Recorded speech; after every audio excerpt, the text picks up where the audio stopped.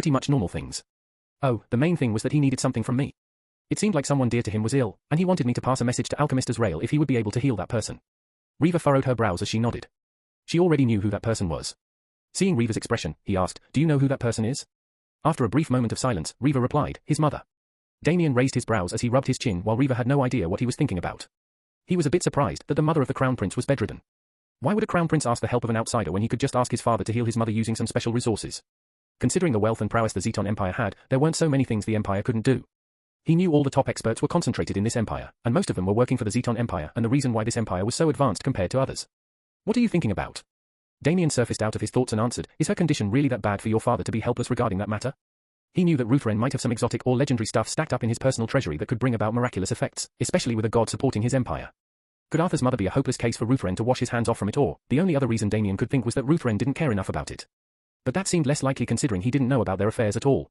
Still, if that was the case then, Damien felt that things would be more complicated than he initially thought, especially about the Crown Prince. Riva let out a sigh as she said, "Her condition is indeed bad since her ethereal core is damaged. It's even a miracle she held on to this point even though all the top physicians said that they weren't able to cure her. As for my father, I don't know what goes through his mind." Damien now realized why Arthur's mother was bedridden. After hearing the full details of her ailment, just as Riva said, he also felt it was a miracle Arthur's mother held on all this while. He first wondered how her ethereal core even got damaged in the first place unless she did something very risky. As expected, it seemed that Arthur's mother tried to break through unnaturally, which was a big no-no in his books. He had already researched the possible effects of having a faulty cultivation base and the life-endangering effects one could have if they tried to break through with a faulty cultivation foundation. The end result was the implosion of the ethereal core, which would undoubtedly destroy one's heart, and no one could even actually predict when it would get completely destroyed. He wondered if it could really be fixed with a healing pill since the ethereal core itself was damaged. Even if hypothetically he was able to concoct a rank 6 healing pill, it wouldn't take effect completely if the body can't absorb it properly, especially a body with a damaged ethereal core. That was why he didn't feel surprised when Riva said that all the physicians treated it as a hopeless case. Most of all, he wanted to know why the Crown Prince's mother would be so desperate to increase her cultivation base when she already was living comfortably, and with such high status. Usually, those who desperately cultivated were people who had nothing to lose, or were in dire straits that their lives would become miserable if they didn't gain more power. Based on his knowledge, he felt that he had an idea to treat Arthur's mother, but he would have to consult Luna to see whether it was plausible. Any doubts he had about his own hypothesis, Luna would immediately clear it as there was barely anything she didn't know about her own creations. Damien asked Riva the obvious question, but why did his mother recklessly break through like that? I mean, she should know better, right? Damien knew that Arthur's mother was obviously not a fool nor a newbie at cultivation. How could the strongest emperor not marry the best among the best of women? It was not like he would marry a village girl unless she was the most beautiful woman in the world. Riva shook her head, "I don't know. Arthur said that it was a careless mistake on his mother's part, though I feel like there's more to it than what he said." Damien nodded, agreeing with what Riva said. Indeed, he felt that something fishy was going on. Making careless mistakes in their cultivation would be the last thing the Imperial family members would do. Riva said, thinking about Maria, "I hope you can convince Alchemist Azrael to help her somehow. She is a good woman and deserves better. After my mother died, she didn't neglect me and took care of my needs even though I didn't treat her the same." Damien smiled in understanding and said, "Don't worry. I can vouch for Alchemist Azrael. Even though he is a bit grumpy and scary sometimes, old people like him get the job done no matter how eccentric they are." Damien inwardly chuckled, feeling cringy for praising himself. Obviously, he lost count of how many times he put the name Azrael on a pedestal before so many people. Even half of the praise and respect he was getting was because, 1, Valentina was his girlfriend, and 2, her master was a preeminent expert in alchemy. Even if he were a wastrel, just by relying on these two things, his life would be set forever, or that was what everyone thought. Riva softly smiled, hearing his assurance, and then said as she remembered something that she wanted to tell him, "There was something I wanted to ask you. Do you know about the Rising Sun annual convention?" Damien knit his brows and said, "Yes, I have heard about it. But isn't it just a boring meeting of all the higher-ups from all the empires to discuss politics and whatnot?" Riva nodded, "You are right. But this time, it's different, and even the emperors would be attending this time. Usually, the rulers of each empire would only send their envoys to represent them every year. But why?" Riva explained, "I just learned it very recently, and you would also learn about it anyway as there would be announcements throughout the empire regarding the matter of this annual convention. In fact, young practitioners would be excited the most. But I guess I can tell you the reason before you learn from the upcoming announcements." Damien nodded readily, thinking that having friends in higher places surely had its perks, especially when it comes to things like these. And indeed, he was interested to know why this year, a usually boring convention would catch the attention of all the big shots. Riva felt amused seeing his childlike expression and said as her eyes narrowed, "What I am going to tell you has not been recorded in history books, because it was something that happened only once tens of thousands of years ago and also because our ancestors considered that event as sacred, or the doing of gods." "Gods?" Damien's gaze focused. Riva nodded, "Yes. Anyway, that's what our ancestors said, and there's no proof or anything. Maybe it was because it was an inexplicable phenomenon." "And what was this phenomenon?" Damien asked with a slight head shake. Chapter 270. "Our ancestors called it the Gateway of the Gods," Riva said with a ruminative glint in her eyes. Damien leaned forward as Riva continued, "It was called so because it was indeed a gateway that seemed to send people to different worlds. They didn't know for sure if the place they went to was really a different world or not. But they assumed it to be since the place they witnessed was completely foreign to them and had no semblance to the lands of the Rising Sun continent, nor were they able to get to their own empires no matter how much they traveled. Damien nodded with a thoughtful expression, trying to make sense of what all this was. In his perspective, it seemed like a portal that could transport people from one place to another. But the interesting thing was that the other end of the portal seemed to be totally foreign to these people. However, thinking about the term their ancestors coined for this portal, Damien asked, but why name it as the Gateway of the Gods, or why did they think this gateway was the doing of the gods? Reaver answered, have you ever heard of anyone having the ability to open up gateways that connect different worlds? Or even if it was just an artifact's doing, we don't have such advanced or powerful artifacts with us. It said that the skies tore open, and a powerful light beam hit the earth, opening up a gateway. And the most interesting thing was how vastly different the world was compared to us. It was said that our ancestors even spotted dragons. Dragons? Damien thought that it was just a myth in this world, but he didn't think there were really dragons like the ones he read about in fantasy novels in his previous life. He wondered if they were really as powerful and flashy as the ones he saw in movies. You seem surprised, Reaver said as a strange light flashed past her eyes. Damien said as he pinched his chin, a little. I had read about dragons going extinct in this continent, but most of them recorded them as myths. So, I guess they really existed here as well, huh? Reaver nodded, of course. Myths originate from something existing, after all. Dragons indeed existed in this land millenniums ago, but very less in numbers and were dying out. But those dragons were still lesser dragons who were not that powerful nor intelligent. But our ancestors who spotted the dragons said that they could talk and think like humans, especially take human form. Moreover, the power they displayed was heaven-shattering, forcing our ancestors to escape with their lives. Damien suddenly found it funny that the image of these powerful ancestors in his mind was shattered as he imagined many skinny old people running away from humongous dragons. No wonder there was no mention of these things in history books, Damien chuckled inwardly. Reaver added, it said that over 1 million practitioners entered those lands, but only 1% of them returned. Dragons were not the only ethereal beasts out there, but other monstrously powerful beasts also present. But jokes aside, he realized how perilous the world was considering the number of survivors. And also the fact that these dragons must be at least at the noble ethereal realm. He remembered Luna telling him when he met Valentina for the first time that ethereal beasts who managed to break through to the noble ethereal realm were capable of assuming human forms. Phew! Damien gulped, thinking how these ancestors even escaped from such terrifying beasts. The only reason he could think of was that the dragons considered it beneath them to kill these weaklings and was satisfied to just scare them away. Reaver continued, but the reason they still regarded that world precious was because of how concentrated and rich the ethereal energy was in that world. Everyone who went there experienced a drastic increase in their cultivation speed, and those who came back were way stronger than their peers. And that's not all, our ancestors also came upon precious treasures that couldn't be found in this world, including ones that seemed to have miraculous powers or effects. And in the end, in spite of the various dangers and terrifying beasts that roamed those lands, our ancestors couldn't help but think the world was a place where the gods once walked. They couldn't fully explore that world, but whatever they found and explored left them sufficiently satisfied even though many died, especially the younger ones in that world. In the end, the benefits outweighed their losses.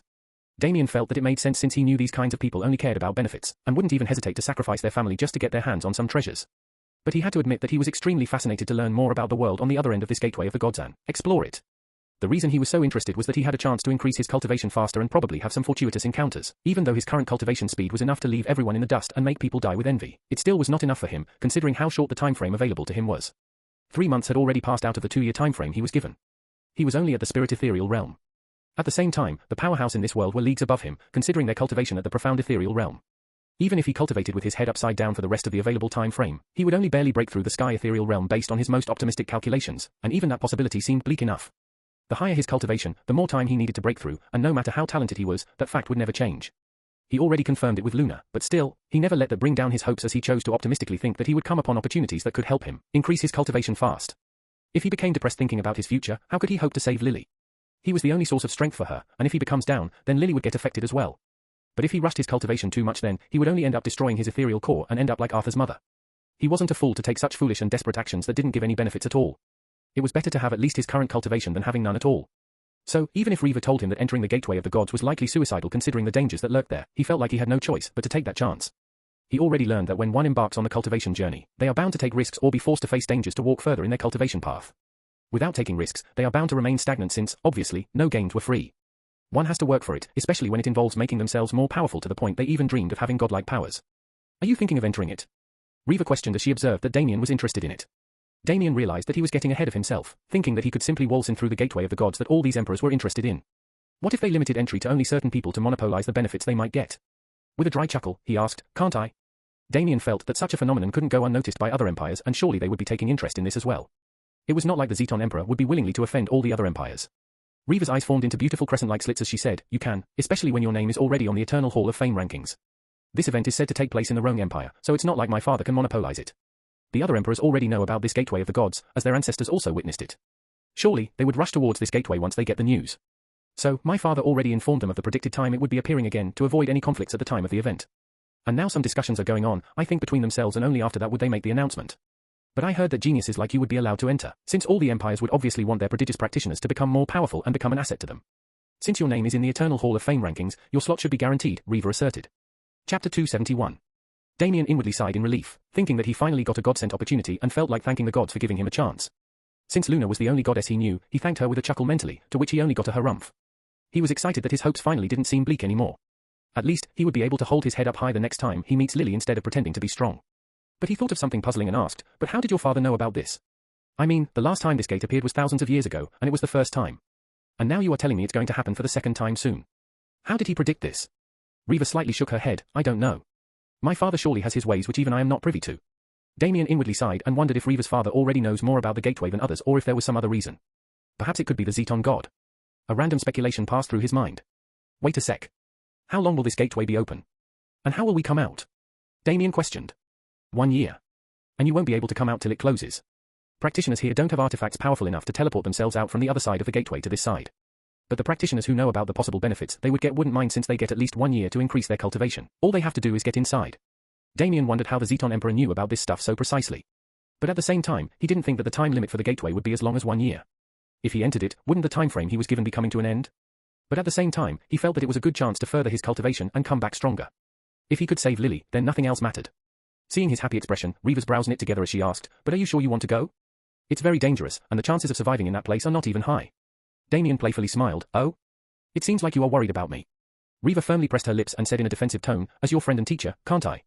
Damien charmingly smiled as he leaned his face towards hers and looked at her breathtaking azure eyes, making her feel flustered but didn't back down. He said as he maintained his gaze, "Look at my eyes and tell me if I am the kind of person who does things recklessly." Reva's eyes artfully fluttered as she looked at his starry black eyes, which seemed to ooze an aura of confidence and firm determination, making her feel as if there was nothing that could faze him. She wondered if seeking power was his pure driving force or if there was something else for him to have such grit and resolve. She had never before felt the same feeling from anyone else, even seasoned and expert practitioners. However, after a few moments of silence, she flatly said, "Yes." Damien jerked back with a, "Huh." He wryly smiled as he said, "Is that how you think about me?" With a hint of puckishness in her eyes, she said with a slight exasperation in her tone, "HMPH, you were bold enough almost to kill the heir of the Clive family. Even on the day of the entrance exam, you didn't hesitate to badmouth his younger brother. I wonder what makes you feel so brave and fearless." Her eyes sharpened as she questioned, "Is it because of Valentina? Were you two in love before you even joined here? Phew, why do women seem so quick to catch on to these things? And their imagination, sigh." Damien thought back to how his women would catch on to things without him even revealing anything. Reva's speculation was half true, but the reason for his determination and resolve was something else. But at the same time, Reva wondered why she was even asking him about Valentina and how that was her business. She was having an inexplicable feeling but couldn't understand what it was or why she was even feeling it. She just thought of it as a question of pure curiosity. Damien blinked his eyes as he asked in a surprised tone, "How did you even come up with that? Do you think someone like me would have come upon her earlier?" Reva said as she pressed her lips together, "Who knows? Alchemist's Rail was coming from the Roan Empire, after all. Maybe you met up with Valentina there?" Damien's gaze remained cool as he said, "Roan Empire is a big place, and I would have been glad if I fell in love with Valentina at that time. But what can I do? She got charmed by me on the day of the entrance exam." He leaned forward as he said with a grin, "You can't blame a beauty for falling in love with me, can you?" Reva crinkled her eyes as she let out a scoff, how immodest, however, her scoff came off as cute to Damien, making him laugh mildly. Reva felt peeved that Damien was taking her words lightly and asked, "What's so funny about it?" "You are just too cute sometimes," Damien said with a glowing smile. Her snow-white cheeks became slightly flushed as she said, "I don't know what you are talking about. I am not cute." He chuckled, feeling amused by her words, and said with one of his eyebrows raised, "And why do you seem so concerned about Valentina?" Reva gave a quick shake of her head as she feigned her focus, shifting towards the scrolls on the table. "No, I am not. I am just pointing out some obvious facts." Damien inwardly chuckled, seeing her trying to look disinterested. He then said as he looked at her elegant side profile, "I wonder if we would have been more than friends if I met you earlier." The more he spent time with Reva, the more he felt that there was some inexplicable pulling force that made him feel like he was destined to meet and become close to her. Sometimes, that feeling would defy all logic he knew and make him act in ways he never even planned to, just like how he got close to Lily fast by letting that feeling pull him along. And the same happened with Valentina as well when he suddenly confessed to her. Reva's eyes quivered as she looked at Damien with a strange light in her eyes. What do you mean?" Reva felt her heartbeat increasing as if it was slowly going out of her control, guessing the various meanings possible behind his words. Damien waved his hands casually as he smiled, "Nothing, I am just joking with you. Why are you getting all serious?" Reva felt exasperated, wondering why she was reacting so much to his silly jokes. She coldly said with a huff as she turned away her head, "It's my mistake. I forgot that you talk too much." Damien laughed, "Ha ha, now don't be angry at me. At least you have someone like me to pass the time. By the way, where is my gift you promised?" Reva slowly looked at him and said with a subtle smile, giving off an entrancing charm, "Since you have been a bad student lately, you will have to wait for it." She was thinking of how to get back at him for teasing her so many times that she lost count. At first, she decided to be the mature one as his teacher and ignore his teasing. But over time, she felt competitive seeing Damien get one over her and getting laughs out of her reactions which she previously never had. Even if someone else dared to talk so casually or be carefree with her, she would have acted differently. However, before Damien, she had no idea why her actions and reactions were utterly foreign to even herself. In fact, after interacting with Damien, she discovered some inexplicable feelings and emotions she never felt before in her life and wondered why Damien was able to bring out these emotions in her. And now, after feeling embarrassed because of her own actions due to his teasing, she felt like giving payback to him. Please, teacher. How could you punish an excellent student like me? You promised me. Damien put up an aggrieved expression while trying to grasp her hand in a pleading manner, but only caught the empty air as Riva elegantly moved her hand to dodge his claws. Riva crossed her arms, highlighting her bountiful bosoms even further, and felt pleased seeing his reaction, who said I would break my word. I will give it to you before you enter the gateway. Chapter 272. Riva was actually already prepared with a gift to give to Damien. But on second thought, when she learned about his interest in entering the gateway of the gods, she decided to give him something else. At the same time, she also felt satisfied seeing his reaction, though she knew Damien was simply playing along. The longer she spent time with Damien, the more she found that it was relaxing to be with him and forget about all the unnecessary things for a while. Seeing his charming smile, she would feel her day getting brightened up as well. Now, she wanted to genuinely know more about this mysterious man before her who had a strange aura around him. Sometimes he acted happy, sometimes mischievous, and sometimes solemn as if he had already endured enough sufferings in his life, thus appearing even more mature than his age. His eyes always looked like it was seeking something and his actions seemed as if he was racing against time, especially when he showed no hesitation at all to express interest in entering the gateway of the gods even after knowing the survival rate. She wondered why a genius like him would have to even risk so much just to have a chance at increasing his cultivation, or finding treasures that one may not even necessarily come upon. And no one can even tell if the world on the other end of the gateway would still stay the same as the one before. What if it becomes even more dangerous? What if there are no more treasures? Or what if one can't even cultivate in peace there? She knew Damien already thought about all these questions and factors. But still, if he didn't mind it all, then either it would mean he was the crazy type of doing anything and taking all kinds of risks just to increase his power quickly, or he had no choice but to become powerful fast. Riva had no idea which case it was. But one thing she knew was that Damien was no idiot and not the type to jump into things without careful thought. She was sure an extraordinary genius like him could in fact take things easy compared to other practitioners. Considering his growth, she had no doubt he would grow up into a terrifying powerhouse that could shake the whole continent with just his name. In fact, in her perspective, Damien would surely surpass even her father in the future, though she had no idea how much time it would take. There were cases where some practitioners broke through fast in the lower realms of cultivation. But as they cultivated to higher realms, some faced bottlenecks that they could never break through due to many factors, including geniuses. Unlike the lower cultivation realms, breaking through to the upper cultivation realms was dependent on many factors like talent, potential, comprehension of laws, and understanding of the ethereal way. But she was worried whether he would be fine after entering the gateway. She wondered if she was feeling worried because she needed him or because it was something else. Riva, you are entering the gateway as well, right? Damien's voice broke her away from her thoughts as her gaze focused. I am not sure. I do want to go, but I don't know if the risk is worth it, Riva said with a contemplative expression. Damien looked directly in her eye and said, don't worry. If you enter together with me, I can protect you, seeing the sense of calm and ease in his tone. Riva for a moment believed that he was really capable enough to protect her. She then slightly shook her head as she said in a casual tone, I haven't grown so weak to require protection from my disciple. Damien chuckled, you don't have to feel embarrassed about it. Who said me protecting you meant you are weak? You can protect me as well. An equal partnership, you might call it, he said with a wink. You.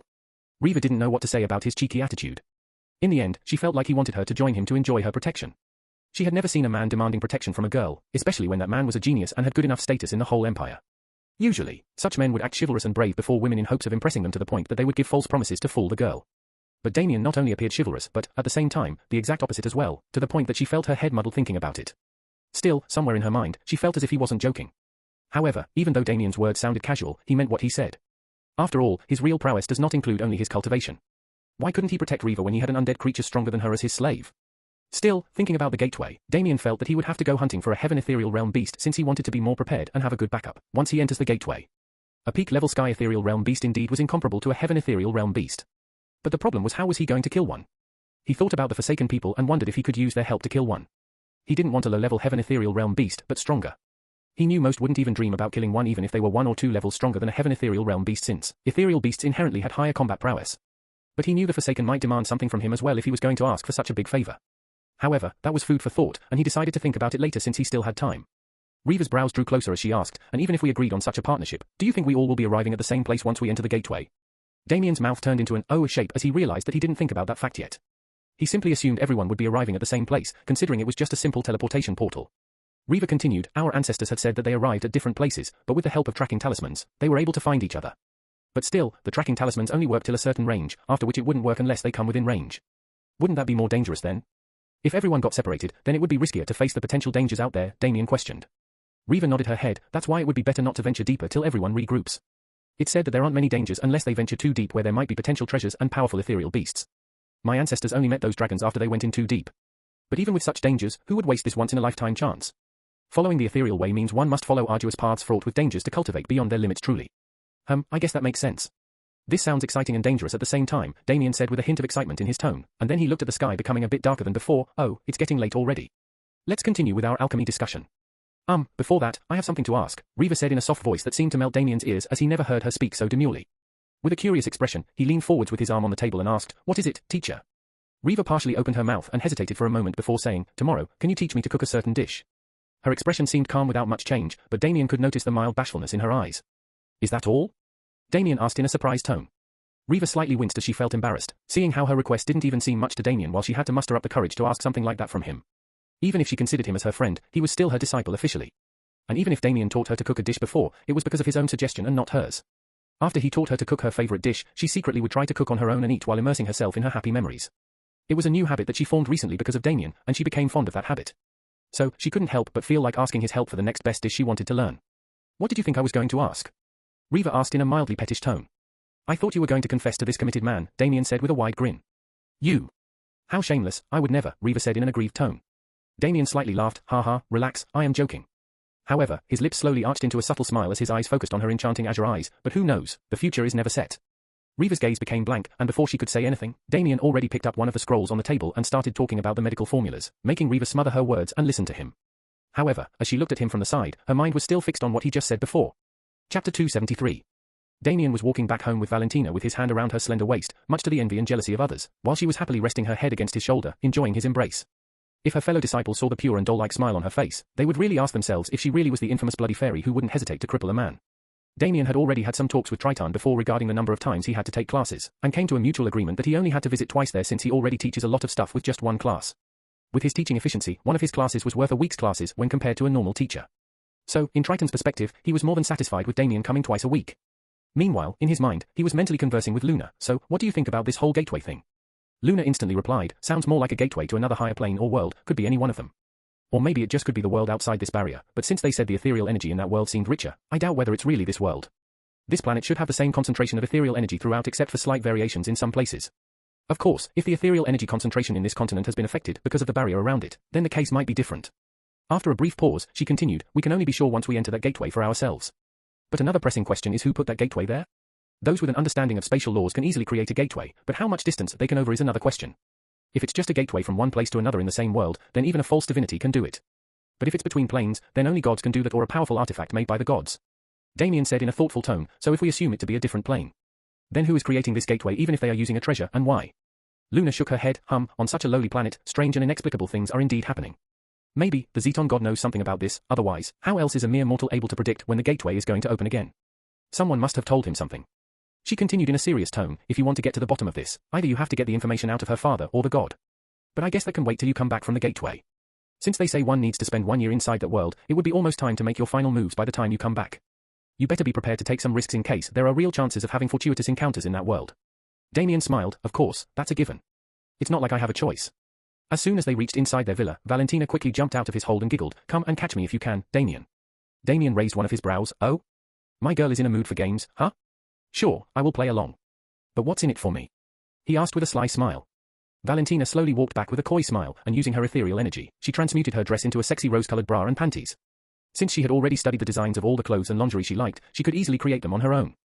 With a flirtatious smile and gaze, Valentina traced her fingers from her breasts and towards her hidden honeypot. "You will get to taste your favorite dish." Her words sounded extremely bewitching, as if those words came right out of a succubus. Damien's throat instantly became dry, seeing her soft snowy boobs almost popping out from behind her tight sexy bra with no shoulder straps, and the enticing cleavage that made his heart race as if there wasn't enough blood in his body. Of course, with his hardened will, he could resist such feelings if he wanted to. But before his woman, why would there be any need to restrain himself? He would gladly let himself be seduced by her. His eyes wantonly roamed all over her body as if appreciating an exotic piece of art. The longer he looked at her, the more his little dragon was transforming into its true form. If an otherworldly beauty like her was standing half-naked before him with her exquisite skin in full display, how could he not get dazed? Other men wouldn't even in their dreams think that a devilish beauty like Valentina would act so coy and dress in such a sexy manner. Damien felt proud of the fact that Valentina was his and his only. He was the only one who got to see this side of hers. He had no idea what kind of luck he accumulated in his previous life to deserve someone like her, but he didn't care. Hearing her suggestive invitation, Damien teased, "More like you also want to taste your favorite dish, right?" Valentina's face flushed, giving off a hypnotizing charm, thinking about his heavenly cock, and smiled impishly. "Sure, catching a naughty kitty like you is my specialty," Damien said with an exploring gaze as he slowly moved towards her. Beautiful, bright purple lightning streaks crackled around his body, making him look even more dashing. "No cultivation allowed," Valentina called out as she pursed her lips. She knew how monstrously fast Damien would be with his ethereal arts, and there really wouldn't be a game to play if he used his lightning speed. Damien instantly stopped the flow of his ethereal energy and said in a jesting tone, "Aho, you want to hold the advantage by taking away mine. Sure, a challenge like this only makes it more exciting. But you also shouldn't use your senses as well. Better to hold your breath till I catch you. Valentina nodded with a smile. She didn't seem to mind such restrictions and considered it fair since she put a rule on him as well. Since Valentina had a more powerful body than him, she could easily outrun him, considering he didn't use his cultivation. But to lay his claws on such an irresistible beauty, he wouldn't back down from such a seemingly tricky challenge. Run, Kitty, Damien said with a devilish smile as he rushed towards her. Valentina let out a melodious giggle as she quickly turned around and ran up the stairs towards the upper floor. Damien tried his best to catch up to her by following her, but it seemed like she was putting more distance between him and her. They both ran past the halls, passing by lots of rooms, and Valentina simply ran without turning back while holding her breath as well. With her cultivation, she could go on without breathing for a while and wouldn't bother her in the slightest since the body mainly relied on one's ethereal energy for nourishment and other important processes in the body. However, after a while, even without concentrating her senses, she couldn't hear Damien's steps behind her. She stopped before the main bedroom and looked around to see where Damien disappeared to. But unbeknownst to her, in the balcony behind her, a figure dropped down stealthily without making the slightest of steps. He had a grin on his face as he looked at the sexy gullible prey in front of him, trying to search for someone. He crept towards her, trying his best not to give away any footsteps. Even though he told Valentina not to use her senses, he still didn't take any chances. Seeing her half-exposed succulent butt, Damien couldn't help but almost swallow his saliva but didn't, to not give away the sound of gulping. Valentina wanted to use her senses but didn't, to play it fair. But she was perplexed, thinking where Damien could have gone to. She wondered if he gave up, but that didn't seem like a possibility considering the face he made before trying to catch her. Ah! Valentina cried out, startled as she felt two warm hands squeezing her slender boobs and a burst of devilish laughter from behind. Damien! How did you get here? She asked in pure amazement as she twisted her head around to see the smug grin on his face. Damien chuckled as he massaged her silky boobs. You are too inexperienced to play such games with me, he. And now you can't escape but become my prey. Valentina gulped, feeling his burning gaze, and her heart began to throb loudly in anticipation. Chapter 274. Damien had to jump between balconies like a monkey as he knew he would never be able to catch Valentina without tricks. All he had to do was keep track of her movements from the outside and follow her. Since the villa was like a big glass house for the most part, it was quite easy for him. And now he finally caught his prey, who was looking at him coquettishly with her charming, big ruby red eyes. He already pulled her into the room and pressed her back against the cold wall. His hand slipped down and squeezed her silky but cheeks, making her let out an erotic moan. He gripped her but hard enough to fill his palms with her soft skin and gave a resounding slap on her butt, making her mule. He then rubbed his hands over her rose panties right where her honeypot was staying hidden, and could feel her soft pussy because of the thin fabric of her panties. Her body started feeling feverish with his hot fingers caressing over her honeypot. His eyes then shifted over to her half-exposed breasts and fondled them, making them twist into various shapes while also enjoying their softness. Until Valentina let out a whimper that further aroused Damien's carnal instincts. He grabbed her snowy neck and plundered her lips for a hot kiss. Matilda, muffled moans sounded out as Damien savored her cherry lips, feeling its softness and taste. His hands weren't staying idle. One of them was still kneading her boobs while the other was squeezing her butt cheeks. He then grabbed her by her rosa-pink hair and pulled her head backward after breaking his kiss to relish her dainty neck. He sucked on her skin as he nuzzled her neck while hugging her by her waist, feeling her soft body pressing against him. Sounds of his lips smacking on her skin echoed in her ears, making her clutch his head and enjoy him pleasuring her body. She then saw one of his veins popping in and out on his neck and felt like taking a quick bite. Even if every night she gets to suck his blood, she still couldn't get enough of it. Since he never minded her drinking his blood, without saying anything, she parted his hair, licked his neck before biting on it gently. NNNGG. Damien let out a groan, feeling a momentary stinging sensation, but he saw it coming when she excitedly parted his hair. But soon after, as her fangs sunk in, he felt his blood dancing in his body as if they were happily inviting Valentina to suck them. He arched his neck as he basked in the pleasure of having his blood being sucked by Valentina. It gave the same pleasure one would feel from orgasm, but in a different way. It was as if his whole body was melting away slowly just because of her mouth. He, however, had enough clarity of mind to slip his hand into her panties and stroke her soft pussy folds. MHMMM. Valentina moaned from both the pleasure of sucking his electrifying blood and the stimulation of her lower regions. Soon enough, she took out her fangs so that Damien's wouldn't become too tipsy from the pleasure and licked his neck to clean off the leftover blood. Damien only felt a little lightheaded, and seeing the way she was licking her lips which were smeared with his blood, he said playfully, "You naughty bloodsucker, let me take back my blood." He grabbed her chin and seized her lips for a steamy kiss, and went on to suck on them while feeling the taste of his blood as well. As they kissed, they slowly moved over to the bed, and just as they reached it, Damien pushed Valentina onto the bed as she fell on it with an excited smile. Damien lifted her legs and kissed her soft calves before moving onto her juicy thighs and kissing her skin sensually. Just as his mouth reached her panties, he pulled her panties upwards, making them press against her folds, and finally tore it off.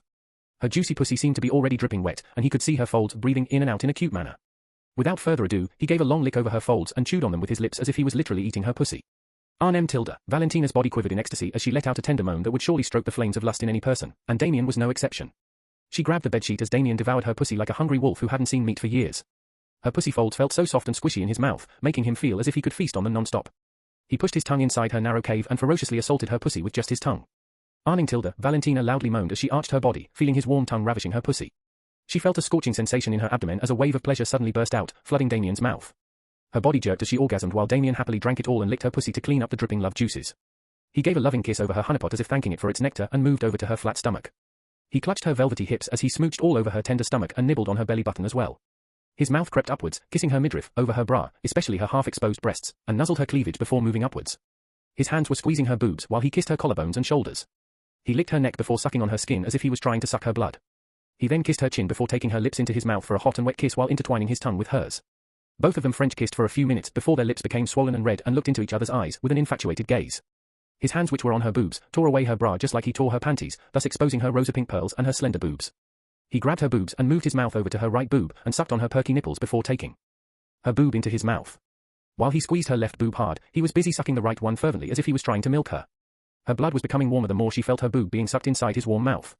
Aunt Tilda, she erotically mewled out as Damien bit onto her nipple in between as he sucked her boob. He loved the taste of her soft boobs and made a plop sound as he took her boob out from his mouth. He then removed all his clothes as he felt that his little dragon was already at full strength to wage war. He placed his throbbing cock near her pussy and slowly invaded it as it slipped easily into her slippery narrow cave. Aunt Tilda, Valentina cried out in pleasure as she took in his hot, hard cock, feeling it expand her vaginal walls. NNNGG. So tight. Damien groaned as he felt her pussy walls massaging his cock by enveloping it. Without any delay, he pushed his butt back, and with a sudden thrust, he rammed into her pussy. AHHNNG Tilda, Valentina's body shuddered as she didn't expect such a sudden thrust coupled with the burst of pleasure that resulted from it since his hot cock directly touched all her erogenous spots inside her pussy as it pierced her pussy too deep to the point of touching her womb. Damien leaned forward and laid himself over her body as he continued to move his hips in and out while hugging her body tightly.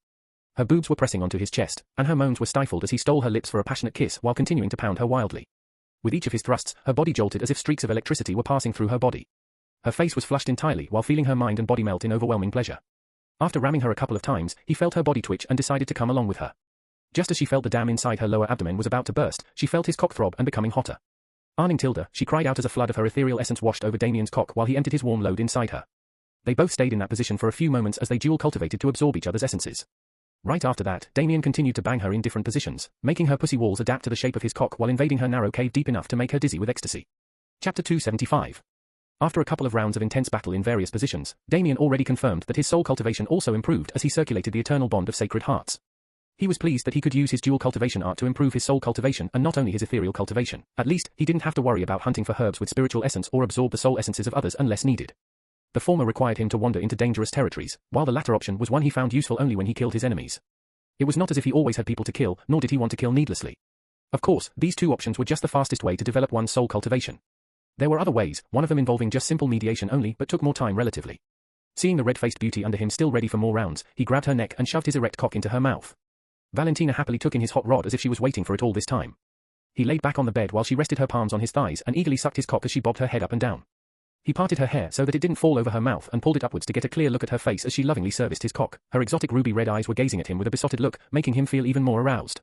She was holding his cock and stroking it with her other hand as she went down on his hot cock. Her soft hands were becoming more skillful with massaging his cock, and the pleasure he felt when his cock was enveloped in her wet, warm mouth made him feel like he was floating away, especially when she used her tongue to play with his sensitive glands. Asterisk slick tilde slick tilde slick tilde. Asterisk euphonious wet sounds of her passionately sucking his cock in a fast-paced manner echoed in his ears, making him feel that Valentina was trying to make him come faster. She savored his cock by licking and nibbling at it from various angles. She then pulled his cock backward and licked underneath from the top till she reached his ball sack. She gently grabbed his balls, and as if she was putting food into her mouth, she stuffed his ball sack into her mouth with her fingers the maximum she could and sucked on them. Oh! Damien groaned as he took in a mouthful of air to brace the waves of pleasure springing from his family jewels. He just couldn't get enough of the soft pleasurable sensation in her mouth as she greedily pleasured his ball sack. He felt like he was approaching his limit and suddenly grabbed her by her hair as he sat up and then pushed her down on the bed. Her eyes were completely hazy as she invitingly opened her mouth, knowing what Damien wanted. He rammed his cock into her mouth, and she instantly made a long sucking motion that immediately made him reach the limits of his throbbing cock. Gag tilde, he pushed his cock deep into her throat till she gagged and painted the insides of her throat with globes of his warm milk.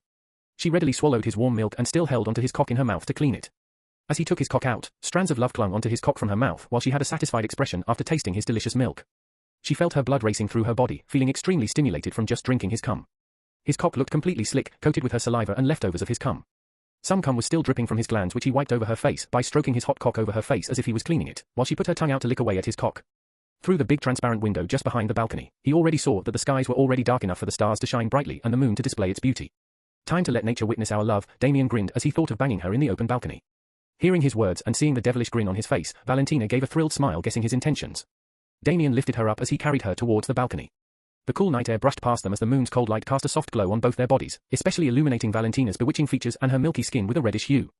For a moment, they felt as if they were suddenly invigorated, feeling the fresh air caress their bodies and also seeing the beautiful scenery outside. Knowing what Damien was planning to do, she felt even more excited doing such things with him in such an open place. Damien put her down near the railing of the balcony and bent her body over it just enough to see her lush buttocks in complete display. He put her hair towards the front so that her bare arched back was fully exposed. He put one of his fingers in her butthole while caressing her back, which made her let out a seductive moan as she didn't expect that Damien was planning to conquer her butthole as well. But then she thought that it was quite natural since he already conquered 2 of her holes, and only the butthole was left now. She wanted to lose her anal virginity to him as well, and Damien couldn't be happier following through with her silent wish. She felt an exciting feeling of pleasure when Damien was pleasuring her butthole with his fingers that made her senses and body tingle in pure ecstasy. Her legs were slightly quivering while her lips parted to let out a whimper. After a few seconds, Damien felt that her butthole was ready to take in the big package. He placed his cock near her butthole and teased it by brushing his cock over it. "Put it in, I can't wait." Valentina impatiently cooed, feeling the itch in her butthole building up that she desperately wanted Damien to scratch using his cock. Damien's lips curved into a grin as he slapped her buttocks. "What a naughty kitty, TSK so thirsty." "Fine, brace yourself for an exciting ride." With no delay, he invaded her virgin butthole with his cock and grimaced as he felt his cock being tightly enveloped even more than her pussy walls, making him feel even more aroused from having his cock being massaged by her soft walls. "This is even better than heaven." Damien groaned as he felt as if his cock was melting inside her butthole. "Aunt Tilda," Valentina heatedly moaned as she felt her anal virginity being stolen away by his thick, hot cock. Soon after feeling that her maiden butthole had adjusted itself to take in his cock, he increased his pace and began to pound her hard, invading deep inside her butt. Valentina's expression became intoxicated as a new sense of pleasure assaulted her body and mind. Shockwaves of pure ecstasy made her feel as if her soul was floating away to the heavens. She could feel the warmth of his cock deep within her butt, and the pleasure she felt from it felt heavenly. *PAH tilde PAH tilde PAH tilde, * along with the sound of his thighs hitting her flesh, the sounds of her butt cheeks being slapped resounded in the balcony, leaving behind red imprints over her butt. *Tilde. Valentina let out unrestrained moans with each of his thrusts and slaps as she felt her butt cheeks ripple from them. She felt her body becoming completely loose, her muscles completely relaxed under the extreme pleasure as if her whole body would go limp any time. Damien felt her body becoming loose and grabbed both of her arms as he pulled her over to him while sticking his cock inside her. As she fell over his chest, he put his arms under hers and continued to bang her wildly. Valentina's arms were raised over her head as she tried to hold his neck for support in a loose manner, making her boobs and nipples stand out even more. While ramming her butt, he licked her face as he fondled her silky boobs. He went on to kiss her neck and sucked on her smooth shoulders. He could feel her love juices spurting out along with his thrusts as she was reaching her limit. He decided to come with her and clutched her neck as he pulled her head backward to push in his cock as deep as can inside her butthole. AHNNNGG tilde, Valentina cried out erotically as she felt his cock touch the deepest part of her butthole coupled with the feeling of his cock throb feverishly, and a pool of fire in her lower abdomen. Fresh love juices from her honey pot spurted out as Damien emptied his load into her butt. Damien let go of her arms as she slacked over on the rails after her orgasm with a satisfied smile. Her butt was completely reddened, and there was even a faint imprint of a palm, but it didn't seem to bother her in the slightest. He turned her around as her sexy and charming naked body was displayed before him. She put her hands around his neck with a loving smile before proceeding to lean in closer to give him a kiss. And before long, Damien was already pummeling her pussy again while switching over to her butthole in between for the rest of the night. Chapter 276. Meanwhile, in a different part of the imperial city where the lands were owned by one of the top 5 families, a figure clad in a black cloak was sneaking towards the huge mansion in the middle of the night. Even though there were guards, they couldn't seem to detect the aura of the figure, nor did the barrier seem to block them. Even with a cloak on, one could see that the person wearing it was not that tall, nor did they have a big body frame. The cloaked figure soon sneaked its way around the mansion, until they reached an open window as if the owner of the room was inviting someone to jump through it. Without any hesitation, the cloaked figure jumped inside through the window big enough to fit a person. "Finally, took you long enough to get your ass here?" A darkened voice sounded in the dim room. Because of the night light, it was barely enough to reveal the owner of the voice sitting on the bed with a black cloak completely covering their body, including their face. The cloaked figure who jumped in through the window kneeled apologetically and removed their hood to reveal a pretty girl. But her eyes carried a different look that didn't seem to match with her age or appearance. She spoke emotionlessly. "Forgive me, young Miss Denisa. Next time I won't be late." She decided not to tell the real reason since it would only further antagonize the person in front of her. "Whatever, but do you know why I summoned you, the infamous veiled member, especially in secret?" Denisa questioned, her tone still sounding moody and dull. Upon hearing her title, Veiled Member looked up slowly and said flatly, "I presume it's become esteemed Miss has a secret mission for me. As long as the target is a woman, young Miss need not worry about anything. I can get it done." Denisa raised her hand. "Not so fast. I know you are the most deadly and tricky assassin out there who never failed to assassinate your target, but also quite expensive enough to even bore a hole in my pocket if I really paid for your services. And that's why I need you to use your complete expertise for this mission." Denisa was stating the fact. The name Veiled Member was enough to make even some Heaven Ethereal Realm practitioners tremble with fear. The reason was that the Veiled Member was an expert who had mastered the art of disguise to almost perfection. She could even fool Heaven Ethereal Realm cultivators and quickly assassinate them, while lowering their guard down by pretending to be someone else. Rumors say that despite disguising putting on the disguise of different women, she herself may not be a woman at all, but of course, those rumors were baseless. All they knew was that she put on different masks that belonged to different people. And if someone saw her in action, they would be quite astounded to see her perfectly pretending to be someone else. Denisa knew her current face of a pretty girl was not even really her true appearance. Denisa obviously wouldn't be able to afford the services of such an assassin on her own, not without her father's help. But fortunately, her father had given her a talisman before that she could only use for a single time to procure the services of a deadly assassin, and to use that chance wisely.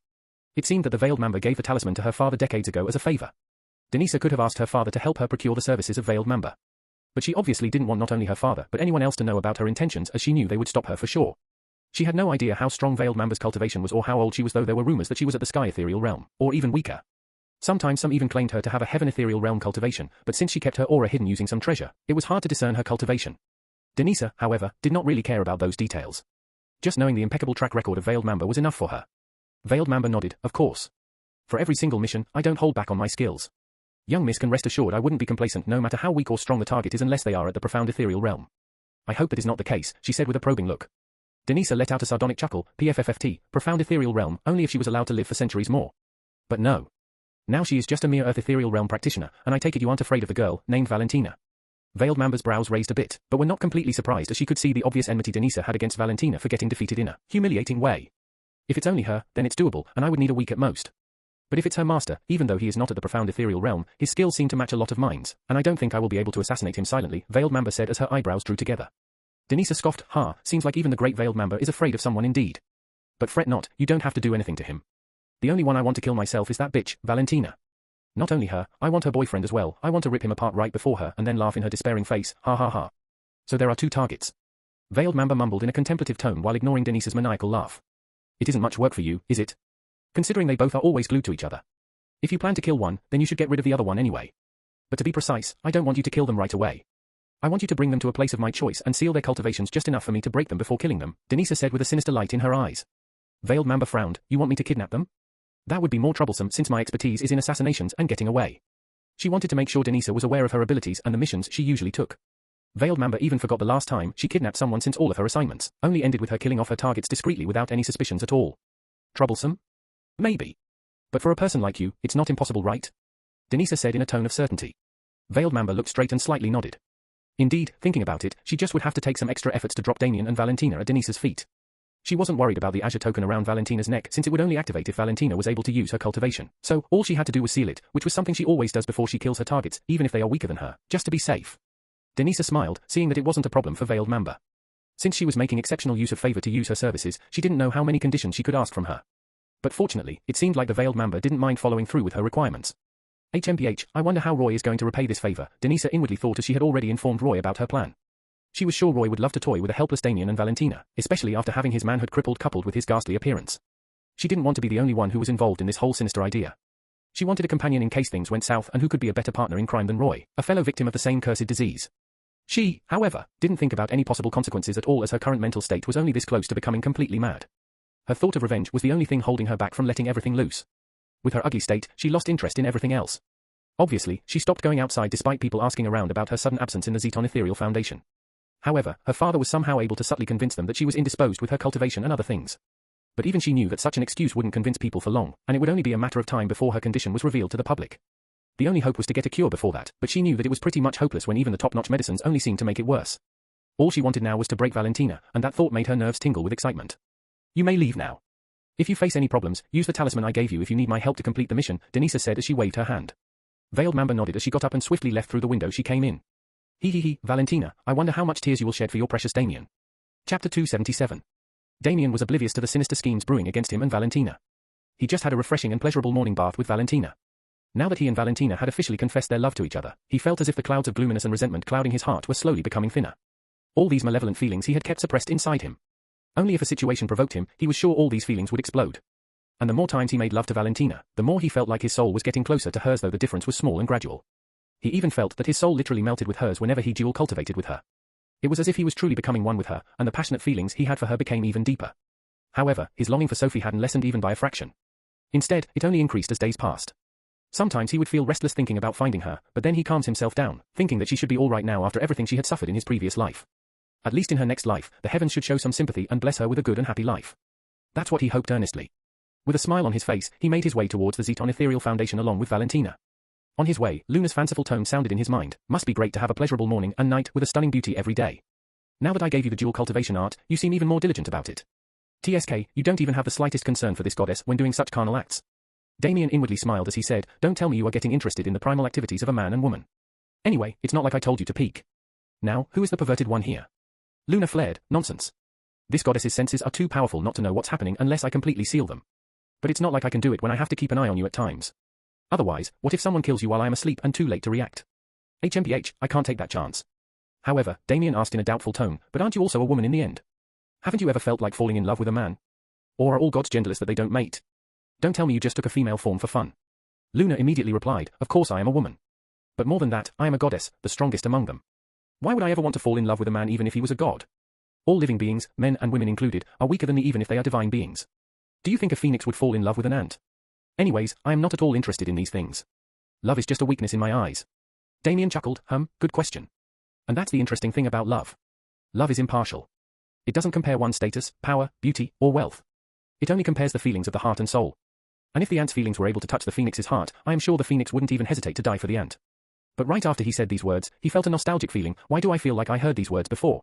He, however, shook his head, thinking that it was just his mind playing tricks while Luna crossed her arms and harumphed.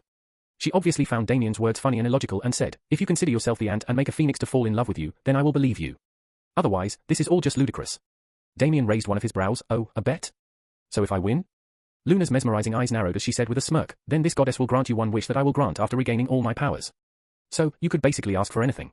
Even if you want to bring a dead person back, I can do it. Damien smiled, that's a promise. You can't go back on it. HMPH, if there's one thing this goddess hasn't broken, then those are promises. Damien had no idea how long it would take Luna to regain her prime form and whether he would even be alive to witness it.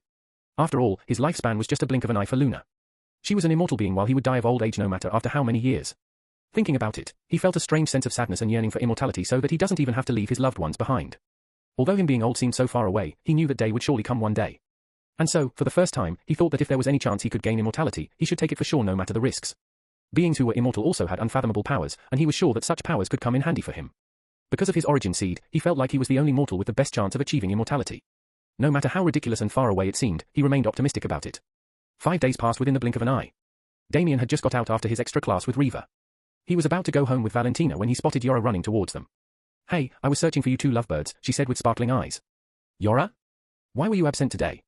Valentina questioned as she tilted her head. Oh, today I was caught up with family affairs. They needed me for some important things, and I, unfortunately, had to take leave. I really missed your company today. Anyways, I was planning to treat you both for entering the Eternal Hall of Fame rankings. Now come on, you two.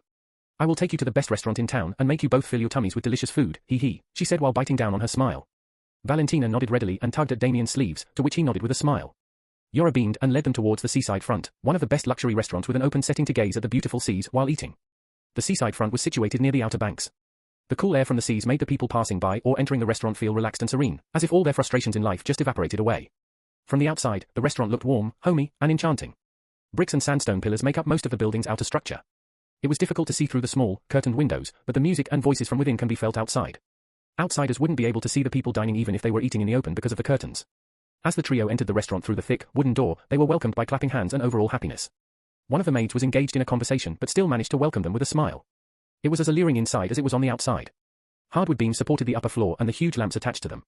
The walls were swarming with beautiful handwritten scrolls, probably left by customers satisfied with their service. Despite being a premium restaurant, it was packed with all sorts of nobles and wealthy people. Damien did notice a family of commoners, but it seemed like they were dishing out their savings for a one-time meal to celebrate some occasion. Several long tables were occupied by separate groups who, after having had quite a few drinks, seemed to be trying to prove which group was the best in eating more. Let's sit over there, Yora pointed to a table with 3 chairs which seemed to have been reserved already by Yora. The spot also gave a pleasant ambience where one could enjoy eating while admiring the beautiful seas. Many heads already turned seeing the trio, especially since all 3 of them were big shot figures in different ways, while most of them, despite being nobles, wasn't as illustrious as these 3. They had to use their utmost willpower not to stare at Valentina since her charm was so deadly that they even forgot about the food they put in their mouths. But since they all had a dignified status in society, they hit themselves in the head and tried to focus on their business as they didn't want to come off as a crude person in such a public place. After giving the orders to the maid, Yora said with an imperceptible glint in her eyes, I am sure you two won't forget the taste of this restaurant's delicious food after eating them. Chapter 278. The maid soon laid down the dish, and the aroma from it was pleasantly strong that everyone nearby couldn't help but enjoy its smell after taking a sniff.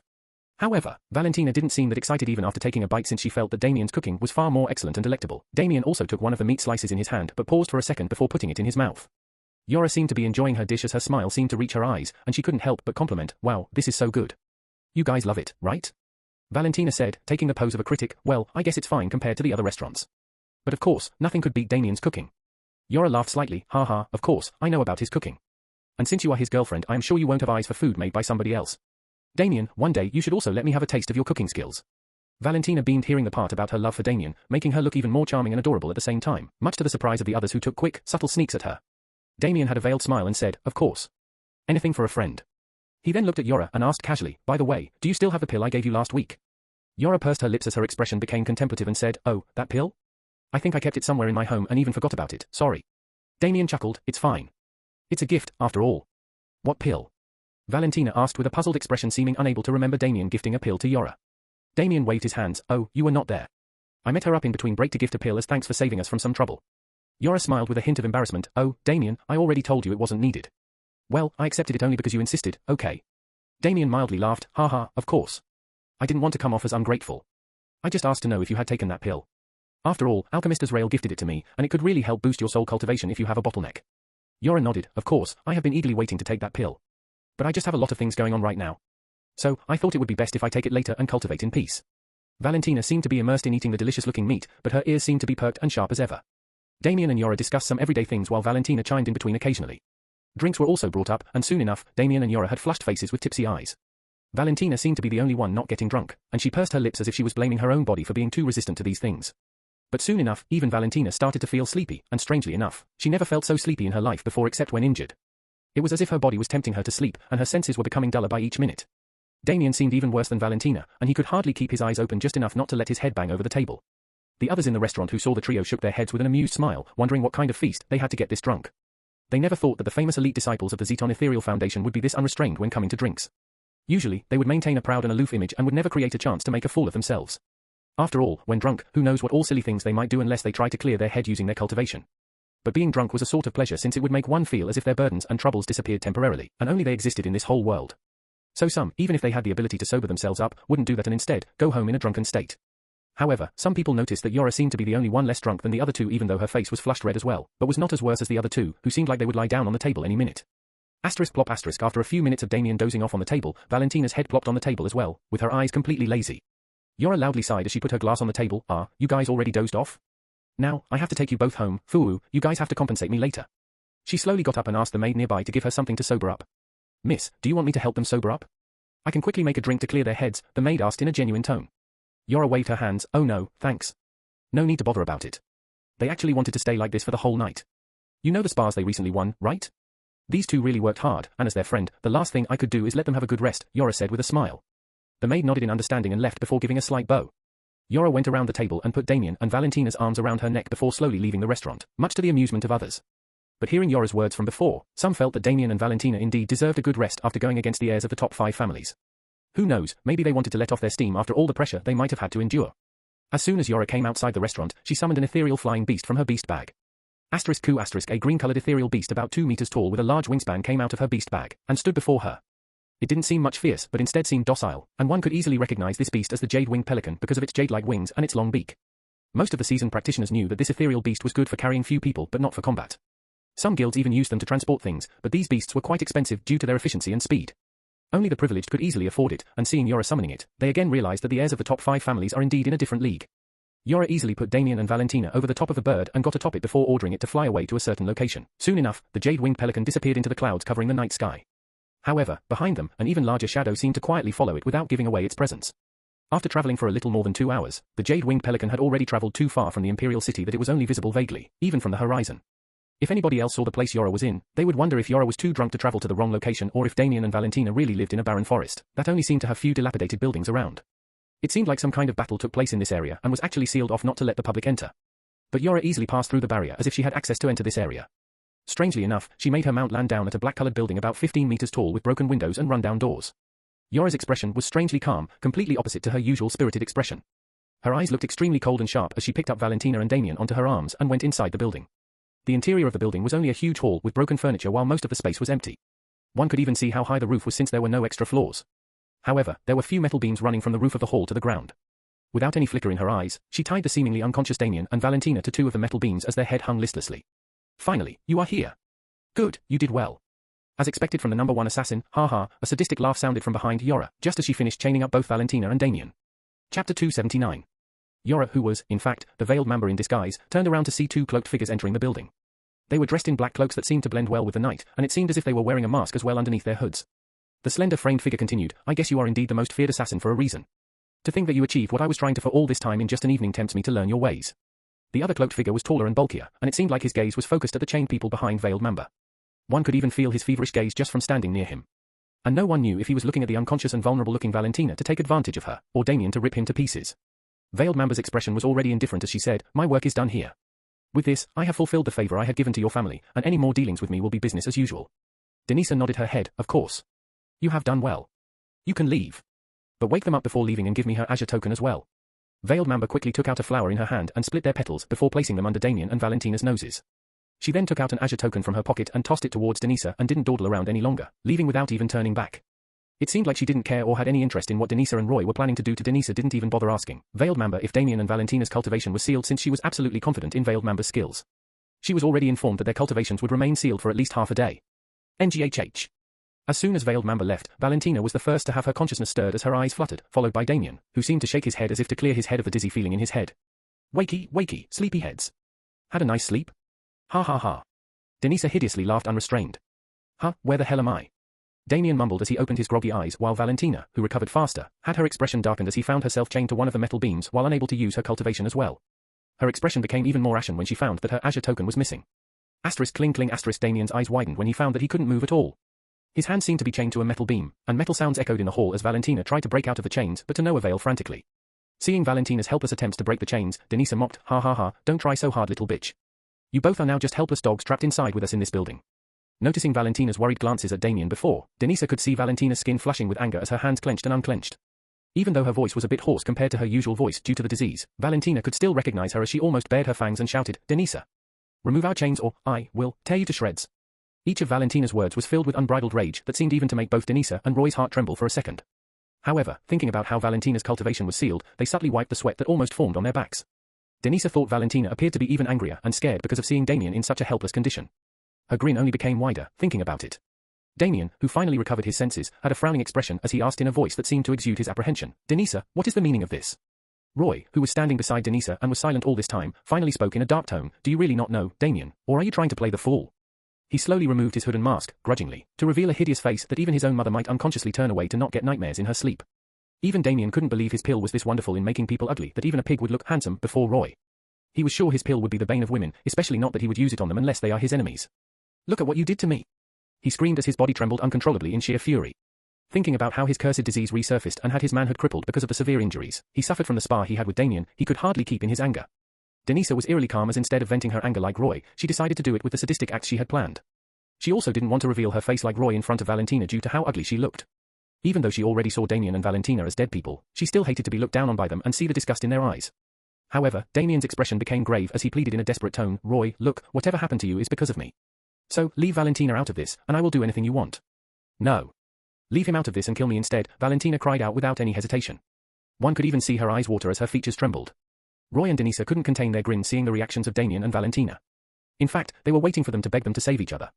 Finally, they felt a bit of their anger cooling down, basking themselves in the pleasure they got from seeing the worried and despairing expressions on both Damien and Valentina. "Ah, how sweet. You two are indeed star-crossed lovers. I wouldn't have believed such love existed if I didn't see you two," Denisa said in an amused tone. Her voice darkened as she continued, "But now what's the use of such love when you both are going to suffer pitifully under our hands? Ha ha ha. We will torture both of you in front of each other, so you can see your lover wail before you, begging for death, ha ha. Don't. You two will surely be caught, and Alchemist's Rail won't leave you alive." Damien shouted in desperation as if he was praying that Alchemist's Rail comes to save them. Ha ha ha ha ha. Roy and Denisa's shoulders shook as they laughed uncontrollably, seeing Damien's last-ditch efforts. Denisa mockingly said, "Alchemist's Rail? Do you have any idea where you even are? This place is an off-limits area that was sealed off 600 years ago after massacring the members of the Forsaken living here. No one would dare to enter here unless they want to be associated with the Forsaken, and of course, we had our ways to enter the barrier surrounding this place. Even any sorts of transmissions wouldn't cross outside from within this barrier, and not only Alchemist's Rail, but even our headmaster also wouldn't suspect us of being here, nor would anyone know, ha ha ha." Roy added to Denisa's words with a sadistic glint in his eyes, "And whatever happens here, stays here." Looking at Roy's face, Damien felt like puking and averted his eyes as even he couldn't stand it any longer. Roy noticed the disgust in Damien's eyes, and his eyes protruded in anger, which made him look no less ugly than a boogeyman with the whites of his eyes contrasting with the ugly black scales on his face. "You!" Roy summoned his knife as he rushed out at Damien to cut him down but was stopped by Denisa. "Wait. Why are you trying to ruin everything by being so hasty? If we wanted to simply kill them, we wouldn't have captured them in the first place." She continued with a fiendish smile as she looked at Valentina's blood-red eyes. "We have to take our sweet time in toying with these two and see their faces twist in despair and anger, ha ha ha. You should vent all your anger on that so-called bloody fairy over there. I am sure you wouldn't want to miss out on ravaging her. Even if your thing doesn't work anymore, make sure you strip her before him and torture her in any way you want. And after you are done with her, scar her face completely before I kill her. Denisa, you ugly bitch. Damien's eyes had a baleful light as he cursed at her with an unnatural smile that made Denisa involuntarily gulp. Denisa gritted her teeth, realizing that she got intimidated by both Damien and Valentina even though they both were completely restrained and helpless. And to be called an ugly bitch by Damien felt as if her scarred heart was again stabbed through. She let out a wicked scoff as she said to Damien, "No need to be jealous of Roy's special treatment towards Valentina. I will serve you as well before Valentina. I would like to see her face when she sees a beauty like me servicing you, ha ha ha. You dare." Valentina spat out before Denisa in disdain and rage as her eyes only seemed to get even more bloodshot after hearing Denisa's words. Denisa smirked as she made her way towards Damien, while Roy slowly walked towards Valentina as his gaze became even more feverish upon seeing an otherworldly beauty in such a vulnerable state. Even though his manhood was crippled, he couldn't help but feel his body flaming up from just seeing Valentina's bewitching beauty. Even her wrathful expression made her look even more alluring and hypnotizing. Damien took in a long breath as his eyes flashed with a strange light. Chapter 280. Much to the astonishment of Denisa, Damien's lips curved into a smirk as jet black streaks of lightning covered his eyes and danced across his body, singing the chains around his hands to dust. How could such mere chains handle the power coming from someone whose combat prowess already crossed the middle levels of the Earth ethereal realm? Veiled Mamba only used such chains since Denisa and Roy wanted to toy with them to their convenience. Roy was equally shocked as well when Valentina's eyes became cold enough to make Roy feel chills passing through his blood. And within a split second, simply with a jerk of her arms, the chains easily snapped, letting her free. No. How? Roy and Denisa mumbled in their own ways of expressing their shock and apprehension as they stumbled backward. Jet black lighting bolts were still streaking through Damien's body, his aura seemingly spine-chilling just enough to make Roy and Denisa feel as if a devil's claws were clutching their hearts. And with Valentina's bloody aura permeating the room, they felt as if their blood was trembling with fear. Forget about the strange jet black lightning. They were even more shocked at the fact how these two got free, especially when their cultivations were supposed to have been sealed. Valentina was about to use an ethereal attack on Roy and Denisa, but a soul transmission from Damien made her stop. Surprised? Damien asked with a grin as the lightning streaks around his body ceased. He very much wanted to fry the two ugly pigs before him, but he already had other plans set in stone so that everything he was going to do here would never trace back to him in any way. He already activated the ethereal barrier the wrong ancestor gave him just to be safe. Denisa's finger trembled as she pointed at Damien. "This cannot be. No. What trickery is this? Veiled Mamba wouldn't betray me." Damien curved his brows. "Oh, she indeed did not. But that doesn't mean we didn't fool her, ha ha. Misty, come." Crumble *, the walls of the entrance of the building came crumbling down as a huge winged ethereal beast came in with a blooded figure in its mouth. With a thought from Damien, Misty hurled the blooded bag of bones in its beaks towards Damien. Roy and Denisa's eyes became as wide as saucers since, despite the blood, they easily recognized the clothes Veiled Mamba was wearing. Apparently, she seemed to be in a semi-conscious state with long lacerated wounds evidently from the talons of the scary, ethereal beast before them, its eyes eerily jet black. Damien had no doubt that Misty could easily carry out a surprise attack on Veiled Mamba since Luna told him that her cultivation was only at the high levels of the sky ethereal realm. If Veiled Mamba was attacked by Misty out of nowhere, she could have at least used some tricks to run away. But because of Misty's specialty of hiding in the skies, Veiled Mamba never took notice of it following her like a shadow. Not only that, Damien always had Misty keeping watch over him from the skies, just in case somebody made a surprise attack on him. Veiled Mamba's voice seemed feeble, and her eyes only half open, unable to believe how she got compromised. Her shock and fear were no less than Roy and Denisa's. In fact, the last time she felt such fear was too long ago for her to remember. Over the years, her feelings and heart had become indifferent to such feelings that even if she were being chased, her trained mind wouldn't let her feel fear. But now, since the clouds of death were looming over her, she couldn't help but feel her mind crumbling. Her confidence in her perfect track record of assassinations was not for naught since her victims would never even remotely suspect her, until their death. And by that time, she would have already long escaped. Only this time, she was forced to make an exception and do a kidnapping of sorts. And she indeed had some apprehensions about it since it was not her usual way of doing things, and she would have to improvise on the way. But since she was an assassin, she didn't consider adapting to the situation would be much of a hassle, and in her perspective, her plan did work out flawlessly by poisoning the plates from which Damien and Valentina ate their food. The plates were replaced beforehand by using someone from the inside without the knowledge of the staff. She also ate from it, but she already took an antidote for it beforehand so that it wouldn't affect her. The poison was named Silent Touch, since one needs to only simply come into contact with it to have their cultivation sealed after a certain period of time. It was supposed to be extremely undetectable since the poison was derived from a very infamous poisonous ethereal beast. But how could it escape the detection of someone like Damien, who was highly knowledgeable about the various types of herbs, medicines, and poisons he had researched for alchemy? He wasn't a prodigy in alchemy for nothing. Every time he ate outside, he would unconsciously have a quick check of the food he was eating to know if it was safe to eat. His years of trying to survive had made his mind like that, not to trust anything at face value, even if it was food from a so-called trusted premium hotel. And this time, unfortunately for Veiled Mamba, she tried to poison the wrong guy. The reason she even told Denisa that she wouldn't kill Alchemist Azrael was because of this exact reason. She knew such a genius alchemist would surely figure out her poison, and there was no way she could kill such a figure silently. Her main expertise wasn't only infiltration but also poison. She had already used countless types of poison for various situations, and even Damien would be impressed with the extensive knowledge she had regarding toxins. That's why despite her cultivation not being too powerful, she was able to finish off many people way more powerful than her easily. Since her victims would lower their guards before their trusted people, she took advantage of that. If she knew Damien was such an expert in alchemy, she would have used her secret stash of poisons to go up against someone like him if she had to be desperate. But how could she know that a kid like Damien could be so talented in alchemy? Even if Damien revealed his alter identity, she wouldn't dare to believe it since such a case was unprecedented and seemed impossible. However, Veiled Mamba was destined to fail in every way since even if Damien didn't notice the poison, Luna could easily warn him with her eyes closed. Even if Veiled Mamba dabbled in poison arts for eons, her actions would never be able to escape Luna's eyes. If Veiled Mamba knew about the existence of Luna, at least she would feel better, thinking that a mortal like her lost to somebody who housed a divine being instead of feeling indignation. At first, Damien had doubts whether he would be able to catch Veiled Mamba because of the barrier which Misty might not be able to pass through. But fortunately, like most barriers, it only barred living beings from entering, and Misty was obviously an undead. Even if Misty weren't able to enter, he wouldn't mind Veiled Mamba escaping if he can take care of Roy and Denisa at the same time. Even if Veiled Mamba came to know about what happened to Roy and Denisa, she wouldn't do anything about it unless she wants to put herself in needless trouble, as it would be none of her business. All she cared about was the mission, and after finishing it, none of it would matter to her anymore. She was a professional in every way, and even Damien was impressed by the way she impersonated Yora to the point that even he could hardly point out any flaws in her behavior. Even in his previous world, he had never come upon such a person who had high-level mastery in impersonating others. It was quite obvious that Veiled Mamba always did a thorough study of the target she was going to impersonate, and over the years, she became quite good at it that by just observing a person for a while, she could learn most of their mannerisms. Roy and Denisa felt their backs going cold with sweat and tried to run.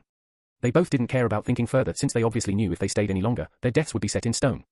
No matter how hopeless it seemed, they couldn't help but try running away to set their hearts at ease. Because of the disease, they practically lost their cultivation, and it wouldn't be wrong for someone to call them cripples. Damien scoffed at their desperate act and said, "Valentina, it's okay to pulverize them with your fists." Chapter 281. Valentina smirked as she instantly moved herself to the entrance of the building, thus stopping Roy and Denisa from escaping. Her picturesque rosa-pink hair swayed in the air, making her look like a bloodthirsty demonic queen but at the same time incredibly alluring as well. Before they could react, using her slender snowy limbs, Valentina sent a punch towards Denisa's face, crumbling her mask, and kicked Roy's chest in quick succession. The air rippled as two figures were sent flying towards the other side of the hall with blood spraying over the air in a beautiful arc, making one wonder if Valentina killed both of them with just a single move. Asterisk thud asterisk, but as both of them crashed on the floor, their bodies still jerked, showing that they were still desperately clutching onto their pitiful lives. Valentina indeed held back. In fact, she held back a lot to the point that she didn't even use her cultivation, and even lowered the intensity of her punch so that she wouldn't kill them both accidentally. She knew Damien had plans to kill them in the perfect way. She used her ethereal blood arts and conjured two blood-red chains. She sent them both towards Denisa and Roy, bound the chains across their bodies, and moved them over to the metal beams where she and Damien were previously chained. Roy and Denisa hung their heads listlessly after getting the shit beaten out of them with just a single move. Denisa's hood already came off, and her swollen and bloody face only made her look ghastlier. Roy looked like his soul was kicked out of him, and saliva continued to dribble out of his half-open mouth along with blood. Now they both, like criminals, were chained to the metal beams as Damien looked at them with a sneer. He knew these two would try to take revenge on him and Valentina out of their rage, hatred, and despair. However, he only smiled more, thinking about these things since he had been hoping for them to do such foolish things. Otherwise, how could he hope to clean up the mud in the road? Now, Roy and Denisa gave him a perfect chance to get rid of both without worrying about the consequences. They even indirectly helped him set up the stage to get rid of them. A golden opportunity, and at the same time, he also got to learn about the most deadly assassin. He never really heard about the Veiled Mamba, and wondered if she was an assassin only the people at the top knew or if people were too afraid of her to speak about her. But he found her assassin title apt for her skills, considering how she could disguise her face to anyone's face and poison her targets secretly without letting them feel any suspicions. As deadly as a mamba indeed, but not enough to put me down, Damien mumbled as he looked at the blooded figure near his feet. Veiled Mamba was slowly becoming lucid. However, that made her feel more pain from her injuries. Her reddened eyes slowly moved towards the kid, looking down at her indifferently. When was the last time she was looked down upon by a kid and got fooled by the same person? Not even once. In fact, she wouldn't even in her nightmares dream about a kid besting her, especially when their cultivation was lower than hers. Looking at the huge winged ethereal beast standing obediently near Damien, she wondered how he was able to tame such an ethereal beast unless he got the help of an expert beast tamer. However, even with his status of being an elite disciple, he wouldn't be able to procure the services of such an expert beast tamer unless he used his girlfriend's connections. That's the only conclusion she could think of. If Damien knew Veiled Mamba's thoughts, he would cough in embarrassment, thinking why everyone assumed he was mooching off Valentina. However, when she looked at its frightening jet-black eyes, she felt chills passing down her back, remembering how it left her body with lacerations without giving her much time to fight back. An assassin like her, who was very proud of her skills, felt a heavy blow to her pride, realizing her current situation. How W? Veiled Mamba asked in a sluggish manner as she tilted her neck towards Damien.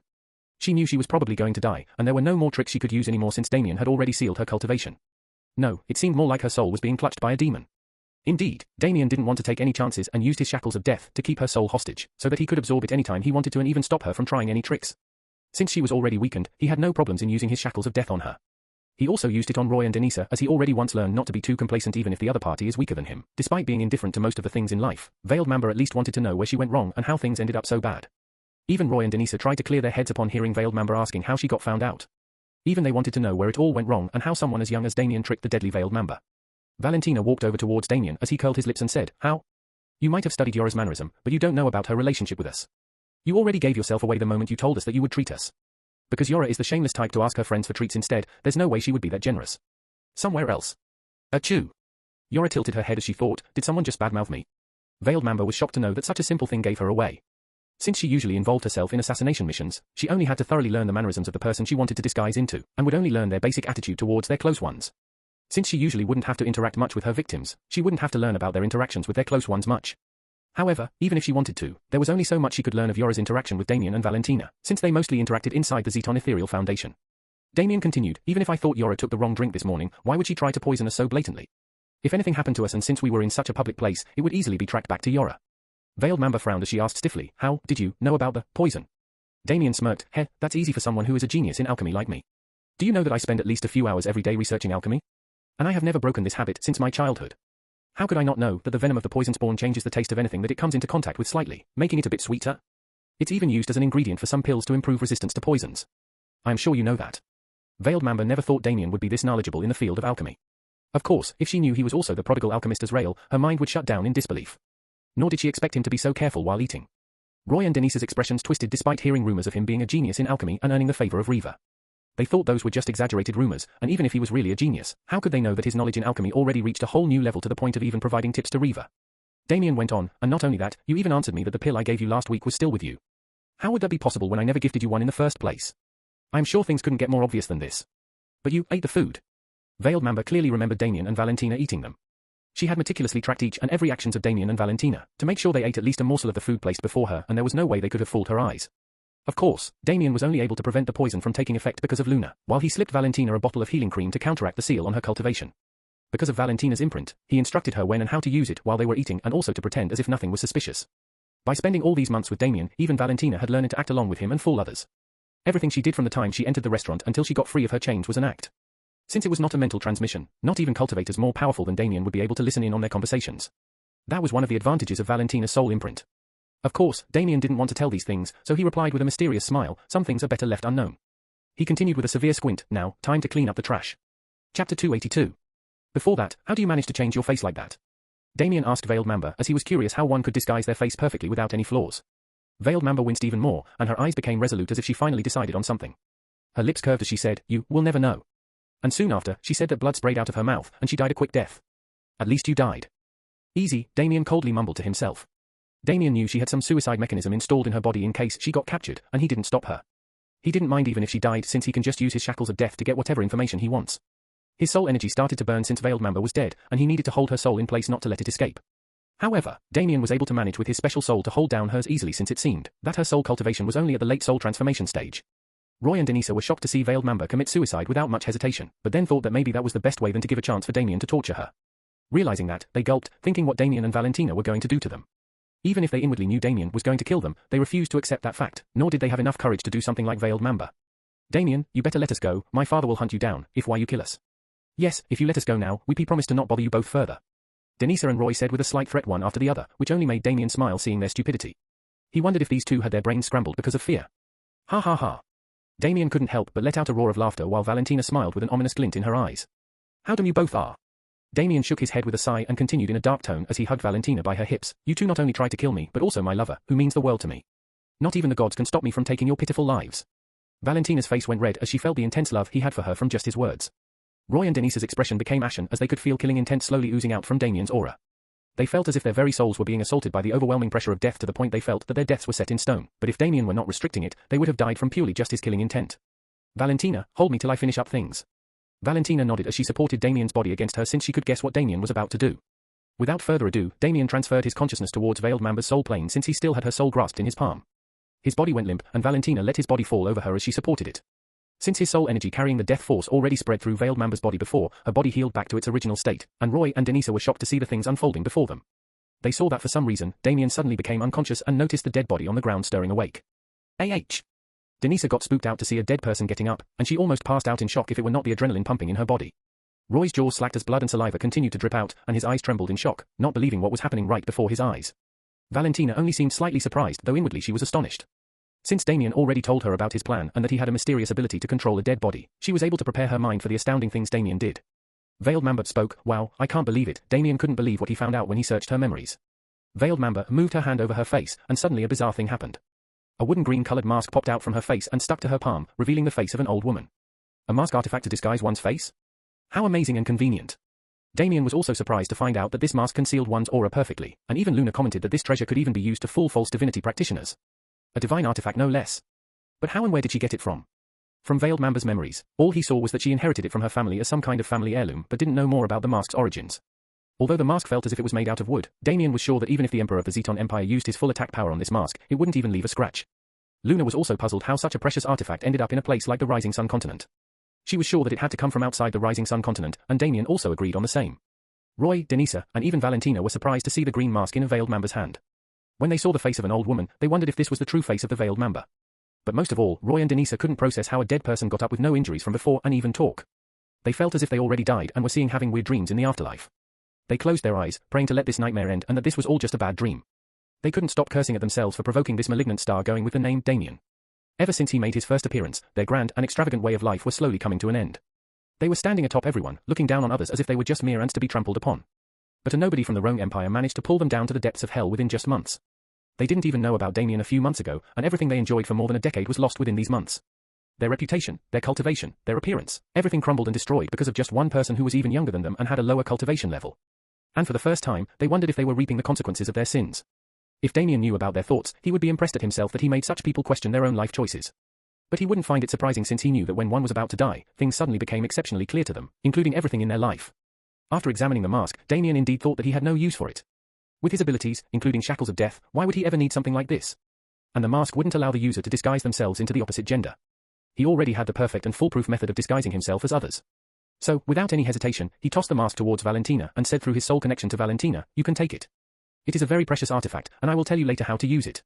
He decided to name the mask Mask of Mischief since he felt that Valentina could be even more mischievous by using this mask. He then turned around towards Roy and Denisa, who had already given in to despair and thrown away all hope. They couldn't even use their life-saving emergency treasures, especially when there was a barrier surrounding the whole region, blocking any transmissions. Even if they wanted to try, they couldn't, especially when their cultivation was crippled and Damien was restraining them. "Sorry to keep you both waiting," Veiled Mamba said with a mocking smile and continued, "Let me give you both a fitting ending."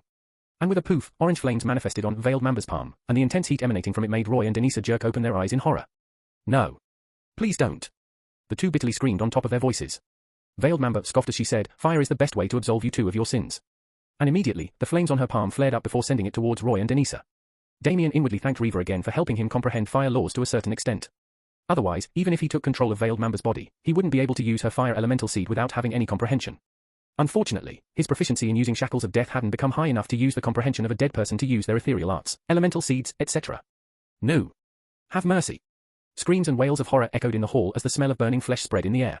And soon enough, the cries and screams stifled and were replaced by an eerie silence as the flames continued to burn their bodies. Valentina smiled as Damien mumbled while looking at the two burning figures, "Death knows no mercy." Chapter 283. Damien transferred back his consciousness to his own body, and Veiled Mamba's body collapsed on the ground. He then used Veiled Mamba's knife to stab her ethereal core and let it appear as if she died due to bleeding and puncturing of her ethereal core. Otherwise, it would be strange if someone found her body perfectly alright but no life force present and no soul as well. He had no idea if anyone even knew Veiled Mamba's true identity, but it didn't matter as long as people think that what happened to Denisa and Roy had something to do with the dead old woman on the ground. Valentina was keenly observing everything Damien was doing and learning from it how to do a perfect crime like a diligent apprentice. She understood that even if things seemed obvious, she should calculate her moves by keeping the future in mind and not only the present. He could have used his fallen flames or lightning to kill them both. But he didn't want to leave any chances for anyone to trace it back towards him, and Valentina understood the reason Damien stopped her from using ethereal attacks on them. Now that Veiled Mamba would probably be the major suspect behind their deaths, Damien hoped that their families would focus on finding out who Veiled Mamba is instead of searching for the real culprit. If he left no suspect, then he was sure their families would conduct a more vigorous investigation compared to the former case. And even he might come under their lenses at that time, and it would be just vexing for him. But he could imagine the uproar that would happen, especially within the Clive and Rivers family, not that he cares about it. He wanted to let these two's deaths be a silent warning to everyone who thinks they are on top of the world, that even two of the most prodigious heirs of the strongest empire can die a dog's death in some abandoned area. Still, he had to thank Denisa and Roy for giving him an easy opportunity to get rid of them both and have less garbage to deal with in his backyard. Damien didn't linger around any longer, and along with Valentina, he left the place on Misty's back, soon disappearing in the clouds. From Veiled Mamba's spatial ring, he found out that there was a token to pass the barrier, and as long as he had it, he could extend its energy within a range of 5 meters to bring anyone with him to pass through the barrier. But as soon as he got out of the barrier, Luna shouted in his mind, "Quick, leave. There are around 4 Heaven Ethereal Realm cultivators heading towards your direction." Fuck. Damien wondered who these people were and wondered if they were here because of Denisa and Roy. But he couldn't see how they knew to come here unless. Damien didn't bother to think further as he knew now was not the time. He quickly made Misty fly higher, reaching the clouds, and ordered it to fly in the opposite direction. "They are following you," Luna shouted in Damien's mind, which made Damien knit his brows even further. He knew that even though Misty was fast, it wouldn't be as fast as Heaven Ethereal Realm cultivators. Even though they couldn't see Misty in the clouds from afar, he was sure they might have sensed them. Valentina was surprised seeing Damien's frown and was about to ask when Damien told her that powerful practitioners were on their tail. Valentina got worried, thinking how they were going to come out of this troublesome situation. If she was alone, she could try going invisible for a short time, just enough to escape their vision but might be found out if they spread their spiritual perception keenly. However, she wasn't considering escaping alone but how to help Damien using her abilities. Unfortunately, she wasn't strong enough to extend her invisibility towards other people. She could only barely even make herself invisible for a while, and that itself was an achievement in Damien's eyes. Damien quickly surveyed his surroundings and found out that he indeed was very far from the Imperial City, and was near the ancient Boneyard Forest, a forest with a mysterious aura and considered to be the one place that everyone should keep away from, including practitioners. And that's the reason the Forsaken even hid near this region, since people seldom had enough guts to visit an unknown and old forest that existed since millenniums ago. Because those who went inside never came back. Even the Zeton Emperor had given a public order never to approach that forest if they cared about their life. However, Damien knew he would be in a shitload of trouble if he turned around, and he didn't see any other choice other than going into the forest in hopes of the ones tailing him being scared to follow him any further. Any other options he already calculated in his mind were even riskier and would even put Valentina in danger other than himself. Meanwhile, the 4 Heaven Ethereal Realm practitioners were slowly gaining on Misty but were shocked to realize the direction it was heading towards. All 4 of them had come here after their masters, the patriarchs of the Clive and Rivers family, told them that their heirs were missing for too long. The patriarchs had used an ethereal technique on their souls to track them in case their enemies decided to do something to them. However, Denisa and Roy weren't privy to this fact. And strangely enough, the patriarchs got worried when they felt that they couldn't track them any longer, and the last location they had was just outside the barrier near the ancient Boneyard Forest. So, both families put together a group of 4 Heaven Ethereal Realm practitioners in the shortest time they could and sent them in search of Denisa and Roy. Brant and Archer, you two check what happened to young Miss Denisa and young Master Roy inside the barrier. We will go pursue those suspicious people, the oldest-looking Heaven Ethereal Realm practitioner instructed his group. Brant and Archer didn't dawdle around and left towards the barrier immediately since they felt as if something was wrong, though they wondered if the other two were really ready to go into the ancient Boneyard Forest. Looking at the leader of their group, one of them asked, Bevis, should we really pursue them? Whoever they were, they should be dead by now. That forest is too dangerous even for us, otherwise, why would the Emperor even warn the whole Empire about it? No one has ever come back to tell the story as well. Bevis nodded as he twirled his beard. Let's wait for Brant and Archer's reports before thinking about our next move. Anyway, those two have nowhere to run, now that they have entered the forest. If young Miss Denisa and young Master Roy have been found good and well, then we don't have to pursue those people. Within just a few moments, a frantic shout came from behind them, we are finished. Bevis and Renee turned around to see Brant and Archer appearing before them with grave expressions as if they had just witnessed hell. What happened? Bevis frowned and asked them. Archer's features trembled and finally coughed out, they are dead, both of them, in a cruel way at that. Speak clearly. Who exactly is dead? Bevis stressed, though inwardly he began to sweat as he was no fool to not guess who exactly died here. Young Master Roy and young Miss Denisa. Both burned to death. Brant cried out worriedly. What? Renee had a shocked expression wondering how things turned out in such a way. Bevis, however, recovered his state of mind quickly and said, don't worry about anything else now. We still have to do our duties and make up for our negligence. Brant and Archer, you two investigate what happened there and take away their bodies back to our masters. There is no escaping from this. Brant and Archer nodded, their expression still grave, and flew back inside the barrier. Bevis then turned towards Renee and said, come, let's pursue those 2 suspects. I am sure they had something to do with what happened here. Renee frowned, but they must be dead already, and we would be risking our lives there. It's not safe even for us. Bevis sighed, I know. But we have to find their identities at least and report back to the patriarchs. If we went back empty-handed, the patriarchs would definitely take out their anger on us, saying we didn't do our job as protectors well. Don't worry, the moment we think our lives are in danger, we will immediately fly back home. After a few moments of hesitation, Renee nodded with a sigh. Both of their features tightened as they flew towards the barrier where the ancient Boneyard Forest was located. Chapter 284. Damien was nearing the ancient Boneyard Forest and said to Valentina, Valentina, get into my soul space. It's safer there. I will somehow deal with the 2 of them following us. Valentina bit her lips but nodded as she knew there was nothing she could do to help him now, especially against Heaven Ethereal Realm cultivators. But that was precisely why she was worried about how Damien was going to deal with the 2 of them, and wondered if he had any other special tricks up his sleeve. Okay, but please be careful, Damien, and call me if you need my help, Valentina said with teary eyes. Damien chuckled, feeling touched, and gave her a quick kiss on the lips as a way of assuring her. She softly smiled before turning into a red flash of light as she entered Damien's glabella. Inside his soul space, she could only bite her fingers in anxiety and hated herself for not being stronger. If Damien knew her thoughts, he would chuckle in embarrassment. She was already too strong enough for her age and even compared to him based on raw power only. Luna, am I going to be fine if I enter that eerie-looking forest? Is there some kind of scary beast inside there? Damien asked as he got closer and closer to the forest ahead of him. He couldn't even see the inner region of the forest, except dense fog that didn't even let the moonlight enter. That was how thick the fog was. Luna said in a severe tone, I doubt if there is even any living being inside there. Because the whole forest is poisoned. Damien gulped as he felt that it was not shocking since the whole forest seemed withered and dead, after scanning the area with his spiritual perception. There were even a lot of corroded bone fragments, ones that mostly seemed to belong to humans, making the forest look more scary and ominous. He wondered if this was the reason why the word boneyard was included in the name of the forest. He at first thought the forest must have died due to some natural disaster or because someone destroyed it during ancient times. Seems like the rumors were indeed true. But only now he learned the real reason. And if the poison was strong enough to destroy such a large forest, wouldn't that mean he would die a horrible death within a few seconds? Luna read his expression and said, don't worry about the poison. I will take care of it. No matter how strong the poison is, even if it's a god-killing poison, I can take care of it. Luna indeed had no qualms about neutralizing a poison no matter how deadly it was. There was no way there existed a poison that could overwhelm her abilities, especially not in this mortal plane. Damien didn't know whether he should be astonished or not, sensing the absolute confidence in her tone. But he was concerned about one thing. Won't you use up your soul essence then? Luna said calmly, not really. All I am doing is just neutralizing the poison when it enters your body and not healing you. Since I already possess the shard of essence, it's like lifting my pinky for me. Besides, it isn't like I have any other choice. Your life is not the only thing that's at stake here. Damien felt his heart easing up after getting her assurance, but at the same time, he again realized that he had a goddess literally depending on his lifeline. He didn't know if Luna was hiding specific details to not make him think too much or if it was the whole truth. Still, as she said, he didn't have the luxury to overthink and could only helplessly get inside the forest. As soon as he entered the ancient boneyard forest, he noticed that the fog had a greenish hue, and as soon as it caressed his face like a lover stroking his face, he felt an intense burning reaction all over his body at that split second, but suddenly, that feeling disappeared. Ha! Damien let out a sigh of relief as a drop of sweat rolled down on his forehead. His eyes were still wide with shock, realizing how potent the poison was. Within just a split second, he felt that agonizing reaction and wondered if he would have died the next second if it were not for Luna. And indeed, as he expected, Luna said in a serious tone, the poison pervading this forest is not ordinary. It can even kill a prime ethereal realm within hours. And the worst part is, the poison seems weakened. You shouldn't dare to imagine how potent it should be at full strength. Damien was utterly flabbergasted, as he never expected such kind of poison to exist in the mortal plane where even the prime ethereal realm cultivators might just die, within mere hours. So, how did such a kind of poison end up here in the first place? But a sudden realization struck him. Did the Zeton Emperor lure Lily's father to his death by bringing him here? Damien couldn't help but speculate, since the rogue ancestor had mentioned that the poison he was exposed to was no child's play, but something that could even terrify supreme existences like him. Even Lily's father was killed within a few seconds after getting exposed, and the rogue ancestor was bedridden for all these years after getting exposed to it for a couple of seconds. Damien was so glad that he instructed Valentina to enter his soul space. Otherwise, even with her enhanced healing and resistance, there were only so many seconds she could resist such a terrifying poison. He also thought that he finally found the place where Lily's father met his end. He knew that Lily had a right to know, but at the same time, he decided not to tell her about it even if he meets her unless it was necessary. If even the most powerful cultivators can succumb to this poison, then not even the profound ethereal realm practitioners could stand a chance against it. He felt it lucky that the rogue ancestor was only exposed to a small fraction of the poison. Otherwise, even his rank 6 supreme tier pill wouldn't have been effective at treating him.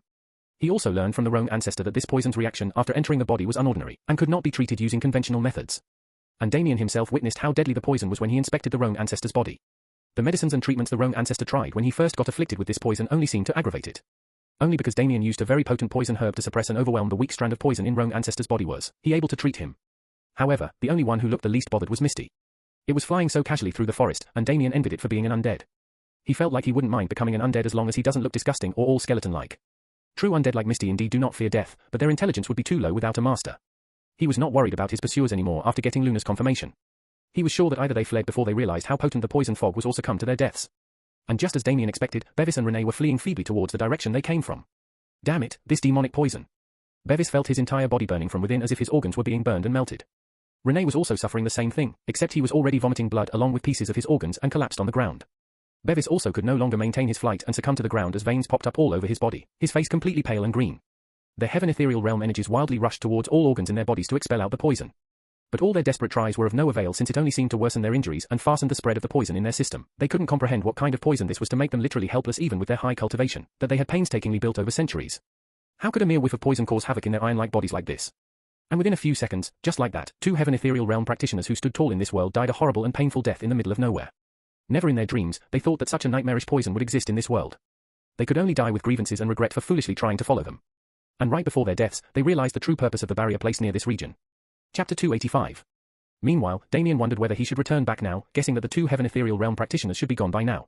He, however, had no idea what happened to the other 2 practitioners that came with them. He wondered whether they left with the bodies of Denisa and Roy or waiting nearby as a backup to capture him. Luna could guess what Damien was thinking and said, maybe you should try finding the source of this poison fog. Because whatever is producing such a potent poison should be definitely interesting. Yeah, right. I shouldn't waste this chance. Maybe I can find out the mysterious reason for this deadly fog, Damien mumbled as he ordered Misty to proceed forward into innermost regions. After hearing Luna's words, Damien couldn't help but feel curious and interested in the source of this poison fog. If it could even affect powerful practitioners, then it must be no joke. He speculated that this must be why the Zeton Emperor was confident of dealing with both the rogue ancestor and Lily's father at the same time. And the Zeton Emperor probably must have also used some treasure to not let the poison affect him for a certain period. After all, he only needed seconds to lure the oblivious parties inside and get away after seeing that the job was done. The more he went deeper, the thicker the fog was, and there weren't any bones lying around since no one ever reached this deep before. Are you able to pinpoint the source, Luna? Since the forest was so big, covering hundreds and hundreds of miles, Damien had no idea where all this poison fog was coming from. Keep going. I will guide you. Even though Luna didn't scan the area entirely, she could feel the direction from which the poison seemed to originate. The poison fog was getting thick to the point that Damien wasn't even able to see anything clearly, and had to use his spiritual perception to get the region's layout ahead. He didn't dare to imagine the state he would end up in if it were not for Luna neutralizing the poison for him. The forest was deathly silent due to the absence of living beings, and he was sure that this forest would definitely pass as the scariest forest ever. The only missing thing was ghosts, and he wondered if that was a thing too in this world. Valentina occasionally asked him whether he was all right and was able to rest assured since she could sense his emotions. If he were in real danger, she would have known for sure. But still, the uncertainty factor was still keeping her on her toes, and she decided to meditate to calm down her emotions. After traveling over 100 kilometers through the never-ending forest, Damien started to see a faint green light despite the heavy and dense fog. In fact, the more he was going deeper, the more he felt like his vision had absolutely no use until he saw a faint green glow far away. And there seemed to be no trees, plants, flowers, or anything at all. It just seemed like a wasteland with the smell of death permeating the whole forest. Oh my. Luna's voice trailed away, but Damien didn't fail to notice the surprise in her voice. What? What did you see? Damien asked curiously. After a moment of silence, she replied, you will know when you get there. Just keep going. It's better for you to see it yourself. Ah, why is she always acting so mysterious? Damien inwardly grumbled as Misty sped through the forest, carrying him. Soon enough, Damien reached near the green light and what he saw made his mouth fall open. Since the light was very bright, he had no problem seeing what was within the green halo. The green light was emanating from a small boy who was curled up in midair with his eyes closed. The green light was so brilliant and otherworldly, Damien wondered if this was some god like Luna. However, the reply that came from Luna surprised him even further. It's a poison spirit, a young one at that, it seems. Damien was surprised at hearing that an entity like spirits exists. Only just before he casually wondered if there were ghosts in this forest, and as if he jinxed it, there indeed was a spirit staying in this forest, hidden away from others' eyes. He stopped himself from going any further as he had no idea if this poison spirit was dangerous or not, even though it looked quite harmless, especially with the body of a boy. His skin was glistening with a green glow, and his body had a small frame. However, the boy's body looked ethereal, as if it was in between reality and illusion. His hair was bright green, and there were no clothes. It looked more like a baby sleeping in their mother's womb, and Damien maintained a vigilant eye no matter how cute and innocent the boy looked. After all, even he couldn't imagine the number of practitioners that died due to the poison emanating from this spirit. He didn't know if the spirit was spreading poison on purpose or because of some other reason. And now he realized that it was quite natural for the poison fog to be deadly if someone as powerful and ancient as this spirit was the reason behind it. He asked Luna the obvious question after seeing that the boy didn't seem to react to his presence. What is a spirit? They are spiritual beings that were born out of the ethereal energy itself. They don't have a physical form but solely exist by making a spiritual body using their soul. Maybe I created him, but I just don't remember it. He seems to be in a weakened form, and that's why his form has been regressed to that of a child's. Well, he surely doesn't seem to be getting any better in this lowly plane. Why don't you go try talking to him? If he wanted, he would have hurt you the moment you entered the forest. Damien was surprised. Huh? You want me to talk to him? Are you sure? Well, I guess I will trust your words. Damien felt that the spirit should be harmless after noticing the confidence in Luna's words. After all, he knew Luna would never say things that could lead to his harm. He then questioned, by the way, by saying young, what is his age? Luna casually said, only a few million years at most. What the? Damien didn't know whether Luna was just messing with him or whether it was the real deal. But then he understood that gods potentially had an immortal life. So, maybe, even a few million years would be short for them. If even this spirit is young, then what am I? Damien felt that immortality indeed was on a different level which mortals couldn't comprehend but only dreamed of. Damien fought over his hesitation since he also wanted to know what an ancient being like this poison spirit was doing in the mortal plane. He ordered Misty to land on the ground and got off. He slowly walked towards the poison spirit, and maintaining a few meters of distance, he asked in a low voice, hello noble spirit, can you hear me? Damien's tone was polite enough but not subservient, as if he wanted to show his respect towards an ancient being that was literally millions of years older than him. Still, his tone was a bit awkward since he was the one initiating a conversation with an ancient being here. If the spirit was able to understand him, he hoped to strike a good impression. Surprisingly, even though Luna's divine aura was too profound, he couldn't help but see her as a little young girl while the boy before him had a wise and saintly aura around him. Luna pursed her lips, seeing how all well-mannered and polite Damien was to a spirit while an omnipotent goddess like her was treated like a kid at times. In the end, she blamed it all on her powerlessness and her childish figure. She was sure that in her prime form, Damien would kneel before her in worship without her even doing anything, and so, she thought. The boy's eyes quivered as it slowly opened in a languid manner. Damien took one step back, not knowing if the spirit was going to be hostile or not, but slowly relaxed, seeing that nothing happened. However, he was amazed by the boy's stark green eyes that had a divine glow in them. But at the same time, those eyes looked sad and weary as if the spirit was tired of living. Still, seeing Damien, a faint light of surprise shone in the boy's eyes. The boy's lips slightly opened as a delicate voice sounded out, "Immortal, is it time already?" Chapter 286. Damien was confused for a moment, wondering what the boy was talking about. The boy saw the apparent confusion on Damien's face and said, "Before I tell you anything else, you can call me Ulrun, that is my true name. It feels like an eternity had passed, and I might even forget my name." "What is your name, mortal?" Damien reined in his thoughts and replied respectfully, "My name is Damien. May I know how Senior Ulrun ended up here?"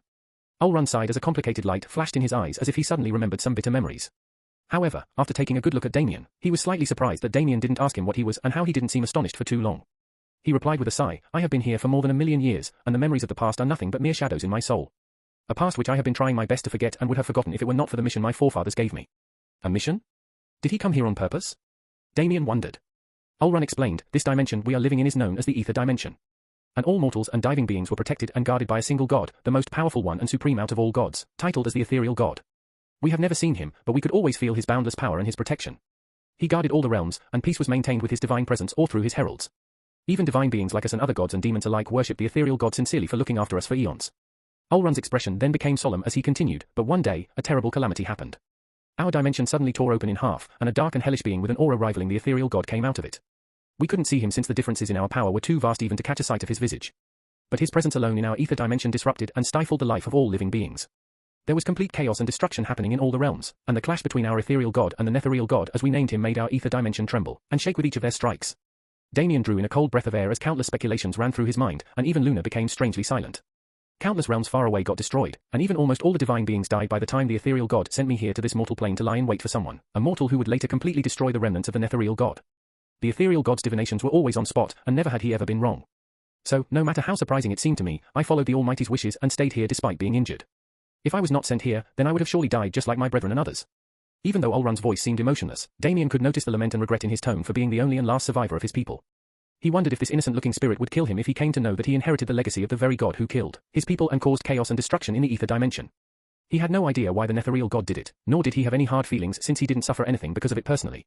In fact, he wanted to thank the nethereal god enough for gifting him with his inheritance. Otherwise, he doubted he would have even lived till now in such a bloody world. He didn't know if the spirit couldn't detect the origin seed inside him because of Luna, or because he couldn't relate his origin seed with that of the nethereal god due to various factors. However, he could feel Luna's aura becoming heavier and heavier as if his soul was about to be crushed. Luna? Damien called out inwardly with trepidation. He couldn't read the actions of this unpredictable goddess inside him at all.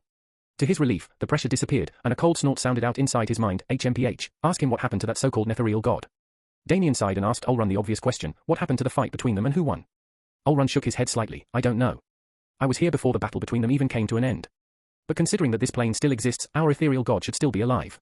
Otherwise, without the presence of the Almighty, our ether dimension would become unstable and crumble down.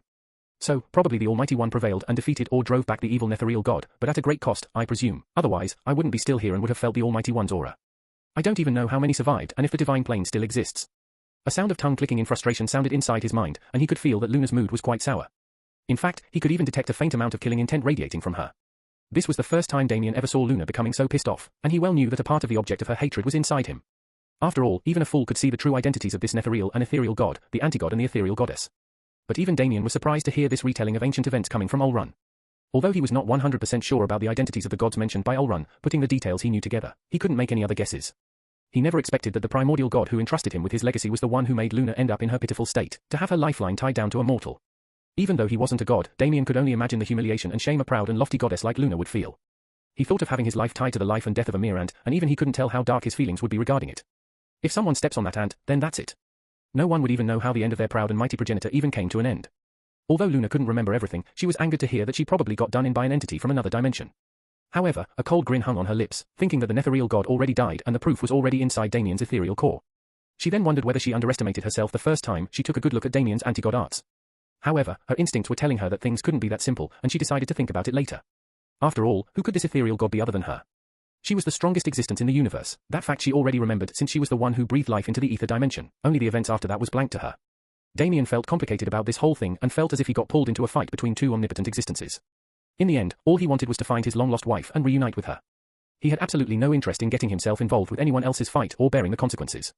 In fact, if he finds Sophie, he would just take her and his lovers along to a quiet and peaceful place where he and his lovers could live happily ever after. Although his dreams seemed far-fetched and unrealistic, he didn't mind pursuing them to make them a reality. In his book, there was nothing impossible as long as he put his mind and heart to it. At least, he wanted to give it his best instead of giving up. So, the last thing he wanted was to involve himself in things that were out of his league. So, he asked in a thoughtful tone, and what was this mission you were sent here for? Ulrun closely scrutinized Damien from top to bottom as if he was studying him once more before replying. You are still not ready for it. I don't know how a mortal like you is going to affect the machinations of fate, but I believe in the Almighty One. So, if you are indeed the mortal chosen by the ethereal god, then come and find me when you are ready. Saying this, Ulrun raised his finger, and a profound light flashed from his fingertips before entering Damien's glabella. Damien tensed up for a moment, but Luna assured him that it was fine and nothing more than an imprint to let him know when to come back and meet Ulrun. Damien didn't know what he got himself involved with, but he decided to go with the flow and think later for the time being. He then asked, is there any reason why you sealed off this forest? Chapter 287. Ulrun understood that Damien was asking him why he was spreading poison throughout the forest. He calmly replied, it's not because I want to, but because my powers are unstable because of my injuries. I can't recover in this plane, and soon enough, I would disappear one day. Still, I try to contain the poison within this forest only without letting it spread outside. Damien felt a bit bad that the remnants of an ancient era like this spirit before him were dying. After all, this spirit might be the last of its kind, and there would be no more. He understood that Ulrun never meant any harm by spreading the poison through this forest. In fact, it seemed like he was doing his best to prevent more people from getting harmed. It was only because of human greed many died in this forest. Ulrun then said, remembering the hesitation he saw before in Damien's eyes, you don't have to feel pressured to do anything. In fact, it's up to you, and even I cannot force anything upon you other than showing you the way. So, if one day you feel like you need the power to destroy evil, then come meet me. Damien slowly nodded. However, he felt that there would be no way he would set out on a mission to destroy any so-called evil. He already had enough on his plate and his own things to worry about. But of course, he kept these thoughts inside. Damien soon bid goodbye to the spirit, and as he was returning back, Luna's cold voice sounded in his mind, we have a lot to talk. So do I, Damien replied with furrowed brows. He continued, tell me, did you already know that I would be inheriting the Nether God's legacy? Is that why you sent Ulrun here? How the hell do I know? I barely remember the events that happened since the advent of my consciousness, and other than that, I only know about following the ethereal way. But if what the poison spirit said was true, it must mean that I knew the Nether God's origin seed was still out there. Damien didn't know to react and feel about this whole thing since he knew Luna's most hated enemy was the one who made her end up in this state. He had no doubt that she would rip apart the one who offended her 1,000,000 times at least. Still, he was impressed that the Nether God, despite dying later, was able to reduce Luna to this state. However, he remembered the Nether God telling him that it was due to his foolishness he met his demise. So, in the end, he still had no idea who was more powerful. Do you have any idea how much I want to destroy that origin seed in your ethereal core? Luna asked in a dark tone. Damien could feel a primal pressure from within his soul, but he still replied, look, he is dead, and I am the one who is having his origin seed now. So, other than the fact that you need me to become more powerful, there is no point in destroying the object of someone who already died long ago. As a goddess, shouldn't you be mature about these things? Oh, really? I wonder if you would say the same thing if you saw the origin seed of the god who manipulated you, Luna sarcastically said.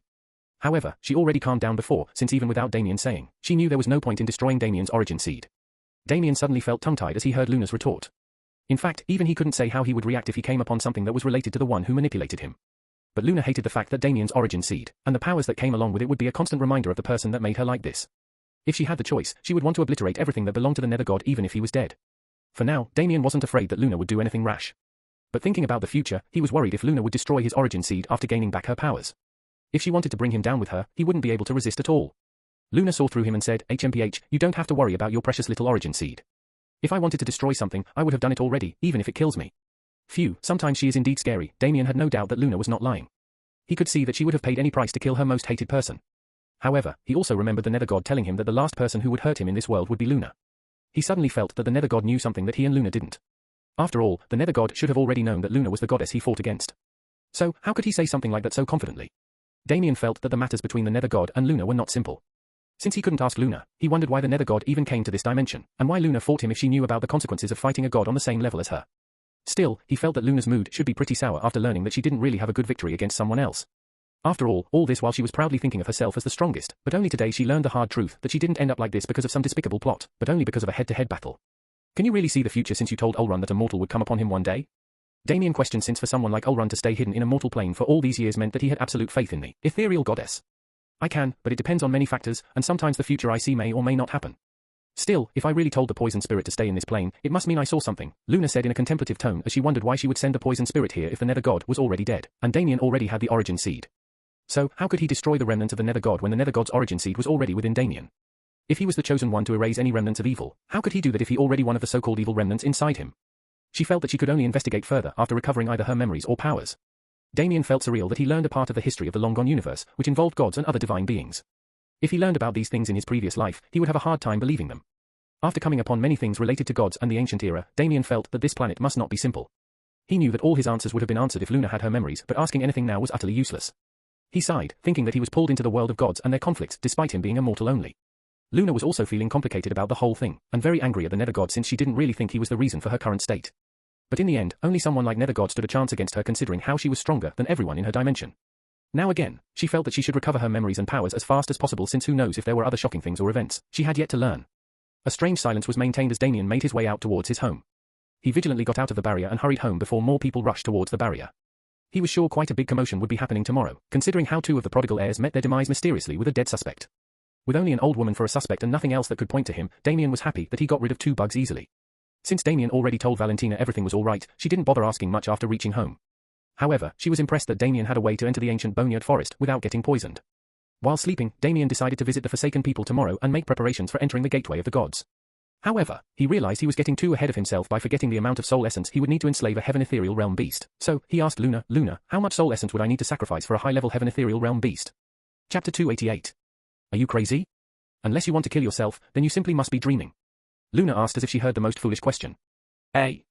Damien felt like all his dreams of getting a powerful beast shattered. But then he realized he indeed was dreaming too big. The power gap between him and a heaven ethereal realm beast was too much if he wanted to turn it into an undead slave.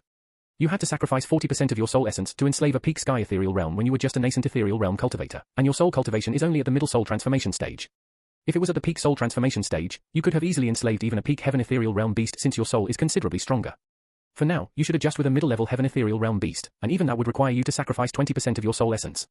Right now, you barely have 70% of soul essence, so you are treading on a thin rope here. Damien felt that he would be feeling muddled after enslaving a middle-level heaven ethereal realm beast. But he thought that the price paid would be worth it. All he could hope was that his intelligence doesn't lower after having only 50% of his soul essence left. He still remembered how he even lost himself in the moment with Lily and confessed to her, while momentarily forgetting about Valentina's situation. He already decided that he would take complete rest for a day after enslaving a heaven ethereal realm beast. Although his lifespan would temporarily reduce by 50%, he wasn't worried since he already had 140 years of lifespan because of his cultivation, and he could gradually increase his soul cultivation as well. Hugging the naked beauty in his arms, he dozed off while 2 of the top 5 families were brimming with chaos. In the altar of the ocean, 2 middle-aged men were reverently bowing before 2 old men sitting on old-fashioned chairs. One of them had a pale and shriveled look yet had a profound aura surrounding his whole body, making one feel as if they were standing before a huge mountain whose peak couldn't be seen. The other old man looked aged as well and had a stout build. His eyes seemed as sharp as a wind blade, and both of these old men were dressed in dignified white robes.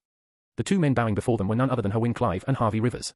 However, the reason these powerful patriarchs were showing such reverence to the 2 old men before them was because they were their ancestors. Their cultivations were naturally at the profound ethereal realm. They had long since retired to meditate in the temple they personally built near a silent ocean to discover the means to advance their stagnant cultivation. They already handed over the family matters to their descendants since they no longer had much interest in the mundane matters. To disturb 2 such supreme existences during the night meant that the patriarchs had approached them with a very grave matter, after having no other choice. Otherwise, they wouldn't dare. There were 2 burnt, horrendous-looking corpses placed before the 2 old men. Despite having lived for almost a millennia, they couldn't help but have their eyes twitch upon seeing the burnt corpses. But their reactions were entirely natural. After all, how could they digest the fact that their most promising descendants were burned alive? They could even vaguely make out the charred muscles of the corpses twisted in horror and panic, showing that they did not die a quick death. Most of all, someone dared to kill them in the first place. Who would have such a death wish? Hywin and Harvey's expressions looked as if they had swallowed a plate full of vermins. They still couldn't believe that their children were already dead and burnt alive. Their rage-filled eyes then moved onto the corpse of an old woman lying beside the burnt corpses. Right now, even if they had no idea, they felt that this old woman was related to the death of their progeny. After all, their subordinates had informed him that only the old woman's corpse was present in the building where Denisa and Roy died. However, no matter how suspicious the old woman seemed, they knew that the actual suspect behind this was someone else. After all, their subordinates told them how they sensed someone fleeing towards the ancient boneyard forest after seeing them.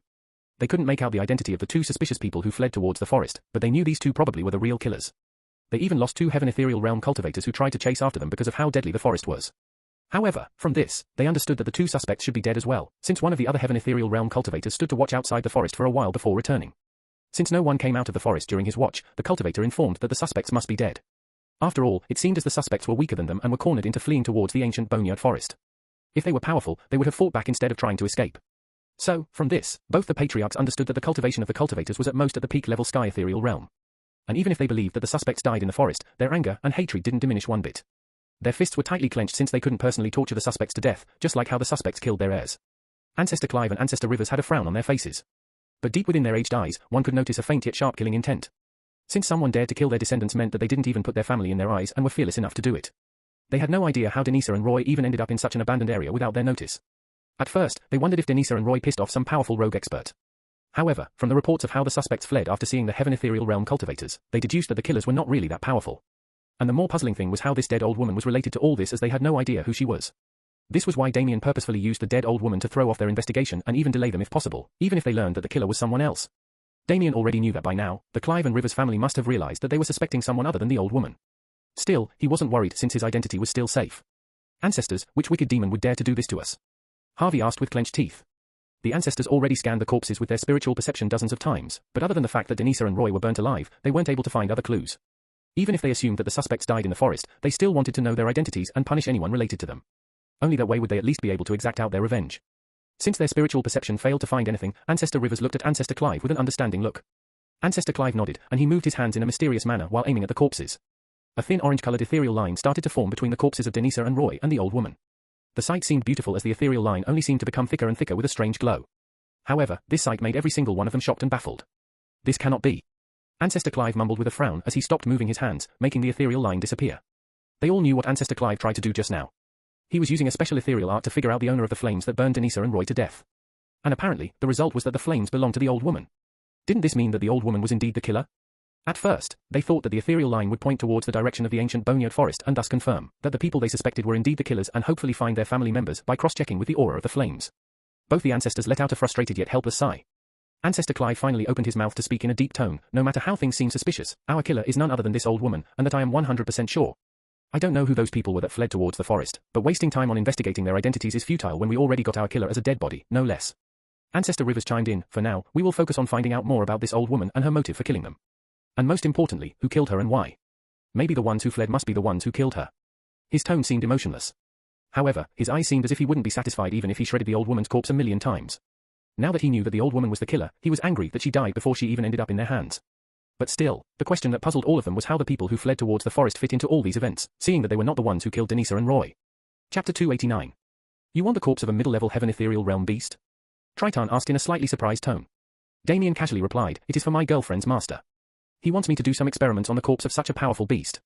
And, of course, I have to get the corpse myself. It is like a sort of test put out by him to make me prove that I am worthy of being his disciple's man. Triton rested his temple against two of his fingers as he said in a contemplative tone, it seems like you indeed have it hard to gain the recognition of Alchemist's Rail, not that I am surprised. Since he is an alchemist, he must also want you to prove your expertise in alchemy as well other than just your combat skills. Triton continued with an understanding look, but you also know what it means to ask us this favor, right? Killing a heaven ethereal realm beast is no joke. Not only is their ethereal seed well developed, but some also have sufficient intelligence to fight against humans and even trick them.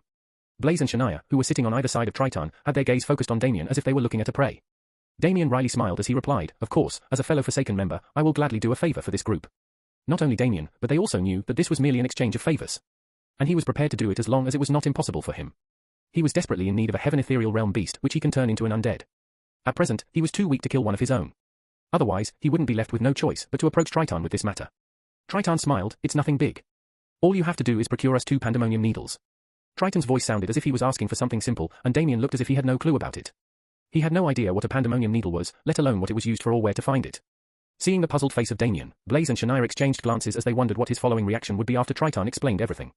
Triton explained, a pandemonium needle is a saint-grade artifact. It is mainly used to activate formation arrays, big ones at that. Since you are not a formations master, this might be news for you.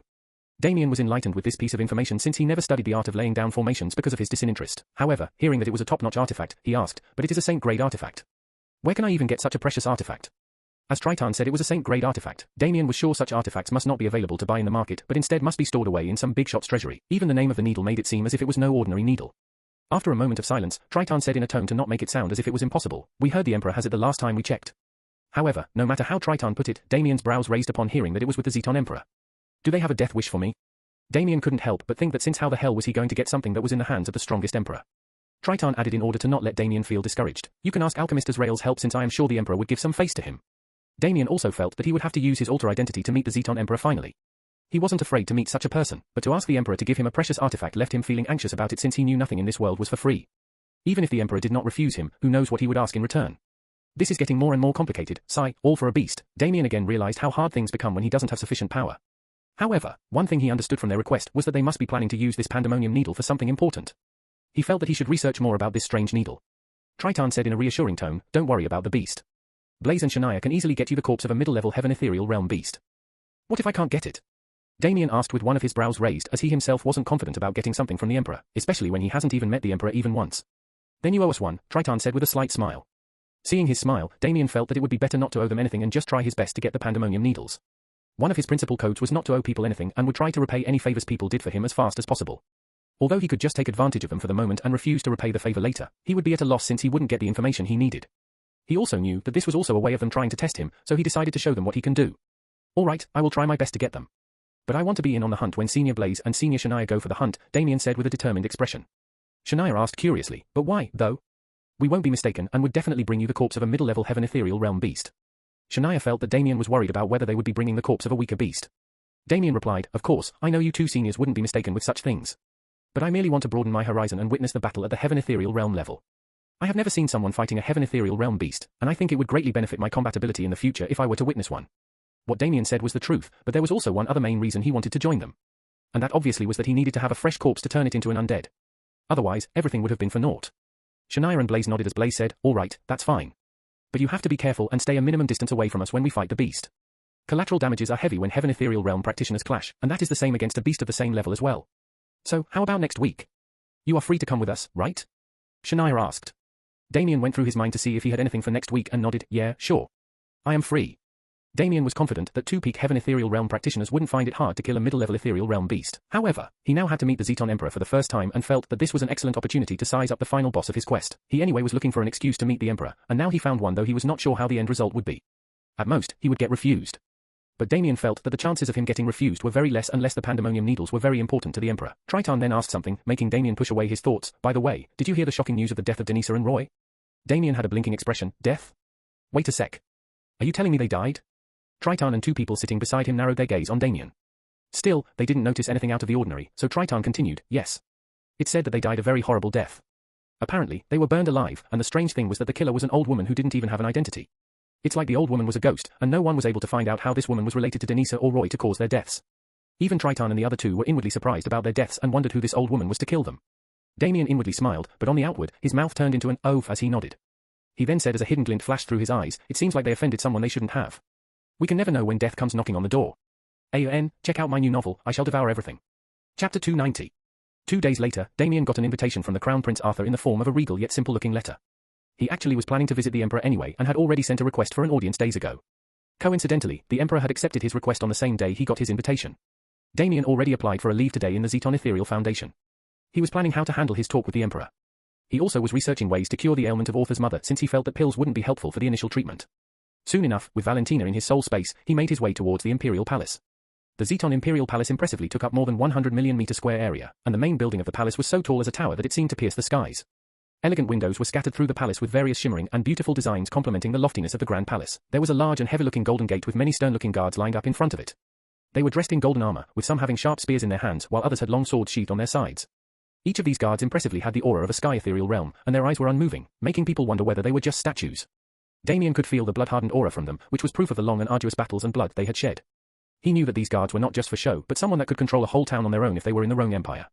But here, they were merely just guards. He believed that the guards were not needed since many killing arrays or formations might be in place. So, he could see that these guards were just the Empire's way of showing their power and that they were not an empire to be messed with. He went near them and flashed his Azure token, to which they suddenly bent their backs, which were straight as an iron rod before, and showed a respectful expression. Even if they didn't recognize Alchemist Azrael, they knew anyone with an Azure token was someone who was seen as valuable to the Empire, ones that couldn't be replaced or afford to be thrown away. A guard escorted him towards the side, and then a beautiful and innocent-looking maid escorted him inside. He decided to visit the Crown Prince first since he was the first one to approach him, and also because he had already let someone inform the Emperor of his schedule. As he passed through the palace halls, he hoped to catch a glimpse of Riva but knew that she probably was at the Zeton Ethereal Foundation or maybe cultivating in her residence. The inside of the palace was so grand and refreshing, Damien felt that not even the 7-star hotels he had been to on Earth could match the elegance and grandeur of the palace he was walking in right now. There were even separate gardens each time he walked through a different hall.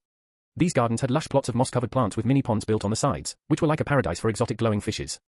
Even Damien felt like taking a stroll through these gardens and meditate in the calm and peaceful atmosphere for a while to refresh his heart and mind. Still, one shouldn't get fooled by how serene everything looked, since each of these halls had various defensive formations that could pulverize the intruders upon activation.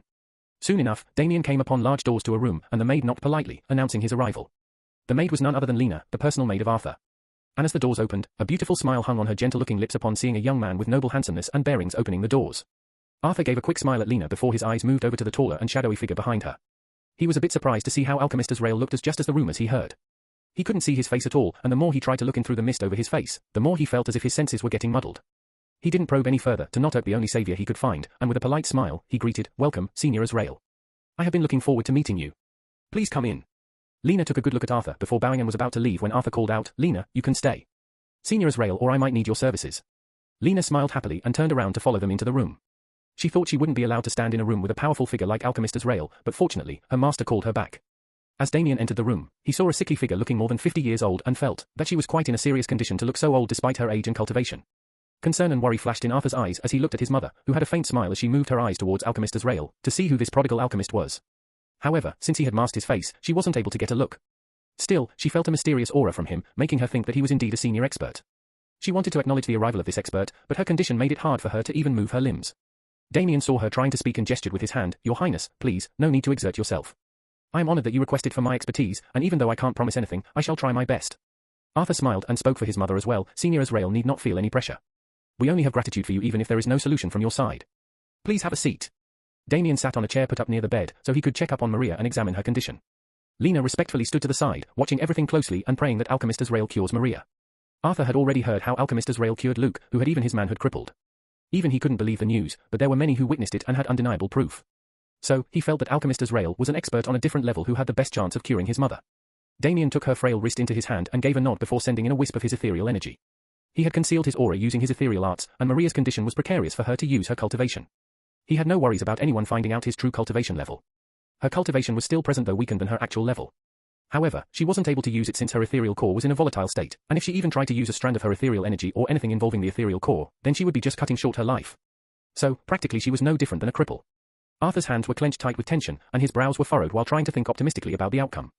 Since he couldn't see Alchemist Azrael's expression, he was feeling even more restless. Maria maintained a calm expression as if she wouldn't be affected no matter the result. The only reason she was holding on and agreed to get herself examined was because of her son. Otherwise, she wouldn't mind leaving this cruel world where she didn't get the love she deserved. Her whole life, she had only lived and made sacrifices for someone else and never did something for herself. Only this time, she, for the first time, had her own desire of wanting to live and spend even more time with her son. He was the only one who loved and cared about her, and because of her sickness, she wasn't able to spend happy times with her son and instead became a burden for him. So, either way, if she lived or died, she knew she would no longer be troubling Arthur and let him finally follow his dreams. Damien could sense that her ethereal core was like a black hole that kept on absorbing nutrients and proteins from her body at a steady rate, thus continuing to weaken her. It would only be a matter of time before her ethereal core completely devours her body of all nutrients, and even he could only imagine how painful such a death might be. It would be a slow and horrifying death, and the main reason those who had faced the same condition would prefer to end their own life rather than waiting for their ethereal core to eat their own body. He finally made a hum and said in a serious tone, "Her condition is too severe, and maybe things could have been made better if I had tried to treat her in the early stage of her condition." Arthur and Lena's expression became grave while Maria still remained unperturbed. However, one could still notice a sad glint in her eyes as she thought about her son. Arthur frantically came forward and asked in a strained voice, "Is there nothing that could be done?" "I am sure there is a way no matter how bleak the chances are." Damien slowly nodded his head and said with a sigh, "There is indeed one way." Chapter 291. Everyone, even Maria's eyes, couldn't help but lit up slightly upon hearing Alchemist Azrael's words. It was as if they were trying to rush towards the only light in the cave, which was previously filled with the darkness of despair. Arthur excitedly asked, "Senior Azrael, do tell us what way it is. As long as my mother's life can be saved, it doesn't matter how. I would need 2 pandemonium needles for my method, and even then, her cultivation wouldn't revert back to her original level. It might even be a realm lower since her ethereal core seemed to have broken down from its original state," Damien said in a solemn tone. However, he wasn't lying about the method. Even though he desperately needed the pandemonium needles, he couldn't just ask for it and then tell them that he was helpless about Maria's condition. He indeed did diligent research about the pandemonium needles and read up on the art of formations to know how these special needles were used for it. He was surprised to know about the origin history of the pandemonium needle and made him realize how powerful ethereal formations can be. He obviously didn't learn enough to become an expert in formations, but he read up on a lot of healing formations and how they could be connected with alchemy. Finally, with Reva's help, who had more knowledge about formations than him, suggested the technique of blood arrays. Blood arrays can be used for various purposes, but the one she told him was the healing type. She said that using the pandemonium needles, one could draw up a blood array on the body of the patient and use the necessary activation ingredients to activate the array. The latter part was where Damien's expertise in alchemy would come to play, while the former part was related to the art of formations. Of course, he had other methods to treat Maria's ailment, but all of them were risky and most probably would end up with her losing her cultivation. And without her cultivation, she would at most live about 20 years more since her body had already withered to such a condition and her vitality was drained away. However, if her cultivation was still present no matter even if it was at a reduced level, she could still regain her vitality and cultivate again to increase her lifespan. She would no longer look like an old woman and would be able to spend more time with her son as well. So, he thought of striking 2 birds with 1 stone. He could use the help of the Crown Prince to get him the pandemonium needles and, at the same time, help cure his mother as well. Also, with this, he could test the attitude of the Crown Prince and also find more about the relationship status between the Imperial members, since he found it highly suspicious that Maria would rashly try to break through without knowing its consequences. Arthur's breath froze when he heard that Damien needed the pandemonium needle. He knew what it was since he himself was the one taking formation mastery classes for his juniors. And obviously, he knew that the pandemonium needle was in the hands of his father. Thinking about how he could even ask his father to give him the pandemonium needle felt hopeless, but then thinking that Alchemist Azrael would be with him, he still felt hopeful. And most of all, he felt an incredible sense of happiness hearing that Alchemist Azrael can heal his mother. That was enough for him to get rid of any misgivings about asking his father for the pandemonium needles. As if he gained a new life, Arthur said with spirited eyes, "Senior Azrael, don't worry, I will somehow ask my father for the pandemonium needles since only he has it." Arthur wanted to say more about how long it would take for him to convince his father. But wouldn't that mean he would be indirectly telling Alchemist Azrael that the relationship between his father and mother was just superficial, including him? If his father came to know that he gave away information regarding the imperial family, he was sure he and his mother would suffer unthinkable consequences. Fortunately, Alchemist Azrael spoke, "You can actually join me when I meet with His Majesty. I already have an audience arranged with him today. I hope your highness is fine with this." Arthur inwardly let out a sigh of relief and nodded with a smile. Of course, that would be best. Damien not only needed the pandemonium needles but needed a reagent and catalysts to draw up a blood array on Maria. The reagent was the first and one of the most important ingredients he would need to define the type of array. And for this particular situation, he would need Valentina's blood to act as the ink as well. He felt bad about taking her blood, but Valentina didn't mind at all and said that her blood could be easily regenerated, and it was not a big deal at all. Damien also took comfort in that since he only needed a vial of her blood. Her blood had many astonishing properties, especially regenerative ones, so he felt that instead of searching for some other ethereal beast's blood, her blood would work perfectly. And as for the catalysts, he would need to use one of the best medicinal herbs that could help with Maria's condition. He then asked Maria, "Your Highness, how did this exactly happen? I want to know whether there were any other complications or anything before your ethereal core got damaged." Arthur hadn't explained how Maria ended up like this since he wanted to let Alchemist Azrael form speculation of his own instead of letting his words affect his judgment in case Maria had some other health problems as well. However, now hearing him ask for the exact reason for her condition to occur, Arthur felt tongue-tied. He wanted to tell it was because of her forcibly trying to break through, but even a 10-year-old kid would know that forcibly breaking through is dangerous. So, if he said that, he was sure Alchemist Azrael would find it extremely suspicious and think that he was hiding details that could help him heal her, or think something worse. Maria decided to take control and calmly said, "Senior Azrael, I made the elementary mistake of trying to forcibly break through. But it was because I wanted to remove the backlash of cultivating a certain stage of my ethereal arts that required a higher cultivation realm.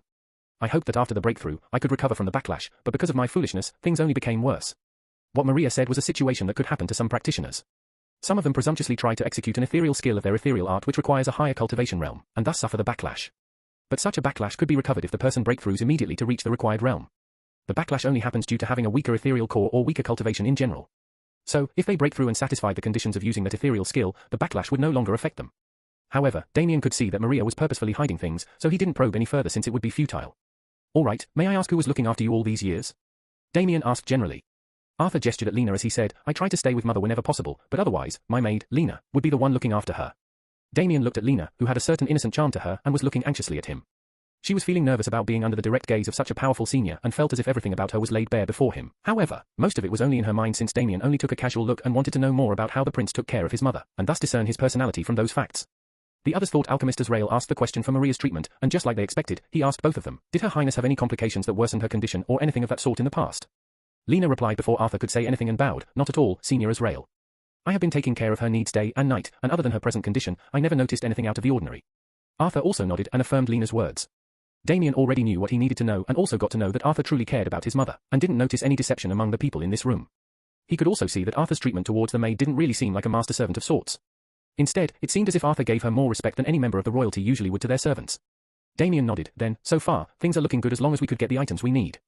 I shall take my leave now, and shall we, Your Highness?" Damien gestured, indirectly telling Arthur that it was time to meet the Emperor. Check out my new novel, I shall devour everything. Chapter 292. After Maria thanked Alchemist Azrael, he, along with Arthur, made their way towards the throne hall. Since the Zeton Emperor seemed to be busy with something, they waited in the guest room. Damien noticed that Arthur seemed to be trying his best to hide his nervousness and his hands seemed to be fidgeting. He wondered whether he was nervous thinking about his mother or something else. He had no idea how the relationship between Arthur and Ruthven was like. Soon enough, a eunuch came and informed them that the Zeton Emperor will receive them now. Damien and Arthur followed the eunuch, and soon enough, he came upon the tall and lofty doors to the throne hall. As he entered, he saw a majestic throne with azure light glowing around it, almost blinding his eyes. It was as if anyone who entered the throne hall were not worthy to see the person sitting on the throne. A gaze filled with the might of an ocean flooded past Damien. However, he calmly continued to walk since he was utterly confident in Luna's skills to make him appear as a senior expert. Sure enough, the gaze seemed to recede till Damien felt nothing anymore.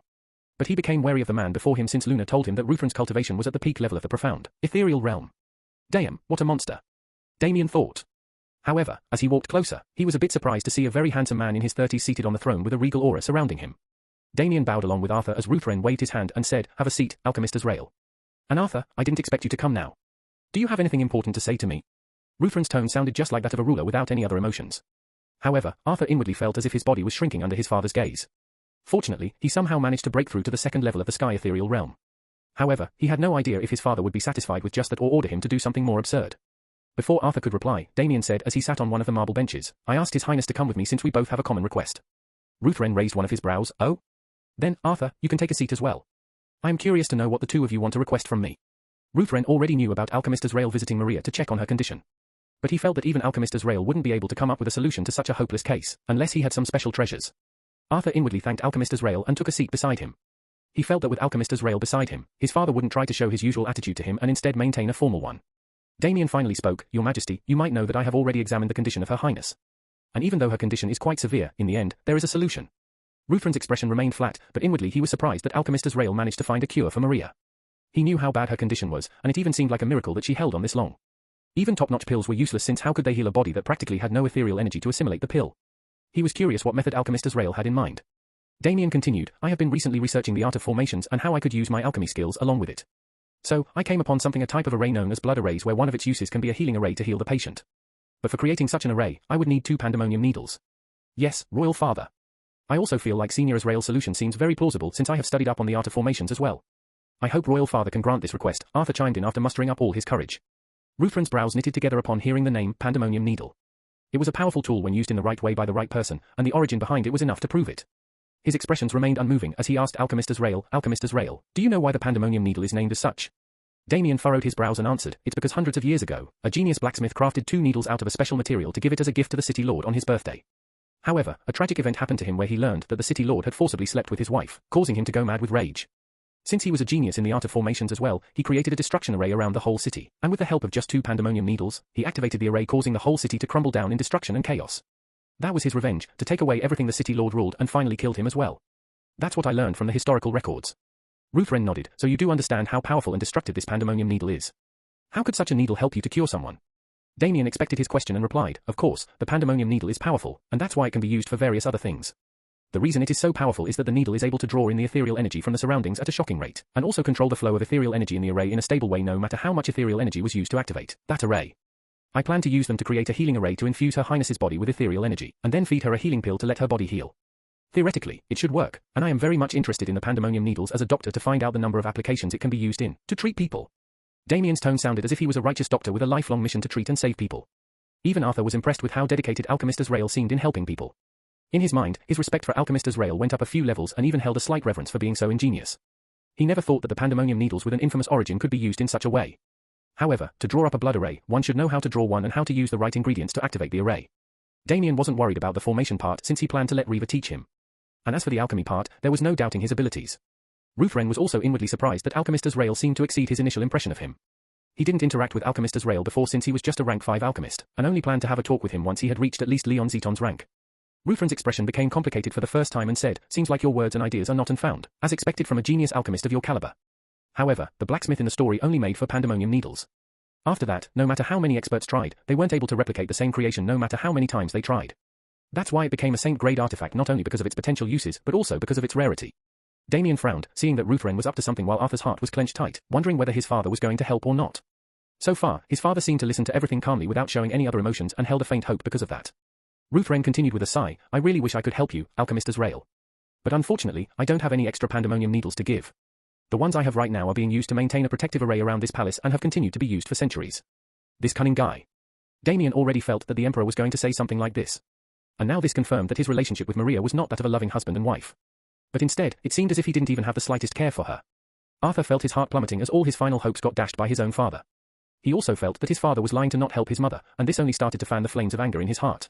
However, Ruthven's next words made Arthur's turbulent emotions settle down. But there is still a way to get those pandemonium needles you need, Ruthven said with a veiled glint in his eyes. Chapter 293. Arthur's eyes instantly lit up, thinking that probably his father wasn't as ruthless as he thought. No matter how much his mind told him that was not the case, he was eager to hold on to that glimmer of hope. Damien, however, felt that Ruthven was trying to play some sort of game. Ruthven continued, as I said, there are only 4 pandemonium needles in the whole world. 2 of them are with me to maintain the protective array around this palace. And I would have given them both to you if not for the safety of the people, including the various imperial members in this palace. Even Maria wouldn't accept it if she came to know about it since our enemies could catch us defenseless. However, the remaining 2 are with the Gale Empire. I am sure if Alchemist Azrael personally makes a visit to the Gale Empire, they would give you face and let you borrow it. Ruthven, however, inwardly snickered since he had no interest in curing a good-for-nothing woman like Maria and lose the only hold he had against Arthur. Still, what he said about the Gale Emperor having the remaining 2 pandemonium needles was not a lie. But he knew that the Gale Empire had a grudge against Alchemist Azrael for destroying one of their most prominent establishments right to the ground.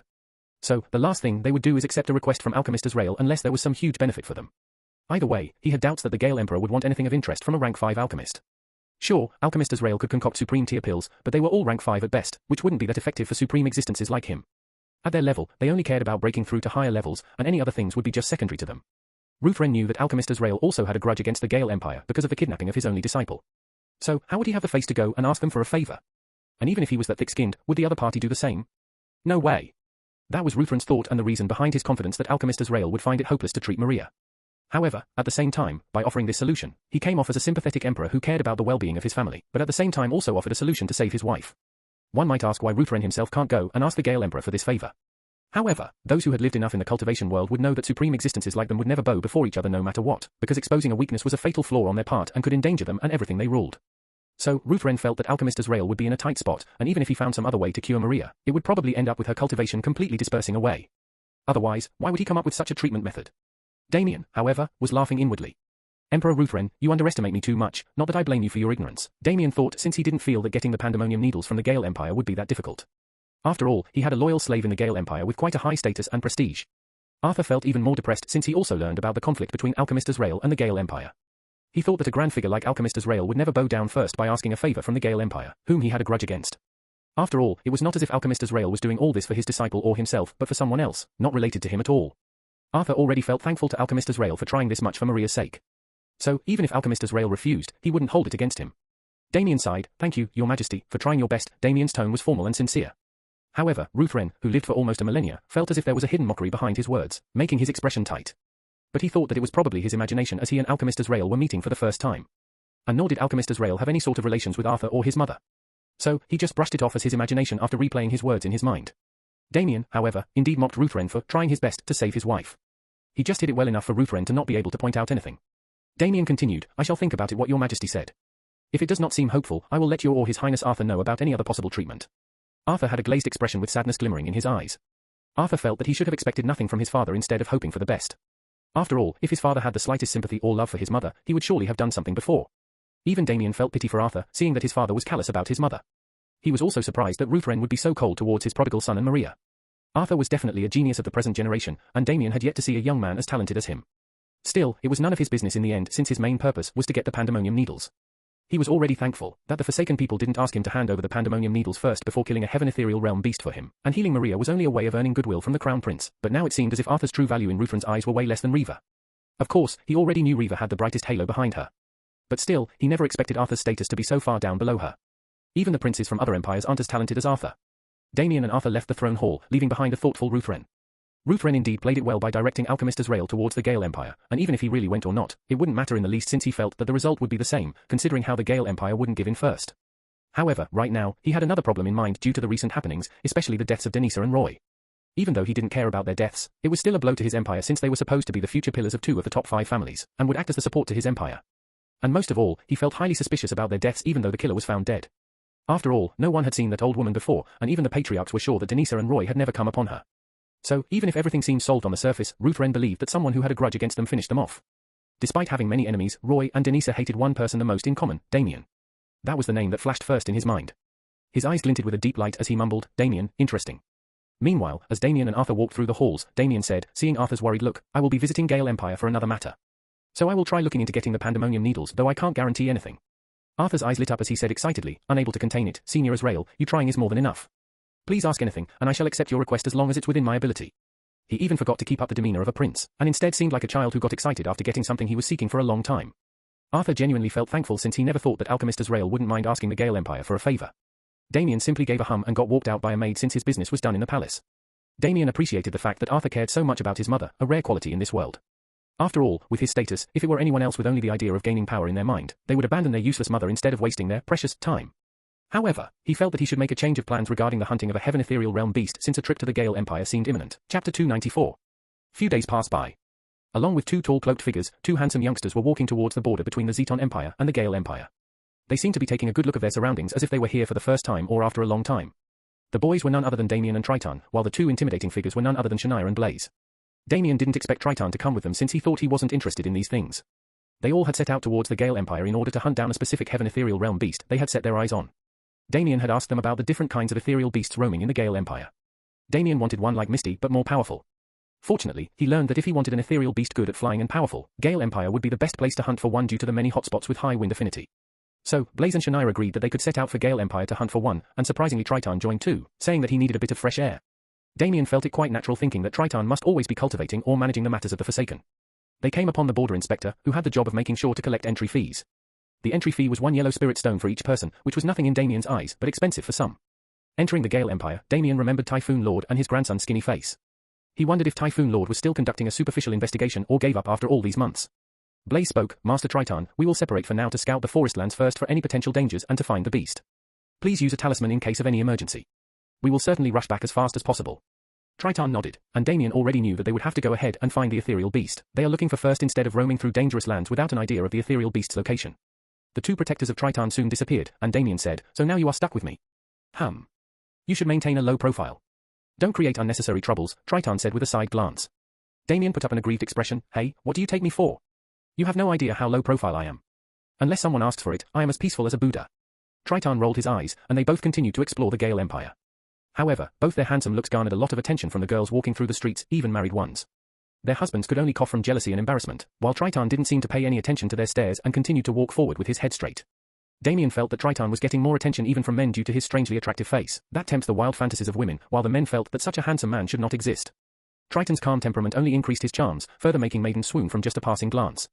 Damien coughed and said, "Let's have a drink first. We have been walking out for too long." "I don't really drink. It just makes one feel dizzy." "I don't see why people get pleasure from drinking such a thing that muddles your senses," Triton asked with pure curiosity. Damien felt like facepalming seeing how Triton hasn't yet embraced one of the cultures of men. Damien grabbed his wrist as he dragged him along. "Come on, don't be a spoilsport. It's better sometimes to drink and think about our life than walk under the hot sun day." Seeing that Damien was grabbing his wrist and dragging him towards a pub named The Sinful Paradise, Triton frowned and wanted to shake off Damien's hand, since this was the first time someone dared to do something like dragging him away by his wrist. But seeing how eager he looked, Triton sighed and let himself get dragged towards the pub as he also had a slight curiosity about pubs like these. The Sinful Paradise was 2 stories big, and looked luxurious enough for a pub that was located in the outskirts of the Empire while the Imperial City was still very far away. Nor would anyone from the Imperial City hang around these areas since they look down on areas like these. Why would someone purposefully leave the lofty Imperial City to visit a backwater city? Of course, unless they are a fugitive or broke. The smell of booze and meat wafted through Damien and Triton's noses, making Triton frown even further upon seeing the noisy and stuffy atmosphere. The boisterous people inside quietened down for a moment upon seeing 2 men enter the pub. Damien was dressed in a simple shirt and pants, while Triton also had put on simple yet elegant robes that made everyone else feel that he must be a young master from some dignified, noble family, especially after seeing his drop-dead handsome charms. Not only the women but even the men's gaze lingered on Triton's face for a while before coughing from embarrassment for staring at a man for too long. If it was any other beauty, they wouldn't mind staring for hours, but staring at a man made them elves question their sexuality. Damien chuckled, seeing their expressions, while Triton seemed unfazed. Instead, he seemed as if he was trying to look for a quiet corner to sit at. But sadly, most of the seats were filled, and there were barely any tables with 2 seats. They sat near to the middle of the seating area with few other groups of people nearby. A maid looking in her 20s approached their table. "Respected sirs, may I take your order?" Seeing the maid, Damien was surprised that she had a baby strapped to her back, and despite being young, her face looked weary and pale due to overwork. He wondered how she was even allowed to work like this unless the owner made some compromise. She looked pretty enough to attract some stares from some rowdy men despite the conservative clothing she had put on deliberately to hide her curves. Triton also was surprised inwardly but didn't show anything on the outward and instead talked to the maid normally, telling her that Damien would be the one ordering the food. However, he felt pity that she had to look after the baby all on her own, and probably the father must have abandoned them. "Tun, you sure you don't want anything?" Damien asked Triton, giving him a nickname as well to call in public. Triton crinkled his eyes hearing the weird nickname but decided to go along with it since Damien opened his big mouth already. However, a slight smirk crossed his face as he said, "Pompon, you can order."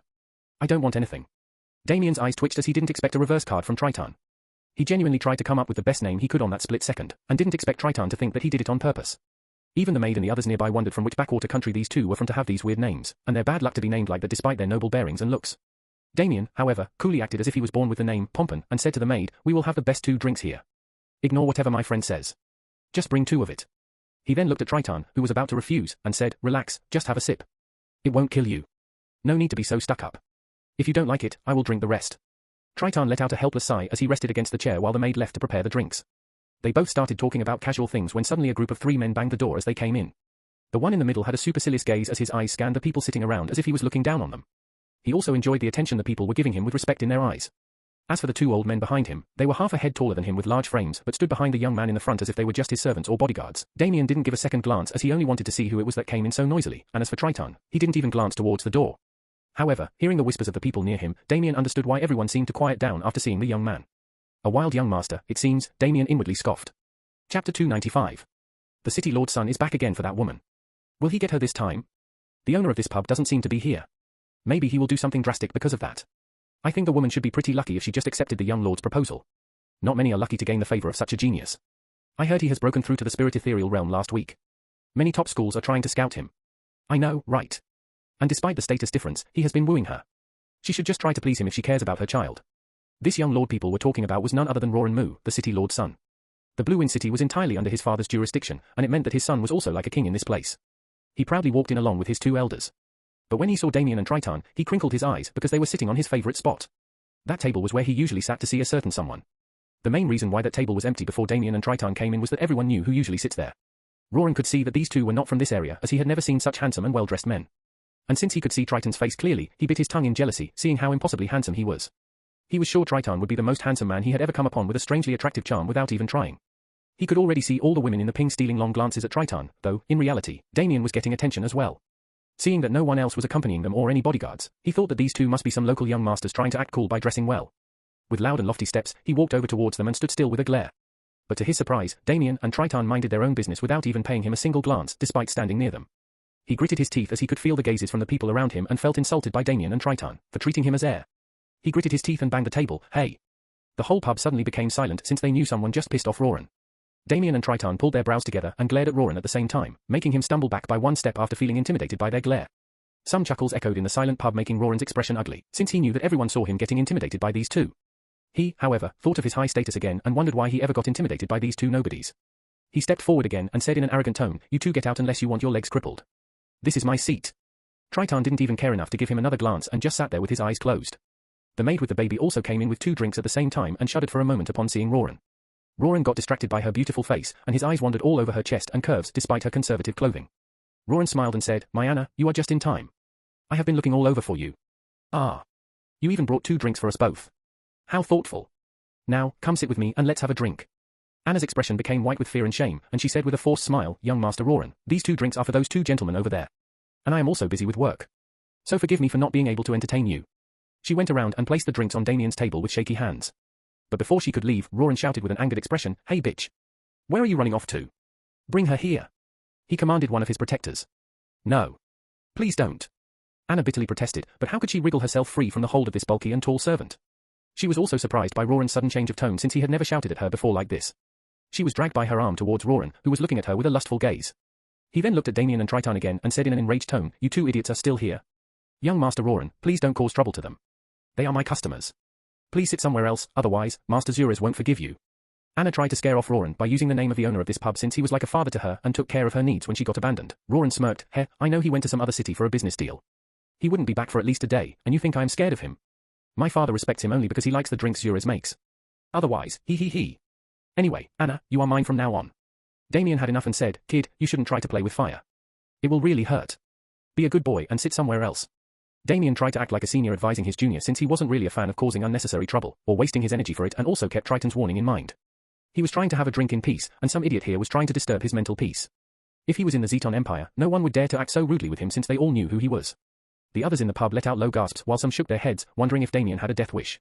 They knew that the ones who tried to act brave and crossed Roran would end up dead the same day. Roran's expression darkened. "Who are you calling a kid? Elders, put that woman inside my carriage and come back to cripple these 2, especially this trash." Roran already considered Damien and Triton as dead men, and he considered it beneath himself to make a move himself. Ooh-wah! The baby started crying when one of the protectors grabbed her back, and even some people in the pub felt bad about it but didn't dare to move a muscle. They already had their hands full about worrying about their own well-being, and they knew words didn't matter but only strength and status. "Please don't hurt my baby. I don't want to go." Anna even started tearing up seeing her baby getting hurt by the man's grab. Throw that baby away. It has been annoying me for a while," Roran grumbled to his protectors in annoyance. In fact, the reason he never took Anna for himself before was not that he was afraid of the pub's owner but because of his elder brother, who was the father of her child. His elder brother left the city for his studies and abandoned Anna and her child after he did his deed. Roran had eyes on Anna for a long time, but his elder brother stole her first, so he could only grit his teeth and watch. But now, even if she was no longer a virgin, he didn't mind toying with her and keeping her as a slave at least. People weren't that surprised with his cruelty since they knew he could do even worse things, and they didn't seem interested in stopping him even if some of them looked down on his nature. "Leave her alone, or I will take your head," a young man's calm voice sounded out, which was none other than Triton.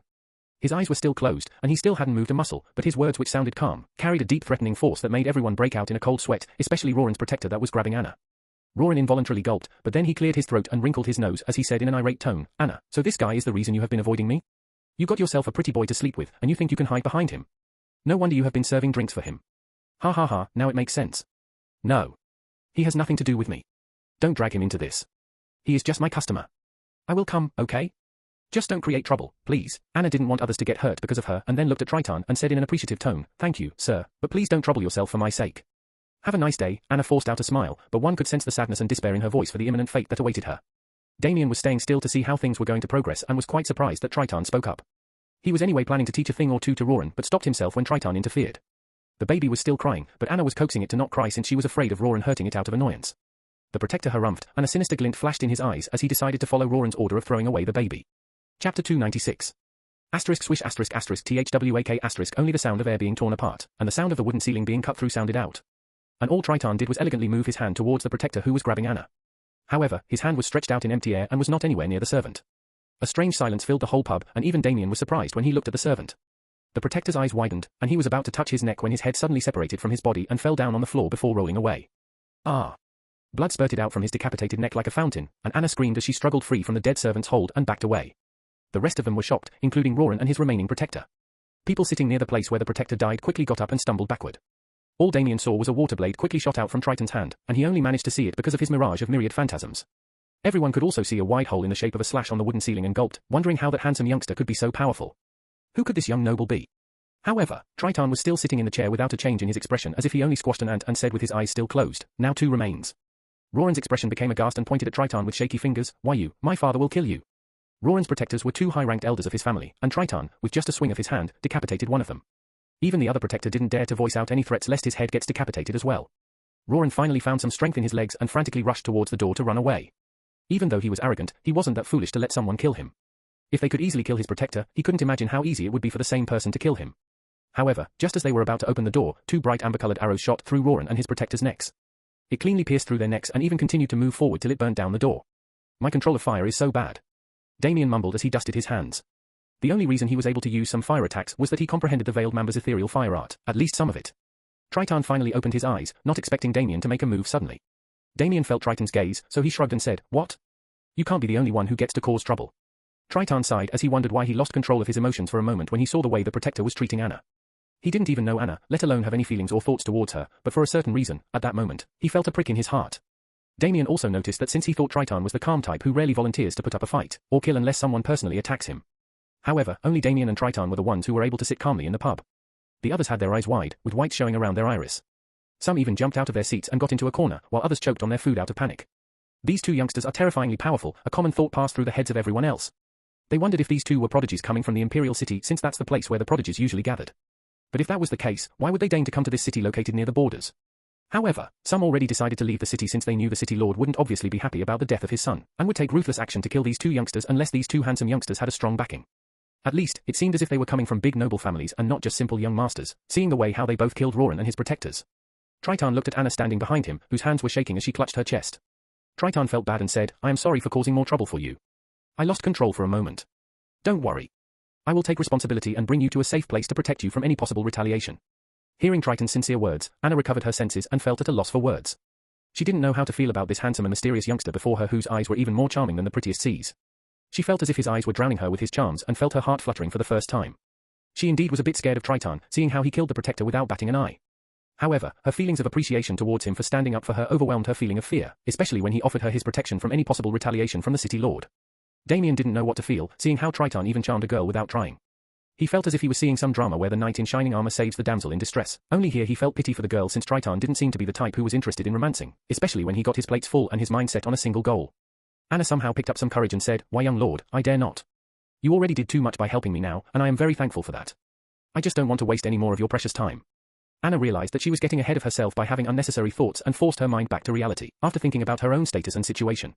She was no fool and could see that Triton was not a simple young man and might be even having a huge backing which she probably couldn't fathom. Triton got up and took out a clean handkerchief to wipe the blood that got splotched on her face and said, "You won't. I will just create more time to keep you safe till things settle down." Anna's face went red right down to her neck as Triton wiped the blood from her cheeks, and hearing his voice that contained a cool charm, she felt flutters in her belly. Triton genuinely only wanted to take responsibility for his actions.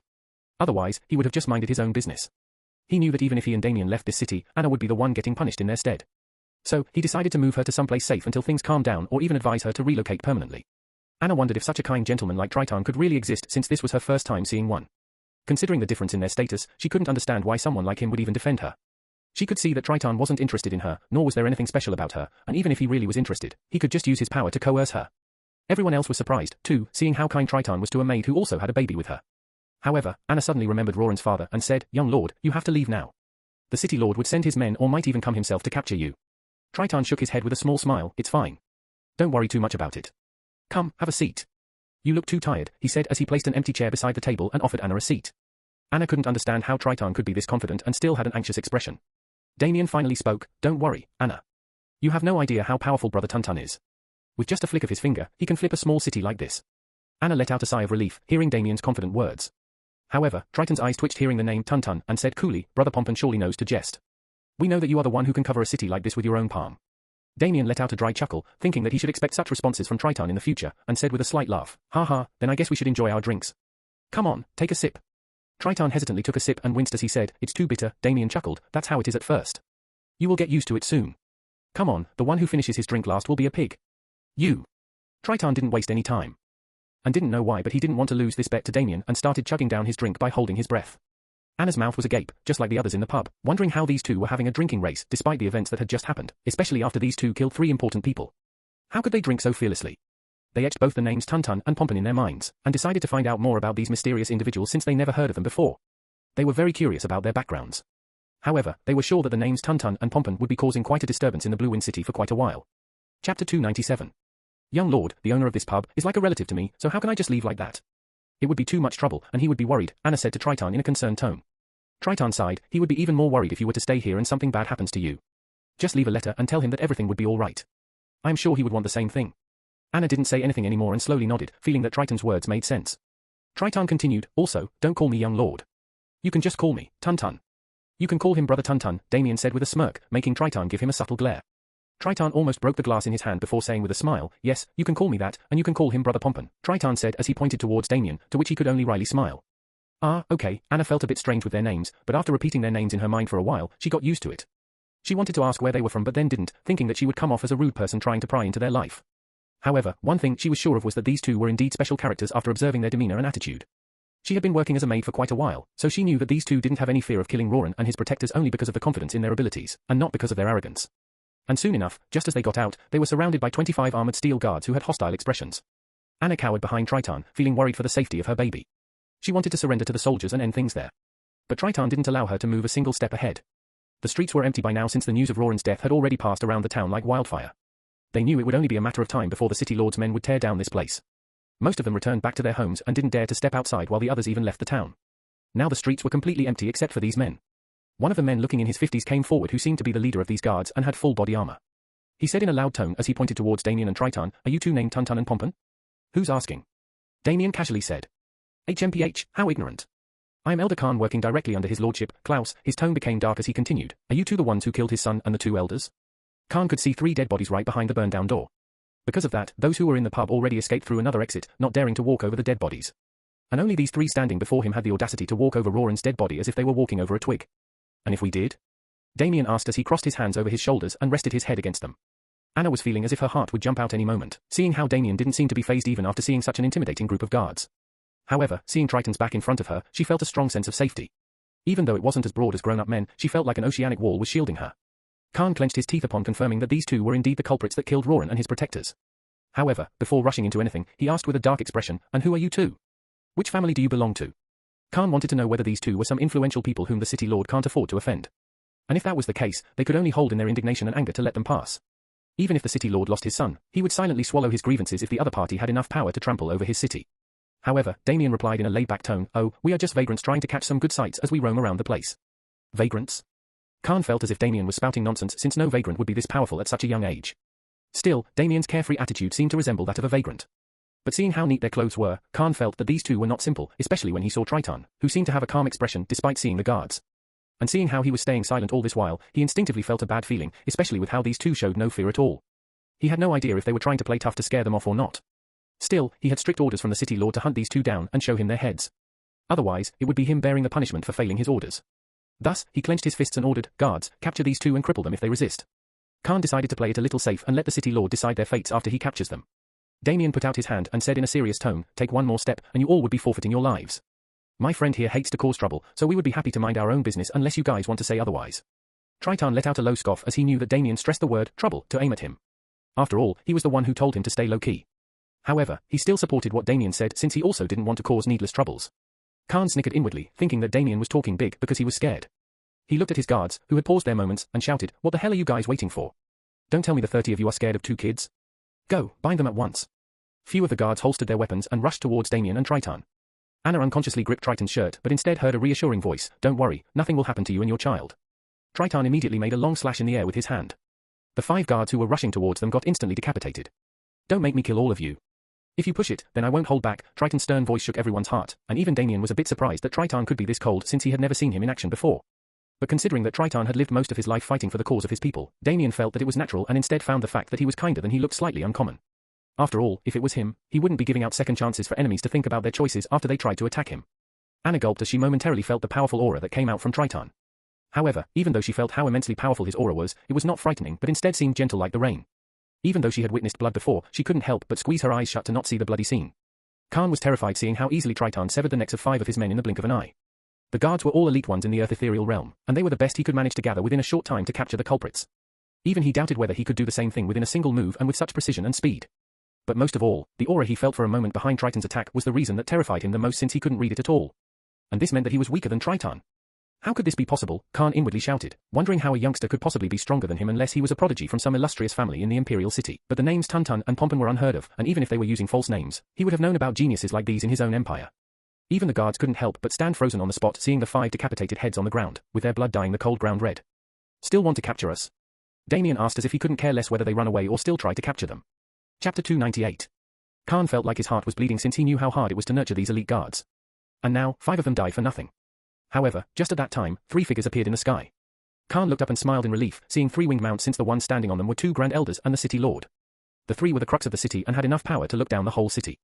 Damien looked up and saw 2 old men and a middle-aged man looking at him with a darkened expression as if he wanted to eat him up alive. The 3 got down, and the city lord, Klaus, walked in front and said in a vengeful tone, Khan. Why are these 2 still alive? You can't even kill 2 people decades younger than you. Khan and the guards bowed as he said in a strained voice, My lord, these 2 are not simple. They killed 5 of our guards with a single strike. Klaus frowned, and after getting more details through mental transmission, he sneered as his fist shook, HMPH, you 2 dared to kill not only my son but also my men. Today, you both are not going to die an easy death. Everyone, kill them at once. Triton suddenly sent a mental transmission to Damien, you take on that Khan and the guards, I will handle these 3. Triton also made a protective barrier around Anna and moved her to a corner. Damien was surprised to see 25 guards, 3 elders, and the city lord rushing towards them and even ethereal attacks. He quickly dodged them and saw Triton rushing forward while saying, you 3, come with me. Saying so, Triton blasted the 2 grand elders and Klaus towards the other end of the street as he followed them. Wow, he is indeed powerful. Damien knew why Triton wanted to take care of all 3 since they were at the sky ethereal realm and Damien, right now, wasn't qualified enough to stand against them. However, even then, Khan was at the high-level Earth Ethereal Realm, which could be quite troublesome for him to defeat with his high-level Spirit Ethereal Realm cultivation. The guards were only at the low-level Earth Ethereal Realm, so Damien didn't feel that it would be hard to kill them. But since there were 25 of them, he didn't know whether it would be a headache. Damn, Triton, you owe me. Damien took out his sword, Willbreaker, since his previous sword got damaged in his fight against Roy. After all, it was just a sword of the Earth Ethereal Realm grade, and for a moment, his power at that time exceeded the Sky Ethereal Realm. That was a huge gamble he took, and he was quite lucky not to have his organs explode. And so he decided never to use it unless he was in a life and death situation. The Willbreaker was the one he stole during the auction held by the Eternal Zephyr Merchant Guild. To be precise, he stole it during the time he was destroying the whole guild. And the sword indeed lived up to its name since the moment he took out and let his sword will flow through the sword. Everyone felt a crushing weight on their heart as if their fighting intent were about to be shattered. The guards were the ones who got affected the most as half of them had their hands shaking after feeling their will shattering bit by bit. It was like intense pressure that slowly started to build up in their hearts and only seemed to increase with time. Wow, this sword indeed lives up to its name. Damien inwardly thought, feeling amazed. Their morale came down, and even Khan felt a drop of sweat trickling down his forehead just because he was facing a lone Spirit Ethereal Realm practitioner. Damn it, don't get scared of a Spirit Ethereal Realm brat. He must be using some treasure to scare us. Let's strike him down. Khan shouted as he rushed forward with his saber. The guards tightened their grips over their weapons, gritted their teeth as they charged towards Damien. Anybody who saw a youngster getting ganged upon by over 25 men would surely think that the youngster was a goner. However, Damien didn't flinch and rushed forward instead. He subtly used mirage of myriad phantasms as he sped between the guards. Arc. HRKKK. Impossible. Khan was flabbergasted to see Damien's speed and found that his guards were dropping dead one by one. Most of them had their necks slashed, making them clutch their necks before bleeding to death. The guards were helpless since they couldn't even catch a glimpse of Damien's shadow. It was as if he was all over the place. Only Khan was vaguely able to see Damien's silhouette zooming past the soldiers, and even that took all his concentration. How could a Spirit Ethereal Realm brat be so fast? Khan was beyond shocked as even he couldn't move that fast. However, Damien's speed indeed comes with the cost of burning up his energy fast. He could only use his top speed for a few couple of seconds, and if he wants to use his skill for a longer period of time, then he would have to lower down his speed. With every slash of his sword, another guard fell. Damien seemed like an unstoppable monster in the eyes of the guards. Some even ran away after dropping their weapons since after witnessing how easily their comrades died, their will to fight was completely broken. You cowards! Get back here or face his lordship's wrath. Khan roared, but the guards who ran away turned deaf ears since even if they could muster up any of their leftover courage, it wouldn't be enough to even swing at Damien. Klaus clenched his jaw and spread his spiritual perception to the max, covering the whole street. He then lifted his saber and struck the ground heavily, releasing a strong wave of ethereal energy towards all sides. The guards got blasted away towards different sides, and Damien couldn't avoid the wave and crashed against the building walls. Phew, using my speed surely takes a toll on me. Damien grumbled as he got up. He was already keeping an eye on Khan but didn't do anything since he wanted to get rid of the guards first. Otherwise, he would just get backstabbed when fighting Khan. He dusted his pants as he stood straight to see Khan glaring at him with killing intent. Khan's aura was becoming heavier, and he tried to oppress Damien with it. But seeing that Damien didn't budge, he felt that Damien's cultivation was higher than what was apparent. And that his spirit ethereal realm cultivation was faked using some artifact. Brat, nice trying to fool my eyes. Even if you hid your cultivation before, now it's of no use. Come, die to my saber. Khan howled as he rushed towards Damien. Damien also became serious and charged forward to meet Khan's saber with his willbreaker. Asterisk clang, clang, clang asterisk both of their weapons clashed against each other several times at various angles, spreading waves and waves of ethereal energy. If any initial ethereal realm stood near them, they would surely have their body sliced into various pieces from just the shockwaves erupting from their clashes. That was how powerful each of them was in their own right. Khan was surprised that a boy like Damien was able to equally contest with him even after using most of his strength. Despite having a calm expression, Damien felt like his hands were getting numb each time he defended against the heavy strikes from Khan's weapon. He was continuously using his first phase of undying wrath, and even though he wouldn't feel much strain on his body for a while, as time went on, the pressure on his bones, muscles, veins would build up. Thus the longer his battles, the faster he would get tired. That's why he didn't rashly try to use Mirage of Myriad Phantasms for a longer period. He already sensed that Khan was at the 9th level of the Earth Ethereal Realm, and he was the toughest opponent he ever faced. Damien was more than a whole realm lower than him, and even the fact he didn't lose on any of his exchanges so far was an achievement for him. Suddenly, Khan's aura spiked, and his clash contained even more power, making Damien skid 5 meters back after having his willbreaker clash against his saber. Khan snickered, "Heh, seems like this is the limit of your strength. I was only using 80% of my strength before. It's time to make you into a corpse." Khan moved back and slashed his saber in the air in the shape of a long arc, letting out a vertical wind blade, 3 meters tall, speed towards Damien while cutting the ground on its way. Damien's eyes didn't falter, and instead, he gripped the hilt of his willbreaker with both his hands and prepared himself to take on Khan's attack. Chapter 299. Instead of trying to break Khan's attack, Damien executed Mirage of Myriad Phantasms and dodged it. However, his sword seemed to lit up with bright amber flames, and Khan only saw a shadow whizzing past him. He held his breath and quickly used a movement skill to jump backward. If he were even a second late, he might have got sliced into two. However, arg. He got slashed on his stomach even though he tried to escape. However, if he had stood on the same spot, then his injury would have been severe. Damien came to a stop 10 meters in front of Khan and saw a 30 centimeters wide burned slash mark on Khan's stomach and smirked. However, he had already begun to pant, and sweat droplets were streaking down his skin. He came to a stop only to catch his breath since he had been fighting non-stop for a while. Damien decided to use his remaining energy to gamble on his speed and finish off Khan, because he had been fighting Khan for more than 10 minutes, and his undying wrath skill was taking quite a toll on his body. Previously, any enemies or beasts he faced, he quickly finished them off and thus never felt the strain on his body like how he was feeling now. And now he realized how scary the second phase of undying wrath would be. Khan's guts were telling him that Damien was going to use his speed to get him, and so without wasting any further time, Khan swiveled his saber in the air in a vigorous manner as he shouted, "Take this, you speedster." A twisting tornado of ethereal energy about 3 meters tall shot towards Damien. His eyes widened, and he quickly tried to move back using Mirage of Myriad Phantasms. But the tornado suddenly burst, and the shockwaves of the explosion threw Damien off his feet and sent him flying for more than 50 meters.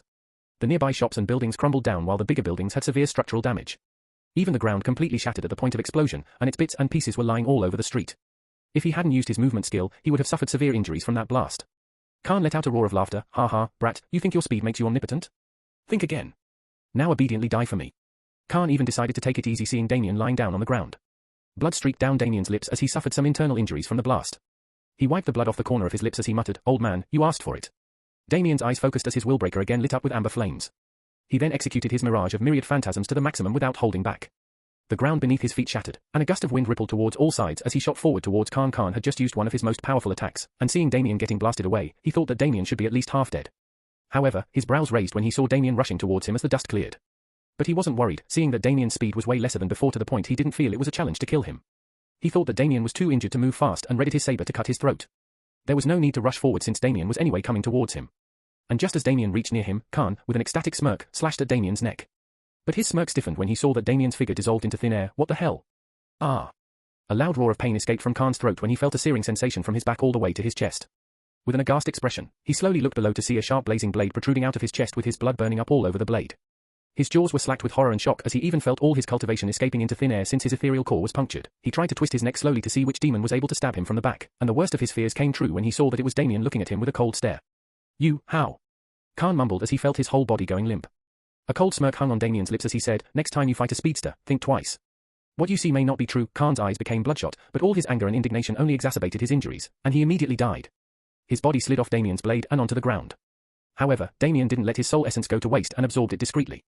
He didn't take his life essence since he didn't need it for now, and it would also be highly suspicious to do it in public unless he had time to dispose of the body.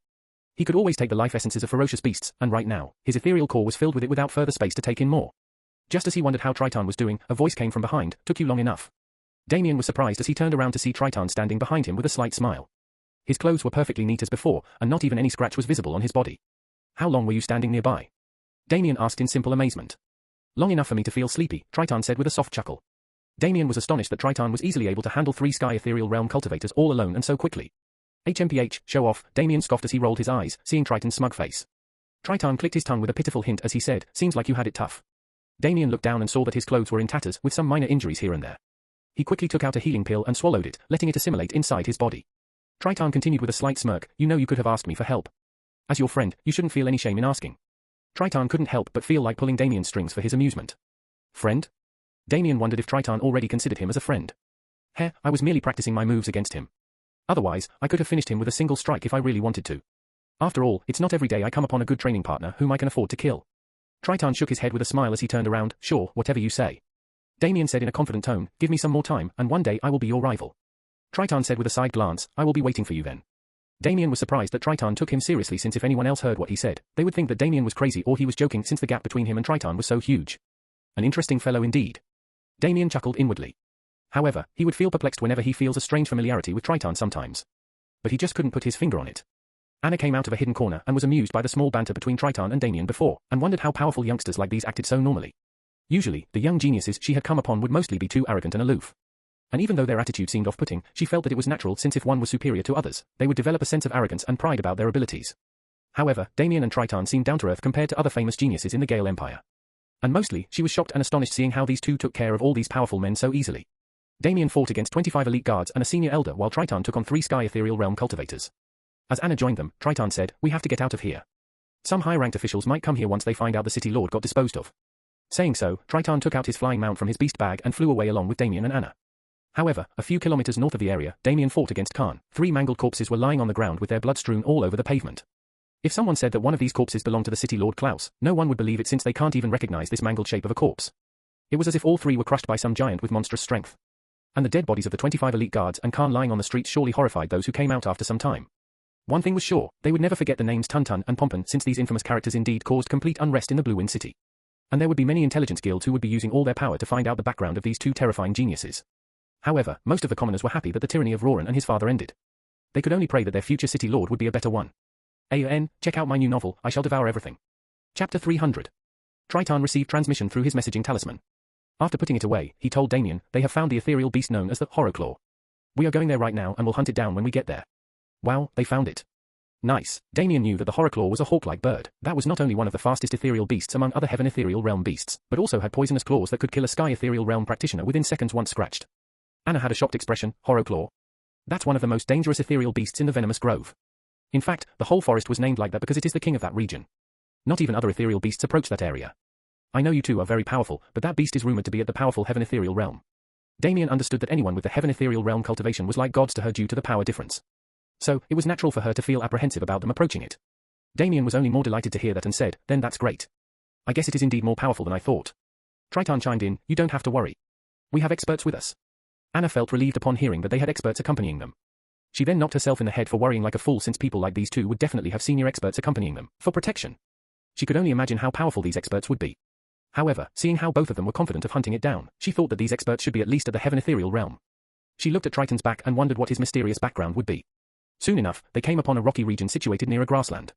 There they saw Blaze and Shania standing atop a hill while looking into the distant forest, which only had a few trees in sight. They got down from the mount, and both the seniors looked towards them. Looking at Damien's clothes, Blaze commented, looks like somebody caused some trouble. Damien pointed at Triton and said, he started it, and I just helped him out. Triton gave a side glare at Damien, only to see him smirk at him. Shania's brows raised, and she asked skeptically, really? He was never the type to cause any kind of commotion. Then she saw Anna nervously hiding behind Triton and asked, wait, who is she? Anna couldn't feel anything from these two seniors standing before her, but she knew better than to be fooled by looks and knew that these two were more powerful than she could imagine. However, her notion of a senior expert seemed to change since these two didn't seem to show any loftiness or arrogance, but instead seemed like two normal people sightseeing. Triton explained, some frog was harassing her and her baby. So, I stopped them and had to take her away for her safety. Otherwise, those we offended would target her after we are gone. Shania sighed and came forward, making Anna step back due to her nervousness. It's fine, Triton reassured, making Anna relax. Shania saw the baby and felt bad for Anna after seeing her condition. She could clearly see signs of overwork and how she was struggling to earn money while looking after her child. She took Anna's hand and said in a gentle tone, "Don't worry, everything will be all right now." Just hearing that one soothing sentence and seeing her smile made Anna feel as if her heart was caving in. Her body trembled as she broke down into tears, releasing all the pent-up worries and tension she had in her heart all this time. Thinking about all the suffering she had to undergo for nothing and to deal with its consequences had left her heart in shambles. "Sure, it's fine. You are safe now." Shania pulled her in for an embrace and comforted her. Shania could only imagine how much Anna had to suffer. Seeing the baby with her, she could understand why Triton took action. Damien realized again how crappy the world was seeing Anna cry. Sigh, the world never plays fair. Unless we are powerful enough for the world to not affect us, Damien thought as his eyes shined with a determined glint. After a few moments, Anna felt embarrassed to raise her head since she never expected to break down like that. Meanwhile, Damien was talking with Blaze about the horrorclaw beast. Right now, it's in the forest. But we heard that it would go into a state of slumber soon. We are waiting to attack at that time since it might make things easier. But if its reflexes are too fast, then I guess it won't make much of a difference, Blaze said as he looked at the distant forest. Damien nodded, that's fine. There's no hurry. Damien wanted the two seniors to take down the bird in their own sweet time rather than rushing it. Anna's apprehensions dissolved away as she got comfortable with Shania, who had a motherly charm. Shania had a lot of experience dealing with kids and youngsters with lots of problems or those that had internal demons. So, she was able to make Anna relax, and since Triton already wanted to be responsible for his actions, Shania decided to support him till the end. Soon it was time for them to attack. Damien, Blaze, and Shania set out for the distant forest while Triton stayed back with Anna. Anna couldn't help but steal glances at Triton from time to time. But then she would shake her head as if trying to throw out any ridiculous thoughts. Damien and the two seniors were subtly traversing the forest till they stopped at a distance away from a huge rock. Because atop that rock rested a huge bird with at least 12 feet in length and had razor-sharp dark purple claws. Its features were similar to that of a hawk but only way larger than the ones Damien knew. It had a hooked beak, and Damien was sure that just a single peck from it could tear out flesh like paper. And its claws were even more dangerous since one scratch can even be dangerous for Heaven Ethereal Realm cultivators. If they do not treat it in time, they could die. Damien was impressed that Shania and Blaze didn't seem hesitant about killing this ethereal beast for him. Damien, you stay here. Don't get close till we kill it, Blaze said in a cautious tone. Damien nodded. Blaze and Shania then proceeded forward to try and take the huge bird by surprise. Damien maintained a safe distance since he only needed to rush in after they had killed it. Scree. Damien almost had to seal his ears because of the powerful shriek of the bird and knew that the two had begun their assault on the ethereal beast. He couldn't even get a clear sight since waves and waves of ethereal energy were being sent out, and he had to take cover to not get caught up in one of those shockwaves. Even if it was him, he was sure that one of these shockwaves would leave him with broken bones and damaged organs all over. Trees were being sliced off like butter with each blow, while some were shredded into bits. Gales of wind stormed throughout the whole region, and the shockwaves rippled through hundreds of meters. Booming sounds reverberated throughout the forest, and many smaller birds in the sky even dropped dead because of the powerful shockwaves of ethereal energy pulverizing their bodies. Damien gulped, thinking that this was how powerful a Heaven Ethereal Realm cultivator was. They were indeed a league above the Sky Ethereal Realm cultivators. He could even feel the earth shaking from such a distance. And the fact that Blaze and Shania were still fighting the middle-level Heaven Ethereal Realm beast was only proof of how powerful it was. After all, Blaze and Shania were at the peak level of the Heaven Ethereal Realm. Damien spread out his spiritual perception to the maximum, and he could only vaguely see that Blaze and Shania were trying to avoid the Horrorclaw's claw attacks and were merely trying to tire it out. Soon enough, it took into the skies, and Damien could vaguely see blooded cuts and wounds on its body while Shania and Blaze didn't sustain any injuries at all, surprisingly. Damien knew that these two were taking more time to kill it was because they had to avoid its poisonous claws, and also because its body was tougher and thus more difficult to injure it without dealing it a heavy blow. If only one of them was present, then it wouldn't be impossible for them to defeat, but it would be difficult. However, since both Blaze and Shania were working together, they could take it more easily. It would only be a matter of time before they strike down the bird. The Horrorclaw had taken to the skies to escape, but alas, it had no idea that these two were powerful enough to even fly.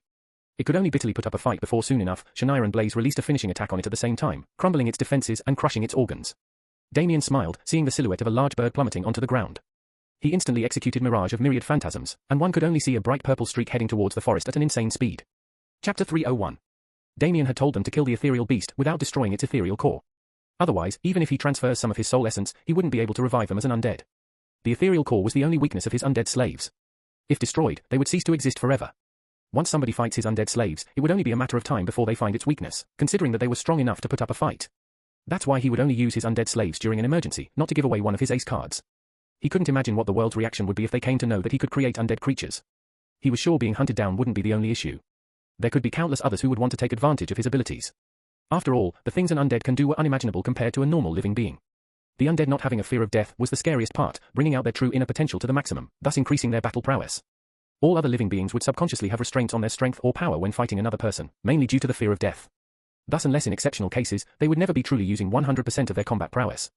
Damien quickly reached the spot where the Horrorclaw died and quickly took it into his soul space, and sent a wisp of his soul energy to its soul plane to prevent its soul from dissipating away.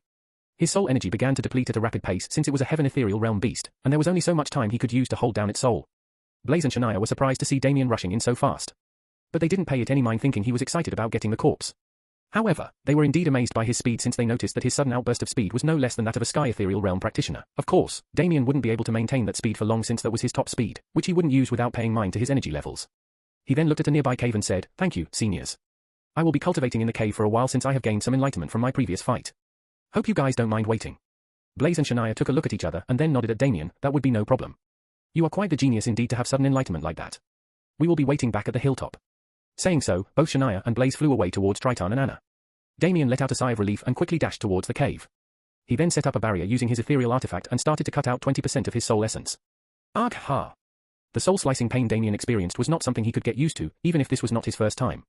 Every time he did this, he would feel as if he was cutting away a part of himself, and the pain that followed this process was beyond any physical pain he experienced.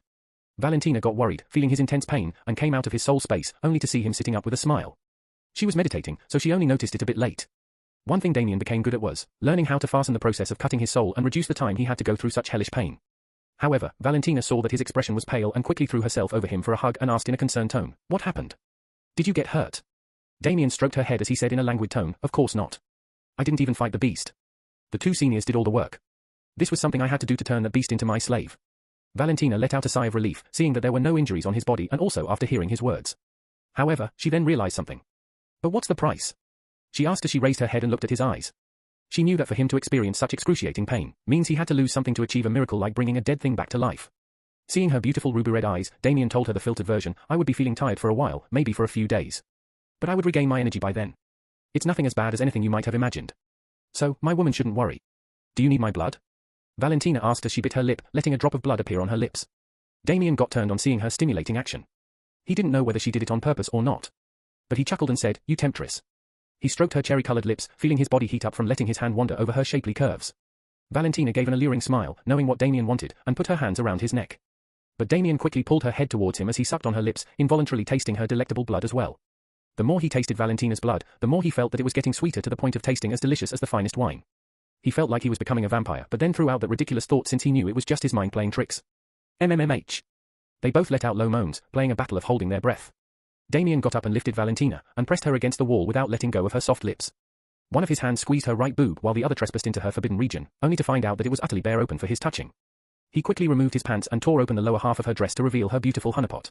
Seeing her dripping honeypot, he said with a devilish smile, "You are already aroused, naughty girl?" Valentina smiled as she bit her lips and started to stroke his dragon filled with vitality. Although Damien was feeling tired and dizzy, strangely, he couldn't feel less energetic about doing her on the spot. He didn't know if it was because of her blood, but right now, his body was only continuing to heat up, especially his little dragon. He could feel flames of lust burning in his lower regions. He couldn't hold himself back any longer and lifted her legs. And after placing his cock over her tantalizing pussy, he thrust his hips forward as he entered her narrow cave. Valentina jerked her head back as she felt his dragon invade her honeypot with complete ferocity. Her boobs bounced as Damien continued to pummel her with all his strength. Asterisk par tilde par tilde par tilde par tilde, asterisk arn tilde arn tilde arn tilde. Sounds of moans and flesh slapping against each other echoed in the cave. Damien made his cock go even deeper by putting her legs over his shoulder and continued to ram her. NNNG. Damien groaned as he painted the insides of her shrine with his warm milk. He then put her legs down and turned her around to see her succulent buttocks completely laid bare before him. He squeezed them and kneaded them before slapping them a few times. After fingering her butthole for a while, he inserted his still erect cock into her cute butthole. Valentina let out an unrestrained yet sensual moan, feeling ripples of pleasure spreading out from her lower regions. She could feel the insides of her butthole expanding to adapt to his thick cock, and Damien only felt the feeling of her soft flesh compressing his cock too heavenly. He felt as if his cock was being melted inside her butthole and clutched her neck before continuing to pound her from behind. Soon enough, after coming inside her butthole, he took his cock out and made her crouch down. Without further ado, he shoved his cock inside her open mouth and continued to shake his hips to and fro as she pleasured his hot rod with the insides of her mouth, including her tongue. He pressed her head against his cock till it reached the depths of her throat, making her gag, and then released his load, saving her the effort of swallowing it herself. Feeling satisfied that he came inside all three holes of hers, he suddenly felt his fatigue kicking back in and felt mentally tired as well. He sat down and said to Valentina in a languid manner, "I will be taking a nap, wake me up if." Valentina smiled in amusement, seeing that he dozed off before he could finish his sentence. She let his head rest against her soft thighs while using her ethereal energy to clean him and herself. Chapter 302. I can't believe I fell asleep like that. Damien felt a bit lightheaded as he opened his eyes only to feel a soft cushion under his head. He twisted his head around to see Valentina's illusory smile and said as he caressed her cheeks, "How long have I been asleep?" "Few hours maybe." Valentina said in a low voice. Damien's eyes widened. "What?" He quickly got up and looked out to see that it became dark. He then remembered that Triton and the others must have been waiting. How can I forget? His face became red when he remembered bits and pieces of him having sex with Valentina instead of getting back. This was what he was worried about after cutting off his soul essence. Loss of short-term memory and other factors were just a few of the symptoms he would face after trying to raise an undead slave. You seemed too tired, so I didn't wake you up, sorry, she said meekly. He saw Valentina was all dressed up and said with a smile, that's fine. I would have done the same thing. Anyways, time to go. Who knows if they even left out of frustration. Valentina entered his soul space, and Damien quickly left the cave. When he looked towards the hilltop, he saw a camp being set up atop it. He felt bad that they still waited for him all this time and quickly dashed towards the hilltop. However, thinking about the new heaven ethereal realm beast he had gained as an undead slave made his heart fill with satisfaction and security. Now, he felt as if he wouldn't need to be on his toes whenever he was before heaven ethereal realm practitioners unless they are too powerful. With such benefits, he felt that cutting 20% of his soul essence wasn't unfair.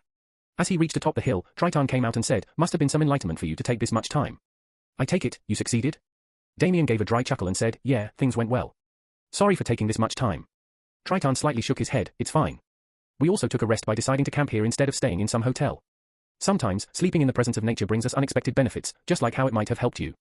When Damien thought about how he had an intense battle with Valentina a few hours ago, he couldn't help but wince inwardly. He was sure if Triton knew the truth, the words that might come out from Triton's mouth would be totally different. He then saw Anna looking at the moon, standing in a daze. She was holding her baby in her arms and seemed as if she was rocking it to sleep. There was a melancholic air around her as if she was reminiscing about many things. Damien asked Triton, what do you plan to do with her? Triton's eyes shone with a contemplative light and said, about that, let me talk to her. Damien and Triton walked towards Anna. Damien just came along since he was curious what Triton was going to do. Anna, Triton called out in a low voice. Ah, Brother Tuntun, Anna came out of her daze as she looked at Triton with a pure smile. She then asked, does Brother Tuntun need me for anything? Even though the name Tuntun seemed cute coming from her, Triton couldn't help but grimace inwardly and gave a quick side glare at Damien. Damien simply shrugged his shoulders with a smile. Triton's attention abruptly switched towards the cute and innocent baby in Anna's arms and asked, what is her name? Anna shook her head with a rueful smile, I never really gave her a name. I simply called her after myself. It's because I never got the time to think about a good name for her, and I... Anna's eyes flashed with complicated emotions, and then she finally looked at Triton and asked, can you give her a name? Triton felt at a loss for words, not expecting her to ask him that. After all, usually in his perspective, the parents were the ones who gave names to their children and would only ask for others' opinion if they were close relatives, or with a very close relationship. Damien felt amused seeing Triton's calm expression turning into an awkward one. Anna saw the confusion in Triton's eyes and said with a weightless gaze, Brother Tuntun is my benefactor, so forgive me if I was asking for too much. No, it's not that. I don't know if I am good at these things, Triton always had a calm mentality when facing anything. But when suddenly asked to name a baby, he couldn't help but feel flustered. Damien gripped Triton's shoulder and said, trust me, you wouldn't know if you didn't give it a try. Triton's shoulder slightly jerked, making Damien take off his hand with a confused look. Damien then looked at his palm and then shook his head. Triton nodded at Damien's words and said after a few moments of contemplation, how about the name Elora? Anna's eyes sparkled, that's a really beautiful name. I like it. Thank you, Brother Tuntun. It's nothing, Triton said with a smile. She then looked at her baby with a loving gaze and said, I think she will love that name as well. From now on, you are Elora, my child. She looks beautiful, Triton said as he looked at the baby's large innocent black eyes. Elora had slowly opened her eyes and looked at Triton with an unmoving gaze. She then giggled as she sucked her thumb. Her actions made Triton involuntarily smile, whereas Damien's eyes shone with a woeful glint as he thought about how he was about to be a father to Sophie's child, but didn't because of his fate's cruelty. He sometimes wondered how his child would be and how his life would have changed if it had been born. He remembered how he and Sophie spent all their time discussing and dreaming about their future with their child to the point that he even let go of his vengeance for their sake. But it all turned out for nothing since his family and his bright future was taken away from him and destroyed. Thinking about the ones who killed his child and wife, his blood began to boil, but he quickly controlled his turbulent emotions, thinking that there was no use in getting himself worked up. However, his lips curved into a soft smile, thinking about the happy memories he had with Sophie. Anna's lips arched into a beautiful smile, hearing Triton's compliment, and said as she caressed Elora's cheeks, I know, right. I want her to lead a good life and become as strong as you, instead of being weak as me and have her life destroyed by the dregs of society. She then looked at Triton with an awkward smile and said, I know I am talking too much. Forgive me. Triton shook his head and said, not at all. In fact, I admire that you were able to still stay strong for your baby's sake. It's not something everyone can do. So don't think of yourself as weak. You are stronger than you think, and I am sure your child would grow up to be a beautiful and strong girl like her mother. Thank you, Brother Tuntun, Anna blushed hearing his sincere compliments, especially when he complimented her as beautiful. Although she had heard the same word from many people, when coming from Triton, it contained a magnetic charm. But then her eyes dulled, thinking that today was the last day. She could see Triton since they had already discussed that Triton would be leaving her with his contacts in the Gale Empire for a while till things calmed down. For some reason, she didn't want to leave him. But for having such thoughts, she chided herself inwardly for having thoughts of taking advantage of his kindness. Triton noticed the sadness in her eyes and thought that she was worried about Elora and said after a moment of contemplation, do you want to come with us? Anna's eyes lit up like the stars, and she asked with suppressed excitement, really? I can? Her eyes abruptly became apologetic, but I don't want to be a burden to you. Triton gave a soft smile, not at all. In fact, we have a good place where you can take care of your baby without worrying about anything. The question I would like to ask you is whether you would be okay with leaving this empire. Anna felt relieved to hear that Triton wouldn't mind bringing her along, but she was surprised to hear that Triton was coming from another empire. Is it the Zeton Empire? Anna asked with a guess since Triton was too strong for his age, and she knew that the Zeton Empire had the highest number of geniuses and best ones at that. Triton nodded and asked, yes, so think you will be okay with leaving your homeland? Anna took a good look at her surroundings and said in a rueful tone, I have already lost everything here, and nothing in this place is holding me back. As for Uncle Zurez, he had always been trying to look for a job for me in a different empire. So, I would be only happy to come with you, she said straightforwardly. I will also do any work that you want and won't waste the favor you have given me. No matter what you want me to do, I will do it, Anna continued with a determined gaze since she really did not want Triton to think she was taking advantage of his kindness. Triton shook his head, you don't have to think too much. Compared to the punishing work you had been doing every day, the people in our place do everything with a relaxed state of mind. So, you can rest assured. Tears began to stream down her cheeks as she couldn't believe the recent turn of events. Only this morning, she was living her usual unfortunate way of life, but now her life seemed to be heading in a totally different direction, all because of one person. She stammered as her voice became emotional, I don't know to repay you, for the favor you have shown me, but thank you, my child, and I would forever be indebted to you. Triton hesitated for a moment before patting her shoulders softly, I told you it's nothing really. Come, let's get inside before it gets too cold for the baby, Triton said as he tried to calm her down. Damien was only a tad surprised since he low-key expected Triton to bring her along after seeing how he suddenly defended her this morning. He continued to stand outside as he closed his eyes and let his mind wander through memories of the past. Chapter 303. It was morning the next day when Damien said to Triton, you guys go on ahead back home. I will be wandering the Gale Empire for a while before returning. Triton was surprised, you sure you want to stay here alone? But why? Alchemist Azrael had assigned me one special job I have to complete in the Gale Empire before I return, Damien said with a sigh. Triton's brows pulled together, do you want my help? Damien smiled, no need. If you help, he will only berate me since it is something I should do on my own. Triton nodded after a few moments of contemplation, all right, I will tell Blaze and Shania. But be careful since you don't know anyone in this empire. Oh, don't worry, I have a good friend here, and no one would dare offend him, Damien said coolly. Triton raised his brows, that's surprising. I wonder when you became friends with him. Oh, I chanced upon him back in the Rome Empire. He is a bit loose in the head, but other than that, he is fine. Are you leaving now? Or do you want us to drop you somewhere? Triton asked. Damien waved his hand as he walked backward, nah, it's no biggie. I can make it out of here on my own. So long then, Brother Tuntun, Damien smirked before dashing off towards the distance. See you later, Brother Pompon. Triton mumbled with a glazed stare as he looked in the direction in which Damien disappeared. After a while, two figures landed near Triton. Seems like you enjoyed his company, Shania said with an imperceptible gaze.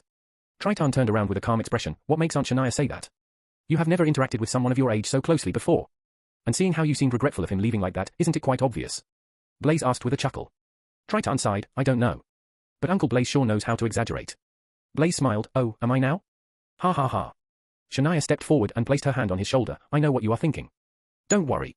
Time will tell, child. He can't be wrong, so you can at least trust his words. A figure was speeding through in the distant forest, leaving behind a stream of dust in his wake. Damien did not decide to leave the forest since he felt like he was ready to break through to the next level.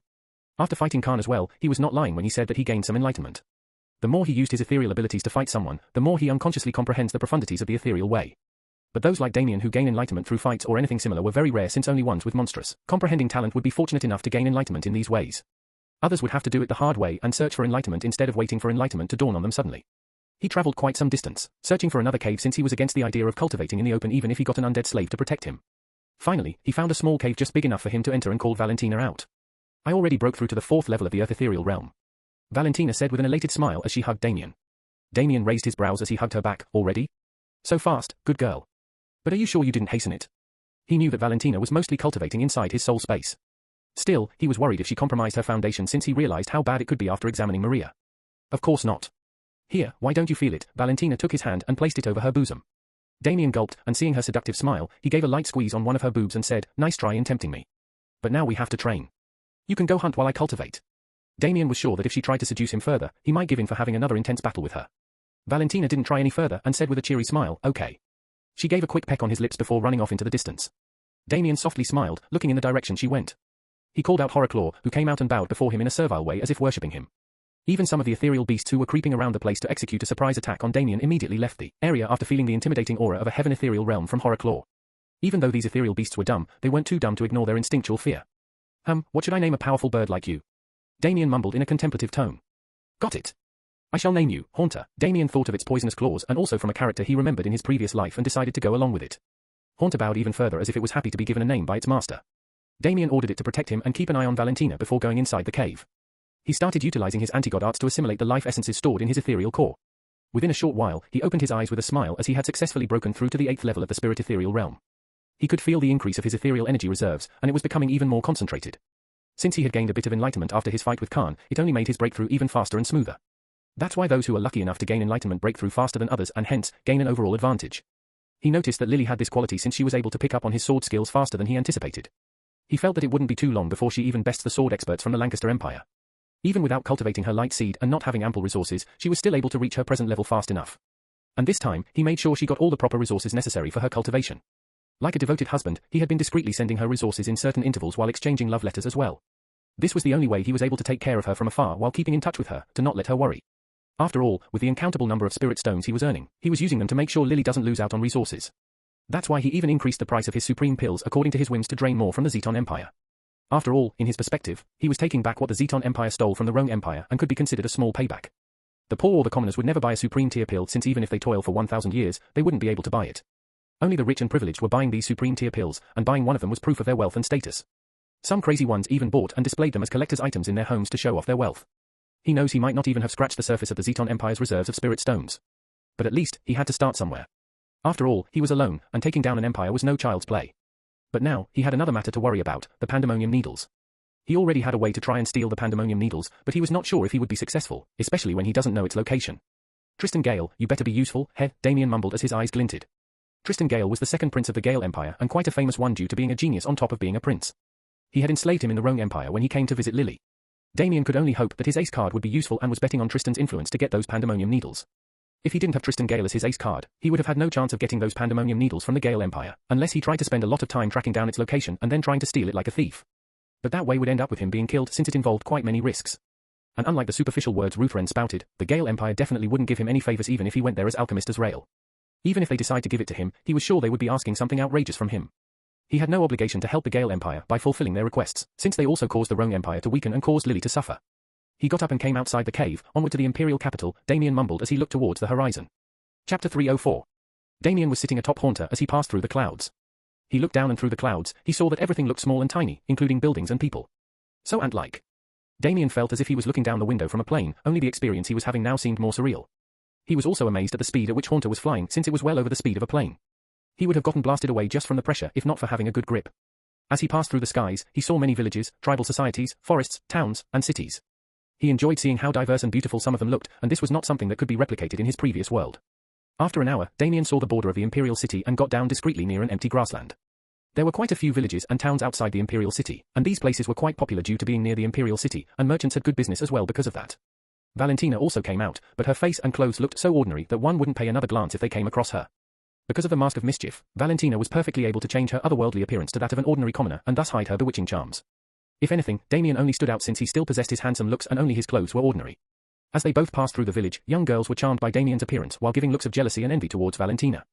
They wondered why a plain girl like Valentina deserved someone as dashing as Damien and how she managed to get him. Some hoped that they better be siblings, or the world was unfair. Valentina's alluring figure was concealed because of her clothes which seemed quite baggy. Surprisingly, it was not Damien who suggested that Valentina should put on the mask. She suggested it herself since she wanted to travel with him and see places together. She was self-aware of her beauty and knew that it could bring up needless trouble in a new and unfamiliar place, unlike the Zeton Empire, where everyone knew and feared her because of her power and status. At least, this way, Damien wouldn't have to face any obnoxious young masters or make him go through any trouble. Damien didn't object since he found it sensible. After all, he was here for a mission, and creating a commotion was the last thing he wanted. Damien could feel the faint presence of Tristan Gale from afar, and as he expected, Tristan Gale was still within the Imperial capital. But to exactly pinpoint his location, he would have to get closer. They both walked till they came across the guards near the border of the Imperial City. These guards seemed more stern and powerful than the guards who stood at the border of the Empire. Obviously, since this was the city where the Emperor and the Imperial family resided, the security couldn't be lax. There was strict checking of every passerby, including vehicles like carts and carriages. Even flying mounts were not allowed, and people would have to get down unless they want to be punished for breaking the law. Only those who had a special pass could skip these checkings and easily pass through. Damien was able to do this in the Zeton Empire because he was part of the Alchemist Society. Damien and Valentina had to stand in the queue for a while before they finally reached the gates. The guards collected the entry fee and made sure Valentina and Damien were not known criminals or assassins, and let them pass. Seems like my exploits as Pompan hasn't reached the ears of the Imperial City yet, Damien mused. As he entered the city, its grandness and loftiness only fell a bit short of the Zeton Empire. Damien felt that the Gale Empire did its best not to seem as if it was weaker than the Zeton Empire, and probably all the empires had set Zeton Empire as the standard. But to come close to their level of architecture and grandeur means the Gale Empire was no pushover, and the immense resources it had developed over thousands of years must be unimaginable. Damien could see a tall statue at a faraway distance that should be at least more than 200 meters tall. That statue had the face of a valiant man with a mustache, and even the whole statue had an intimidating feel that might make one garner respect and reverence towards it. Damien wondered if this was the statue of some famous historical figure. He also noticed many flying mounts in the sky passing over many regions. And not everyone was allowed to fly, only those with a permit were allowed to fly while others had to walk even if they had one of the fastest flying mounts like Damien. Damien sat inside a public transport carriage, and took off along with other passengers since he wanted to be in a place closer to the Imperial Palace. Otherwise, his spiritual perception wouldn't be strong enough to control Tristan. There were some women sitting just in front of Damien and were giving him seductive winks, to which Valentina held his arm closer and glared at them. Feeling Valentina's glare, they only held contemptuous looks since they didn't believe their curvy bodies would lose out to Valentina's plain figure. However, seeing how Damien wasn't paying any mind to them, they wondered if he was blind to stick with someone like Valentina. Valentina only had a pronounced smirk on her face, seeing their frowning expressions. Damien was oblivious to the silent catfight going on before him since he was busy trying to pinpoint the location of Tristan Gale. After a while, Damien suddenly said to the coachman, "Mister, we are getting off here."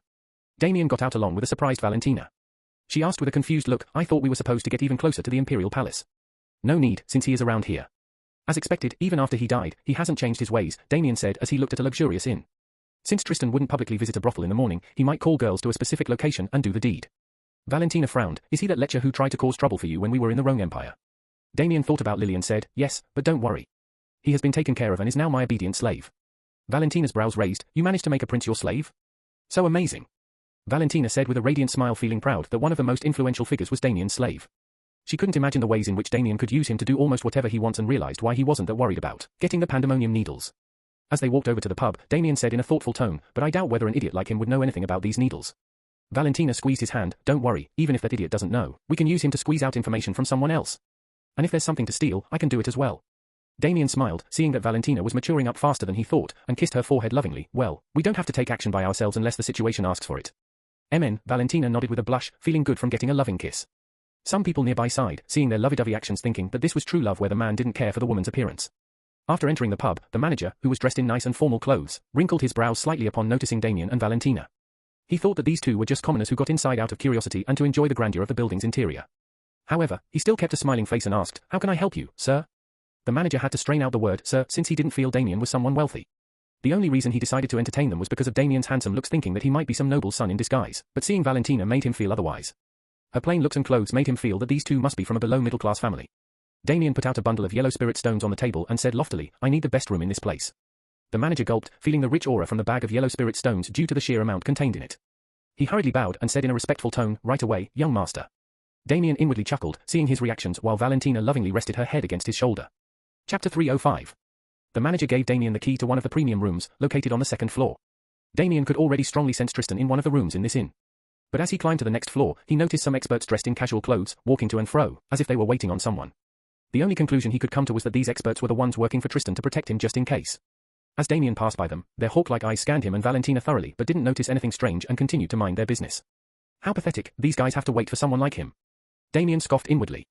Damien and Valentina entered their room and quickly took a good scan of their room to notice if anyone was spying on them or anything that could compromise their room's privacy. After seeing that everything was well and good, Damien laid down on the bed. "How long will you be gone?" Valentina asked with wrinkled brows. Damien smiled, "I really don't know. It can just be hours, or it can be more than a day. Unless I am sure that getting the needles is impossible, I will keep trying through Tristan. But don't worry, even if anything happens to him, nothing won't happen to me." Damien felt that this inn was located at a convenient location from the palace since his spiritual perception could extend by almost 50 kilometers. It was enough to let him control Tristan even if he went to the palace. Valentina nodded with a soft smile and got on the bed to lay beside him. She removed her mask and her devastating beauty resurfaced while her rosy pink hair streamed down her back elegantly. Damien cupped her cheek and gave her a good long kiss before lying down back and closing his eyes. He immediately let his consciousness travel towards Tristan's soul plane and opened his eyes. Tristan, should we really do this? If His Majesty comes to know," Tilda, a beautiful woman with a well-endowed body, moaned, feeling a pleasurable stimulation from two of the erogenous zones on her body. Damien was surprised to feel a soft pink bud in his mouth and accidentally bit it out of surprise, while one of his hands felt as if it was inside something wet and warm. So, he couldn't help but clench his fingers. He quickly separated away while talking his hand out, only to see a naked mature woman looking in her early 30s. Her face was completely red, while her eyes had an intoxicated expression. He also found that he himself was naked with his foreign dick erect and felt uncomfortable seeing it. With a quick scan of his memories, he found out her identity, and she was none other than one of the concubines of the Gale Emperor. He even had the galls to cuck his own father. Damien didn't know whether he should be surprised or not that Tristan went after one of his father's concubines, Nalia Gale. He didn't know if he should be impressed with Tristan's guts or criticize him for his foolishness. He recollected that she even had 2 children, 1 daughter, and 1 son. He wondered what she found in Tristan to have an affair with him. If the Emperor found out, a quick death for both of them would only be the most merciful punishment awaiting these two. Must have been feeling neglected, these women. Damien mentally sighed. He was sure that Tristan exploited her weakness and seduced her to have his way with her. But now, he had to get out of this sensual situation. The woman had a disappointing glow in her eyes, seeing Tristan backing away, and held his hand coquettishly. "Tristan, what happened? Why, you can continue. We already did this before, so it wouldn't matter if we did it again. If what I said before bothered you, don't mind it. Why is this woman throwing away all her modesty now?" Damien complained inwardly. He already scanned his memories in between to see if Tristan had any idea about the pandemonium needles, but as he expected, he hadn't even heard of it. And seeing how horny the woman was now, he felt that she would become suspicious if the lecherous second prince suddenly left without any reason.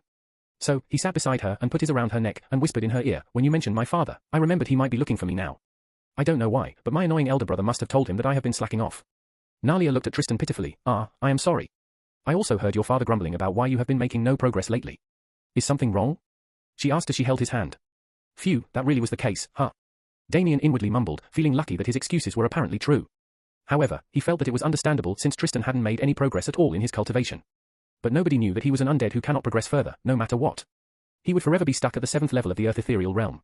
And Damien felt that as time passed, it would only get more troublesome for Tristan since even his own father would feel like Tristan was slacking off on purpose, and might get harsh with him. A genius would definitely have more fame and status. But these also come with a huge responsibility and expectations to be fulfilled. And if these expectations were broken, the ones who lauded him the most would be the ones criticizing him the first, severely. Thankfully, only a few months had passed, and Tristan hadn't yet reached the precarious state where his own father might punish him for his lax attitude. Still, because of this, Damien would have to tread carefully since things were not looking good for him. He might still be a famous genius in common people's eyes, but for those in power, they would only see him as a failure of a prince who only knows how to use his dick. Even this concubine before him will abandon him if the emperor stops favoring him. After all, people like her would value their own life first rather than others. Such was the cruel side of reality for any highborn. The reason women like her even marry into families more powerful than them can be either because they were forced, or they themselves sought more power and wealth. Only a very few of them would really fall in love with their partner, and such cases were extremely rare in a world where everyone sought to gain more benefits. For instance, the emperor would only see his women as bags of flesh to vent his lust, and make them bear his children so as to make sure his bloodline doesn't dwindle.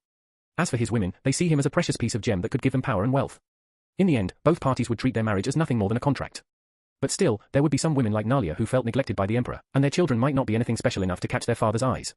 Since Tristan was a genius favored by his father all these years, she felt that sticking with him might gain her some benefits in the future and at the same time have her sexual needs satisfied despite the risks. The emperor wasn't paying much mind to her anyway, and he already had his hands full with his matters. So, she didn't find it very risky to have an affair with his son as long as she does everything discreetly. She felt that Tristan's temporary slump was something natural that could happen to any youngsters. After all, even the best geniuses in the empire can have a tough time at least once in their lives. That was why she still believed that Tristan would come out of it and soon continue to live up to his fame. But if she knew that his future had been crippled, then she would have immediately turned her back on him. Damien knew that he would have to make use of Nalia to get the information he wanted. If he did it by himself, he might be taking more risks than he should. Damien sighed, nothing is wrong. But since there are many geniuses taking up the art of formations, my elder brother is indirectly forcing me to take it up as well. And because of that, I started to read up on it and came upon something named the pandemonium needles. I heard that if you use those needles, then your prowess in the art of formations would be countless times better. Do you have any idea where I can find these needles? Damien asked with a veiled glint in his eyes. Chapter 306. The pandemonium needles? Nalia had a confused look. Great, what did I expect? Damien didn't feel like he should be surprised at her ignorance as the pandemonium needles was not something everyone knew about, even though it was a saint-grade artifact. She said in an apologetic tone, I don't know about such needles, but maybe my daughter does. She has a great interest in the art of formations and, she, however, suddenly stopped realizing that she was talking about her precious daughter to a person like him. Even though Tristan was her daughter's half-brother, she had no idea if this lecherous person wouldn't do anything to her. Even though Damien wasn't Tristan, he still couldn't help but feel a twitch in his temple, seeing how she was assuming that he would do something to her daughter. However, he said with a reassuring smile, don't worry, Nalia.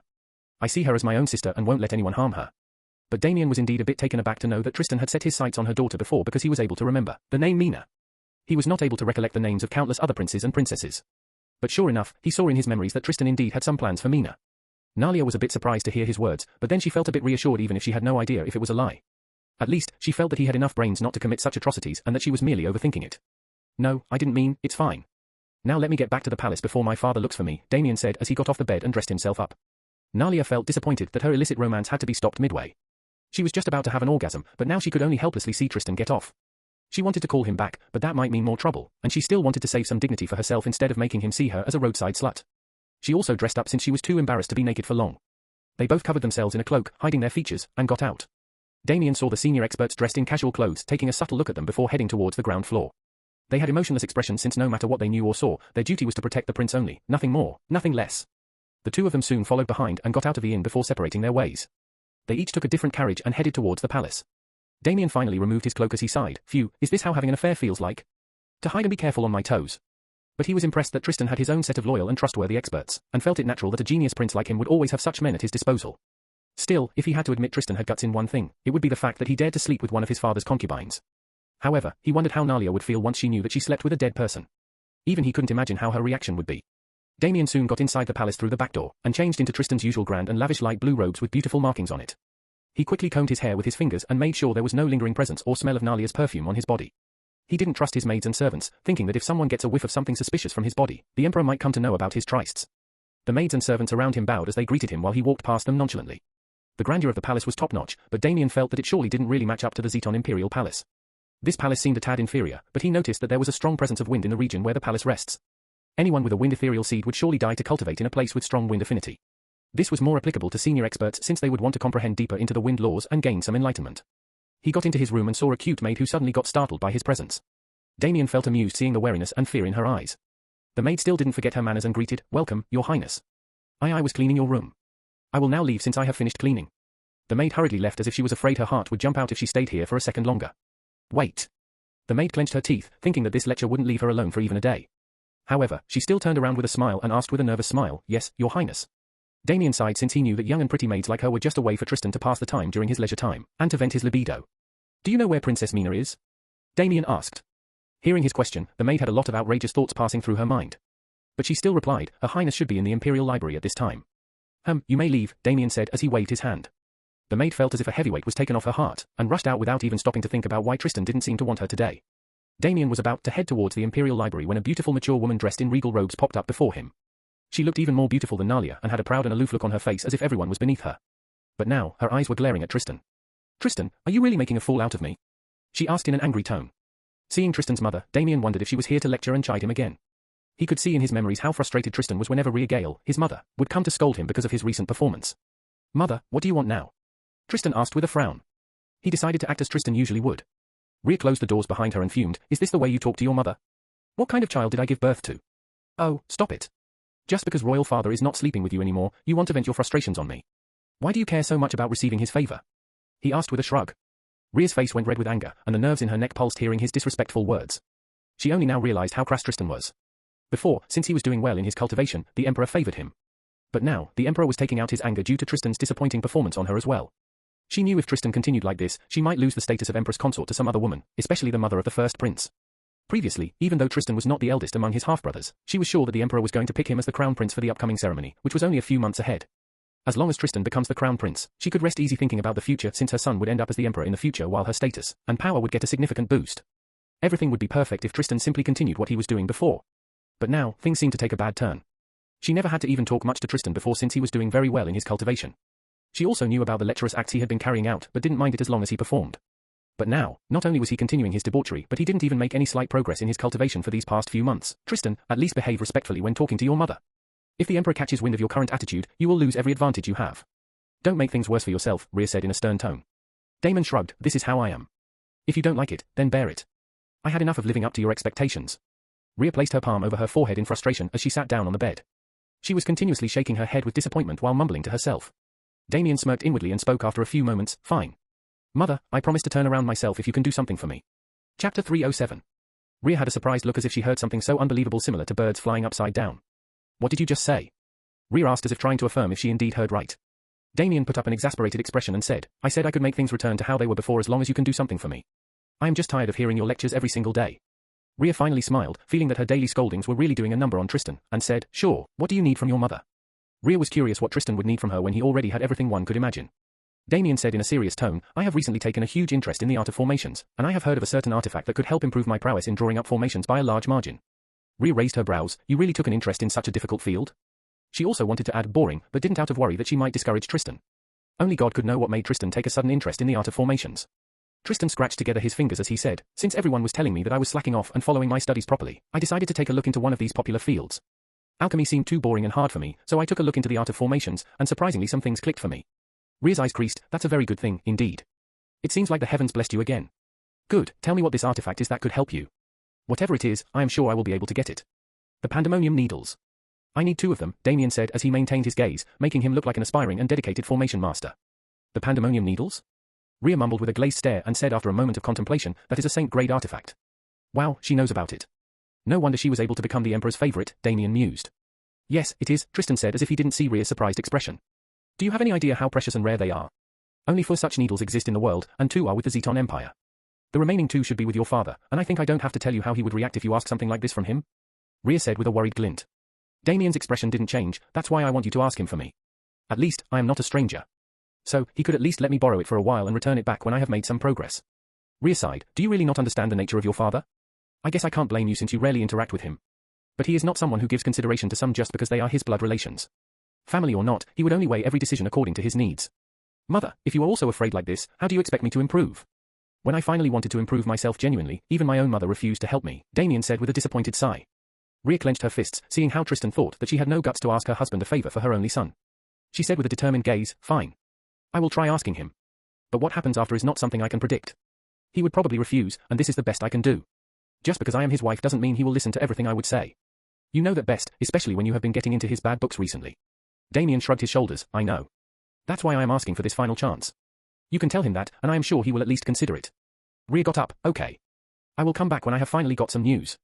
But, she continued with a stern gaze, till then, you won't waste your time toying with maids or some sluts. Do you understand? Your first brother, Cale, is now the star in your father's eyes. Don't let him overshadow you completely. He is just as cunning as his vixen mother, Rahar said with a bitter glint in her eyes. Damien rolled his eyes. Yes, I got it. Now just go. I can take care of myself. Cale is nothing before me, Damien said in a piqued tone.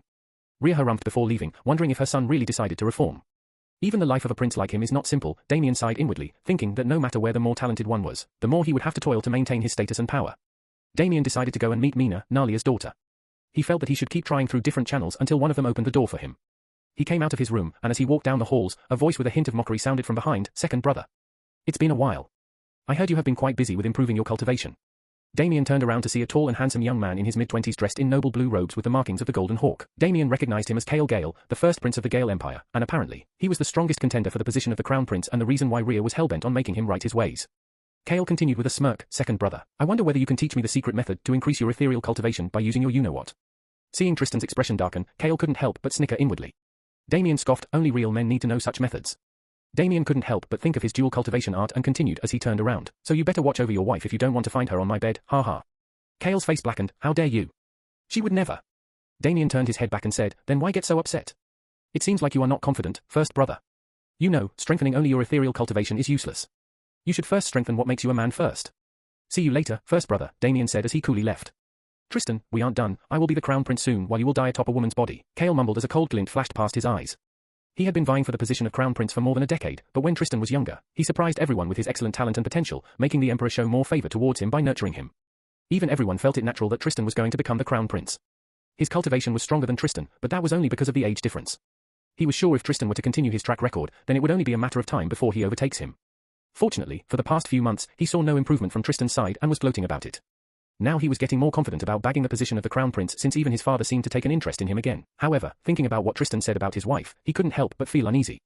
Though he hated to admit it to himself, he knew that Tristan was better with handling women than him, including ways to seduce them. He quickly turned back to have a small talk with his newly wedded wife.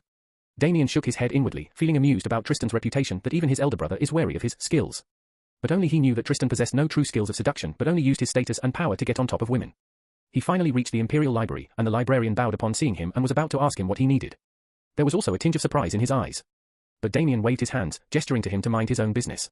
The Imperial Library was big and spanned at least 4 football fields. There were numerous shelves and even an upper floor which was reserved for the direct Imperial family. He climbed the stairs towards the upper floor and came upon dozens of shelves neatly arranged along with a few large tables and chairs. His eyes quickly scanned around till they stopped upon noticing a lone slender figure sitting on the farthest corner near the windows. Upon finding the person he wanted to meet, Damien walked towards the young girl dressed in elegant robes who looked no more than his age. Chapter 308. Mina had dignified bearings and had a serious expression, wholly engrossed in the book she was reading. Even though Damien came walking from the front, she was too focused to even notice him. Boo! Ah! Mina jerked back in her seat with a startled expression. Her pretty eyes became even rounder upon noticing it was Tristan. Why are you here? Mina asked in an apprehensive tone and subconsciously had her hands in a protective stance. Damien could only sigh as he saw in his memories that Tristan would take teasing with her to another level, making her scared of him. What's wrong with this guy? Damien knew because of Tristan's ways, he can't change his way of talking and actions too drastically since people might find it fishy. That's why when a criminal suddenly turns into a reformed man, most people would definitely be suspicious about it or be still on their guard whenever they are around that person. It doesn't matter if the criminal turned into a good man for real or not, since the treatment he would receive probably won't change. The initial impressions people make would stick to them like glue for a long while, even if they change themselves. Damien placed his hands over her chair and leaned closer to her with a sly smirk. Why? Are you not happy to see your brother? Mina furrowed her brows and said in a timid voice, It's not that. I'm just surprised since you never enter places like this. Mina was not lying since she knew Tristan hates things like books or spending his time learning something. Other than reading books, the reason Mina loved to sit in the Imperial Library was that she knew Tristan wouldn't waste his energy coming to the library, just to tease her. She had no idea when his teasing would get out of hand and so could only run and avoid him whenever she could. She also didn't want to tell about his teasing to anyone else since it would be shameful for her. Nobody would do anything about it since Tristan had a higher status than her. At the same time, she was not anything special but one of the many princesses. That's why she never competed against other princes and princesses for anything, and only minded her own business to avoid trouble the best she could. She was the kind of person who wanted to avoid all sorts of conflict and keep to herself at all times. Damien smirked as he pinched her chin. HMPH, are you looking down on me just because I don't read these boring books? Mina's lips started to tremble and her eyes were beginning to water. No. Look, you can't create trouble here. This girl is too cute. Damien inwardly thought in amusement and felt that this was the reason Tristan couldn't resist. He also couldn't help but think how she would react once she learns that Tristan was sleeping with her mother. Damien let go of her chin and harumphed. What do you take me for to think that I always cause trouble whenever I look for you? Mina felt a bit relieved seeing that he at least backed down a bit. She wondered if it was because they were in the Imperial Library now. Hearing his words, she bravely met his eyes and asked in a meek voice, no. But then why? Why did you come here now? Damien took a seat near her and said as he patted the set of books kept near her, I want your help. Mina's eyes became as round as saucers, wondering if she heard it right or if her mind was playing tricks. She nevertheless asked in curiosity and surprise, what help do you need? She also had some crazy thoughts about what he might be asking and bitterly hoped those were not the case. She still couldn't believe a lecherous and arrogant person like him would ever need help from someone like her. Damien twirled his fingers over the books as he said in a semi-serious tone, I have taken a great interest in the art of formations and heard that you are the best person to help me with stuff related to it. The art of formations? Mina asked with bulging eyes. Can you not get surprised at everything? Damien asked with an exasperated expression. Sorry. Mina said as she shrank her body. Forget it, anyway, are you as good as people say? Damien asked casually. Mina cleared her throat and said, I am not really that kind of expert and, dash. Stop being so modest and just tell me a simple yes or no, Damien asked as he waved his hand in an inert manner. Yes, Mina replied and was looking at Tristan with a new light wondering if he hit his head somewhere to take an interest in such a profound subject. However, she still felt relieved, seeing that he was being serious about it and was not trying to mess with her. If he wanted to, he wouldn't waste his time by going about it in such a roundabout manner. Good. Now tell me if you have heard about the Pandemonium Needles? Damien asked expectantly. Mina's eyes lit up, the Pandemonium Needles? Of course, I have heard about it. Each one is a saint-grade artifact of its own right and has the power to cause changes on a large scale. It's evident from its history as, yeah, I know about its history, so you don't have to repeat everything, Damien said impatiently. You know about it? Mina was getting more and more surprises from Tristan and felt that she had never been so surprised in her life. But she quickly suppressed her reactions to not irritate Tristan anymore with her reactions. Are you going to keep looking down on me? Look here, smarterpants, I ask the questions, and you answer it, got it? Damien said in a stern tone. Smarterpants? Sorry, I won't ask anything, Mina said with her head down. Damien felt sorry for her, but he still had to keep up with his character and said, look at me when I am talking. Now, tell me, do you know where to find these Pandemonium Needles? I desperately need them for my studies. 4 studies? There are only 4 in this world, and our Gale Empire has only 2 out of them. From this, you know how something like this would never be given away for studies, no matter who asks. Mina was taken aback, seeing how he was looking for the Pandemonium Needles for his studies. No one would dare to think of using them for such a simple purpose. Damien sighed, I know. But as I said, I am desperate. I am sure you have heard about the recent rumors relating to me. I need to prove myself to my father. Otherwise, I am a goner. Damien quickly changed his tone and continued, please, you have to help me. If you don't, I will be thrown away, and I am sure a kind girl like you wouldn't be able to bear watching your brother get destroyed, isn't it? I will be forever in your debt if you help me out this time. Pretty please? Mina's mouth almost fell open seeing this side of him. She never took him as a guy who could be so dedicated to one thing, that he didn't shy away from pleading for help from someone like her despite his arrogance. Her cheeks flushed in red, feeling embarrassed being pleaded to like this.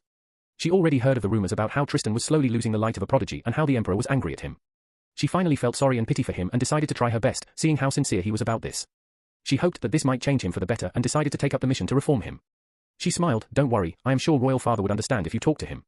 But regarding the Pandemonium Needle's current whereabouts, there are many speculations. Some say it's in the Imperial Treasury while others say the Emperor had hidden it away for safekeeping in someplace else. Damn it, Damien banged the table in frustration, making Mina startle. He continued, Royal Father would never accept any of my requests. He would just think that I am wasting his time. Just when I want to finally study, everything seems to be against me, sigh. Mina bit her lips and said, I can try asking my teacher. She has a very high status and might be knowledgeable about these things.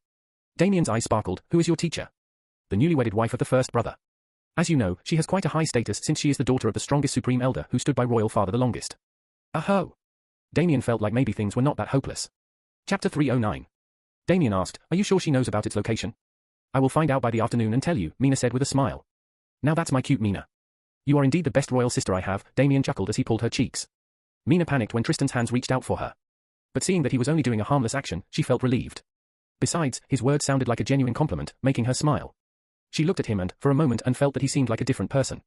But then she shook her head inwardly, thinking that Tristan had finally decided to reform since all the pressure was on him now. So, unless he wanted to lose the race for the title of the Crown Prince, he would have to step up. Even though she didn't like Tristan, seeing him plead before her made her heart go a bit soft, and she decided to help him out in the hopes that he would change for the better. At least that way, she would be able to save countless others from his lecherous claws. And taking an interest in something profound as the art of formations itself was a big step for him in her eyes. Damien soon left the Imperial Library and fell into a thoughtful mood. He felt that even if he gets the location, it would be in a very secure place. And if it was not in the Imperial Treasury, then the place where the needles would be might be even more secure. However, he wondered if there was even a place more secure than the Imperial Treasury. After all, even before one can reach the doors of the Treasury, there were countless killing arrays that could shred a practitioner into pieces unless they had the right token to neutralize the arrays. He felt that first, he should improve his image as a prince and gain some favor. However, he was not in his original body but the body of Tristan. Thus, he didn't have his origin seed, which meant that he wouldn't be able to use his anti-god skills, which were dependent on his origin seed. Tristan also didn't have a lightning seed, because of which his Elysian lightning of retribution arts would also be useless. He has a wind seed and can use it for basic attacks. However, he would have to comprehend Tristan's wind elemental arts if he wanted to use it for himself since his soul hadn't comprehended them yet.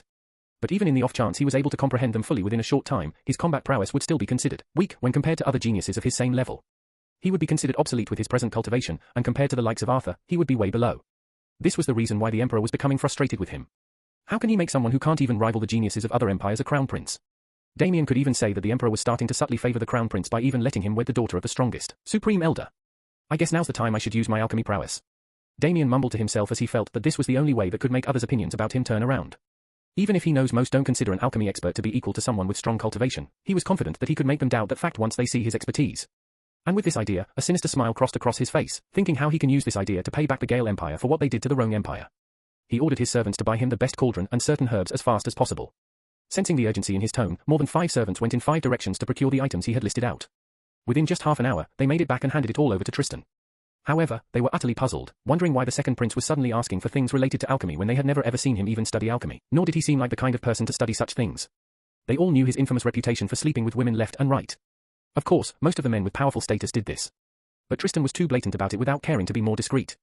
Damien ignored their subtle confused and surprised expression and quickly went back to his room. He arranged the cauldron and all the necessary herbs neatly before him, and started to focus on Tristan's soul plane to manifest an etheric fire. Hours passed, and it was afternoon when Damien heard a knock on the door. Damien got up from his meditation pose, cleared the medical smell permeating through his room with a wave of his hand, and said, "Come in." He had also stashed away his cauldron and herbs in his spatial ring. The doors opened, and he wasn't surprised when he saw that it was Rhea. However, her disappointed expression was obvious enough for Damien to know what happened. However, he still asked in an expectant tone, "How did it go?" Rhea looked at Tristan with an angry expression. "How do you think it did go? I even had to hear a mouthful from him just because I tried to ask for a saint-grade artifact for someone as useless as you. He said never to mention such outrageous requests again unless you want your legs broken." "Phew, Tristan, you really have a good dad," Damien commented inwardly. She continued in a lamenting tone, "Now I feel like I lost more of my prestige in his eyes. Now that Vixen will surely take this opportunity to please him and put powder in his eyes." She looked at Tristan with a frustrated expression. "Just forget about these stupid formations and all. At least, why can't you improve your cultivation by a single level for these past few months? That's what matters in the end. Learning other things are all secondary and could only take you so far." "Mother, do you want to feel younger?" Damien suddenly asked. "Huh?" Rhea was confused with Tristan's sudden question, which had totally no context with what she was talking before. However, for women like her, age was always a sore spot. She frowned and said in a stern tone, "Are you saying I am old?" Damien rolled his eyes and said, "No. Did you even listen to what I said? I asked whether you want to feel younger." Rhea's brows relaxed, and after thinking about her youthful days, she said, "Of course, who doesn't want to? But why are you asking me all this? I was talking about something serious, and you are trying to change the subject by poking at my age." Damien smiled and didn't say anything back. He simply went closer to her and opened his palm before her. Rhea's gaze narrowed upon his palm and saw a light pink pill with a fragrant smell. She had never seen such a pill and asked curiously, "What's this?" Damien put up a proud smile and said, "This pill will make you feel as if you are in your 20s. And not only that, it would make you even more beautiful."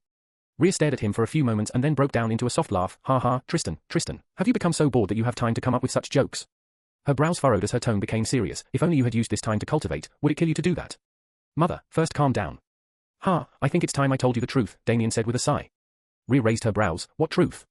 Damien looked at the pill and said, "This pill is not a joke. For the past few months, I have been learning alchemy. And I found that it seemed more interesting than simple cultivation. I felt like I could do wonders and achieve miracles by pursuing this path." "What? Alchemy?" Rhea had a stupefied expression and continued, "What nonsense are you spouting? Just today morning, you told me that you saw alchemy as a boring subject. Then what's with this now? Is it because you felt that learning the art of formations was hopeless?" Damien put up an exasperated expression. No. You completely got it wrong. In fact, my expertise in alchemy had reached the level of senior experts that I even shocked myself. That was why I wanted to learn the art of formations too and become a super expert in these 2 fields. He then continued as he again showed the pink pill to her. "Now, why don't you try swallowing this if you don't believe me? I will do anything you say if this pill ends up as a joke." Chapter 310. Rhea finally stopped laughing, seeing how serious Tristan was.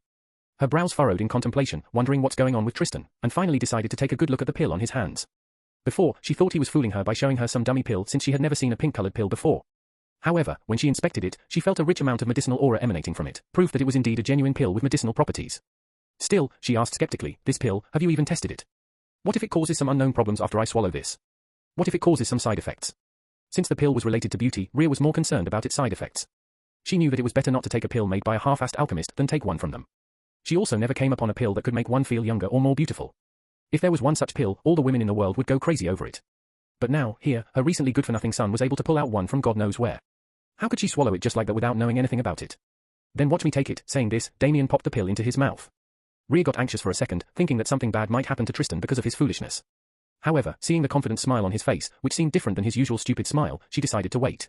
A few minutes passed, and to her astonishment, Tristan's skin seemed to have a charming glow that only increased his handsomeness. Not only that, there didn't seem to be any side effects, and he was completely all right, smiling at her face. Since Tristan was already young, there was only so much the pill could do. This pill, it really works. Rhea asked in pure astonishment and suddenly felt excited to take one. Damien shook his head and said with a sigh, you can't even put your faith in your own son. If you are really my mother, just take this pill instead of wasting time and see for yourself. Feeling a bit provoked by his words, Rhea finally took another pink pill Tristan took out from his spatial ring. She swallowed it, and after a few moments, she started to feel a cool sensation spreading from the inside of her body. It seemed as if that cool sensation was covering her whole body and spreading all over her skin while giving off a pleasant and invigorating feeling inside her. She could feel the pores of her skin expanding while her body felt it was cleansing itself. She felt as if she was aging backward. And when she took a look at her skin, she saw how her skin now had a radiant glow, making her skin look flawless. All these sensations coupled together gave her a feeling as if she was in her 20s indeed. She now felt confident enough to stand out even among the young concubines of the Emperor. She looked at Tristan with a shocked expression and asked, did you really concoct this pill? Damien shrugged, who else then? Do you think anyone else would give away such an amazing pill for free? It's because you are my mother that you get one for free, Damien flattered. Rhea felt elated by his compliment but didn't show it on her face. She wondered when her son became this nice. But still, I never saw you earnestly concocting a pill before. Other than your basic training in alchemy, I never saw you pursuing it, Rhea asked in a puzzled tone after going through her memories a few times to make sure she was right. She was sure if Tristan did something surprising as earnestly studying alchemy, she wouldn't forget such a sight. Instead, she would have bragged about it to everyone else since not even every genius could be good at alchemy. Most of them are usually good at only cultivation and fighting since those were the things that mattered the most and the reason for the genius tag. Damien said with a smirk, didn't I tell you that I have been secretly studying alchemy for the past few months? I then realized that I am a prodigy at this. Still, within just a few months on your own. Rhea mumbled as if not feeling satisfied with his explanation since it seemed too astonishing. If her son was really a genius like that, why did he not show the same results when he studied alchemy for the first time? Fine, I will tell you the truth. But you can't tell this to anyone else, okay? Damien said in a serious tone. Rhea felt curious and nodded, of course. I wouldn't let out any secrets that belong to my son. Your secrets are mine as well. Damien let out a sigh of relief and said, few months ago, on one of my travels, I came upon a dying old man. He was injured, and I helped him out, thinking that I might get some benefits. And to my surprise, my gamble paid off, and he seemed to be a senior expert in alchemy who also offered to teach me. Damien continued, I asked for his name, but he said that he wanted to protect his identity. I didn't probe him further since I was afraid he might leave without imparting some of his godly skills to me. I can confidently tell that I have never come upon an alchemy expert as good as him. Not even the best ones in our empire could match up to him. Rhea was astonished at this whole revelation, wondering if her son had such good luck to come upon an old master who was willing to teach him. She believed his story since that seemed to be the best plausible explanation for his surprising alchemy prowess. This is great. But why didn't you bring him back? Wait a minute, this expert, could he be the rumored alchemist Azrael? Rhea asked with suppressed excitement. If her son was really taught by the best alchemy prodigy in the world, then that's the same as him being his indirect disciple. She had heard about how alchemist Azrael has only one personal disciple who was not only said to possess peerless beauty, but also shocking talents in alchemy and cultivation. From this, one could see how high the standards of alchemist Azrael were for someone to be his disciple. Even if she didn't want to, she had to admit that her son wasn't as special as Valentina. But now, she felt that her son might be able to rival her in alchemy at least. After a long time, she started to feel proud of her son again, thinking that things were not too late. Hearing her speculation, Damien wondered if he should be surprised and decided to play it vaguely. I am not sure if he is alchemist Azrael since that old man was wearing ordinary robes. I heard alchemist Azrael always travels in his signature black robe with the badge of the Alchemist Society. He may have been traveling in casual clothes just as many experts do to avoid attention, Rhea justified since she hoped that it was indeed alchemist Azrael who Tristan chanced upon. But even then, she had no idea why alchemist Azrael would travel around the Gale Empire. Still, even if she broke this news to the Emperor, she had no idea how he would take it. After all, most of the people in the Gale Empire heard about the conflict that happened between alchemist Azrael and the Gale Empire's Eternal Zephyr Merchant Guild. The authorities in the Gale Empire brushed off the incident as a misunderstanding, but Rhea knew all the details. She knew the Dark Sky Guild had kidnapped alchemist Azrael's only disciple by accident and thus incited his wrath. Even the higher-ups in the Gale Empire knew that they were in the wrong, and a senior expert like alchemist Azrael reacting to it was completely normal. Still, the Gale Empire was one of the powerful empires, and they had a reputation to maintain. They just couldn't bow down to an individual since that would be akin to the whole empire bowing down before him. So, since they couldn't retaliate, they could only hold in this grudge and brush it off as a misunderstanding. Still, Rhea felt that maybe in the future, Tristan could be the key to developing a close relationship with Alchemist Azrael and thus help their empire as well. However, now, she was feeling more and more excited about Tristan's talent in alchemy since it was a complete shocker to her that he was already at the level where he could concoct pills like these. Tristan, other than this beauty pill, can you concoct any other amazing pills as well? Anything that could be useful to the empire? Rhea asked expectantly. Chapter 3:11. Rhea knew a lecherous person like Tristan would concoct beauty pills first, probably to beguile the women with it. Damien could only concoct rank 4 pills at most since he was in Tristan's body. Even if he somehow manifests fallen flames, it would be nowhere as powerful compared to when he manifests them in his original body, since the amount of his soul essence in Tristan's soul plane was too little. Also, because of that, his pills wouldn't be supreme tier and would reach only 90% potency at most. But that potency level was already considered excellent in this empire, so he wasn't bothered by it. And even if he hypothetically concocted supreme tier pills, it would only put too much attention on him and might raise suspicions. Still, if he wanted to, he could just have himself concoct some rank 5 pills during the night in his original body, and have them sent over to the palace so that he could accept them as Tristan. Rhea felt that if Tristan was able to concoct some amazing pills for the Empire, then his value in the eyes of the Emperor should instantly skyrocket and might even exceed his previous reputation. Since Alchemist Azrael made his pills exclusive to the Zeton Empire, they could only bitterly watch them hoard them and sell them at exorbitant prices. But they had no idea that the reason the price was so astoundingly high was that Damien put it that way. Of course, how could Damien not think about what Rhea was thinking? He replied in an aggrieved tone, "Mother, you think too low of me. How could I forget about the needs of the Empire?" Damien took out a blue-colored pill and said, "This pill could effectively raise the strength of our soldiers by about 10% for a limited amount of time. And even after the pill loses its effectiveness, there won't be any backlash except that they can't take another of these for an hour." Rhea, with a baffled gaze, took the blue pill from Tristan's palm and inspected it closely like a curious cat. She could feel the potency of the pill just from inspecting it since it was more than the ones she usually took. The pills with the best potency were usually reserved for the Emperor or the ones who deserved it. Why would the Emperor give her high-quality pills for nothing? Her gaze towards Tristan seemed as if she was looking at a treasure trove. Who knows, she can maybe get him to make some exclusive pills that were only available to her, especially ones like the beauty pill. She obviously didn't want this beauty pill to end up in the hands of the other concubines and get more attention from the Emperor.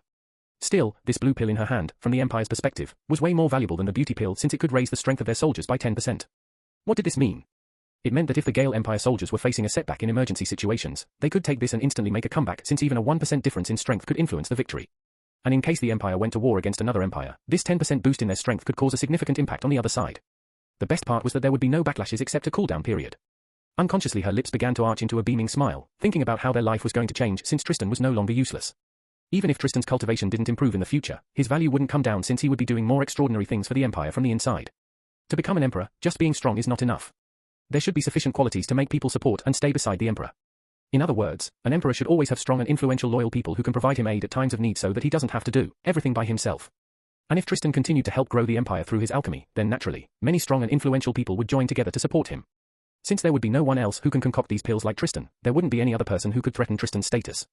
So, even if his cultivation lacks, he could make it up for it through his alchemy prowess. He could be the heart of the empire that strengthens and rules the empire from the inside. He need not go into battles or wars himself just to prove his worth. His name would be enough to keep the empire's enemies on their toes, not knowing what kind of astonishing pill he would concoct next. Of course, Rhea knew that no one would think of an expert alchemist having the qualifications to become an emperor. However, she felt that once the emperor and people saw what Tristan could do, their opinions and beliefs would falter. Rhea already started to devise many plans in her mind in the blink of an eye, while Damien could only see a stupid smile on her face. "Mother? What are you smiling for?" Hearing Tristan's confused voice, Rhea stifled her smile and cleared her throat, feeling a bit embarrassed for daydreaming before her son. She then looked at Tristan with a gentle gaze as if he was a precious treasure that needed her protection and said, "Tristan, my son, it seems like you slacking in your cultivation for the past few months was worth it. I thought you were purposefully frolicking around, but to think that you were hiding such a shocking thing from me. Sigh, you really surprised your mother." She subtly pocketed the blue pill and said, "Tristan, don't worry now. Let your mother handle everything. All you have to do is focus on concocting more amazing pills like this. With your current cultivation, it seems like your limit is rank 4 pills, which is good enough. Once your cultivation rises, your status will increase too." Damien narrowed his gaze and said, "I can actually concoct rank 5 pills too, but there is one big problem." "What? You can even concoct rank 5 pills? Are you serious?" Rhea asked with whites showing around her widened eyes.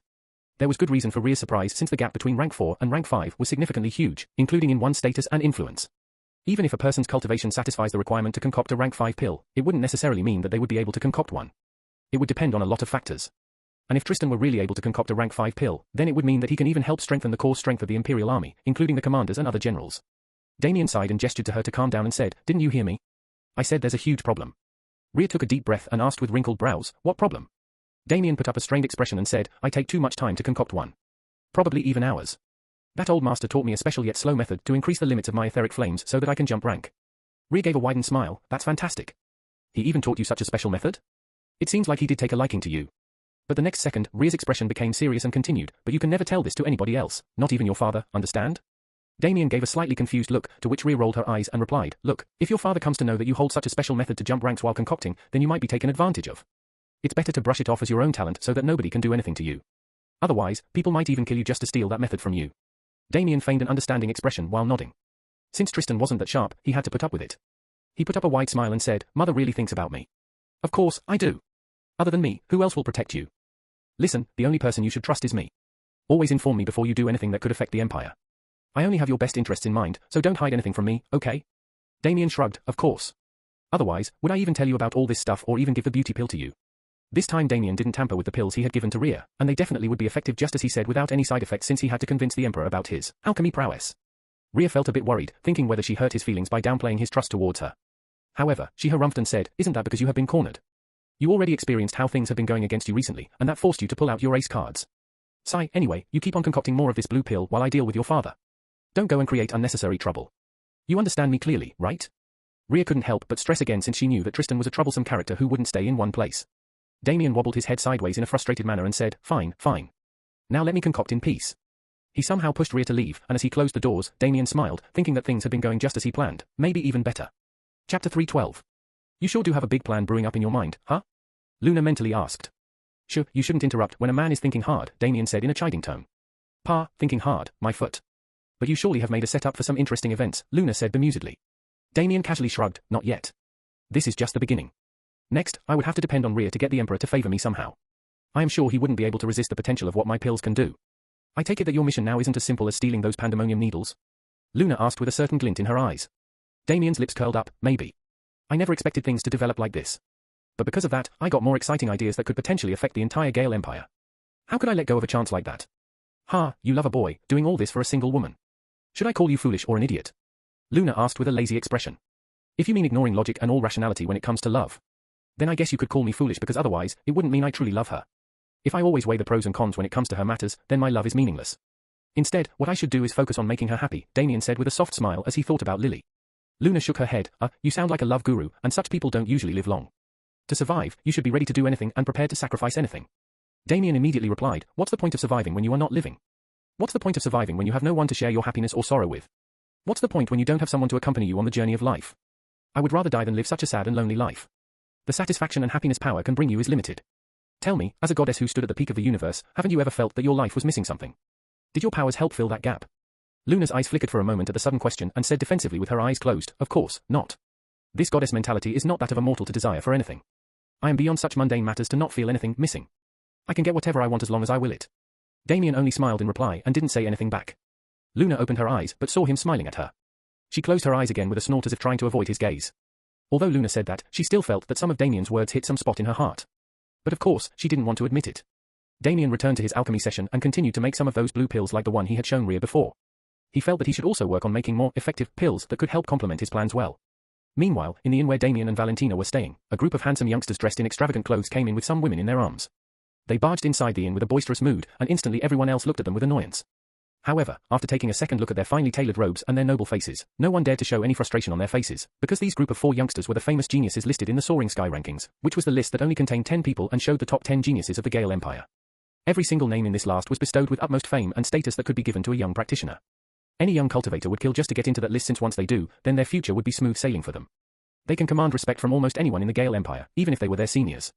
Other than those who belong to the top echelons of the Empire, everyone else would have to show face to them, since offending any one of them could mean that things wouldn't end well for them. These 4 were numbered in the last 4 of the rankings, but still, each one of them was not people others could mess around with. Their cultivations were all in the top 1% among the population of genius practitioners, and this meant that even without their status, their strength itself was a deterrent for most. No one was below the high level of the Earth ethereal realm, and because of that, arrogance was ingrained in their bones. The beautiful women in their arms were not ordinary or commoners they snatched from the road. Each of them was descendants of wealthy noble families, and their disposition was proof of that, thus attracting the attention of many men drinking and eating in the inn. Still, they didn't dare to stare or ogle at these women any longer, since they weren't too bored to attract needless troubles. These young women were more than happy to attach themselves to one of these geniuses, since not only would they be able to secure their own future, but they would also be valued higher in their own families for bringing prestige in case these geniuses took a liking to them. The youngster in the front who had a cool smile on his face was Reeve Marlowe, who was 21 years old, while the youngster standing on his other side was Noel Marlowe, his younger brother, ranked 8th in the Soaring Sky rankings, just 1 position below his elder brother. Their age difference wasn't much, only by a few months. The Marlowe brothers were quite famous because of the Soaring Sky ranking and because they were siblings who excelled at anything they did together. They also got into the ranking together, and they both had a bond thicker than any siblings and were like best friends who looked after each other's backs. The other two youngsters behind were named Khalil and Lever, who came from less influential backgrounds, nowhere near as wealthy and powerful as the Marlowe family. Still, because of their present status, their backgrounds didn't matter much since these youngsters would grow up into future powerhouses and elevate the status of their families to newer heights. Even now, their families were slowly rising up to newer heights and increasing their prestige when compared to higher-ranked families. All these four youngsters were back after a tournament where many aspiring young practitioners challenged their rankings. Of course, these four youngsters had an easy time defeating all of them and even, accidentally, crippled those who seemed like a potential threat to their status in the future. Now, after a long day, they were back to enjoy the rest of the evening with their women and drinks. The manager straightened his back and put on his best smile as he asked, "Welcome young masters and ladies. How may I be of service?" "Give us 4 of the best rooms here, nothing less than that," Reeve loftily said. "Of course, let me pick the best for you all," the manager eagerly nodded as he went through the available list of rooms in his book. However, he felt like banging his head when he suddenly remembered that there weren't enough vacancies for the best tier room in the inn. Not for all 4 of them anyway. One of the best rooms had been booked by Damien too. He somehow picked up his courage and said, "Young master, I am deeply sorry that there are only 3 available rooms for the luxury class. Is it possible for young masters to adjust with 3 rooms?" "What nonsense." Noel banged the desk with a fumed expression. In a severe tone, Reeve said straight afterward, "Who is taking up these occupied rooms?" The manager gulped and replied, "Most of them have been occupied by upper-ranked noble families, while one of them." The manager thought about Damien and Valentina and didn't know if they were really some noble children from affluent families, or just some fools who happened to come upon a large amount of spirit stones. But since their identities were not known, he could not possibly lie about their backgrounds. "The last one is?" Reeve prodded with a stern expression. The manager sighed and said, "The last room is occupied by a boy and a girl. They were dressed in plain clothes, but I don't know their identities." He couldn't help but state the truth. At least, even if Damien turned out to be someone from an influential family, he could later apologize since he was not at fault. And if Damien was just someone pretending to be a young master, then it wouldn't affect him at all if these young masters before him took any action. "Bring them out," Noel said in a commanding tone. Chapter 313. All these 4 were the best among the best in the entire Empire's population of young practitioners. They never had to give way to other youngsters or bow their heads. But now, one boy and a girl without any background were taking up a whole room to themselves. Why would they leave just because 2 commoners with some money decided to take up a room? If they left, it would mean that these 4 were admitting to being lesser than those 2. Obviously, Reeve, who was the proudest among them all, wouldn't allow it. That was why he didn't say anything when Noel ordered the manager to drag those 2 out. They don't care if the room was occupied before. If these 4 wanted a room, they would get a room no matter what. Remembering the amount of spirit stones Damien had given him, the manager felt a bad feeling about dragging those 2 from their room. Based on his gut feelings, he felt that those 2 were not as simple as they seemed. So, he said in an advising tone, "Young master, I believe that those 2 might be from an upper-ranked family, though they don't seem like that. Otherwise, they wouldn't be able to casually drop so many spirit stones to take this room." Reeve frowned and said, "Are you saying that those 2 idiots dressed in plain clothes to hide their identity? Why would someone from the upper-ranked family hide their identity to stay in a room? Such a cowardly attitude is not something people from those families do. They must be idiots who saved up a lot of spirit stones and decided to spend them all to have a lover's night. Manager, you better drag them out. You don't want to keep us waiting." Noel added, "Manager, you have nothing to worry about. We will see to it that they are thrown out. Commoners like them don't even deserve to stay in such rooms even if they had the capital to buy one. Next time you should keep one such restriction to prevent such good-for-nothing people from buying one. Yes, don't waste our time anymore, manager. There can be unforeseen consequences," Reeve said in a severe tone. Some of the people sitting around could only sigh after seeing the difficult position the manager was put in, while others were smiling ear to ear since they wanted to watch something fun. They eagerly waited for those 2 commoners to get dragged out and then thrown out of the inn. As expected of the Marlowe brothers. The way they are supporting each other's words is truly amazing. It seems like they won't rest till they get their rooms. Well, maybe nothing much would happen if those 2 taking up the room leave quietly. If they are not fools, they will do exactly that. But if they aren't, then they would probably end up crippled. Hee, I can't wait to see what happens. You are really a sadist. Whispers were passing around the inn as people's attention got glued to the front. The men could also enjoy the sight of the 4 beauties without fear of getting caught. "Young Master Reeve, my feet are hurting. How long do we have to stand here like beggars?" A coy voice sounded from the beauty standing beside Reeve. Reeve got even more riled up hearing her words. He again looked at the manager and said in a severe tone, "Are you or are you not going to kick them out?" The manager was literally sweating all over. He knew if he offended these 4 youngsters, then his inn wouldn't survive in the future. They could easily persuade his potential customers to go somewhere else since people usually tend to value the words of the powerful more than their apparent beliefs. And if that happens, he would definitely end up getting ruined with nowhere to go. He finally mustered up some courage and decided to take the side of the youngsters since that seemed safer logically. He nodded and said, "Please calm down, young master. I will go right now and tell them to leave. Please have a seat till then. I don't want to keep you standing." The 8 youngsters harumphed as they turned around and sat around the biggest table. The manager knew that these youngsters weren't that fond of this inn to be so adamant about staying here. He knew they could easily go to some other inn and book rooms, but their ego wouldn't allow them to. He could only helplessly sigh as he took the stairs. Valentina was busy meditating. But a part of her senses was diverted to keep a check on her surroundings in order to stay vigilant. The last thing she wanted was anything to happen to Damien because of her negligence. Damien was lying on the bed right beside her, still in an unconscious state since his consciousness was still in Tristan's body. Knock knock. Valentina's eyes fluttered as they opened, feeling a bit irked to see someone disturbing her cultivation time. After using her spiritual perception, she was confused, wondering why the manager was here, knocking on her door. According to her, no one, especially the manager, should disturb her and Damien since they had paid for the room in full. With a wary look in her eyes, she opened the door slightly and asked flatly, "What is it?" The manager was a bit surprised to sense the aloofness in her tone, which usually only came from those in power since they had the right to be nonchalant towards those less powerful than them. It wasn't something that could be faked unless they were good actors. "I apologize, young lady. But I have to ask you to vacate this room since 4 geniuses ranked in the Soaring Sky list demand this room." "I hope you can understand this unfortunate situation," the manager bitterly said, hoping that the girl before him would understand and leave. Valentina's eyes became cold. "What nonsense is this? We paid for this room, and according to rules, we have the right to stay here for at least a month according to the number of spirit stones we paid. Are you trying to cheat us?" The manager felt a headache setting in and apologetically waved his hands. "Of course not. I will refund every single spirit stone you have paid me. I can even give you some more spirit stones as compensation so that you too can stay in another inn.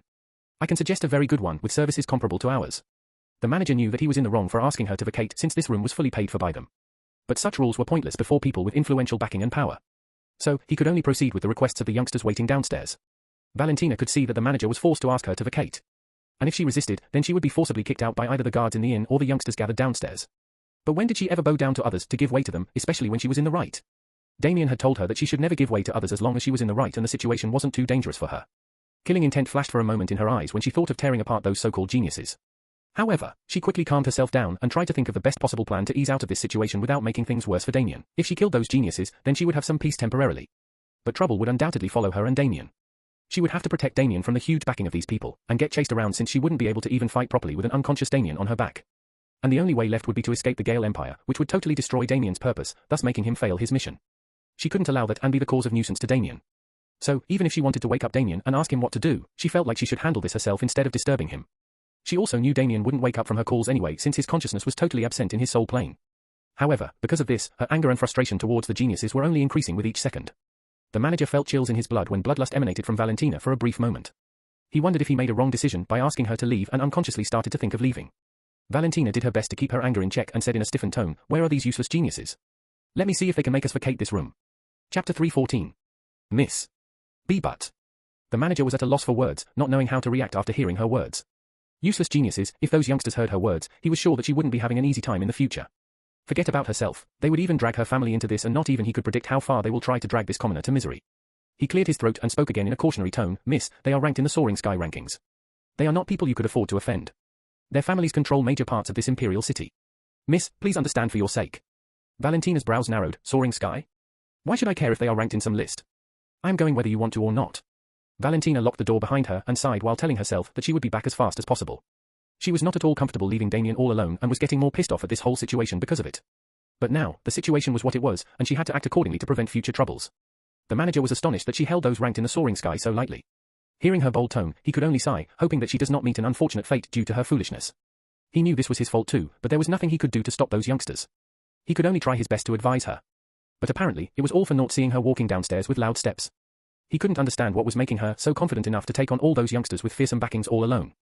He started making guesses if the girl in front of him had an unfathomable status. Still, he found it far-fetched since only so many people had a status above those listed in the Soaring Sky rankings. Why the hell is that manager taking so long? I am going to shut down his business if he takes any longer. Noel grumbled while taking a sip from one of the drinks before him. Reeve smiled. Patience, little brother. Maybe the manager is forcibly dragging them out after they tried to resist foolishly. No one would dare not to give us face. Brother Reeve is surely wise. We are able to get our rightful room and kick those lowly commoners out. Khalil, the 9th ranked in the Soaring Sky list, flattered. HMPH, who dares to offend our brother Reeve? I also heard our brother's Marlowe family had been nominated to receive a reward from His Majesty himself this coming week. I believe it would only be a matter of time before the Marlowe family stands on the top. Lever added his dose of flattery as well in order to earn a few points from the Marlowe brothers. Khalil and Lever inwardly smiled as they could see the subtle proud smiles on the Marlowe brothers after hearing their flattery. The women in their arms were just like beautiful vases. They were resting against them without making a sound. Only a beautiful smile adorned their faces. If one was seeing them for the first time, they would wonder if all these 4 women were just lifeless dolls. However, the thoughts that were passing through the minds of these women was as sinuous as it could get. Who here wants to kick us out? A girl's shout reverberated across the whole floor. Everyone turned towards the source of the voice with surprised expressions and saw a girl dressed in plain clothes, with no hints of anything to make her seem special. She looked like a commoner one would see daily in the streets and was even dressed like one. The youngsters snorted upon noticing her as they could see that she must be the girl occupying their room. Reeve stood up and said, "We did. Now, get out if you don't want to get dragged by your hair. We just had a long day after some fools challenged us to take our place in the Soaring Sky list. So, stop being an eyesore lest you are prepared to face our anger." Reeve made sure to stress the fact that they were listed in the Soaring Sky list in case the other party was too ignorant to know who they are. Yes. Peasants like you should know better than to stay in rooms that you don't deserve to. HMPH, wasting our time for nothing, Noel said with crossed arms. However, these youngsters were surprised that Valentina was still looking at them coldly even after revealing the fact that they were geniuses, listed in the Soaring Sky rankings. They were expecting her to show a fearful and humble expression. But nothing remotely similar to those expressions showed up on her face. This was the first time a girl who wasn't older than them looked at them as if they were fools and their statuses seemed to matter nothing before her.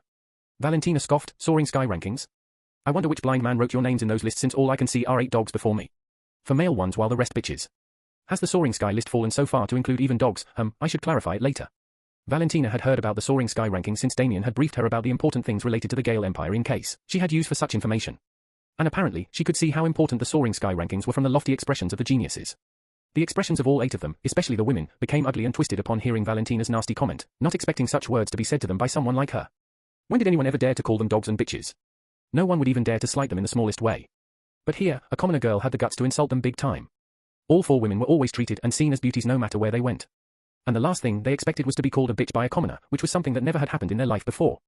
As for the 4 geniuses, they were youths who stood above most of the practitioners of their age group. They were destined to become powerhouses in the future if things went well. Thus this fact alone was enough for even very powerful people to give face to them. The 4 felt as if the commoner girl spit on their faces. The whole floor became silent as people held their breaths in shock, wondering if this commoner girl went crazy because of the pressure or fear. The manager was relatively less shocked since he had previously seen how fearless this girl standing before him was. Still, he never in his dreams expected her to call those geniuses as dogs. Such an insult would surely end up incriminating her family as well and is a highly punishable offense. They might even get killed subtly for insulting big shots like that. This was the reason why common people would never go against powerful nobles lest they want their lives or livelihood to be destroyed. The manager wanted to advise her to keep her mouth shut. But seeing the darkened expressions of the geniuses, he knew things were too late. Reeves' expression became dark as he said, "You lowly girl, do you have any idea who we are and what you just said?" Noel shouted, "You peasant. It seems like you have a death wish. Elder brother, let's detain her for punishment and then decide what to do with her." The girl beside Reeve said with gritted teeth, "Young Master Reeve, that dirty peasant dared to insult not only you all but us innocent maidens as well. Please get justice for us." She then continued with a whisper, "Throw her to the lowliest brothel. That should teach her a lesson if she survives." Reeve nodded with a smirk and complimented her for coming up with such a sinistrous idea. He realized that only women knew how to deal with women the best. "You peasant, tell us your name. Let's see which grand family you are coming from," Khalil scoffed from behind. The people around felt that the commoner girl should wish for a quick death rather than living longer to take on the wrath of these aristocratic youngsters. Most knew how those who even slightly offended such people ended up. They couldn't understand why this girl couldn't simply concede and leave instead of asking for death. Valentina finally spoke in a deathly cold voice, "Lowly? Peasant? We will see who is the lowly one here once His Highness Tristan Gale, the second prince of the Gale Empire, the wind-born child, sees how all 8 of you offended his will protector." Chapter 3:15. Will protector, these 2 words were like a thunderclap to everyone who heard Valentina including the 8 youngsters. Will protector was a title assigned to the trusted aides of the direct imperial family, and they enjoyed a status and power only below those of their masters. These trusted aides were usually very powerful and acted as people who carried out the wills of their masters. An imperial member can have more than one will protector, and not everyone would be privy of their identities. Some imperial members like to keep the identities of their will protectors a secret, or reveal the identity of only one of them for various purposes. These will protectors also acted as bodyguards who would defend their masters in any situation without holding back. No matter the situation, they would not question anything and make sure that the life of their masters was saved. For instance, one of the supreme elders was publicly known to be the will protector of the Gale Emperor, and that elder's daughter was the one who got recently married to the first prince. What was most surprising was that this commoner girl claimed herself to be the will protector of Tristan Gale, the second prince of the Gale Empire. No one had ever heard of a will protector who could be so young with nothing special about her to stand out. On using their spiritual perceptions just to make sure, their lips curved into scornful smiles because they sensed that she was at the 4th level of the Earth ethereal realm. For someone of her age, such a cultivation could be considered very good, but for a will protector of such an important figure, she would be nothing more than a joke. Among the 4 of them, the weakest was at the 7th level of the Earth ethereal realm, while the strongest was at the 8th level of the Earth ethereal realm. So, how could these 4 not look at Valentina as if she was a fool? They felt that this commoner girl got scared and was foolishly trying to trick them by borrowing a title with power and status. Of course, if there was a real will protector before them, no matter how much of a genius they are, they still have to show respect and bow, since not bowing would be equivalent to them not bowing before the respective imperial member. Even the manager standing behind Valentina wondered if she really went bonkers to utter something like that. Not only that, the crime of trying to impersonate a will protector is heavily punishable. "Manager, why are you so useless? Call the guards and throw her out. And also make sure that they hand her over to the disciplinary guards for the crime of trying to impersonate a will protector and insulting us," Reva said with heated passion. "Also, book her family for the same charges since who knows, they might be doing the same thing, and this peasant was probably following their example," Noel said with a dark glint in his eyes. The manager sighed and snapped his fingers together. A moment later, 2 guards came out with strong auras radiating from their bodies. With just a glance, Valentina could see that they were at least at the sky ethereal realm, and she could not possibly fight against them. Not with her current form anyway. So, she said to the manager in a serious tone, "If you really think that I am lying, then go ahead. But what happens after is something you will regret for the rest of your life. Do you really want to offend His Highness, the second prince? Once you do, a quick death would be just a merciful act in his eyes. And even your family might get affected because of your grave crime." Valentina's words shook up the manager's heart for a moment. He couldn't help but stop his guards to allow him some time to think. Offending an imperial member, especially a famous prince, was no laughing matter, and he could even end up implicating his family as well, just as Valentina said. Such offenses could even end up with the maximum punishment. He furrowed his brows and asked, "Where's the proof you being a will protector then?" The manager did not believe that this young girl was a will protector. Still, he did his duty by asking her for a token or an emblem of any sort that could prove her identity. Valentina slightly shook her head and said, "I am a recently appointed will protector and was on my way to meet His Highness. The young man who came with me is a very good friend of His Highness. But right now, he is not feeling well, and that is why we decided to take a rest here. If you don't believe me, you can ask His Highness himself, and I will take all the blame if I am lying." The manager felt as if he was in a difficult predicament since even if Valentina's words seemed like utter nonsense, the confidence in her voice and her eyes didn't seem to betray the words she said. He had been running his business for quite a while and could easily pick up lies from people, let alone a young girl like her. Valentina could only inwardly pray that Damien wakes up at least by night so that she could convey what happened. Otherwise, even she felt uneasy thinking how long she could drag this out. Even though she was putting up a brave face outwards, inwardly, she was worried, feeling a bit of panic in her heart, thinking if she was making the right decision. Usually, Damien was there to tell her whether her decisions were right or wrong. But now, she was temporarily alone in a way with the well-being of Damien in her hands. So, every choice she takes could affect Damien as well. That is why she was trying her best to keep her anger at bay instead of letting her bestial instincts take over. She only thought what Damien would do in her shoes in a situation like this where using fists only would make things worse. She then looked at the confused youngsters who were wondering what she said to the manager to make him hesitate. She said in an arrogant tone while pointing to them, "You four, I challenge you all for a spar. If at least one of you can defeat me, I will leave right now. But if I defeat all four of you should leave immediately without creating further troubles." The four geniuses had blinking expressions before their mouths opened to let out a roar of laughter. Even the ones sitting around shook their heads with amused expressions, wondering if the peasant girl wanted to get beaten to death in the hands of these geniuses. Valentina's brows knit up together and said in an irked tone, "Stop laughing like dogs and come at me if you have the balls. Or does the soaring sky list include dogs like you four?" Valentina's corrosive words made all four geniuses shut their mouths and instead look at her with blackened expressions. It was as if Valentina insulted their ancestors and their future descendants. "Lowly peasant, you dare!" Reeve bellowed. "Elder brother, let Leva show her rightful place, and then we should cut out her dirty tongue as punishment," Noel said with rage blazing in his eyes. Leva immediately came out in the front and said with a smirk, "Brothers, let me handle this dirty peasant. I will break her limbs and cripple her before handing her over for further punishment. Let's see if she would dare to call us dogs again." Khalil commented with a smile, "Well said, Leva. Just finish this with a single blow. We shouldn't let a measly peasant waste our precious time." The people who were sitting around left their seats quickly and moved back since they didn't want to get caught in the crossfire. The manager was surprised at the sudden turn of events that he even forgot to tell them to take the fight outside. He was still shocked, wondering why Valentina would challenge all four geniuses with her inferior cultivation. "Oh. It seems like you want to court death," Leva scoffed. But inwardly, he felt it insulting that a peasant like her wasn't even showing any nervousness or fear on her face. It only made him feel as if she was underestimating him. He even completely released his aura of 6th level Earth Ethereal Realm, making those who were weaker feel heavy pressure. However, Valentina still had a flat expression and stood before him as if waiting for him to make his move. Leva felt incensed and raised his arm to deal a heavy blow to her face.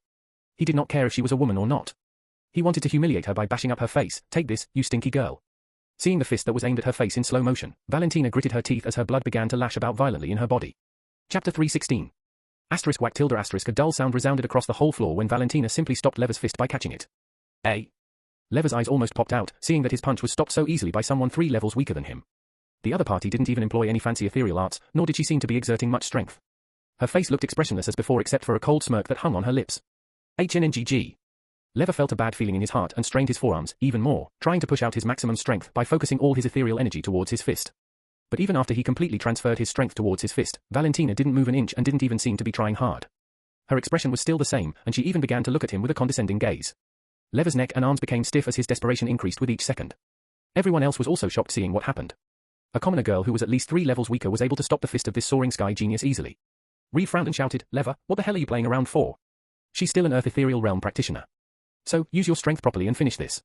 Even though Reeve said these words, he was no fool. He could see that Leva was exerting the maximum strength possible, but this commoner girl surprisingly was still standing on the same spot without showing any weakness. "My turn," Valentina said with narrowed, cold eyes and started to press down on his fist with just her palm. Asterisk crack, crack, asterisk sounds of bones shifting around sounded first before it turned to one of breaking, making Leva's face grimace and twist in various shapes. "Ahhhh, my hand. Let go." Leva shouted as his knees bent, feeling a loss of strength as Valentina continued to break the bones in his fist. His hand was no longer rolled into a fist and had become flat already. His breathing became shallow and quick as panic and fear eroded his heart. Veins popped up in his bulged eyes when he saw that Valentina was going to turn his hand into a paste of broken bones. "You bitch." He quickly used his other hand to try and smash her face. Valentina snorted at his despicable attempt and, with her free hand, caught his other fist easily too. Leva realized how stupid he was only after having his other fist get caught in her hand as well. He shook his arms vigorously, trying to escape from her iron grip, but realized how futile it was. Tears of agony began to form in his eyes as he shouted at the top of his voice for help, "Guys, hhhhhhh." However, before he could finish, Valentina twisted his hands by over 180 degrees, along with his arm, making his bones burst out from his skin. The 4 noblewomen almost vomited from seeing this gory sight, while the other 3 youngsters didn't even notice the call for help in Leva's voice due to their shock. Valentina twisted Lever's arms in such a way that they looked bent at various places with his blooded elbow bones popping out. Because of that, some of the ethereal core points in his arms also got fractured and crippled. Now he really looked like a dog standing on its hind legs, especially with how his bent arms looked like a dog raising its forelimbs. Both his arms were totally crippled now. However, Valentina was still not satisfied with this. She let go of his flaccid arms and gave a violent uppercut to his jaw. Asterisk wham. Crash. Asterisk the sound of his jaw getting fractured was overwhelmed by not only the sound of Valentina's, but also the sound of wood beams of the ceiling getting punctured through by a human figure shooting upwards like a missile. That's right, everyone rubbed their eyes as they looked at the large human-sized hole on the ceiling, wondering if they really saw a person getting sent flying towards the roof with just a single punch. In one of the upper rooms above. Tilda honey, pound me more, tilda, oh yeah baby, you asked for asterisk bang, asterisk ahh. What the fuck? The couple who were enjoying their sex in a room upstairs got spooked by something shooting out from the floor of their room. And it didn't even end there, they saw, with widened eyes, how that something even shot past the roof by making a hole, till they could see the clear blue skies. It was as if they were gazing at a shooting star. Only after getting a good look did they see that it was a human. Their shock was so much that even the woman forgot about the large hole on the floor or to cover herself up. Lever shot upwards for a few meters into the sky till he finally came to a stop and began to fall downwards. NNNHGHHHH. Lever wanted to shout out NO, but his jaw and teeth were shattered, making him unable even to let out coherent words. However, that did not diminish the horror and pain that was haunting his mind and body. He fell through the same roof he shot out through, breaking more wood beams with his back on the way, and finally, asterisk bang, asterisk, he crashed on the ground floor heavily while Valentina looked down at him with a scornful look seeing that he passed out but not dead. Seeing how bloodied and battered Lever was, Valentina realized that she let her anger get the best of her and ended up almost crippling Lever. It was not that she was afraid of Lever to not kill or cripple him. But she was worried about what would happen after the Empire knows that one of their top 10 geniuses was almost killed. Of course, she could rely on Damien to cover for her using Tristan's identity. But she didn't want Damien's slave, Tristan Gale, to receive any heat from the Emperor and thus risk reducing his influence and favor in the Empire. But the blooded human bag of bones on the floor was a hair-raising sight for everyone present that some even quickly left the inn, not daring to be anywhere near this demoness-like commoner girl. The other 3 geniuses couldn't help but unconsciously tremble at the sight. Now, do you need more proof that I am a will protector? Or are you 3 going to rest only after ending up like him? Valentina asked as she crossed her arms, taking the pose of an expert that betrayed her current looks. Silence permeated the whole inn as the manager, the geniuses, and everyone else started at Valentina with dumbfounded looks. However, a relieved smile crossed Valentina's face, which made others surprised, wondering what this demoness was smiling for. Meanwhile, a few moments ago, Damien saw that the sun was going to set already, and he should check up on Valentina since it has been a while.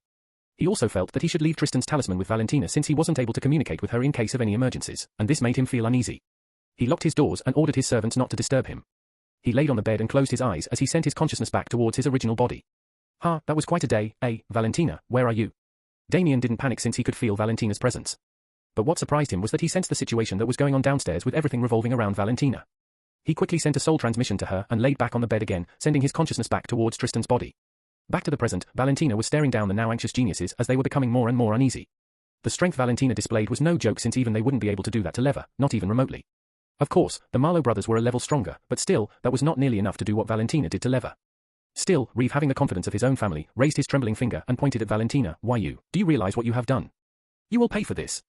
Valentina didn't falter and scoffed. Pay? We will soon see about that when His Highness makes an appearance here. I am sure he had already learned about my arrival. Even then, he accepted my challenge, didn't he? So, he should be prepared to accept defeat as well. It's not like I crippled or killed him. Right, I forgot. Valentina clicked her tongue as if realizing something and continued, you 3 also accepted my challenge, right? Why don't we finish this once and for all? You 3 can come at me together. Seeing the confident smirk on her face, the 3 geniuses felt their legs going weak while the 4 women accompanying these youngsters already cowered towards a corner. Chapter 317. The Marlowe brothers, though arrogant and hot-headed, were not fools. They speculated that this commoner girl before them was hiding her true cultivation level and might be some older woman in disguise, because a girl of her age can't be more powerful than them. They were not named the top geniuses for nothing. And in this empire, only 6 people stood above them whose identities they knew clearly. They were sure that this girl was not from around here. Reeve subtly took out a talisman behind his back since he was no fool to rush at Valentina and get pummeled like Lever. Noel put up a brave expression and said, Khalil, show this girl that we are not people to be trifled with. Lever underestimated her and ended up like that. But I know you can defeat her. If you get rid of this eyesore, I will tell my father to give you a town. Noel had a tacit understanding with Reeve and was planning to use Khalil as a meat shield to buy them some time till their experts reached here. Khalil's eyes instantly brightened up at the offer. Gift him a town? That would mean that he could become a lord of an entire town.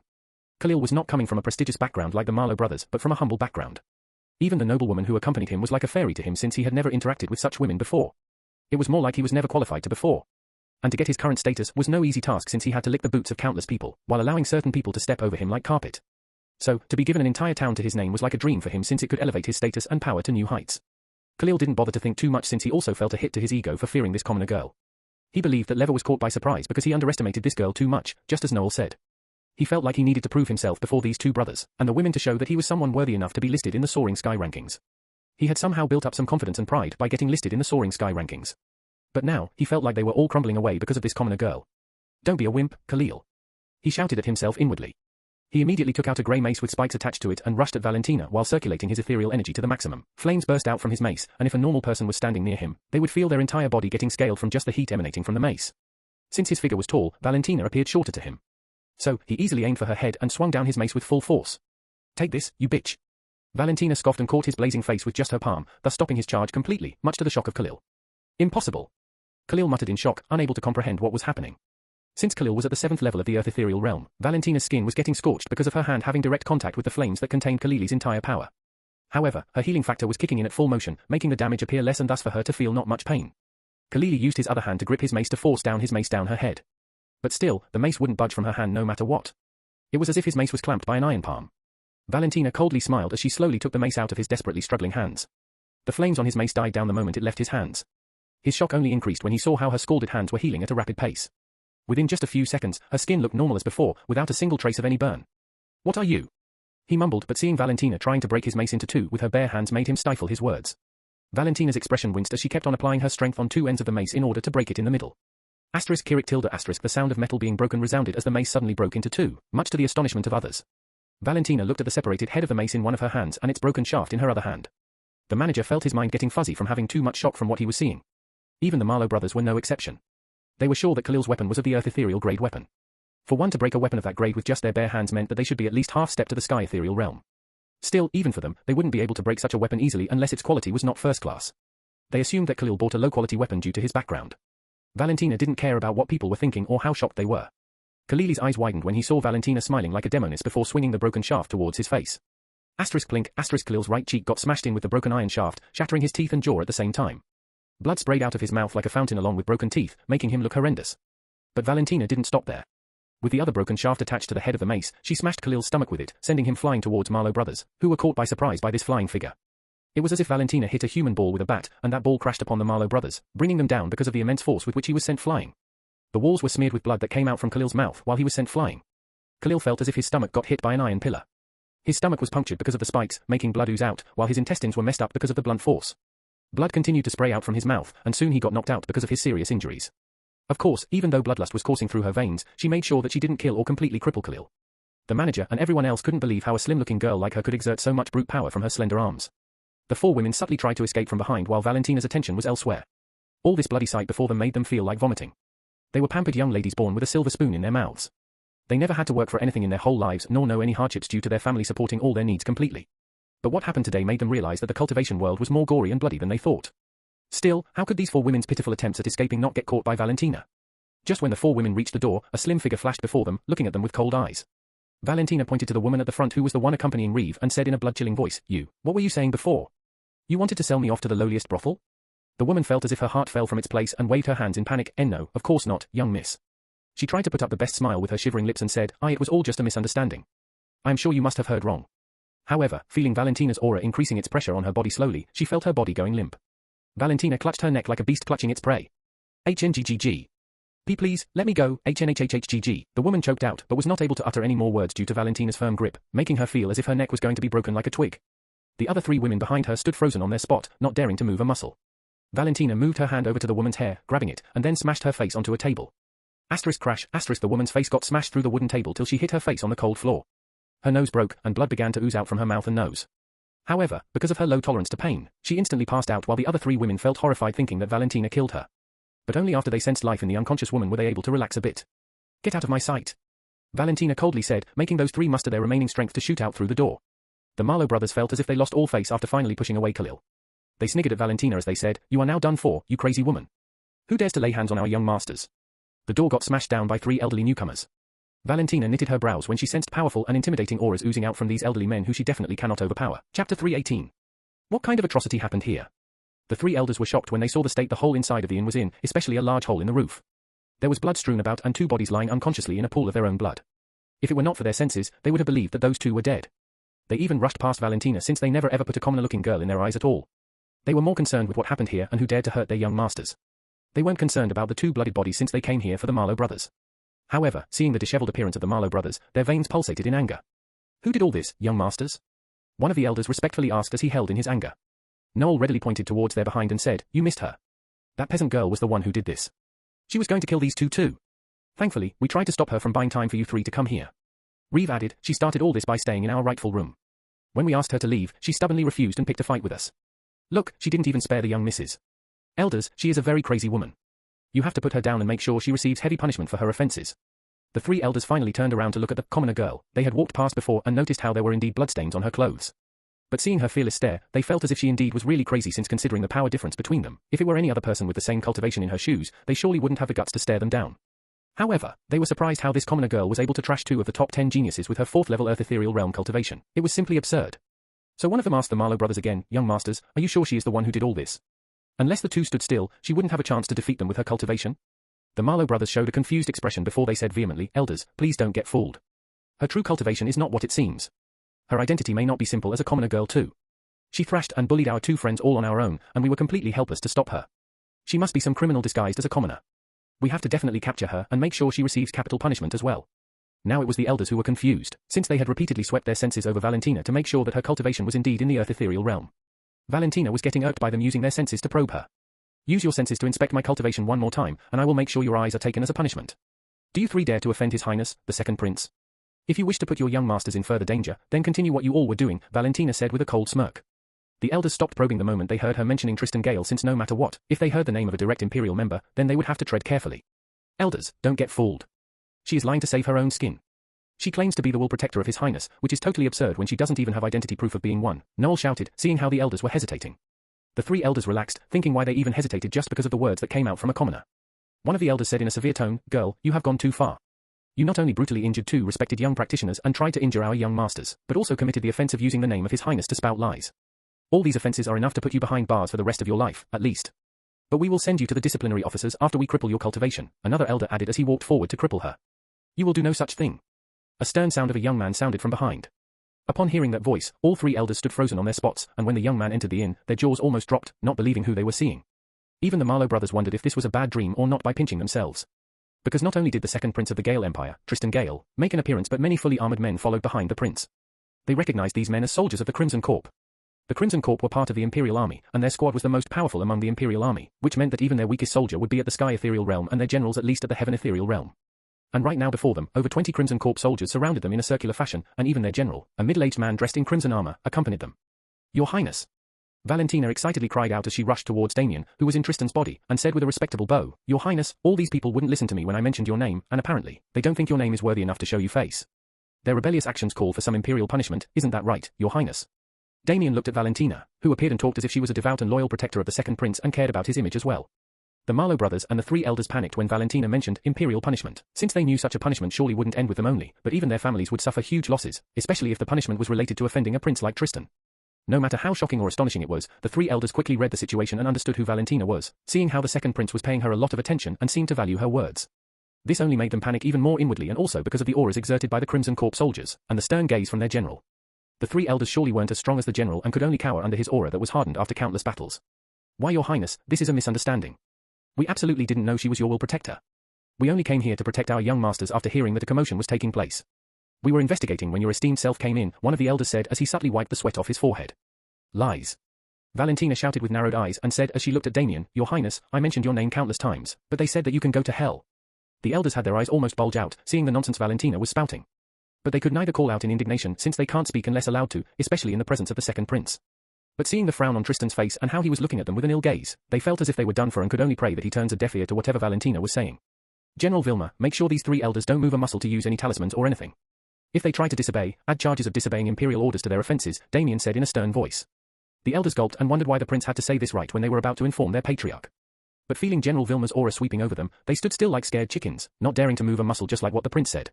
Valentina continued as if she was passionately reporting the offenses these people had committed against her master, and not only that, those 2 brothers and the other 2 from the Soaring Sky rankings were pressurizing the manager to throw your friend and me out unlawfully just because they wanted my room.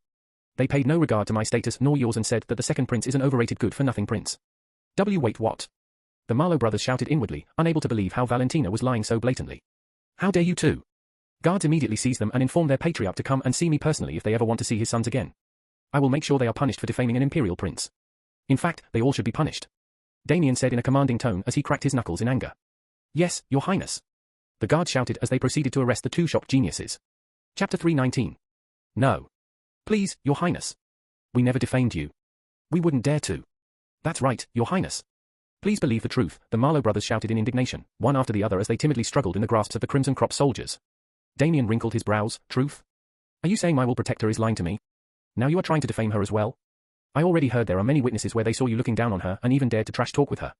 Do you know the punishment for speaking profanity against a will protector? It is to have their tongues cut out. Just shut the fuck up, Noel. Reeve shouted to Noel through a mental transmission. He had never shouted at his little brother before. However, this time he had to since he was afraid that Noel was going to worsen the situation with his loose tongue. But when he heard the last part of Damien's words, his tongue immediately tightened, just like Noel's. Reeve's expression became grave as he cried out, No. Your Highness, it was all just a misunderstanding. If we had known her identity, we wouldn't even dare to look at her, let alone speak. Please understand, we beseech you. Damien's expression didn't soften at all, and he said in a stern voice, Are you telling me you two are to have deaf ears? My will protector announced her identity to you countless times, yet you both treated her air as words. And now you both have the audacity to lie to me as well, HUH? The sudden escalation in his tone startled both the Marlowe brothers, wondering if the second prince was really this scary. They considered him as a debauched prince who was privileged enough to enjoy the resources of his empire to turn himself into a genius. They didn't want to believe he was someone who was inherently a genius. But now, their beliefs were being twisted slowly, and they also couldn't understand why this prince would care about a plain-looking girl so much. If she was a beauty, they could still understand, considering the nature of the second prince. But, a will protector? Who would believe that, let alone them? Still, now was not the time for them to argue about it with Tristan. They knew if they slight his will protector again, then they would be definitely done for and should choose their next words carefully. Still, even now, their situations were looking bad enough. Even though they were coming from a prestigious noble family, they were still not exempt from any punishments if they offended the imperial family. If it were anybody else they offended, they could still get by. But offending the imperial family was taboo, and there's no escaping from punishment for such an offense. That's the reason the Marlowe brothers were scared and panicking inwardly. They also didn't dare to think what their father was going to say about it or whether he would also be dragged into this. That would be the last thing they ever want. Otherwise, they would be known as the people who dragged the Marlowe family's reputation through the mud. Please, Your Highness. We committed the grave mistake of not being able to see Mount Gale. Please forgive us. Reeve knew if they kept on denying the things they said to his will protector, then they would only be making Tristan angrier. So, he thought it was prudent to admit it and somehow survive this storm. Please forgive us. Noel also finally joined in while his robes became sweaty. The three elders who were cowering in silence could only helplessly look at their young master suffering from such an interrogation from the prince. They could only pray that this situation does not worsen even further lest their patriarch has to bear some brunt of this whole thing. The manager was standing still as a statue behind those soldiers. He didn't know what to do now and whether he would be punished as well for trying to make Valentina vacate. He was sure that if Valentina told Tristan about what he tried to do, then his fate would be sealed. However, so far, she didn't say anything about him to Tristan, but that didn't reduce his anxiety even by a fraction. Damien scoffed, Forgive you? It took a while for you two to even admit your crimes. And since you admitted your crimes, how could we easily forgive you without exacting out punishments? If people came to know that we let you go, they would look down on our empire as a corrupt one that caters only to the privileged. Are you two telling me that you want our people or people from other empires to consider our empire to be a corrupt one? Reeve and Noel felt as if they lit their own feet on fire by themselves.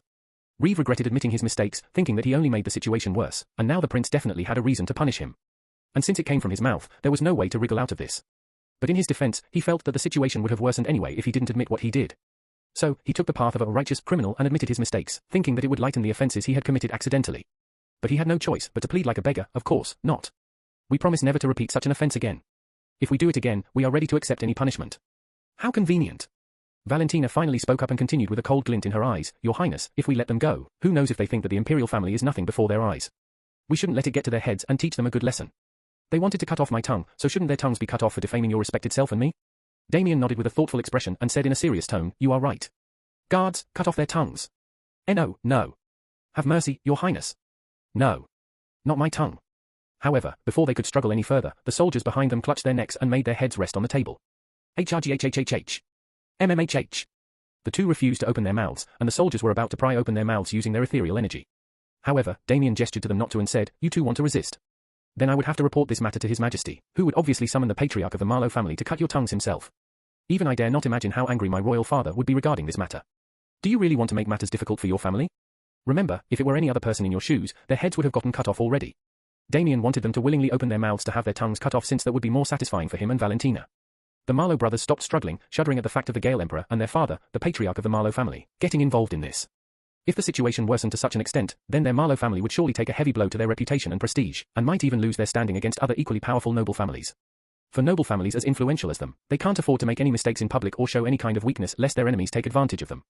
The Marlowe brothers knew better than to be criminals who destroyed their family's name. So they bitterly cried inwardly in indignation as they stopped struggling and put out their shivering tongues. Dogs indeed know when to put their tongues out, Valentina chuckled and made sure only the Marlowe brothers heard it.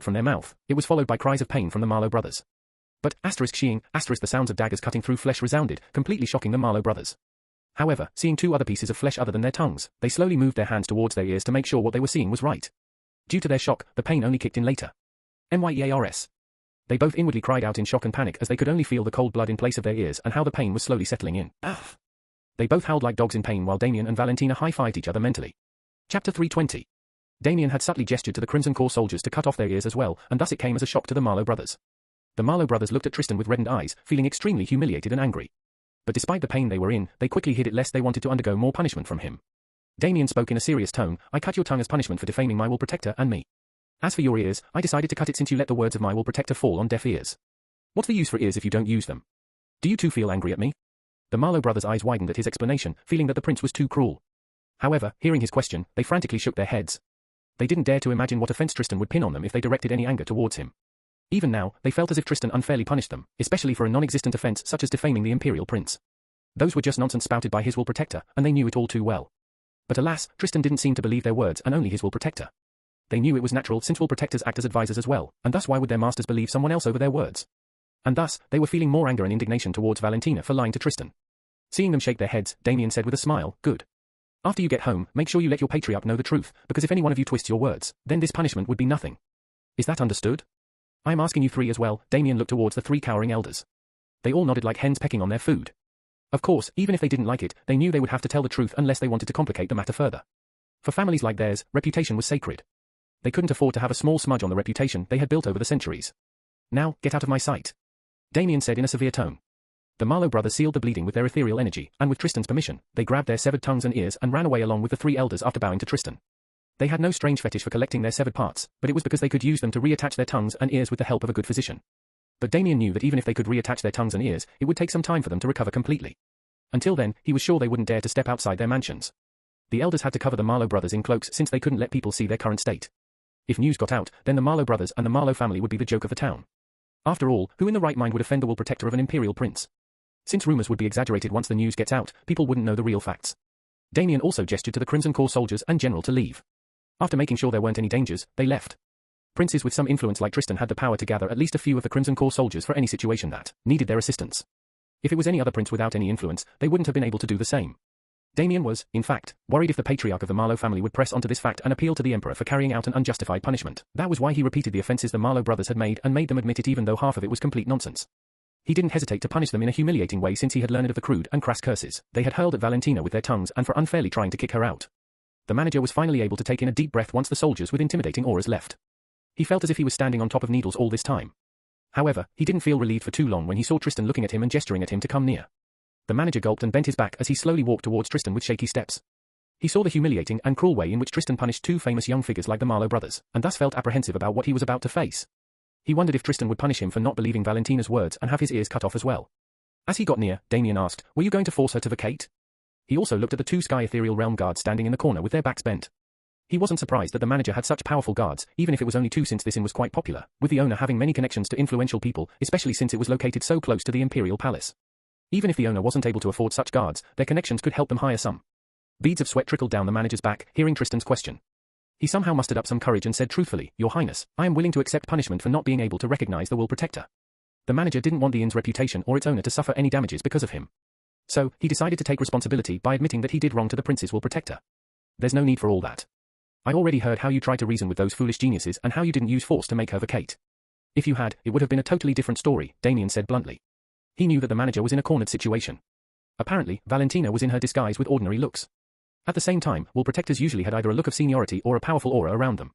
Valentina wasn't powerful enough to be a will protector, so he knew it was natural for people not to believe her. However, he didn't care about all that if someone tried to hurt her mentally or physically. That was why he didn't punish the manager since he did his best not to offend any party, while making sure that this inn does not suffer any damages. The manager was surprised to hear that the prince was going to let him go just like that.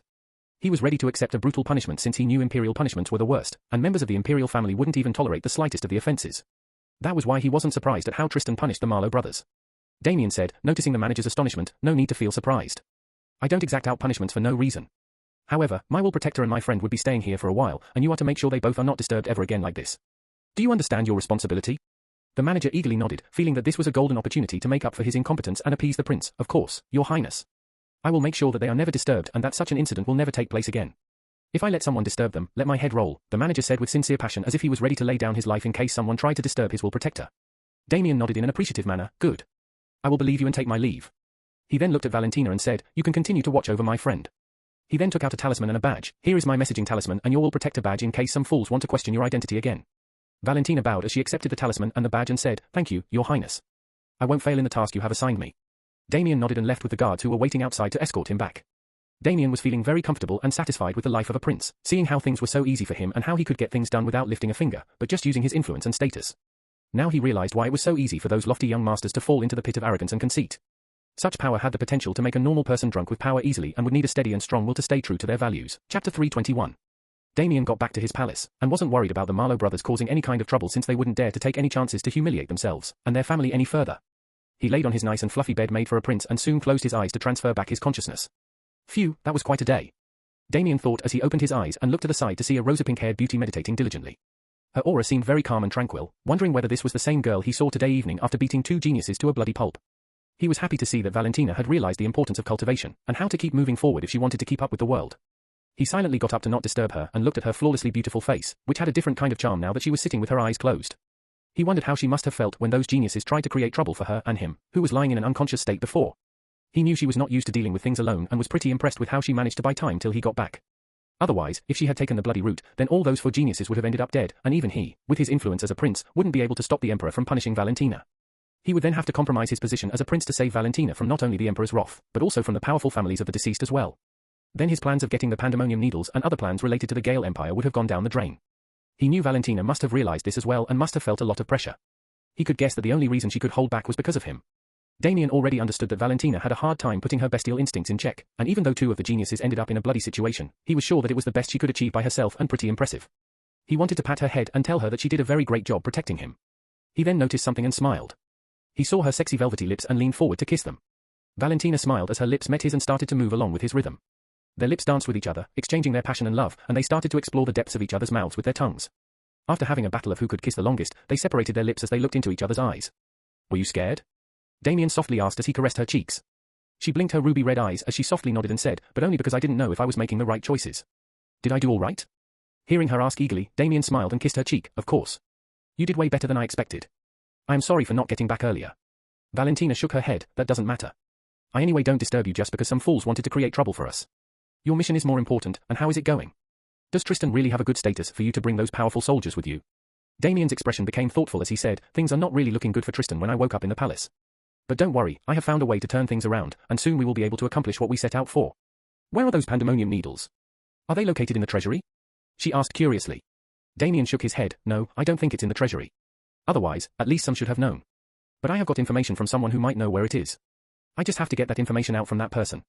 Do you need my help? I wish I could be with you in the palace. Valentina couldn't help but feel that more intensely, especially after what happened today. Damien sighed, knowing that she was feeling lonely. But before he could say anything, she said with a smile, but I am happy to protect you while you are gone. Damien pressed his palms lightly against her cheeks and knew that she found it hard to lie to him no matter how silly it was due to her nature. So, he knew that she wanted to be with him in the palace badly but also at the same time she was really happy to protect him. That was why he couldn't help but feel bad for her doing all this for him. He hugged her slender body onto himself and laid on the bed. Valentina smiled happily as she also hugged Damien's body, snuggling up to his chest. Before they knew it, the two fell asleep in each other's embrace, feeling tired mentally after today's events. Soon the day passed, and morning arrived, and Damien woke up in Tristan's body. He got up to see a maid standing beside the bed. Huh, why are you here? Your Highness, I am here to wake you up, the maid said with head bowed. Oh, yeah, right. Wake-up calls surely are a thing. Damien quickly remembered why she was here and gestured to her to leave. However, just as the maid left, another figure entered his room boldly. And who could it be other than Rhea, Tristan's mother? TSK, mother, what are you doing here so early? Damien asked in an irked tone as if he didn't like her entering his room so early in the morning. Rhea smiled. Don't get so worked up, son. Why do you think I came here now? Seeing her nice attitude, Damien inwardly smiled and asked anxiously, did royal father say anything? Rhea sat down on one of the sofas elegantly and said, all he said was to tell you to go and see him. But he said that with a smile on his face, and for your father to ask you to meet him after such a long time means that good things are lying in wait for you. Damien got out of the bed with an excited expression. Really? This is really good news. Before he refused to even see me, but now. Seeing how Tristan was getting excited, Rhea said, suppressing her glee as well, it's good and all, but make sure you don't let this chance go to waste and do whatever he says. He should be giving you one last chance to redeem yourself and prove your worth again. If you are able to convince him, then the position of Crown Prince would surely be yours. I should go meet him right away then. Damien eagerly said as he tried to put on his best robes. Rhea facepalmed and said, "Oh, not now. What time do you think it is now? He will see you at noon only. You better think of what to say to him in the meanwhile, since you would have to choose your words carefully when you are before him." Damien let out a frustrated sigh. Okay. I wasn't born yesterday, mother. I know how to talk to my own father. Seriously. Rhea wrinkled her brows as she got up. HMPH, I am telling this for your own good, since this is your last chance, and here you won't appreciate your mother's efforts. I am leaving since you seem to know everything. Rhea left in a huff, and Damien shook his head, thinking that there were indeed amusing characters around Tristan.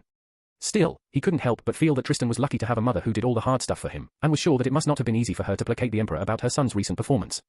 He knew the Emperor was this close to giving up on him before he gave away the position of the Crown Prince to Cale Gale, the first prince. And because of that, the pressure on Tristan's mother only became even more immense as she had to clean up after Tristan's mess. But of course, the main cause for that was because Tristan wasn't really alive anymore. No wonder you got so spoiled. Damien mumbled, feeling a bit envious, and wondered how it would feel like to see his own mother. But that thought only stayed in his mind for a second before it became yet another fleeting thought. Wondering why he suddenly was having such thoughts, he shook his head of such thoughts and came outside his room to go and look for Mina, and see if she got to know about the location of the pandemonium needles.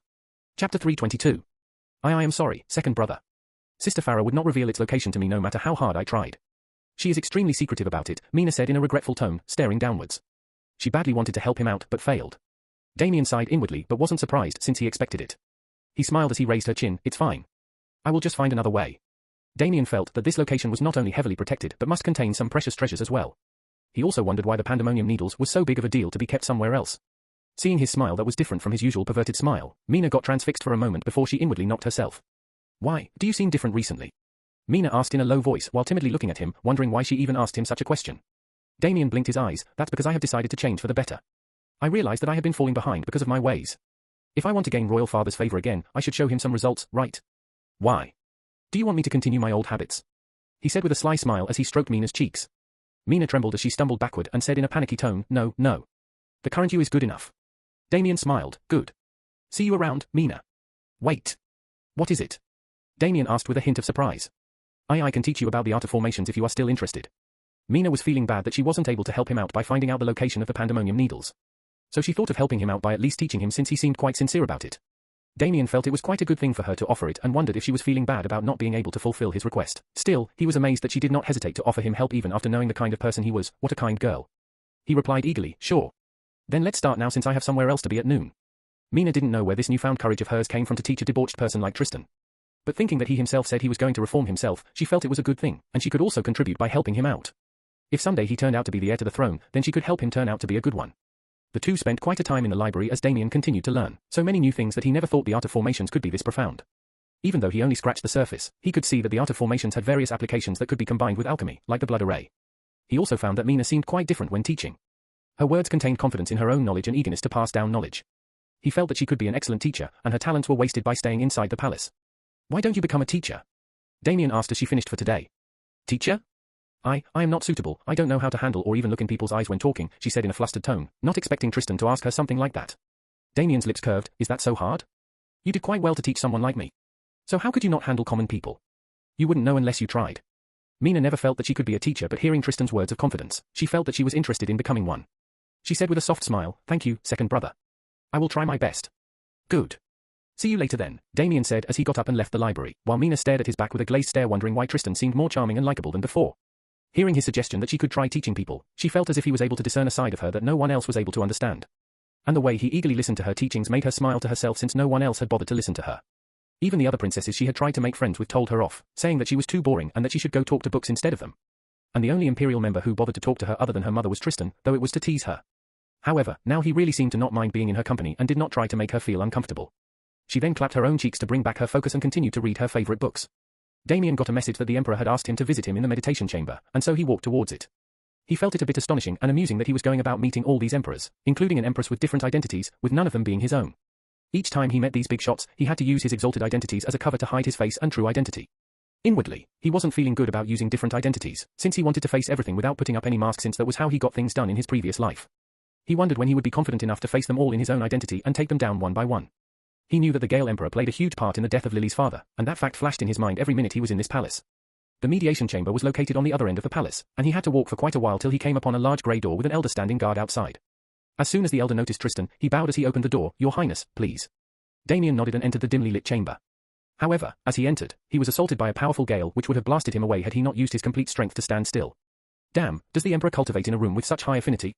Damien was impressed since he could feel his wind seed shaking in excitement because of the high wind affinity in the chamber. However, his eyes then focused on the middle-aged man floating in thin air in a lotus position. He was dressed in noble white robes with silver embroidery.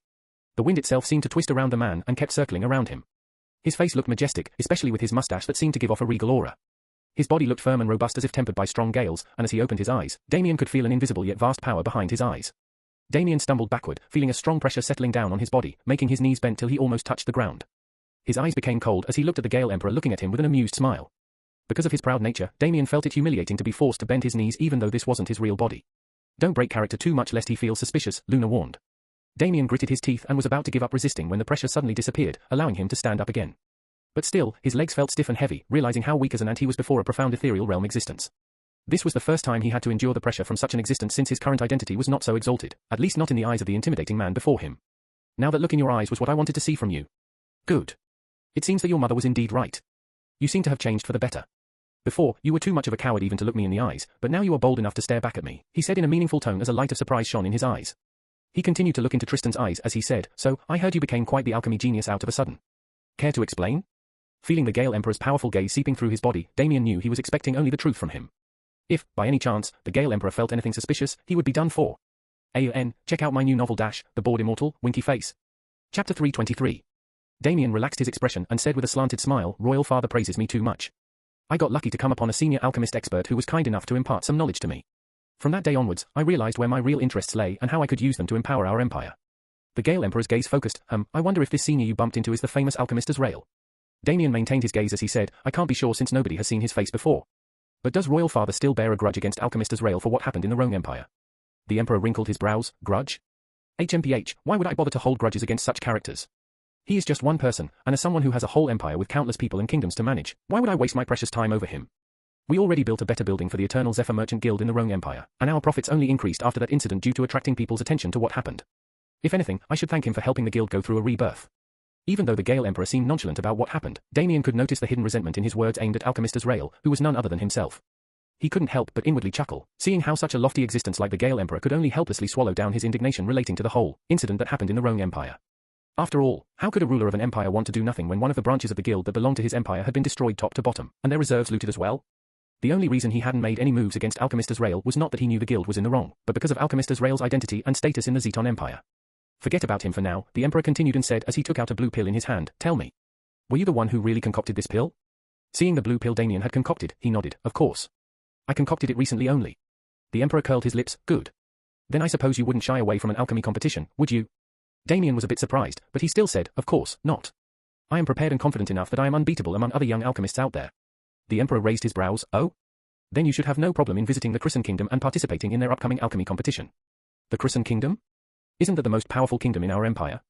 Damien asked in a low voice while thinking why the Gale Emperor wanted him to go to this kingdom and participate in an alchemy competition. The Gale Emperor nodded, yes. But their power has been growing so fast recently that it has become a cause of worry for me. I feel like they are hiding something which is the reason for their sudden boost in their power and wealth within the last dozen or so years. I had constantly been monitoring their rise in power and the happenings in their kingdom as well. But, still, I couldn't find anything concrete. Damien had heard about the Chrysson Kingdom, which was not only the most powerful kingdom in the Gale Empire but also a site of attraction, rumored to be as elegant as the imperial capital without losing out to anything. In fact, he was also surprised why an empire like the Gale Empire would sit still and do nothing to suppress a growing tiger. He would have visited such a kingdom if it were not for his situation.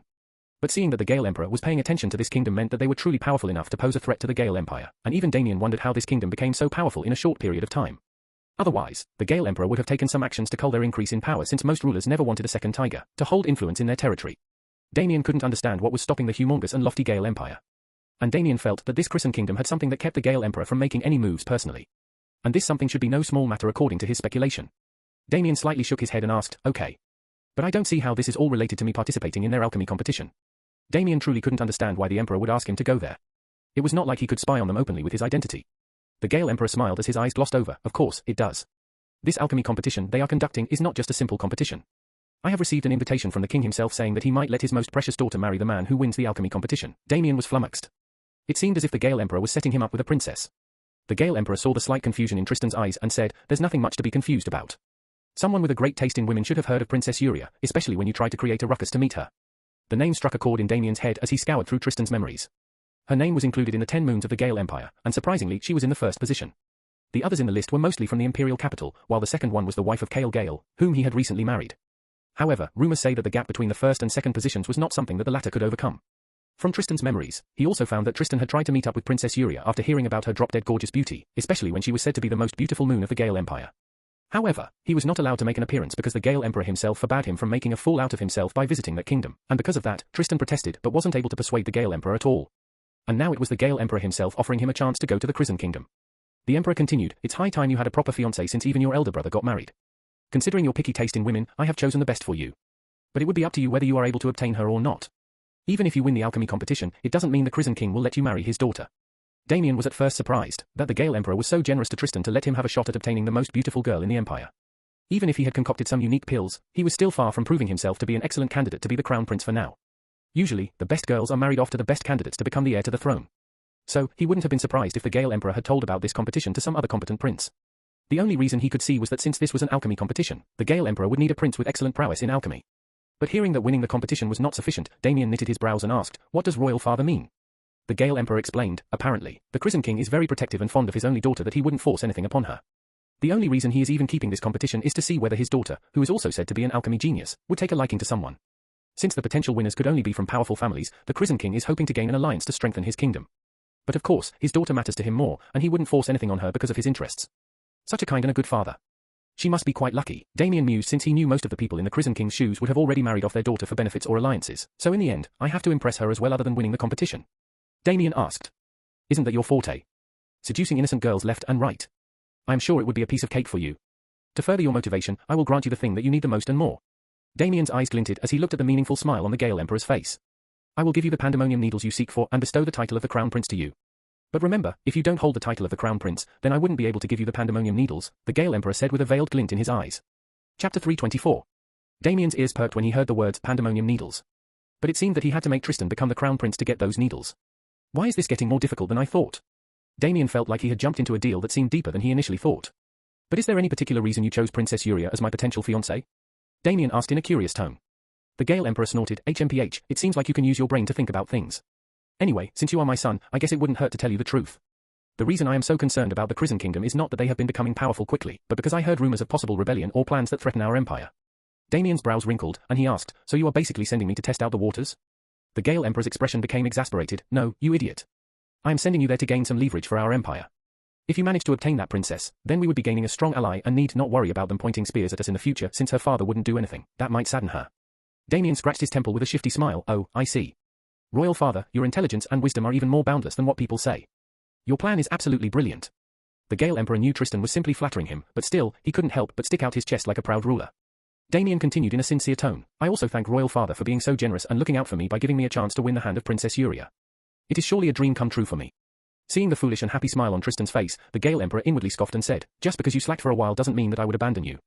But the alchemy competition only starts at least after a week, and the exact date will be informed to you by me through a messenger. Till then, you can concoct more of these blue pills, right? I will gift you a town for the first 100 blue pills you concoct." "A whole town? Damn." Damien was a bit surprised that the Gale Emperor was willing to give away an entire town for just 100 pills. Even though those pills were unique, the time and costs required to concoct those pills surely didn't match the worth of an entire town. But he knew the potential behind these pills and how they could easily influence any wars or battles that might happen in the future. A 10% temporary increase in strength without any side effects could do wonders against opponents even if they were a bit stronger. Still, the Emperor's eagerness only made Damien happy. "Heh, you have no idea what you are asking," Damien inwardly sneered. However, Tristan didn't even have a single town tied to his name before. This was the first time the Emperor was offering him, and according to his memories, not even Cale Gale had any town under his control. To have an entire town to one's name meant that one could be the overlord of that town, and manage the affairs of the town without worrying about anyone else interfering. So this meant that if Damien owned a town, then his words would have the final say in everything. Usually, towns were gifted to the top officials who had done centuries of loyal service and had a good experience in management. Damien, however, didn't feel that much elated about owning a town in the Gale Empire since it was of no use to him. After all, he was here for a specific purpose. Still, he felt that he could use this chance to buy up a mansion in this town and let Valentina move over to that place so that she wouldn't be bored and alone like before. With the new status he had given her, he was sure she would be able to strut around places without fearing anything, and he could also set up protective measures to keep his body safe even without Valentina's presence. So, he agreed while putting up a joyous expression, "Of course, Royal Father. You really didn't have to offer such a magnanimous gift, but I wouldn't take your words lightly and finish concocting these pills within this week itself." The Gale Emperor raised his brows. "This week itself? It seems like it would have done more good if I had trained you in alchemy more during your younger days." "Anyway, what's done is done. From here on out, I am giving you the chance to redeem yourself, and this also means that you can no longer slack off on your cultivation. You may use this chamber to cultivate whenever I am not here, since even those Marlowe brothers have left you behind in cultivation. Damien scratched his temple and said as he bowed, "Of course, royal father. I apologize for not paying attention to my cultivation. I will henceforth not disappoint you. You can take my word for it." After spending a long time in Tristan's body, Damien had found out that he could increase Tristan's cultivation as long as his consciousness was present in Tristan's body, which meant that he had to be in Tristan's body. When he had asked Luna the reason behind this, she told him that the ethereal cultivation needs a conscious soul to increase their understanding of the ethereal way. Since undead slaves had no consciousness and were missing parts of their soul, they originally could not cultivate and comprehend the profundities of the ethereal energy, thus having their cultivation stagnated forever. Damien felt that this was good news and bad news at the same time. The good news was that he could increase Tristan's cultivation and thus appear good in front of others, including the Emperor. But this also meant that he would have to take some time off from his own cultivation time to increase Tristan's cultivation. However, Luna said that he need not worry too much, since because of his dual cultivation art, eternal bond of sacred arts, he would be gaining cultivation without even doing anything as long as Valentina cultivates near him. Because of this, Damien was able to feel a bit relieved, since at least his cultivation wouldn't be slowing down, and realized how convenient and amazing his dual cultivation art was. Suddenly a thought appeared in his mind where he thought of having a harem of women cultivating together near him. Wouldn't the increase in his cultivation be drastic then? However, Damien quickly shook off such thoughts and wondered if he was developing a licentious nature. We will see about that. By the way, I heard you created quite a ruckus in Summon that also involved the Marlowe family. Is this true? When did you get a new wool protector? Is it some other woman you slept with? Hearing the Emperor's question, Damien put up an awkward smile and said, "Royal father, actually some of those geniuses were trying to create trouble for my wool protector. Actually, she was someone I came upon while traveling and found that she was quite strong for her cultivation while being intelligent as well. I thought that in the future she could turn out to be a potential wool protector for me and decided to bring her here. But I forgot to give her an identity token, because of which all this happened. She isn't even a beauty, so I obviously wouldn't sleep with her, yuck. You do know that the patriarch of the Marlowe family would find this distasteful. After all, his family owns multiple legions and territories, acting as one of the pillars of our empire. If you want to become the emperor in the future, you shouldn't unnecessarily create any reasons for enmity. Of course, I am not telling you this because you have to be afraid of them, but because there is no reason to bring about an unnecessary headache." Damien said in a reassuring tone, "Don't worry, royal father. I have made sure the Marlowe brothers won't twist the truth so that their father wouldn't misunderstand. In fact, the patriarch would be feeling relieved that things ended with just a light punishment." Seeing the grin on Tristan's face, the Gale Emperor felt that Tristan was more sly than he initially thought. However, he felt it was pleasing and inwardly approved it. "Now that I have told you what there's to be told, you may leave now," the Gale Emperor gestured to Tristan and then closed his eyes. Damien bowed and left the chamber and quickly got back to his quarters. He ordered his servants to go and buy lots of herbs and other medicinal ingredients to start concocting the 100 blue pills as fast as possible. Check out my new novel The Bored Immortal, Winky Face. Chapter 325. Meanwhile, thousands of kilometers away, in the Rome Empire, a beautiful girl, lovely and bright as the moon, was performing a sword dance which seemed mesmerizing and beautiful like music at the same time. If Damien had seen her now, he would be a bit surprised to see how her beauty and elegance had refined noticeably.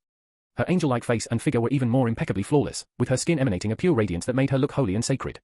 She was draped in simple white training robes, but still, it only heightened her poetic beauty. Her countenance coupled together with her sword dance was enough to spellbind children, men, and women alike. It was nighttime, and thus the moonlight that came in through the inner courtyard perfectly highlighted her dance, and one could see a pure white light radiating from her sword as she performed her dreamy movements. Her sword dance seemed mystical, and even the flowers in the garden around her seemed to swing left and right as if enjoying and dancing to her rhythm. The ethereal aura emanating from her and her sword seemed to magically fuse with each other, though not completely. Surprisingly, the aura that was emanating from her was nowhere the same as when Damien last saw her. Even Damien would be astonished at the progress she had made while getting dazed at her angelic figure. Soon, she slowed down her movements as her sword dance came to an errorless stop. "Grandpa, how was it?" she asked with a beatific smile as she turned around and looked at the middle-aged man sitting on a wooden garden chair.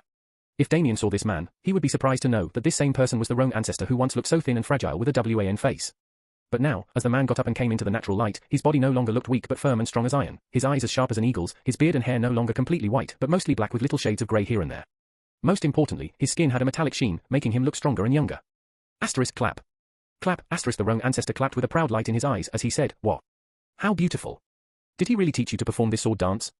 Lily radiantly smiled, hearing his compliment, and said, "He did not teach me this sword dance, but if he hadn't taught me true sword mastery, I would never have been able to come up with this dance on my own. His teachings were truly enlightening and profound, making me feel as if not even any senior experts from the Lancaster Empire can match him.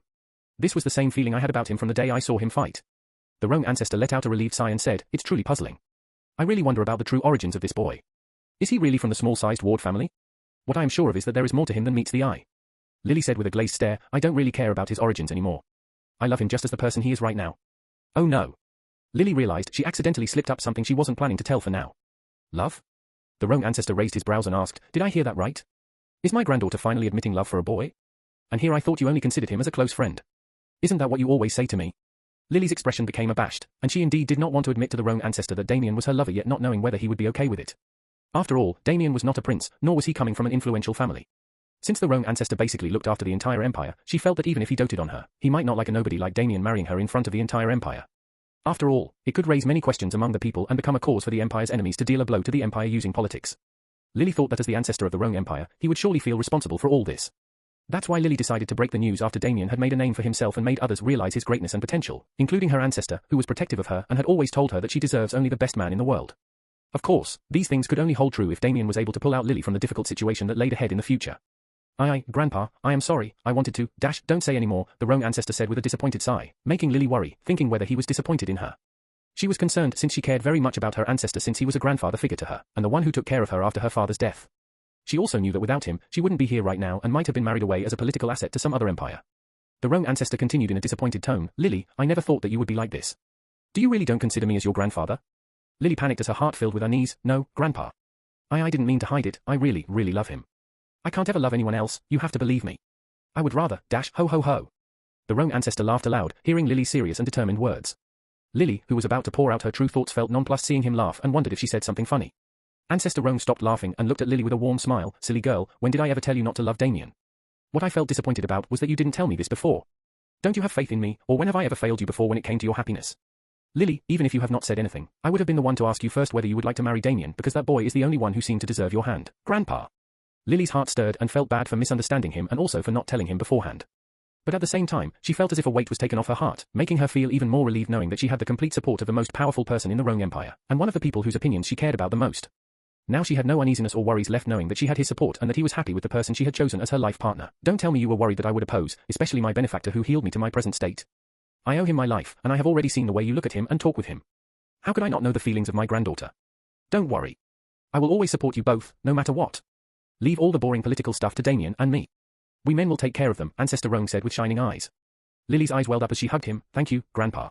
Ha, no need for all that, Ancestor Roan smiled as he patted her head and continued, it seems like the sudden increase in your strength, and everything is also because of him, right? Lily slowly looked up at him and nodded, but he told me to not, of course, I understand. We men always like to be secretive, makes us look more mysterious. You have to be careful with that lad, he seems like the kind of person who could get popular with girls. Lily blushed and felt that there might be some truth to his words. Suddenly, they heard the air whistling, and they both looked up to see it was a letter enclosed in an envelope. Lily's eyes lit up seeing the letter, and she rushed forward to grab it with an ecstatic smile. Your lover really is a romanticist, sending love letters. Ancestor Roan chuckled while shaking his head while reminiscing his younger days. Lily's cheeks reddened hearing his comment, but her hands eagerly opened the letter to see what her lover had written to her this time. Meanwhile, in the Zeton Empire, a sapphire-haired girl with picturesque beauty was sitting on the balcony of her residence in the Zeton Ethereal Foundation, looking at the letter in her hands. What are you up to, Damien? Leaving without my permission. Reva mumbled as she lifted her head and looked at the distant full moon. She wondered what he was doing in the Gale Empire and why he had asked for an indefinite leave. Without her knowing, she was feeling lonely after reading the letter, making her breathtaking countenance look a bit sullen. But no one knew if it was because she had no one to talk to and discuss her favorite subject with or because of something more. Chapter 326. Damien, meanwhile, had no idea how we should proceed with the whole Tristan's fiancé thing. He knew he would have to anyway visit the Crimson Kingdom and participate in the alchemy competition. He wondered how much proficient in alchemy this Princess Yuria was and if she was as good as Reva. He already learned from Reva that she could concoct pills with more than 95% potency with ease, even surpassing Leon Zeton's level. However, he was not surprised since he already knew about her uniqueness. But he always decided that she should take a look at this princess and see what kind of a person Tristan's fiancé was. It was not because he was interested in her, but because he wanted to know if she was the kind of person who could tag along with him in his plans. If she could simply play along with him, then Damien had no worries even if he wins the competition and she chooses him. But first, he decided to focus on the blue pills and concoct 100 of them. He decided to name them as Strength Returning Pill. The morning was still early, with the sun slowly rising from the horizon. He didn't sleep at all the previous night and was busy cultivating his original body. As for Tristan's cultivation, he believed that he could go and cultivate in the Gale Emperor's meditation chamber and increase his cultivation rapidly. He arranged all the necessary medical ingredients and the cauldron before him and put in 5 golden leaves inside the cauldron, after putting the powdered bones of an iron head boar. These were the main ingredients for his strength-returning pill, and then he put in some supplementary ones. Finally, he then took the poison bite flower, which was a carnivorous flower, and dropped a small part of it inside the cauldron as well. Obviously, it was not a part of the ingredients of the original pill he had concocted. This was something necessary for his plans. Because of that, he had taken this flower from his soul space and did not order his servants to buy one. Even if they tried to, they surely wouldn't be able to buy it the same day due to how rare it was. It was not that it was extremely pricey, but more related to its availability. After all, not many would risk their lives to pluck such a flower, and those who would will certainly take their own sweet time plucking one. He focused on his soul to bring out his etheric flames, or to be precise, Tristan's etheric flames. A pale orange-colored flames birthed from his palms, and he transferred the flames to the cauldron. He started to refine all the medicinal ingredients, but of course, he had to control his flames in such a way that he had to control the refining of each medicinal ingredient according to his needs. Some medicinal ingredients did not need complete refining, especially the poison bite flower, since he didn't want to make it obvious what was hidden in the pill. The poison of the poison bite flower was said to be as fragrant as a flower but deadly as a venomous snake. Its properties would surely make Damien's pill smell fragrant but at the same time mask the deadly substance contained inside it. However, the way Damien was refining it would make the poison dormant such that even if someone takes the pill, nothing will happen to that person. But the deadly substance would stay embedded in their body even after the pill was completely assimilated, or even if its effective time period was over. And it would continue to stay there in a dormant state, doing no harm to the person. But it would become active only when a certain situation happens, and Damien coldly smiled as he looked at the final product of his masterpiece. The perfect killing pill, deadly as a silent assassin. Damien inwardly mumbled as he looked at the small blue pill in his hand emanating with a sweet fragrance. He had informed his servants not to let anyone disturb him and continued to concoct the blue pills as fast as possible. But by the time he concocted the 20th one, exhaustion was kicking in, and he lost count of the number of hours he had been concocting the pills. However, looking out the window, he saw that it was already afternoon and decided to cultivate for the rest of the day and rejuvenate himself. A week passed in this fashion, cultivating in his real body for the whole night with no sleep, with Valentina following suit, concocting pills in the morning, and cultivating in Tristan's body for the rest of the day. Because of this, he surely made huge progress in Tristan's body and already broke through to the 8th level of the Earth ethereal realm. He had told Valentina about owning a city soon, making her cheer in happiness. She was feeling a bit bored cultivating all the time, and as a half-ethereal beast, she sure liked to roam and wander around places. Damien wondered how long he would have to be in the Gale Empire, especially because of the whole fiancé thing going on. He was sure that had Tristan been alive, he would have rolled on the ground out of joy and even kissed his father's feet for giving such an enticing opportunity to him. Day after tomorrow was the day he would have to set out for the Prison Kingdom, and by this time, he had already finished concocting 100 strength-returning pills which were all rank 4 pills. Time to own a town, Damien thought as he proudly exited his room with 100 strength-returning pills in tow. Of course, these 100 pills also contained something unique that he was sure that no one could find out even if they tried to reverse engineer the pill. The small parts of the poison bite flower he had used had thoroughly mixed and merged with the other ingredients, thus veiling its presence. He also made sure to add a medical ingredient that makes a pill produce a sweet fragrance so that even if expert alchemists scrutinized his pill, they wouldn't feel suspicious about its fragrance. Coming up with such a meticulously made pill was no easy task. He had to go through many trials and errors to keep modifying the pill formula till he got the one he wanted. This planning and research started when he entered the Zeton Empire.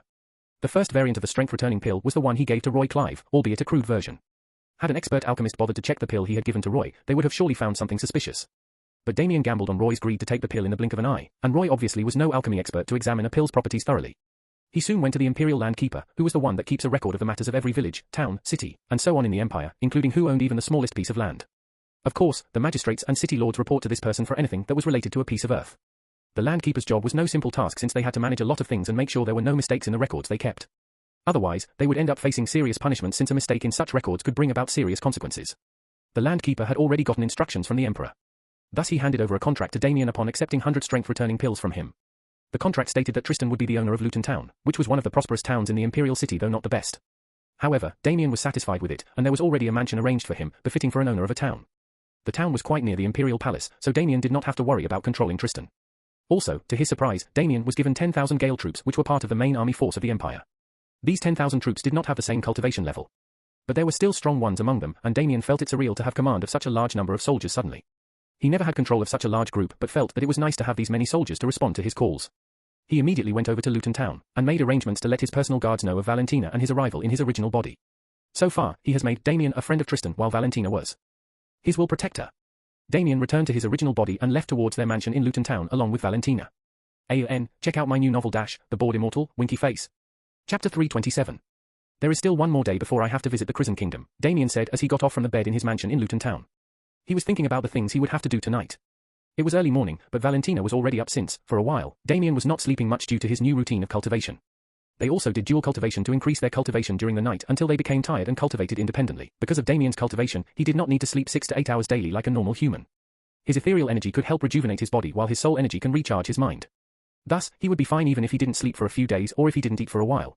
Valentina furrowed her brows and asked, "That stupid emperor asked you to marry that princess?" Damien had told her what he would have to do as Tristan based on the order the Gale Emperor gave him, and Valentina obviously didn't like it. She protested against him going, but when he said that he wouldn't get the pandemonium needles, she had no choice but to water down her objections. Damien sighed, noticing the subtle grouchiness in her words. "Don't worry. Nothing much would happen. After all, I am participating as Tristan and not as Damien. In fact, I have made some plans to see whether that princess will play along with my plans. In the worst case, after I get the pandemonium needles, I will just escort her back to her kingdom and explain the situation to her," Damien said in an assuring tone, but inwardly, he had no idea how things would turn out since he had no idea what kind of a person Princess Yuria was. According to gossip, she rarely stepped out of her palace since her father wouldn't let her wander out, fearing for her safety. Damien wondered if her father was too extreme or if he was resorting to such decisions because of how twisted the cultivation world was. After all, from a logical point of view, being inside the palace would be the safest place for her till she becomes strong in her own right. Damien also heard that she was 17 years old and about to turn 18 soon, because of which her father was arranging this competition with a subtle hint of marriage talks. Damien knew the Gale Emperor was sending him to bag the princess, so that he wouldn't have to worry about the Crimson Kingdom anymore since the alliance between them could only be beneficial for both parties, so he wondered what would happen if he was to fail to get her hand in marriage, though that thought didn't last long since he didn't care about it. Still, Damien had to inwardly admit that he was curious why the Gale Emperor was maintaining a safe stance against the Crimson Kingdom, and also why the Crimson Kingdom was rising in power this fast. How are you going to find out if she will follow along or not? Valentina asked, feeling less upset since, after imprinting upon Damien, she could feel Damien's love for her, thus mitigating her greatest inner fears. If it was before, she would have been a lot edgier about the whole thing. That was also why she didn't feel as bad as before when she saw Damien with Lily at that time. However, she still disliked Damien loving someone else because of certain insecurities. She still hadn't come to terms with Damien and Lily's relationship, but knew that there was nothing she could do about it since she had learned over time how protective Damien was when it came to someone he loved. This was especially true since she could feel Damien's soul because of the eternal bond of sacred arts she was practicing. Even without that, she would have realized since the whole reason Damien even left the Roman Empire was mainly because of Lily other than to improve himself and broaden his horizons. She had merely been ignoring the thing between Damien and Lily in her mind since Lily was not here now. But thinking about what would happen when they reunite made her feel uneasy. Damien could feel her uneasiness, but just like Valentina, he was putting off till it was the right time to talk to her about him and Lily. He was also less worried since he noticed how Valentina's uneasiness was lessening the more time they spent with each other. He answered Valentina's question, I will be going out tonight to sneak into the Crimson Kingdom. Damien interrupted with a smile, and I also want you to come along with me so that my entry and exit through the royal palace would be smooth. Your invisibility and your mask should come in handy. He knew she was about to say that she also wanted to come with him and he anyway decided to ask her to come. Valentina beamed, feeling excited about tagging along with Damien for forcing their way into the royal palace of Crimson Kingdom. She was feeling quite bored staying cooped up inside a room with walls surrounding her and needed a bit of adrenaline to set her mood right. However, remember that you have to be very careful, and of course, I will be too since this would be the first time we are trying something like this. The Crimson Kingdom is the most powerful kingdom in this empire, and so their defensive capabilities could be similar to the Imperial one. If we make one mistake, we could have an army of cultivators chasing our tail, Damien said in a cautious tone. Valentina stretched her hands as she nodded, I got it. I will just follow your lead. She then tilted her head and asked, but what are you going to do once you get inside? I will try to meet her and see if she is the kind of person I can talk sense with and also what her kingdom's true stand is against the Gale Emperor. If they are neutral, I guess it might make things harder, Damien said in a thoughtful tone. You are going to try and meet the princess? Wouldn't that be dangerous? She would be heavily guarded, Valentina said with a light of worry in her eyes. She already learned how well protected the mansions and palaces of noble people could be. Even she wouldn't dare to trespass alone into heavily protected places with her short-lived invisibility. Damien nodded, I know this plan is absurd and probably foolish. But given how short a time we have, there is no other option unless we have more time. For the past week, I had to concoct those pills and cultivate. Otherwise, we could have gone about this another way. He then smiled and continued, but don't worry. That is where you come in. We just have to knock out one of the guards, and I will disguise myself as one of them. Valentina fisted her hands together with an excited smile, that should be fun. But still, would that be enough to get to where the princess stays? Damien's smile only grew wider hearing that question, and Valentina didn't ask any more, seeing that Damien had already prepared for that.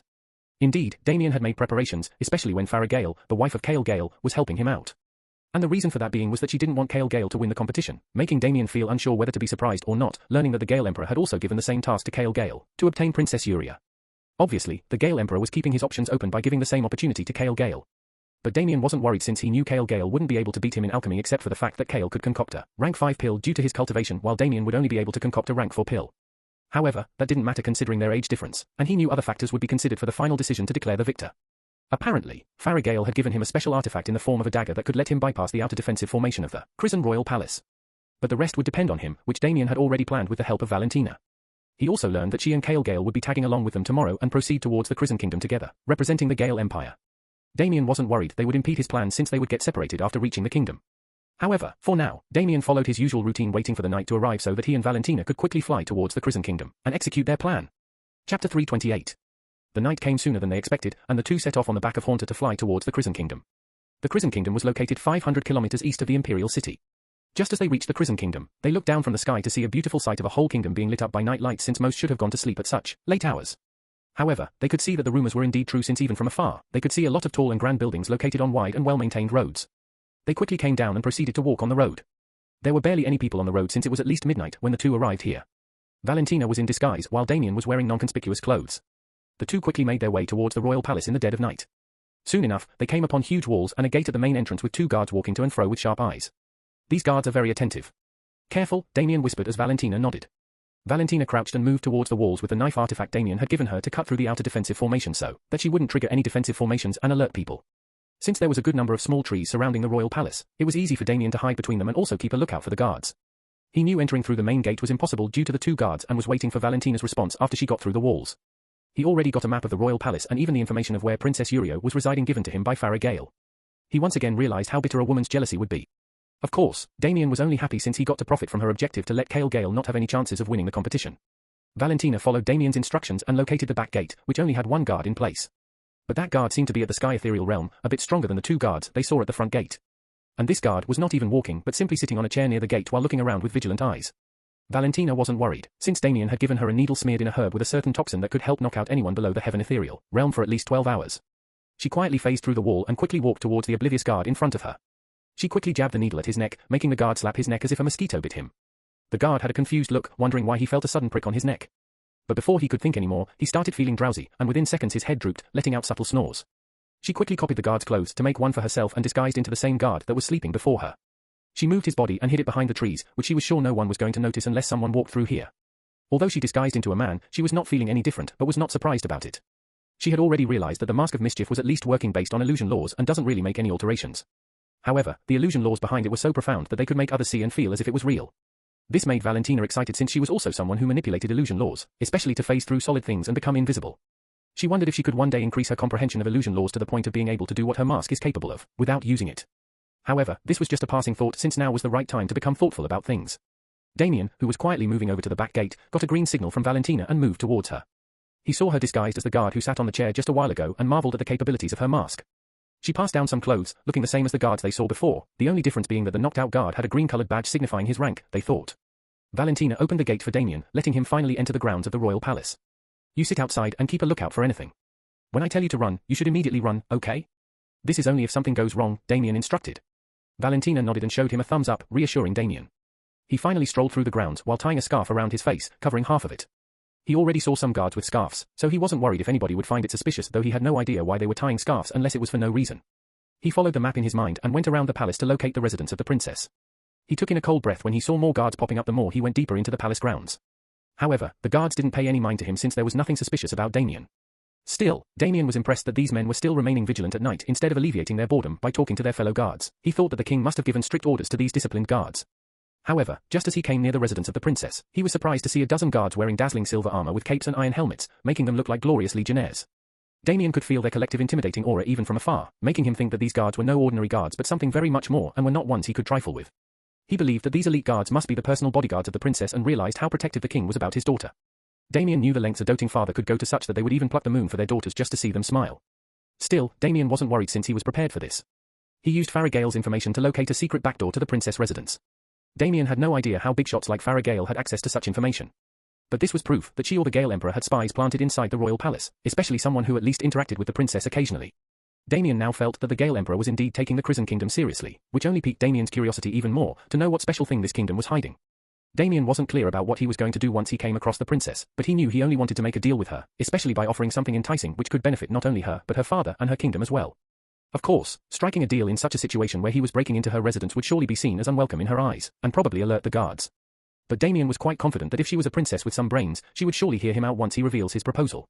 He knew meeting her or the king officially wouldn't go well since there was no way he could meet them as Damien, nor could he request for a private conversation as Tristan. Thus, resorting to this risky way was the only choice he had left. Damien came across the servant quarters building located just outside the palace, and apparently, most of the guards lived here along with other servants. He entered the building and moved towards the vacant kitchen. He then scanned the kitchen walls as if searching for something. Finally, he spotted a checkered line on one of the walls. His lips curved as he moved his hand over the line while applying pressure slightly. His eyes shone when he saw the wall silently moving towards the side to reveal a dim-lit narrow passage, which he believed should lead right towards the inside of the royal palace. He quickly looked behind to see that he had forgotten to close the kitchen door. He decided to close it since he didn't want to get caught red-handed by a passerby if he was to exit out of the secret passage. The secret door automatically closed since Damien was not near it anymore. However, unbeknownst to Damien, a cloaked figure was moving through the secret passage in a very suspicious manner. Damien closed the kitchen door and again stepped in front of the secret door. As he saw the door opening, he stepped forward to enter the passage but... Ow! Damn! Two heads collided, making both Damien and the cloaked figure stumble backward with shocked cries. AUN, check out my new novel The Bored Immortal, Winky Face. Chapter 329. Damien quickly recovered from his surprise and moved forward to grab the suspicious cloaked figure who still seemed stunned.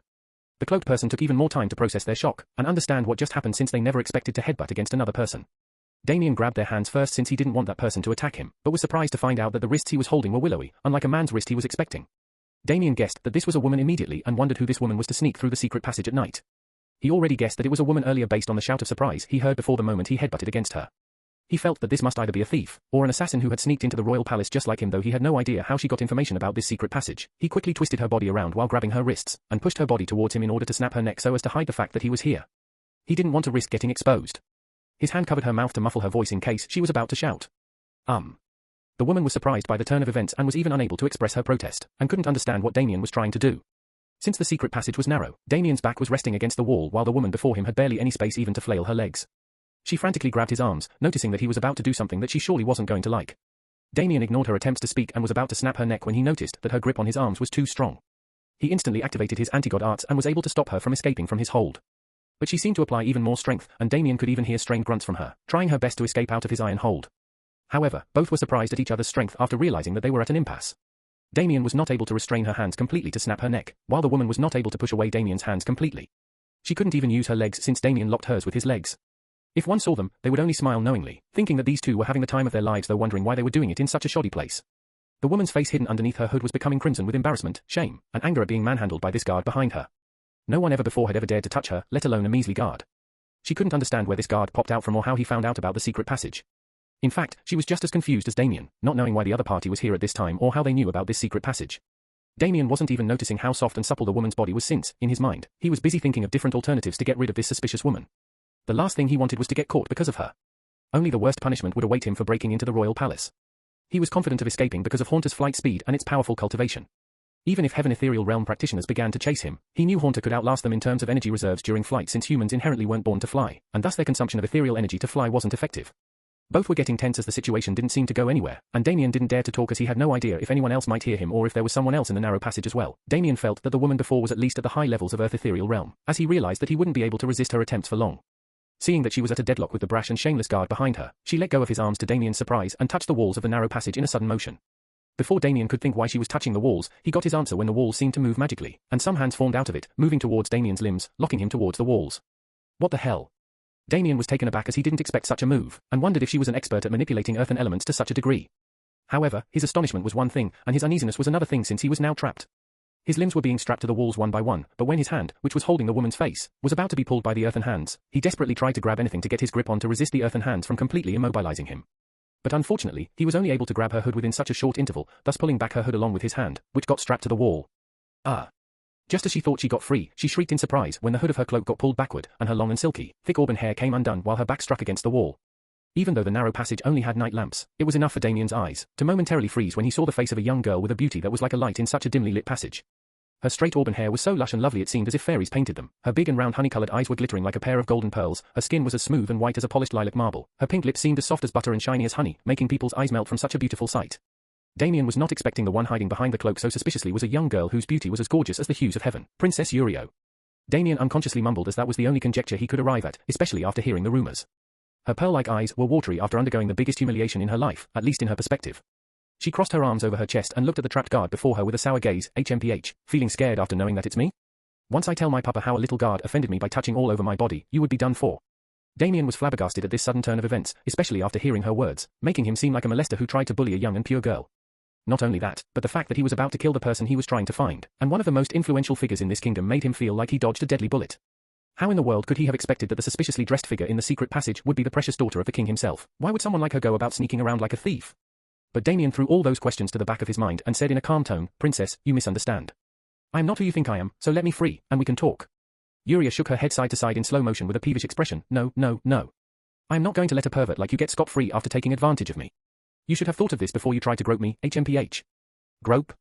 Pervert? What the? Damien was left speechless at her nonsense claims. All he did was grab her wrists and cover her mouth. Other than that, he never touched her anywhere else. Besides, in his perspective, he had to choose between the possibility of having his whereabouts exposed or nip the threat in the bud. Damien wondered how straight-faced this girl could be to list out such false accusations and said while the veins in his temple twitched, Look, princess, you are mistaken. How about we both settle down and talk in a civilized manner? Aren't you a princess first and foremost? If you really want to report me, then I will tell everyone how you were sneaking around in this secret passage for God knows what reason. So, you still want to report me? Damien asked with a smirk though it was hidden because of his scarf.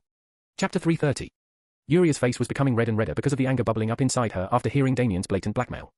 When did she ever have to get blackmailed by any person, let alone a random guard?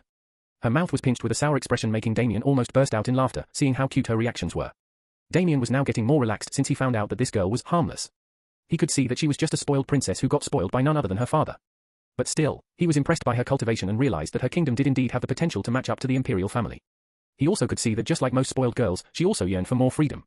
Thus she was trying to sneak out of the royal palace, probably because of getting bored after sitting inside the palace all the time. She puffed her cheeks and said, "Why, you are lying. I was merely just surveying this passage and not trying to sneak outside." "Oh. But I never said you were trying to sneak outside.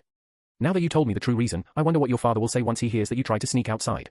Because of how much he cares about you, I am sure he will take more strict measures to keep you in," Damien said in an amused tone. He continued, "If you let me down, I can take you outside without letting anybody see you. And we both get what we want." Yuria narrowed her eyes and tilted her chin. "Do you think I am a kid who can be easily fooled like that? Maybe a 12-year-old would have believed you, but a grown-up like me won't fall for your silly tricks."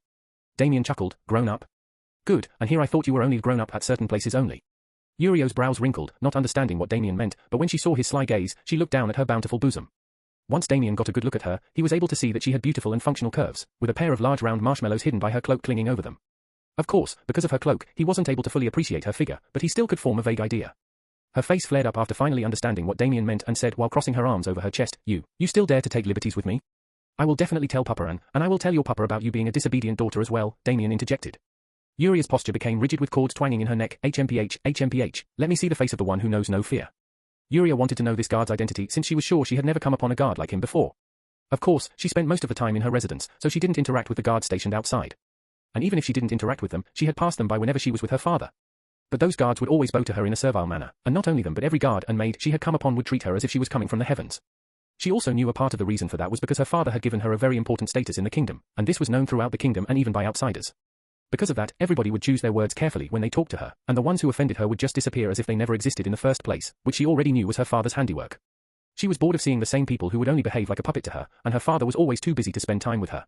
She also had no friends of her own or any siblings since she was the only child of her father, which was still a surprise for most. Anyone would wonder how a king could not produce a boy to be his heir when his only child was a daughter. People inherently believed that only males were capable enough to rule and not females. However, only Yuria knew that her father didn't remarry or take in concubines because he loved her late mother to death to love another woman. Even though many years had passed after her mother's death, her father still refused to take in another woman just for the sake of producing an heir. Because of this, there were many worries and concerns from different people in the kingdom. But because the king was able to take the kingdom's power and wealth to new heights, nobody voiced out any protests or concerns since they had no right to. However, unlike Damien's belief that she was spoiled, the truth was a bit different. That was why she wanted to at least roam outside her residence on her own and enjoy a life that was different from boring palace life. Unfortunately, her father cared about her safety too much and wouldn't allow her to go anywhere alone, and thus she had to take the help of someone to discover this secret passage and thus use this passage frequently to get a breather. But the last thing she expected today was to come upon a guard who dared to even talk back to her without showing any signs of fear, which further piqued her curiosity to know who he was. Damien didn't resist as she grabbed the scarf tied around his face and loosened it at a single stroke. As the scarf came off, Damien's hair also got ruffled due to the force at which she pulled it off, making his hair tousled over his face. Yuria's gaze froze, and her heart skipped a beat the moment Damien's face was revealed. She was astonished to see a young boy not much older than her. But that was not the only reason she was astonished. It was also because of Damien's devilishly hot looks that had a smoldering charm, especially because of how his face was kissed by the dim orange lights in the passage. Yuria's lips parted unconsciously, with a stunned expression, not understanding how a guard could be this handsome and young. Her expectations were completely contrary to what she was seeing, especially when she was expecting to see a scruffy guard looking in his 30s at least. But the boy before her looked more like a prince that fell down from the heavens. No, to be precise, he looked more like the Prince Charming in her dreams. The reason she even asked her father to hold an alchemy competition was to see if she would be able to come upon the man of her dreams, no matter how silly and foolish it seemed. Her father protested against it since he was against the idea of her marrying someone so soon.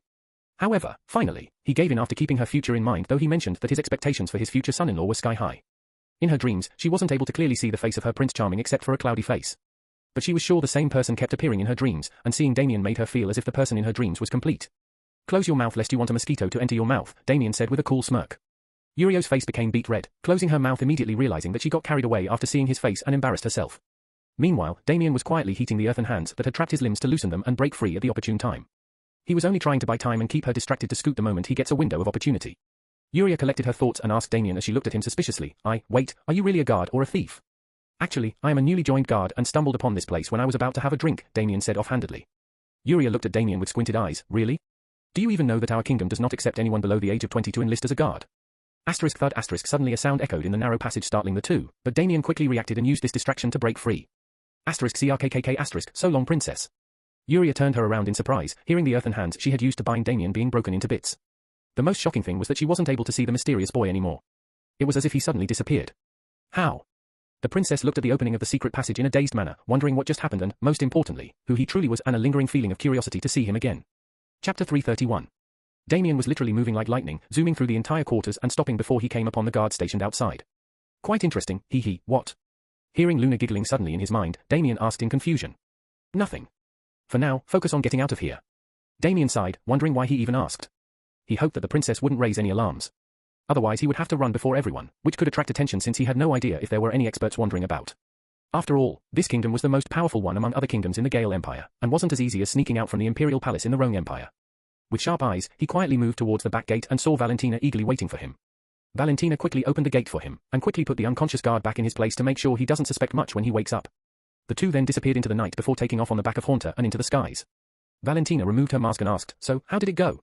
Damien sighed, "It was a bust." He then explained what all happened. Valentina narrowed her eyes, "So the princess herself caused trouble for you?" "HMPH, I will teach her a lesson next time we meet." Instead of helping you out, Damien slightly laughed, "Haha, don't scare her off. She is not as bad as you think, but just a girl bored of her daily life, I guess. Anyways, the last thing I expected was to bump into a princess trying to sneak out." Valentina knitted her brows, "But isn't this a problem? Shouldn't you be worried that you didn't get to talk with her properly?" Damien shook his head and said, "Not really. In fact, now I feel that I stand a better chance of talking to her." Valentina nodded in understanding, but she didn't know if she should be wary of Princess Yurio. The two soon reached their mansion in Luton Town, and Valentina immediately dragged Damien to the bathroom, invoking a smile from him. He lifted her legs onto his body and began to give her a hot kiss as he walked towards the bathroom. She eagerly locked her arms around his neck and continued to kiss him vigorously, feeling the warmth of his lips and tongue. Even without biting into his skin, the familiar scent of his electrifying blood coupled with his kiss was turning her on. Damien was getting intoxicated as he tasted her cherry lips, and finally, when he entered the bathroom, he let her down while pushing her back against the bathroom walls. He looked at her with a devilish smile as he took off his clothes till his erect dick was proudly standing tall as if challenging Valentina. With a flick of her finger, Valentina let loose her outer garments till only her violet bra and panties were visible. Her strapless plunge bra was extremely appealing since because of the two low-cut cups, her supple boobs seemed to overflow from underneath the cups and the thin centerpiece revealed her cleavage completely. Her panties were essentially a sexy violet thong that barely covered anything except for her honeypot with a thin fabric. Damien's cock became even harder just from seeing her bewitching appearance.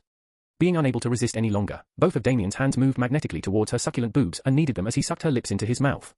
Valentina felt her body heating up as she pushed her tongue into his, and excitedly twirled her tongue around his as if trying to become one with him through their tongues. While Damien played with her boobs, she stroked his thick hot cock, enjoying its warmth and the feeling of it getting bigger slowly in her hands. After relishing her lips for a while, Damien crouched and kissed her boobs while going back and forth between each of them, enjoying his lips getting drowned into the 2 mounds of soft snow. He flicked her bra off, making her boobs pop out completely, showing off her exquisite pink pearls. Damien eagerly opened his mouth to bite her pink pearl before sucking her left boob. His mouth opened wider and wider as he tried his best to take in her left boob completely into his mouth, but he was not successful completely due to her C-cup boobs. Valentina bit her lips as she felt as if her boob was melting inside Damien's hot mouth. He could feel her soft boob pressing onto his nose as he tasted it to his heart's content. His lips finally moved down over her tender stomach before kissing over her thong. He kissed over the string of the thong which was covering her shrine, tasting the wetness from her leaking love juices. Somebody is already wet. Damien teased as he licked off the juices with his finger and sucked on it while looking into her bewitching ruby red eyes. Valentina cheekily smiled, whose face was already crimson, feeling her sexual drive going on overdrive. He then pulled down her thong and saw strings of love juices sticking between her honeypot and her thong. Her pink pussy looked extremely inviting, especially with how wet it was. Damien wasted no time sucking on her pussy and drank her nectar just as he made her orgasm by sucking on her clitoris. Valentina let out an unrestrained moan, feeling rapturous from her first orgasm and the feeling of Damien's tongue inside her pussy. His tongue was squirming over her soft pussy walls, making her feel ticklish and ecstatic at the same time as flames of lust began to light up her entire body. After making her orgasm 2 more times, Valentina slid down, and Damien stood up, knowing what she wanted to do. Valentina held his vigorous dragon with both her hands and stroked them lovingly, seeing his cum dripping from its tip. She quickly put her tongue out before his cum could touch the floor and raised her mouth to swallow his cock at one go. She sucked the tip of his thick rod, feeling how firm yet soft it was and tasting his sweet milk. Oh! Damien groaned as he felt Valentina's tongue playing with his sensitive glands. After sucking off the milk from his glands, she moved her mouth over his entire shaft, smearing her hot saliva over it while stroking it. She lifted his cock and kissed his hot rod from top to bottom before sucking on his ball sack. NNGHH. Damien closed his eyes as he grunted, feeling his balls being swallowed by a horny tigress. He knew Valentina loved to suck his balls from the way she was eagerly stuffing her mouth with his ball sack. MMHHH. Valentina let out erotic moans, enjoying the taste and feel of his ball sack in her mouth. She took his balls out of her mouth and gave a long lick from his ball sack till the tip of his penis, before swallowing his thick cock in one fell swoop. Erg. Damien grunted as he cummed inside her mouth after feeling completely stimulated by Valentina's skillful sucking movements.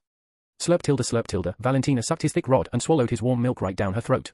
After Valentina made him come a few more times, Damien lifted her and turned her around, her juicy but facing him. He slapped her buttocks before stretching her butt cheeks to penetrate her shrine. His hot cock easily plunged into her wet pussy, and he thrust his cock deep, touching her cervix. Valentina let out a sensual moan, feeling the sudden thrust of his thick cock into her pussy, and how her pussy walls were being forced to expand to accommodate such a large dragon. Damien took both her arms and folded them behind her as he continued to pummel her from behind.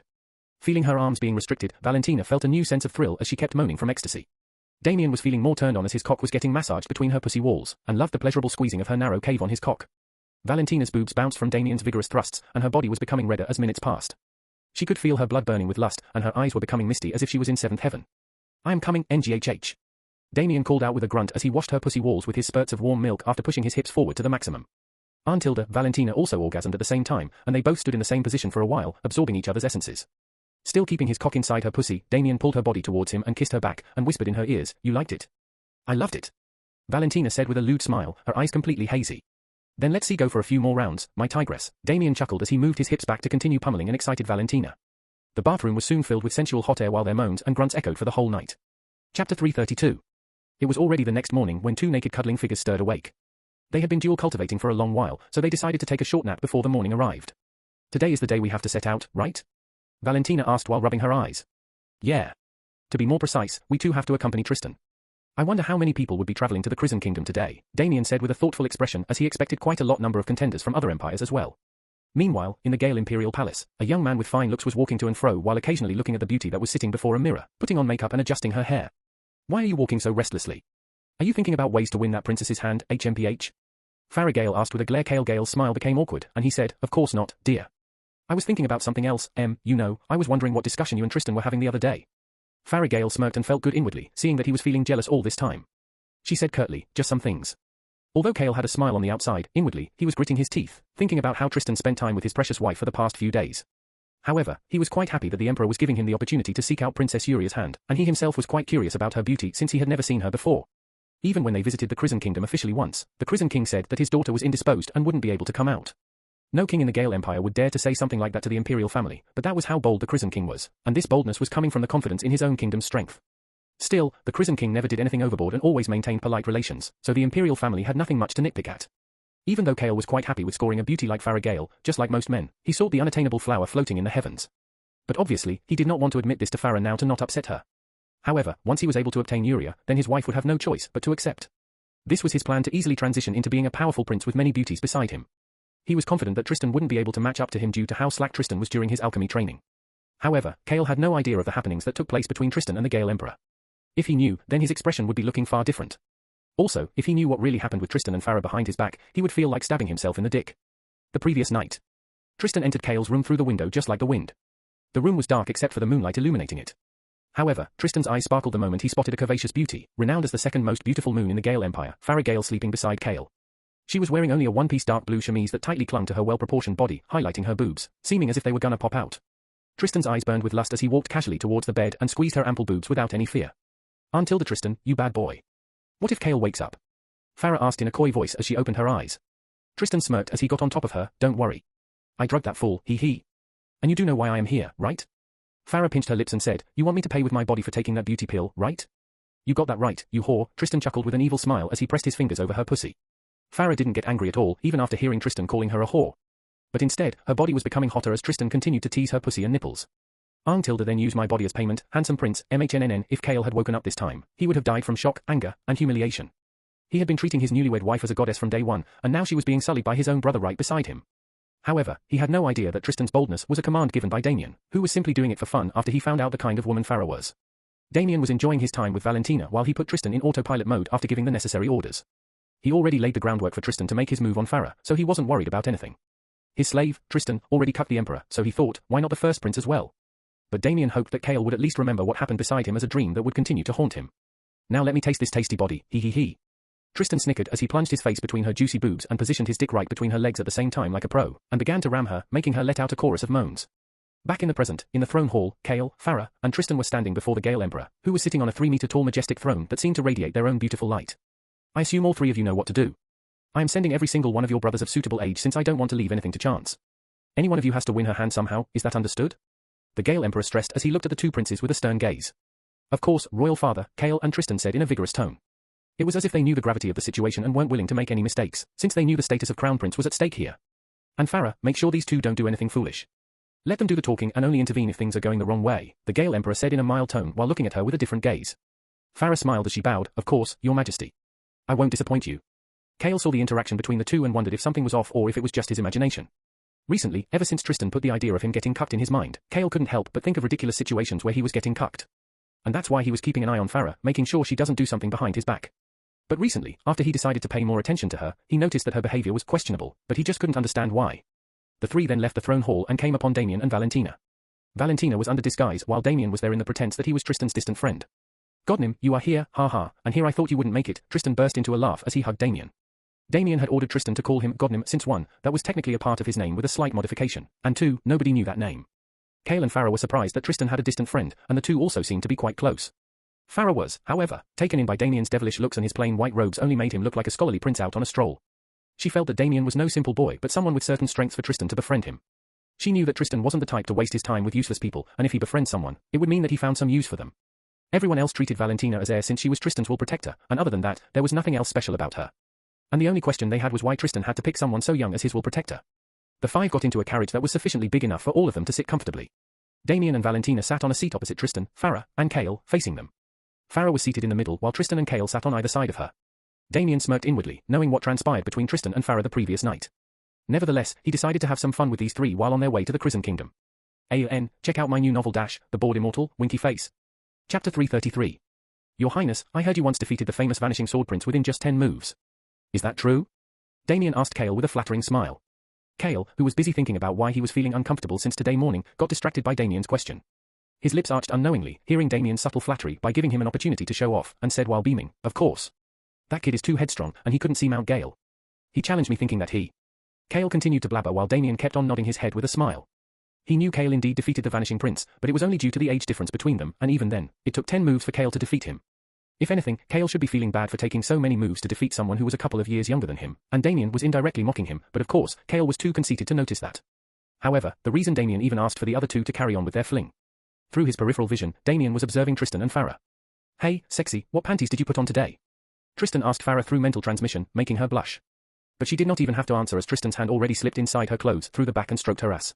Damien smiled, seeing Tristan was able to carry out his orders perfectly, and Farah's idiotic and oblivious husband was right beside them, still going on about how he effortlessly defeated the Vanishing Prince. There were enough reasons for Cale to be so enthusiastic about bragging since the Vanishing Prince was someone renowned throughout the Rising Sun continent. He was also known to be the most eligible bachelor after Arthur Zeton and the most charming, especially when he was fighting with his sword. His identity as the Crown Prince was just icing on the cake, and because of how well-mannered and gentlemanly he was, the girls would swoon whenever he just looked at them. These things were something most men were jealous of, especially Cale. So when he challenged the Vanishing Prince, he knew that Guy wouldn't refuse due to his pride and took advantage of that to earn a victory, though taking more moves than he expected.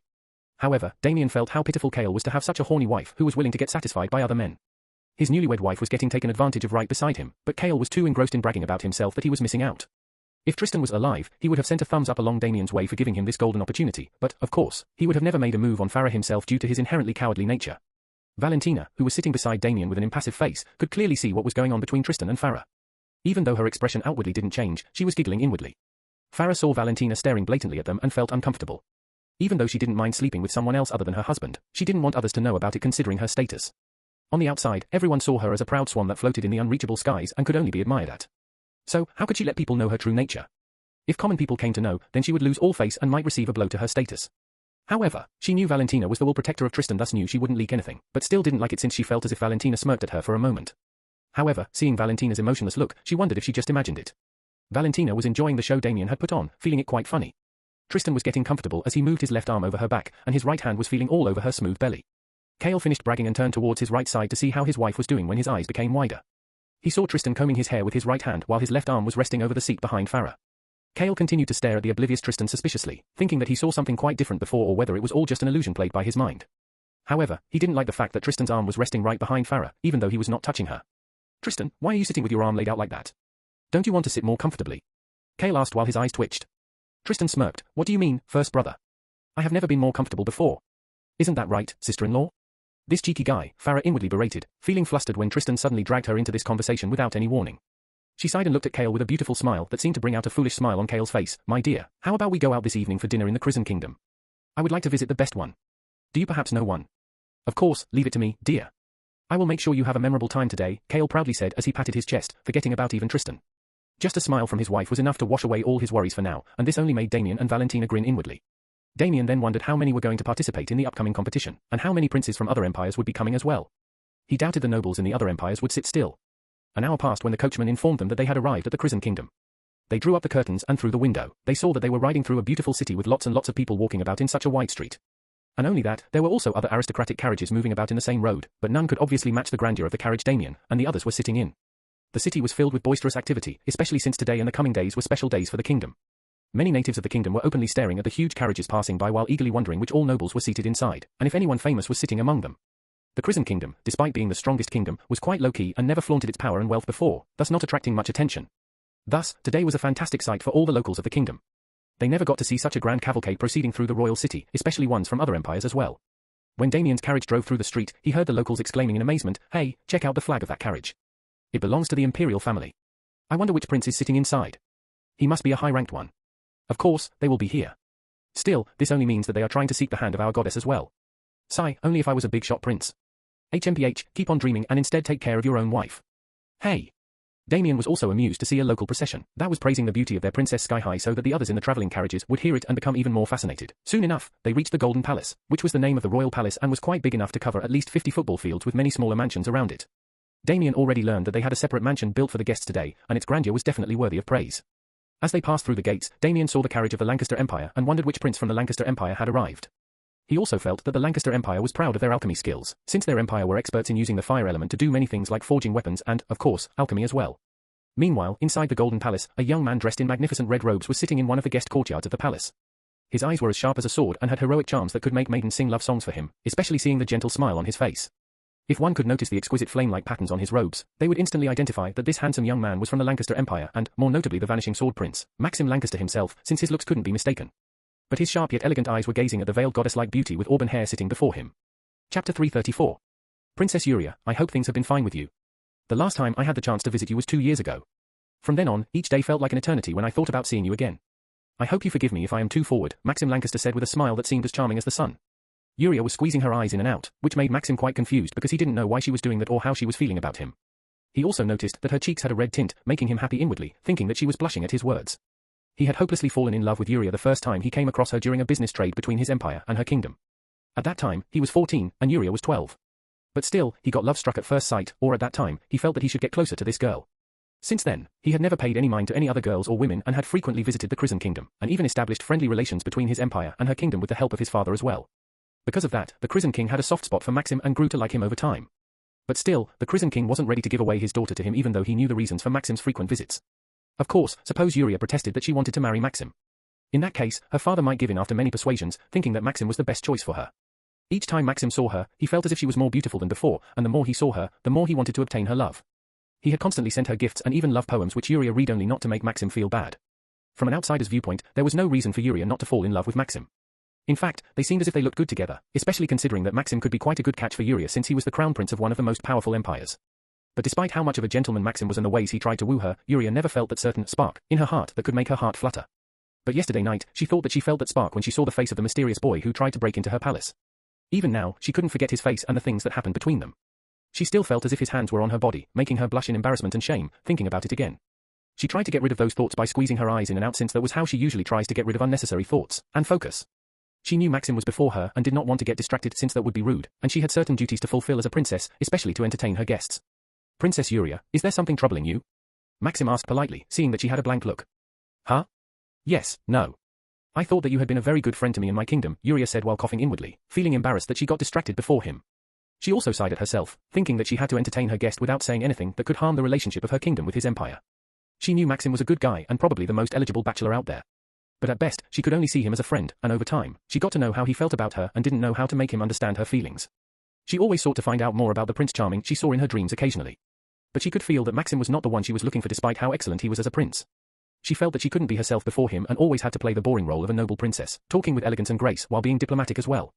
But she was tired of being graceful and elegant while sometimes wishing that she had no problem if her father was a humble farmer, and she was the daughter of a farmer since things could have been far more simple.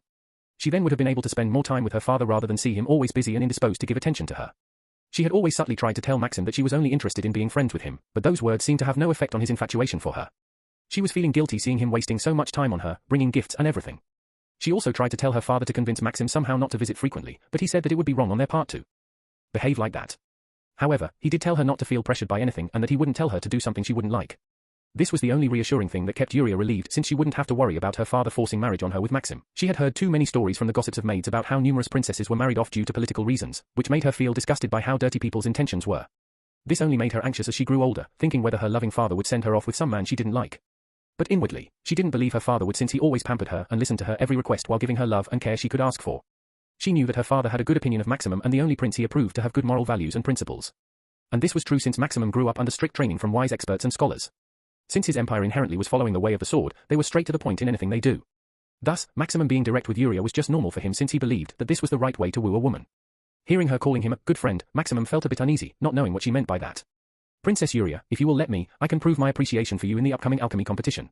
I am confident that I wouldn't disappoint you. Maximus felt that Yuria might think about him more once she knew how good he was at alchemy, as he knew she was looking for a husband that was an alchemy expert. But the main reason Yuria decided to make it an alchemy competition was because she saw the Prince Charming in her dreams concocting pills with skill and finesse. And the most eye-catching thing was the flames he was using. It was jet black in color that seemed to have a strange luring charm and mystical. She wanted to see if there would be any youngsters with such strange flames. So far as she heard, only Alchemistas Rail possessed such black flames, but she instantly ignored that fact since she was looking for a young man and not an old senior. If Alchemistas Rail had a son, she would have been curious, at least. But as far as she knew, he only had a girl as a personal disciple. So it felt like a dead end to her, and thus she decided to hold this competition, and her father gave in to her silly request, even if he found it ridiculous. But Maximus, unfortunately, didn't know anything about this and felt that Yuria was holding this competition to pick the winner as her husband. Yuria decided to tell Maximus the truth in the most subtle way to not hurt him. Prince Maximus, have you ever felt that there is a certain person you are destined to meet in your life? Maximus was surprised at her question, but he nodded as he thought about her. In his perspective, he was destined to meet Yuria and fall in love with her. I might have found him, but I am not sure about his identity. That is why I am holding this competition, in hopes that he might show up, Yuria said with a glazed stare. She continued in a tone that contrasted with her previous graceful and poised tone. Besides, I am not interested in marriage. I am just holding this competition for fun and to see if I can see the person I am looking for again. Marrying someone seems like a lot of responsibility, and I am in no way ready, yawned Tilda. Yuria finished with a yawn as she stretched her arms. Maximus had a dumbfounded look, not expecting the sudden change in her disposition, and wondered if some ghost replaced her soul. He only kept blankly staring at her while coming to terms with what she said. Chapter 335. Meanwhile, Damien and the others got off their carriage and were escorted by maids towards their quarters. Farah and Kale separated from Damien's group of 3 as Kale insisted on staying in separate quarters. Kale especially didn't feel good having his wife stay near Tristan for long. He felt as if there was something inexplicable happening between them. Leaving Tristan in the room, Damien and Valentina decided to wander around and collect any information they could get about the kingdom. They already knew some things beforehand, but there could always be more information to learn within the kingdom itself. Damien walked around the palace, of course, only the areas where guests were allowed to walk. He saw many nobles crowded together, and this was his first time seeing such a large number of them together in one place. He could see by their mannerisms and dressing that they were from different parts of the Rising Sun continent. Even the local nobles got outnumbered easily by these many outside contenders. He knew that probably half of these nobles wouldn't even know what alchemy was, since most of them were here to catch a sight of the first moon princess, which was the title people endearingly called her since she was said to be the most beautiful moon in the Gale Empire, and Damien didn't refute this since he personally saw how unforgettable her beauty was. Hey, did you by chance get to see the Vanishing Sword Prince? Of course not. Did he already arrive? Of course, he did. Don't you know that he and the first moon princess share a close relationship? I heard that they have been meeting each other frequently over the years. No shit. Does that mean in fact, no one else ever stood a chance before? Wasn't that obvious when you heard the way this competition was announced? They said that the winners would be rewarded handsomely, but talks of any marriage completely depended on the princess, and in no way would the winner be entitled to obtain her hand in marriage. TSK, you should learn to read in between the lines. Damien was surprised to hear that the Vanishing Sword Prince's crush was Yuria. He wondered if things were really close between them, but then he couldn't see the point of keeping this alchemy competition unless it was just to increase the presence of their kingdom. But Damien was curious as to who this Vanishing Sword Prince exactly was, especially when he was said to be well versed in the way of the sword. Valentina was curiously observing the people around her and asked Damien, so many people, is the princess really that beautiful? You saw her face, right? Damien nodded, the rumors are not false. But of course, my lovely Valentina is more beautiful. Valentina blushed as she smiled, feeling good from hearing his compliment. But then she reverted back to her stone-faced expression since she was in public right now, especially in disguise. The two went around visiting shops, and one fact they learned was that the Crimson Kingdom was an all-rounder when it came to forging weapons, pills, armor, and so on. This made the Crimson Kingdom an excellent spot for traders and merchants, thus adding to their revenue. Damien also heard a rumor that the reason the Crimson Kingdom was shooting up in power was mainly because of their business with the Lancaster Empire. He wondered what the Crimson Kingdom would have to offer to the Lancaster Empire. After all, the Lancaster Empire was not bad at forging things or concocting pills. He decided to make Tristan ask Farah Gale about the reason in case she was willing to tell, now that the two had a steamy relationship. Hello, visitors from another land. Care to buy some earrings for the beautiful woman beside you? Damien turned towards the side to see a blind old peddler. He was confused whether that man was referring to him since Valentina was in disguise, and how could a blind man even know who was standing beside him? Still, there was no other couple near them, and so Damien decided to entertain the peddler out of curiosity. Give me the best one, Damien said, and then he asked, since you are a local, what do you think about the ruler of this kingdom? The blind old man replied with a smile as his hand searched for an earring, His Majesty is a very magnanimous and kind man. He helped our kingdom reach new heights and also treated his subjects well. I can't think of a better king than him. But the only weak spot of his that nobody should touch upon is his daughter. If one did, then he would be the most ruthless king you would have ever seen in your life. Damien already knew that the Crimson King held his daughter in high regard. But hearing from a local about how protective the king was made him feel that he would have to tread more carefully around his daughter lest he creates any misunderstanding. But young man, you need not worry. The gods are in your favor. May the ethereal light lead you to what you seek, the old man said with a smile as he handed over the earrings to a confused Damien. Damien simply nodded and left the shop along with Valentina, who took the red earrings from Damien's hand and closely inspected it. Damien then turned around towards the shop again, only to see that no blind old man was sitting there anymore. Instead, a young man was sitting there with a bored expression, with a paper fan in his hand. Damien was puzzled, and then he asked Valentina, "Did you see where that old man went?" "What old man?" "Only that young man was sitting there from before," Valentina said as she closely looked at the young man, not understanding what Damien meant. "What? Nothing." Damien didn't feel like it was just his mind playing tricks, but if Valentina didn't see him, it meant that what happened was beyond his understanding. "Luna, you saw that old man, right?" Don't disturb this goddess siesta." "What old man?" "I was sleeping the whole time," Luna said lazily. Damien shook his head in frustration, thinking why she only slept at convenient times. Soon enough, Damien learned that all the participants had been requested to assemble in one of the halls in the palace to learn about the details of the upcoming competition. He also heard that the king would be personally addressing them and his daughter would be present as well. This made all the participants rush towards the hall like a herd of sheep. Damien and Valentina entered the hall along with Tristan since they had to keep up appearances. The large hall seemed to be set up with elaborate pomp, with raised steps and large curtains on the sides. On the left and right, there was a line of attendants ready to help out the guests at any second.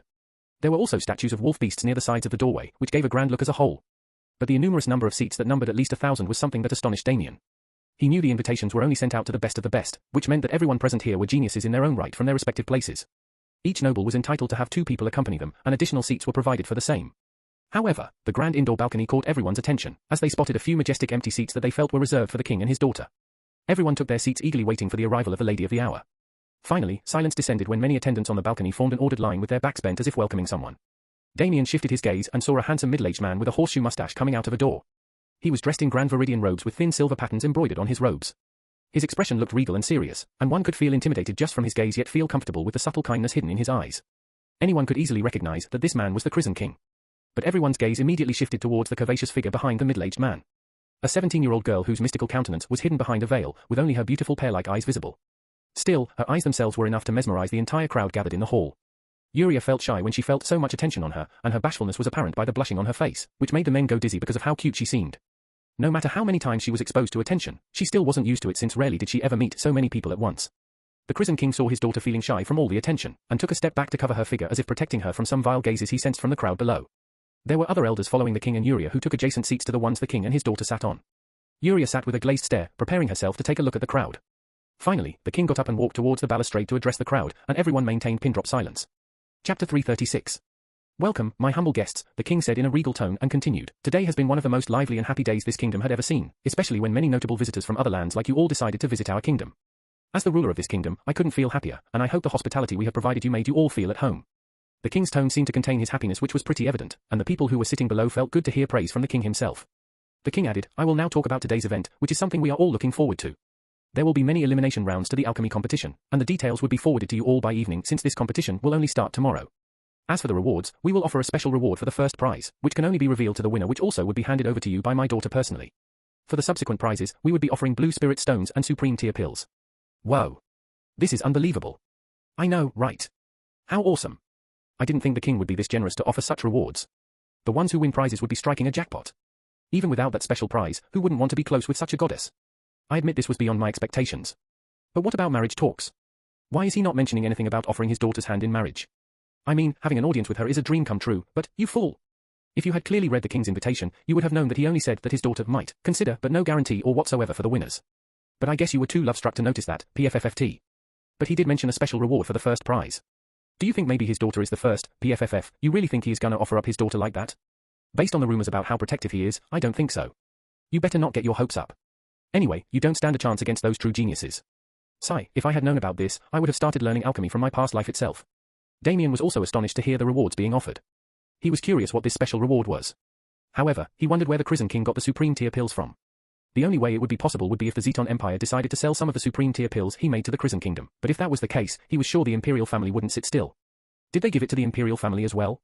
Damien mused since he felt that the Zeton Empire would be trying its best to monopolize the supreme tier pills instead of giving them out in large supplies.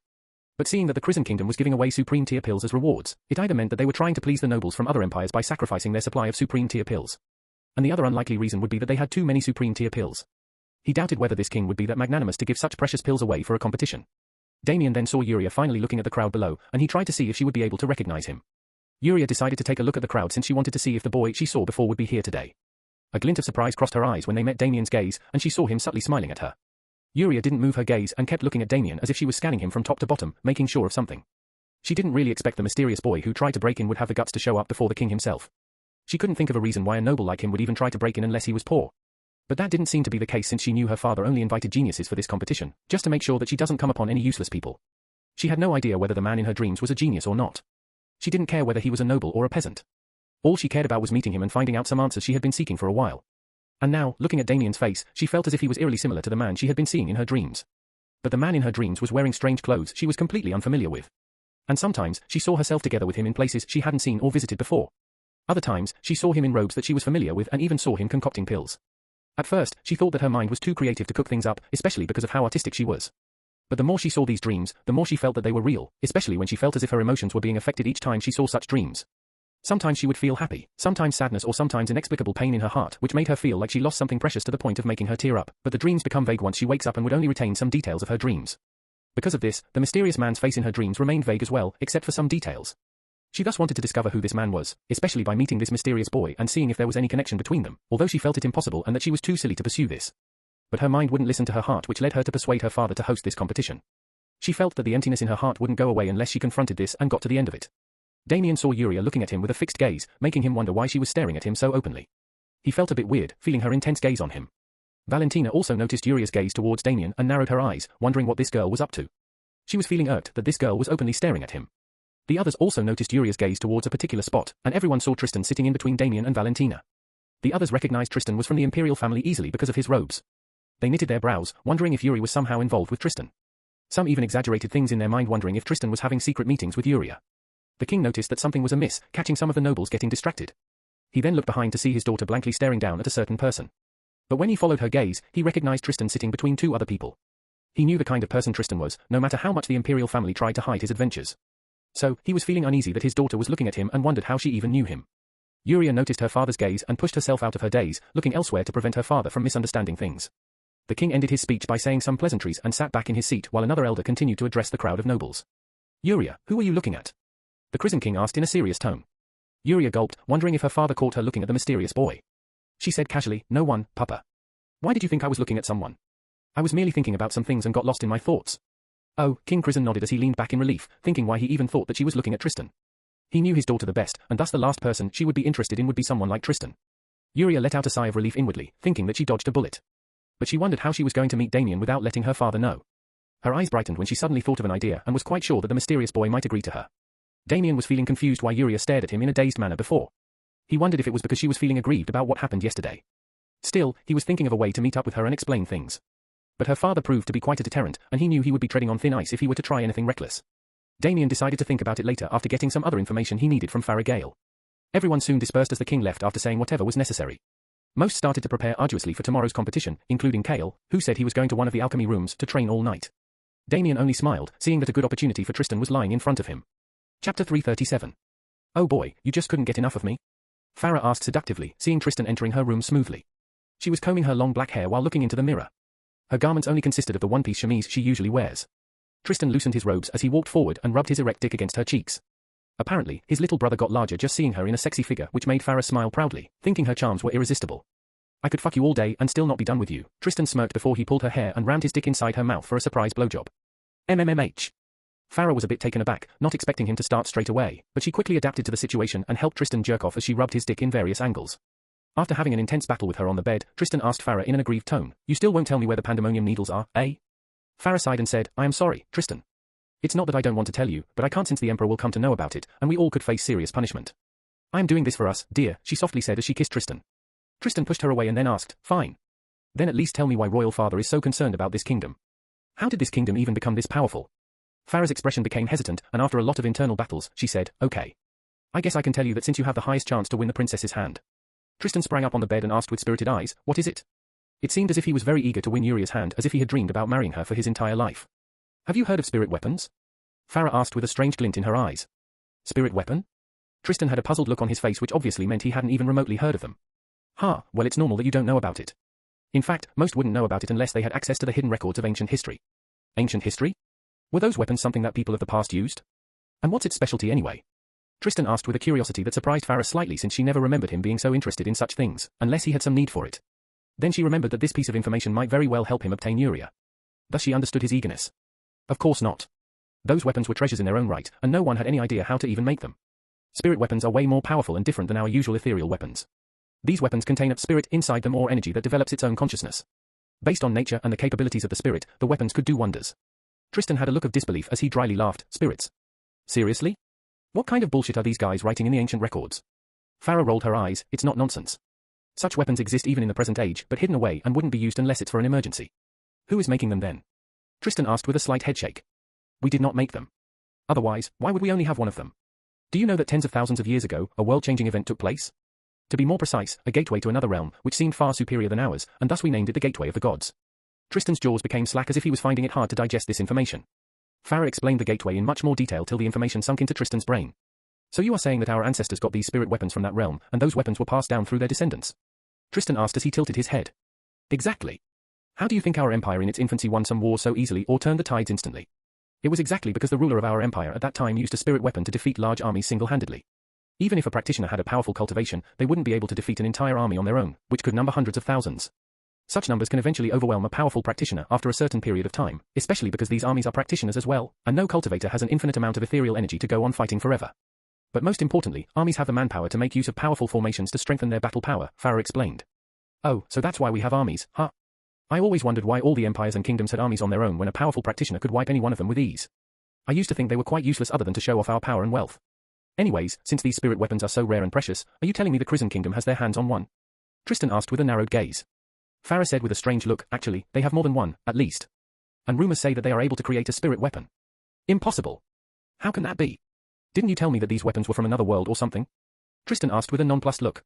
Farah sighed, yes, it is. And that is what seems puzzling to us. Even if they really only had one, the main question here is how did they even get their hands on one suddenly when only one spirit weapon existed in the Gale Empire, for all these years? And that weapon was in the hands of our imperial family itself, and no outsider was even privy to this information. She continued, we confronted the Crimson King about this, but his lips were shut tight, and we couldn't pursue further since our weapons were all being manufactured by the Crimson Kingdom since they make the best ones in our empire. So, this kingdom is a very important asset to us and not one we would simply offend over something that they own. It's not like they stole our spirit weapon. Then what's the point in royal father worrying about all this? It's not like we can take their spirit weapon, Tristan said with a shrug. Farah felt like rubbing her temples, but she explained, but how can we afford to let the Crimson Kingdom keep growing like this? If they keep up this pace, they might even overwhelm our power soon. And we also got information that the Crimson King gave away a spirit weapon to the Lancaster Empire. What if they are planning to overpower us by forming an alliance?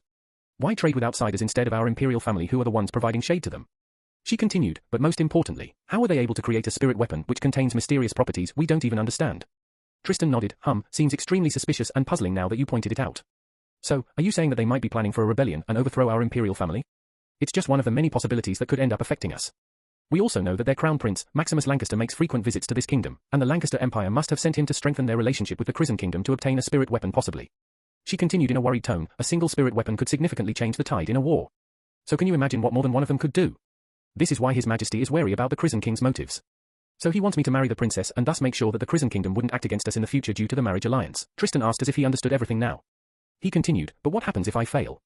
Then it would only be a matter of time before all hell breaks loose since His Majesty is not someone that would dare keep any potential threats. That's why you have to do your best or the thing you are most good at, sleeping with women. As long as you can get her on your bed, then everything would smoothly progress. She is a young girl, so I am sure she would fall for your villainous acts, Farah said with curved lips. Like you? Tristan smirked as he pushed the naked beauty down and got atop her. Tilda, you really love your sister-in-law's body this much? How immoral, Aunt Tilda, Farah cooed as Tristan thrust his finger inside her pussy. You have no idea how immoral I am, he, Tristan said with an evil smile as he brought her head up and plundered her mouth with his dick. MMHHH Tilda, oh, this is heaven. Tristan groaned in pleasure as he bobbed her head up and down over his dick. After a while, Damien, who was sitting in his room, shook his head after learning about what happened between Tristan and Farah. But his brows knit together when he thought of the information Farah Gale said. He was sleeping with Valentina when he noticed a shadow waiting outside the door. Damien knitted his brows, wondering who it was. Chapter 338. Damien slowly got up without waking Valentina, and he opened the door to see a middle-aged maid waiting. How can I help you? Damien asked while looking around to see if anyone else was accompanying this maid. She didn't reply but simply took out a white letter and forced it into Damien's hands before leaving in a hurry. Huh? Damien was confused, but he quickly hid the letter, seeing that whoever sent it didn't want others to know. He closed the door and opened the sealed letter. Dear thief, I saw you breaking into the palace and haven't reported you due to how kind-hearted I am. But my heart has its limits to kindness, so if you want my lips to stay shut, come meet me at Hidden Grove, which is located just outside the royal palace alone, in case you didn't know. If you don't, then I will have to do my kingdom a service by reporting a thief, smiley face. I hope you heed my gentle words, winky face. P.S. Burn this letter after reading, smiley face, yours, cute girl, you can't be kidding me. Damien smiled to himself in amusement, knowing full well who sent it. He just never expected this girl to have such thick skin or even to send him a letter like this. Damien's hand lit up in flames as the letter got burnt to fine dust and disappeared into the air. However, his expression suddenly became glazed as he once again thought about the contents of the letter, feeling some sort of familiarity from it. The way the letter was written, including the funny writing style, made him think of someone. He then shook his head, thinking that there was no point in reminiscing now. He woke up Valentina and told her about the letter and what he would have to do. Okay. I will wait for you here. But you have to be back quickly and don't listen to any other nonsense she might spout, Valentina said with pursed lips. Of course, Damien smiled as he kissed Valentina. MMHH. Valentina kissed him back before he left. However, she had a blank stare as she looked at the door, nobody knowing what she was thinking. Damien didn't find it hard to leave the royal palace since he was a guest and had the freedom to enter and exit the royal palace. He then went towards the area behind the royal palace and located a grove with a number of tall trees. He made his way through the trees when suddenly a cloaked figure grabbed his wrist and began to pull him along as they ran to God knows where. Hey! Damien called out, but he didn't resist seeing where this person was going to take him. He was dragged to the middle of the grove and saw them dusting the ground to reveal a wooden door to an underground place. The cloaked figure opened it and gestured at Damien to come in. Damien spread his senses and sighed as he decided to follow her. As soon as he entered, orange lights lit up, highlighting a small room with various books, chairs, flowers, and even a bed. Damien had a dumbfounded expression if this was supposed to be a hidden cellar or a cozy prison-like cell. However, he noticed some painting canvas stashed in the corner, making him wonder if she paints as well. The cloaked figure removed their hood, and Damien wasn't surprised to see an amber-haired gorgeous beauty. So princess, any reason why you kidnapped me to this place? Damien asked as he looked around and continued, who even built this place for you? However, hearing no reply from her, Damien returned his gaze only to see that she was circling him while keenly scrutinizing him from top to bottom as if she was studying him. Damien felt weird being closely examined like this and asked, what are you looking at? Have you never seen a man before? Yes, I have. But not one like you, Yuria casually replied as she continued to stare at him from various angles. One like me? Why do I feel like she's talking about some animal? Damien sighed inwardly. Even though Damien felt weirded out, he decided to sit still and see what she was up to since her behavior seemed so strange. He never thought the princess that everyone considered to be so poised and graceful would be this weird and amusing character. The more angles of Damien's countenance she observed, the more she felt like the puzzle of the mysterious man in her mind was getting pieced together, especially now that she was able to see him clearly in the light closely. What is your name? She finally asked.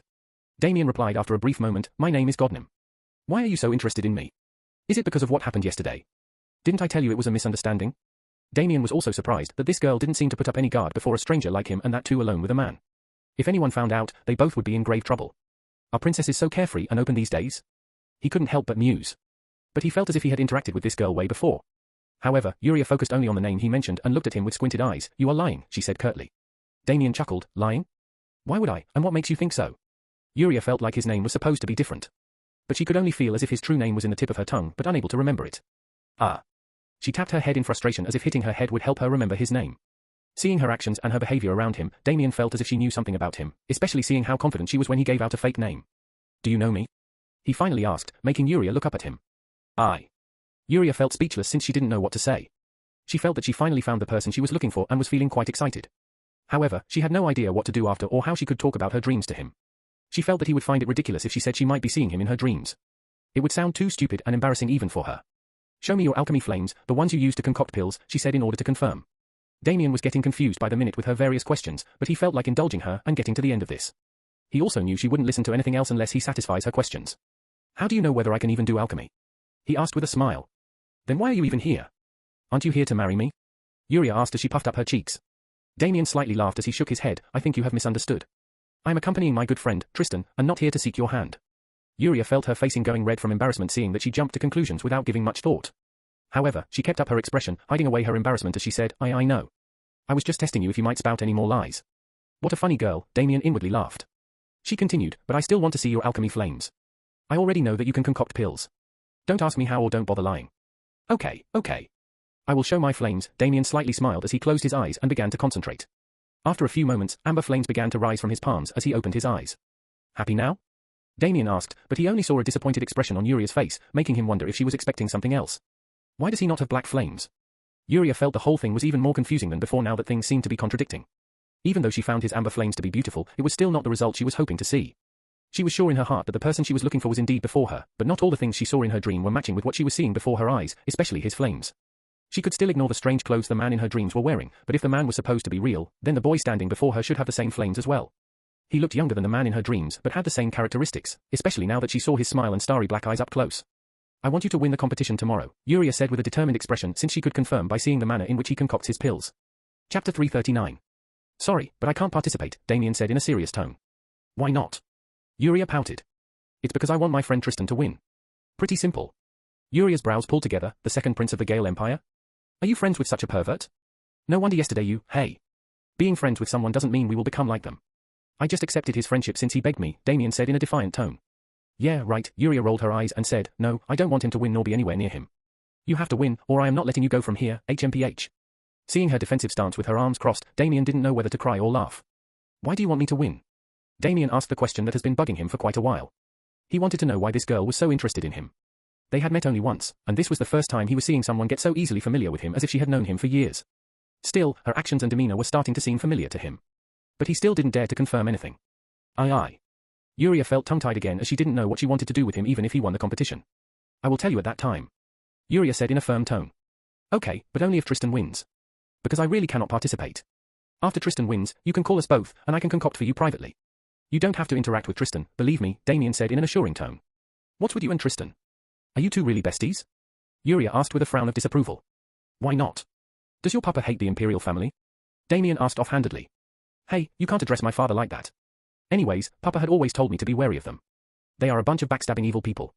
That's why you should be wary of them as well and stay away from Tristan, Yuria said with utmost sincerity as if she was looking out for Damien. Damien was feeling quite surprised at her words. It seemed like she was talking to an old friend, without any guard at all, since the words she said right now could be considered dangerous if anyone else came to know. Speaking against the imperial family was taboo no matter where since they were the rulers of an entire empire, and the imperial family had the right to take action against anyone who speaks against them. He didn't know if this girl was naive and foolish or if she believed that he wouldn't disclose what she said to his friend. Also, the way she was advising him seemed as if she was genuinely concerned for his well-being, which puzzled him. He had barely known this girl for a day, but she was treating him too familiarly. He decided to put it to the test. Damien began to move towards her, making her feel puzzled. However, when she saw him increasingly getting close to her, especially how he was lowering his face towards her, she stumbled back, but her back pressed against the wall, allowing her not to go elsewhere. What are you doing? Yuria asked anxiously, her big round eyes taking a peep at the serious-looking boy before her while her breath began to race. Damien put up his hands against the wall, trapping her within his vision, and said, Are you not afraid I will eat you up here? A disobedient princess, all alone with a man in a cellar. A good opportunity for me to do anything and escape before anyone even knows anything. Are you not afraid, all alone with a man? These two sentences rang in her mind as if she was feeling déjà vu of hearing it before somewhere else, but she was not sure when. Yuria had a dazed expression thinking about the feeling she just had, but then she came back to reality and said with a confident expression, I know you won't. What makes you think so? Damien asked as he maintained his gaze, infinitely coming closer towards her. Because your eyes don't lie, Yuria said as her cheeks began to blush, seeing his face so up close to hers. A light of incredulity shone in his eyes as he slowly moved back, not knowing what to think or say. His eyes seemed shocked because the sentence she just said now clearly rang some bells in him. The two just kept looking into each other's eyes as if searching for an explanation for what they were feeling at this moment. I hope you remember what I said, Damien said as he suddenly turned around to go out. He felt as if his mind was in disarray and that he needed to get some rest. Hey! Yuria wanted to stop him but didn't as he remembered the look on his face. Seeing him leave, Yuria pursed her lips and sighed since even she had some complicated feelings in her mind, and thought that it would all get sorted out once she gets some sleep. Damien made his way back to his room at a much slower pace, his mind filled with many thoughts and nostalgic memories.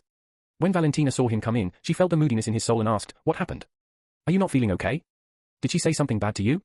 Damien replied with a glazed expression, No, she didn't. He continued with a smile, Let's go to sleep for now. I just feel tired.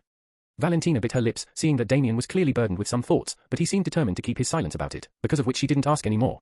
She felt that whatever he was thinking was something related to one of his mysterious secrets that he couldn't disclose yet. Damien didn't want Valentina to worry unnecessarily over something that might not be true, and also because he didn't know how to explain it. He simply laid down and hugged Valentina while trying to calm down his thoughts. Back in the royal palace, Yuria sneaked back into her residence after spending a lot of time in her cellar, painting things, trying to paint her feelings out. She tried to make her way to her room without making any sound. She was feeling down yet happy, frustrated yet relieved after her interaction with Godnim. She didn't know why she had such complicated feelings, but then she got distracted when she saw her personal maid approaching her at such a late time.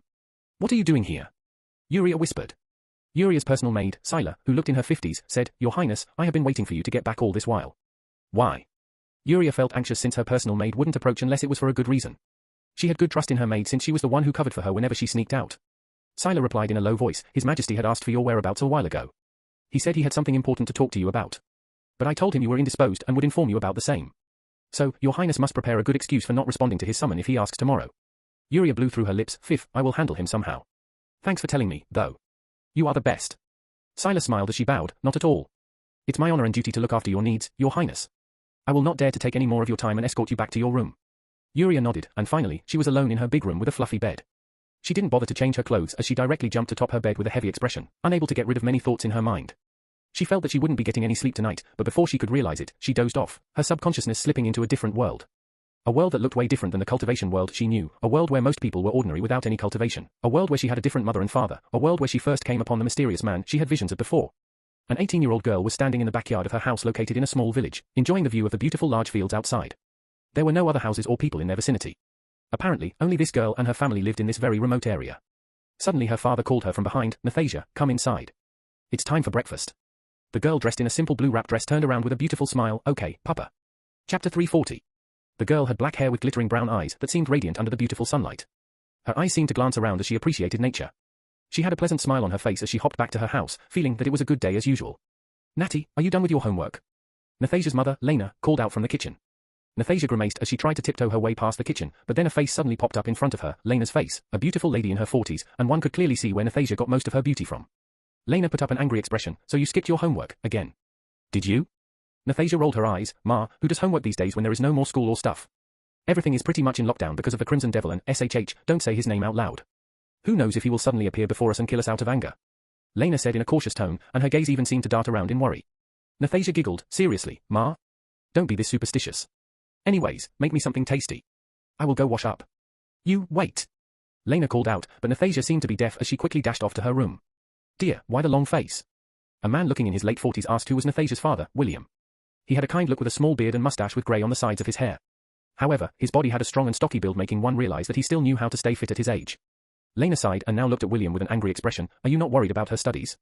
All she does is paint all day long. William let out a soft chuckle. Don't worry, Lena. She is a smart girl. Let her enjoy her painting. She already learned enough to live in this world. And like she said, there are no more schools, colleges, or anything. The world is different now. And you know what kind of skills the world is looking for now, right? Lena's expression became serious. You don't mean to send her, of course not.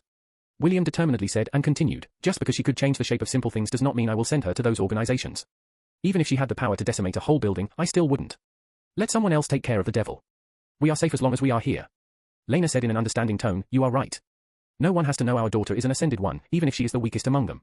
I heard in the market that if the news of a person awakening to become an ascended one, the military immediately shows up and takes them away so that they would have one more potential soldier to fight and kill you know who. HMPH, fuck the military. They are not getting anywhere near our daughter. Meanwhile, we don't even know if the devil is alive anymore. We hadn't heard from him for almost a year, and in case he is in hiding, it means that he no longer wishes to interact with our world. These military people should just maintain the status quo instead of trying to provoke him, William said with a frustrated expression. What are you two discussing so heatedly about? Is it about the Crimson Devil? I want to hear it too. Nathasia said in an enthusiastic tone as she rushed up to them. Lena rubbed her forehead, wondering why her daughter was interested in the wrong things. Dear, you indulge her. I have breakfast to prepare, Lena said as she returned to the kitchen. Nathasia asked with a spark of curiosity in her big, round eyes, Papa, is the Crimson Devil really a bad person? I mean, didn't he used to save people and protect the world before? I also used to see him on TV as a kid, and he was so handsome and chivalrous. Just from his face and the deeds he did for the world, I could see that he was a very kind person. William let out a heavy sigh as he sat down near the dining table. Nathasia, people can change. A good person can become evil, or an evil person can become good. Besides, we don't really know him or the person he really is. Still, one thing is clear. He definitely wiped out almost all of us. If he had gone further, we would have been extinct. So, you can understand why we are afraid of him and why people out there are doing their best to track him, and kill him just to prevent the possibility of him coming back stronger. Nathasia pinched her lips together. HMPH, do they really think that they can kill someone who nearly ended the world? Even if he was last seen injured, almost a year has passed by. With his powers, he would be as healthy as a horse by now, at least. William said in a worried tone, Natty, it's okay to speak like this before us. But don't ever speak in favor of him before anybody else. I know you have looked up to him since your childhood. But those who even remotely supported him verbally got executed or taken away to God knows where. They will call you as one of the devil worshippers and exact cruel punishments on you. Do you understand what I am saying? Nathasia blew through her lips. Pfiff, I know, Papa. I am not an idiot. Don't be like Ma. Hey, young lady, why shouldn't he be like me? Lena asked with a playful glare as she came out with a food tray in her hands. Nathasia smiled foolishly. Nothing, Ma. I was telling him how younger you are looking as days pass by. Lena smiled embarrassedly and pinched Nathasia's arm. Enough of your sweet tongue. Now go eat, girl. The family of three happily ate their breakfast together while Nathasia continued to blabber about various things. Papa, you previously mentioned devil worshippers. Who are they exactly, and why would they openly support him? Nathasia asked as she popped a morsel of food into her big mouth. After the great calamity happened, there were some fanatics who believed that he was a messiah sent by the gods to cleanse the world or make the world undergo a rebirth. These kinds of people were only a minority, though. The others believed that he was not the one to blame for what happened or that it was not his fault. These kinds of people still believed in the hero he once was. Anyways, all these people are still a minority, and most of them ended up dead, William explained in a tone of pity. Now you two stop talking about these unpleasant things while eating, Lane said as she glared at the father and daughter duo. Then she focused her glare on William and said, she is like this because you are always indulging her every whim. You should be more strict on her. Ma. Papa, please don't listen to her. You are the best papa in the world. Nathasia said with a big smile. William beamed, hearing his daughter's compliment while Liana shut her eyes in exasperation, wondering if these two were born to oppose her. After they finished eating, Nathasia took her drawing book and a small painting kit as she headed out. Natty, where do you think you are going? Liana asked as she caught Nathasia trying to sneak out. Nathasia winced as she turned around and said, just nearby to paint the beauty of nature on my book. Not possible. It's dangerous to wander around alone, Liana said as she shook her head with a serious face. Seeing that she wouldn't be able to convince her mother, Nathasia closed her eyes and shouted, Papa. What is it now? William came out of the bathroom with a towel in his hands. Clearly, he barely got the time to wash his hands after breakfast before he got called out.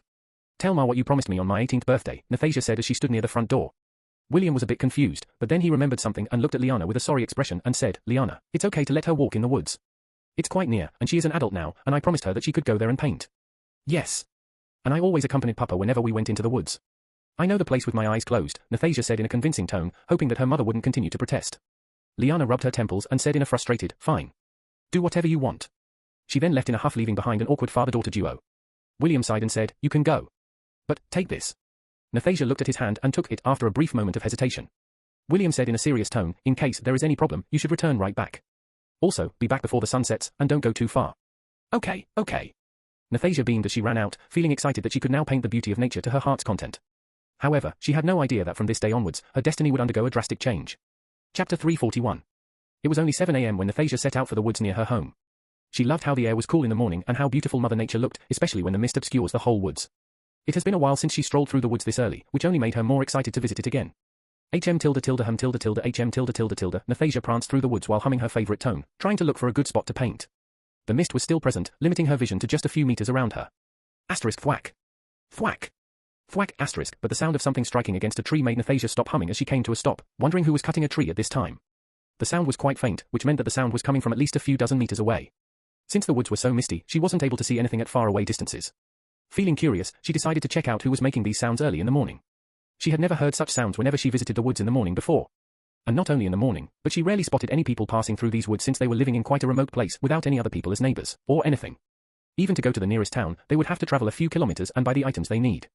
And the only people she usually had seen were hunters since there were many rabbits and deers passing through the woods, making it an ideal spot for them to hunt. But just as she walked for a couple of meters, the sound ceased, making her wonder if that person left. Still, she decided to continue walking forward when she saw a faint silhouette from afar. She slowed down her steps and proceeded forward. As she came closer, the figure of a tall man came within her vision. The man had a scarf around his face and was wearing a jacket and jeans. His black hair reached till his shoulders and in his hand was an axe which he was using to cut the tree, seeing how there were some logs lying beside him. His figure looked quite muscular with broad shoulders without having a stocky look. However, Nathasia couldn't discern exactly how old he was, considering her vision ahead wasn't really clear, and he had half of his face covered. But she felt that he shouldn't be too old, seeing his lush straight black hair and figure. However, she noticed the man suddenly walking forward and crouching down. Her brows raised when she was surprised to notice a deer had gotten stuck in a barbed wire which was probably set as a trap by a hunter. Not only that, but there was also a fawn accompanying it. However, it was not trapped and instead was lingering around its mother in a nervous manner. Nathasia felt sorry for the deer and its child. But seeing the man crouching before them, she was worried if the man was a hunter who set up the barbed wire trap. She decided to stop the man if that was the case, but found it hard to muster up the courage. However, after a lot of internal battles with her mind, she decided to stop the man from harming the poor deer and its kid. If it was just the deer, maybe she might not be this motivated to save them.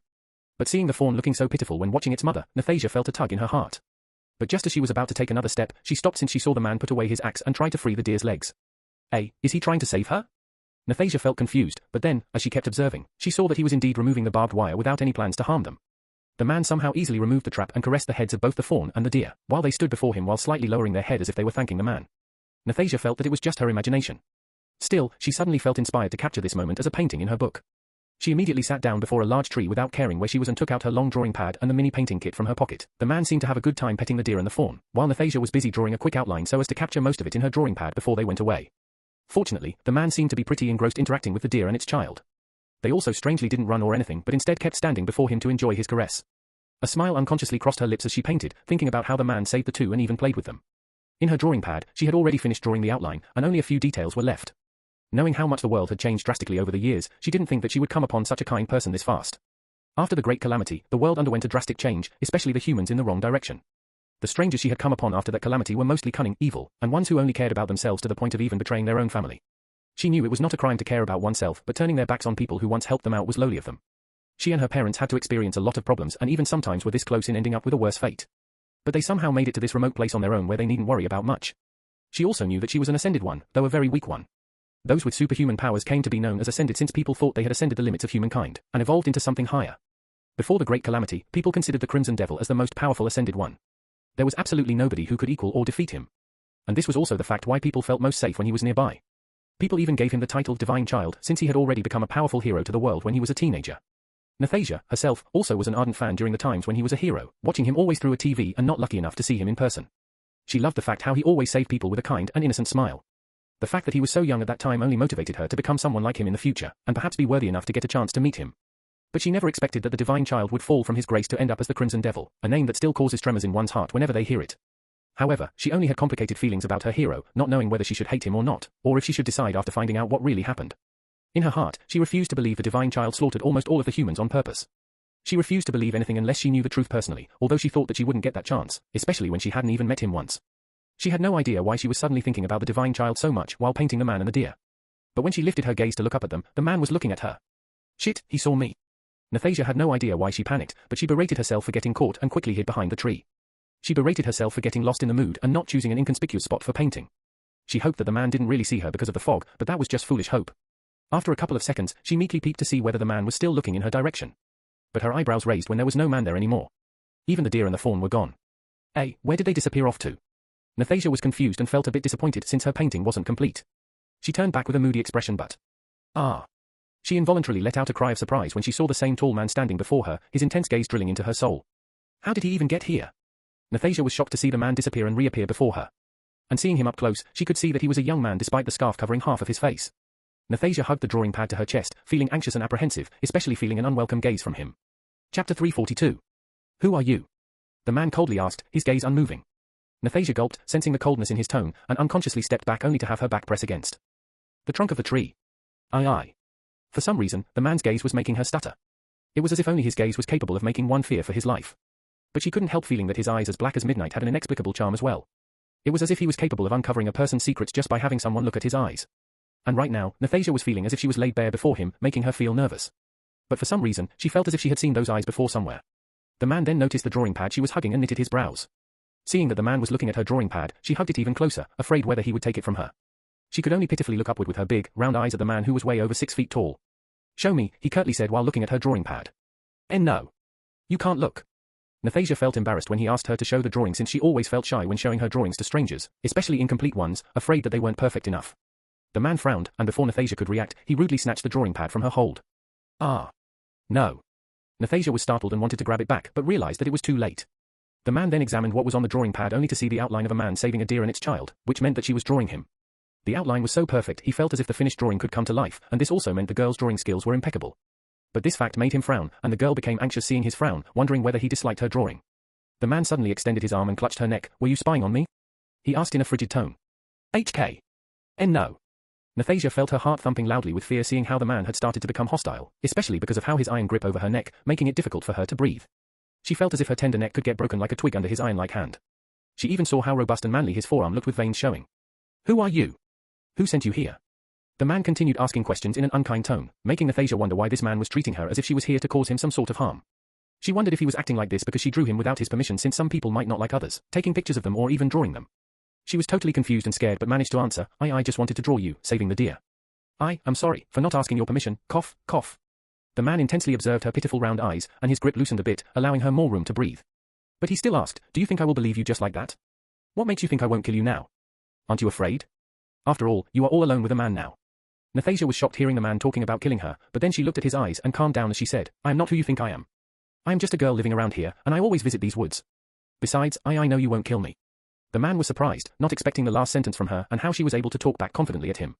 He questioned, what makes you think that I won't? Because your eyes don't lie, they clearly don't seem like you intend to kill me. She said as she maintained her gaze. The man felt tongue-tied as the two kept looking into each other's eyes, each trying to know who exactly the other person was through their eyes. He finally let go of her neck, no one knowing what was going through his mind. Cough, cough. Nathasia felt as if an iron bar was lifted off her neck and caressed her poor neck while looking at the man with an aggrieved look. Now show me where you live, he said in a tone that offered no room for refusal. But. Nathasia was at a loss for words, not knowing what to do. Was she even supposed to show the place her family lived to a stranger? After all, she and her family moved to such a remote place only because they wanted to stay far from other people.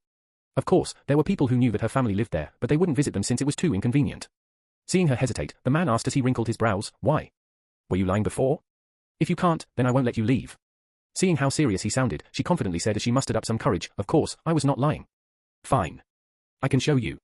But you have to promise me that you are not a bad man." "Bad man?" The man let out a deprecative chuckle and, with a glazed gaze, said, "In this world, there are no good men." Nathasia was surprised by his response and felt as if his words contained a tinge of sadness, resentment, and many other emotions mixed along with the others. She wondered whether it was her imagination but still said with confidence, "You are wrong. My papa is a good man. If you knew him, you wouldn't say that." The man's eyes became soft. "I see. Good for you. Now go home, girl." Saying that, the man turned around to leave. Nathasia was surprised to see that the man suddenly decided to leave without being persistent about seeing her home. "Wait. Where are you going? Don't you want to see where I live?" She didn't know why, but she still felt like asking. The man stopped and said as he slightly turned his head back, "No need. I have seen enough." Nathasia felt that this man appeared to be more mysterious the more she interacted with him. And not only that, but he seemed to have a magnetic charm around him that seemed to pull her along. "What is your name?" "I am Nathasia," she innocently asked, unable to contain her curiosity. "I have no name," the man replied without turning back and soon disappeared into the mist. "Gee, why did he leave like that?" Nathasia mumbled with a pout as she kept looking in the direction the man walked away. She decided to head back home now that she had experienced an eventful situation. "Hey, somebody messed with our trap. Which bastard did this?" Nathasia suddenly turned around, hearing two angry shouts, only to see two men with hats hovering over the barbed wire trap. They even had two hunting rifles and knives strapped to their belts. The men looked around as if trying to spot the culprit who undid their trap and saw a confused Nathasia staring in their direction. "Oh shit." Nathasia saw them looking at her and quickly tried to run away. "Hey! Stop there!" The two men rushed over to stop Nathasia from running away. One of the men readied their rifle and shouted, "Stop running, or we will shoot." Nathasia's heart trembled, hearing the man's threat, and she was in a dilemma whether she should stop running or not. She was confident of losing them since she knew these woods inside out, better than even these so-called hunters who only visited this place occasionally. The two men were getting frustrated, seeing how fast she was on her feet. It was as if they were chasing a rabbit. Seeing that the girl was putting more and more distance between them, the man who had his rifle ready fired. Asterisk bang, asterisk asterisk thwack, asterisk, Nathasia stopped running and covered her ears, feeling scared when she heard the gunfire and hit the tree just near her. Her heart thudded, feeling scared, wondering whether those two men purposefully missed or if they were really trying to kill her. The two men took advantage of her stunned state and caught up to her, much to her shock. "Oi, Moby, what do we have here?" The man with a crooked mustache laughed with an evil glint, feasting his eyes on Nathasia's top-notch figure and curves. He never expected to come upon such a beauty in such a backwater place. "Ha ha, indeed, Tony. Even though we lost our prey, it seems like another one jumped right into our net," the man with the beard laughed with a slanted smile.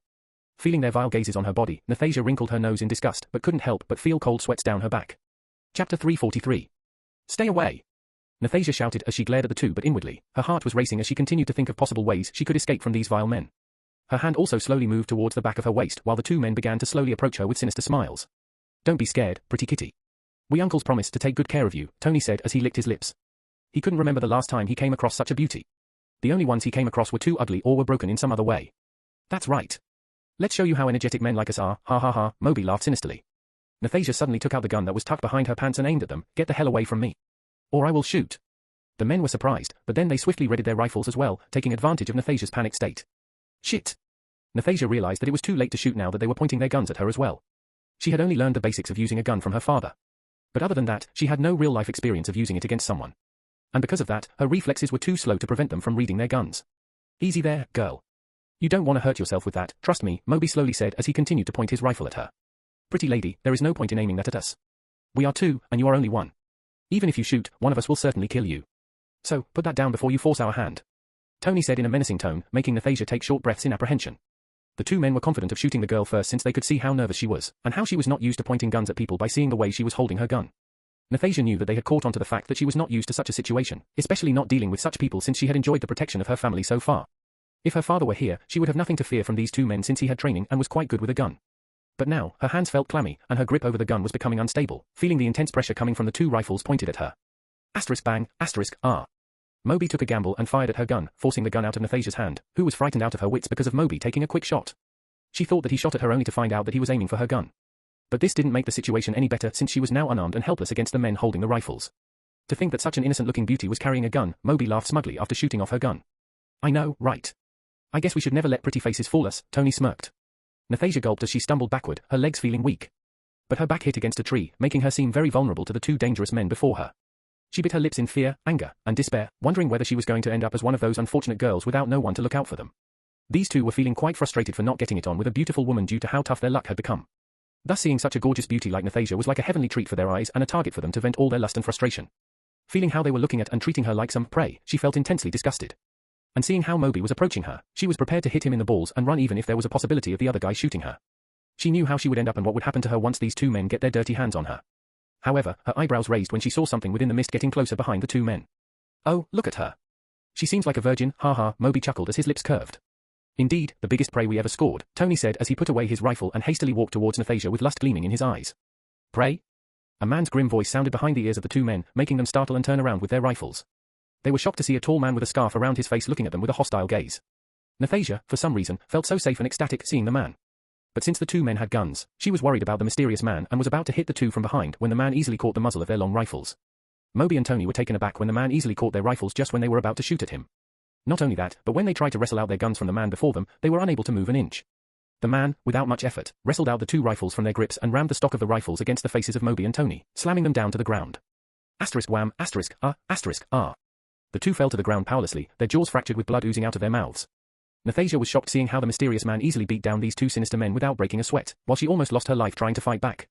However, now she was finally able to take a good deep breath as her heart completely relaxed, no longer feeling scared or despair. Arf, WHFTT, tb, heck. Moby incoherently groaned as blood filled his mouth. Tony was in no better shape as the bridge of his nose was broken. But he didn't even feel like uttering anything out of fear of this weirdly powerful big man before them. They could see how tall and muscular he was. And seeing how effortlessly he beat down the two of them, they knew that he was a man with training and strength, especially not someone to be trifled with. The man threw away one of the rifles with a fling of his arm and said in a severe tone, "Next time you two try something like this, I will bring my entire AWA squad number 1 to take care of the two of you. And then you two won't see the daylight anymore." Moby and Tony's eyes widened when they heard the name AWA, since it meant that this man was part of an ascended squad tasked by the military to take down the Crimson Devil. Even Nathasia was surprised that she had come across a powerful ascended tasked with the mission to take down the most dangerous man in the world. Now she and the two men understood why he was so strong and how he was able to take down the two men like an adult toying with kids. "Now get out of my sight," the man said with gritted teeth, making the two feel a chill down their spines. Moby was seething with anger, feeling intense indignation, and having to lose both of his prey today.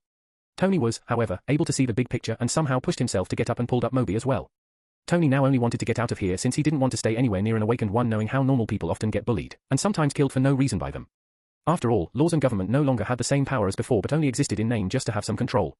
But strength was slowly starting to take precedence in the world, especially with the onset of the Ascended Ones. Tony saw the look in Moby's eyes, and knowing how relatively more deranged he was than him, he gave him a glare to swallow down his anger and walk away with him.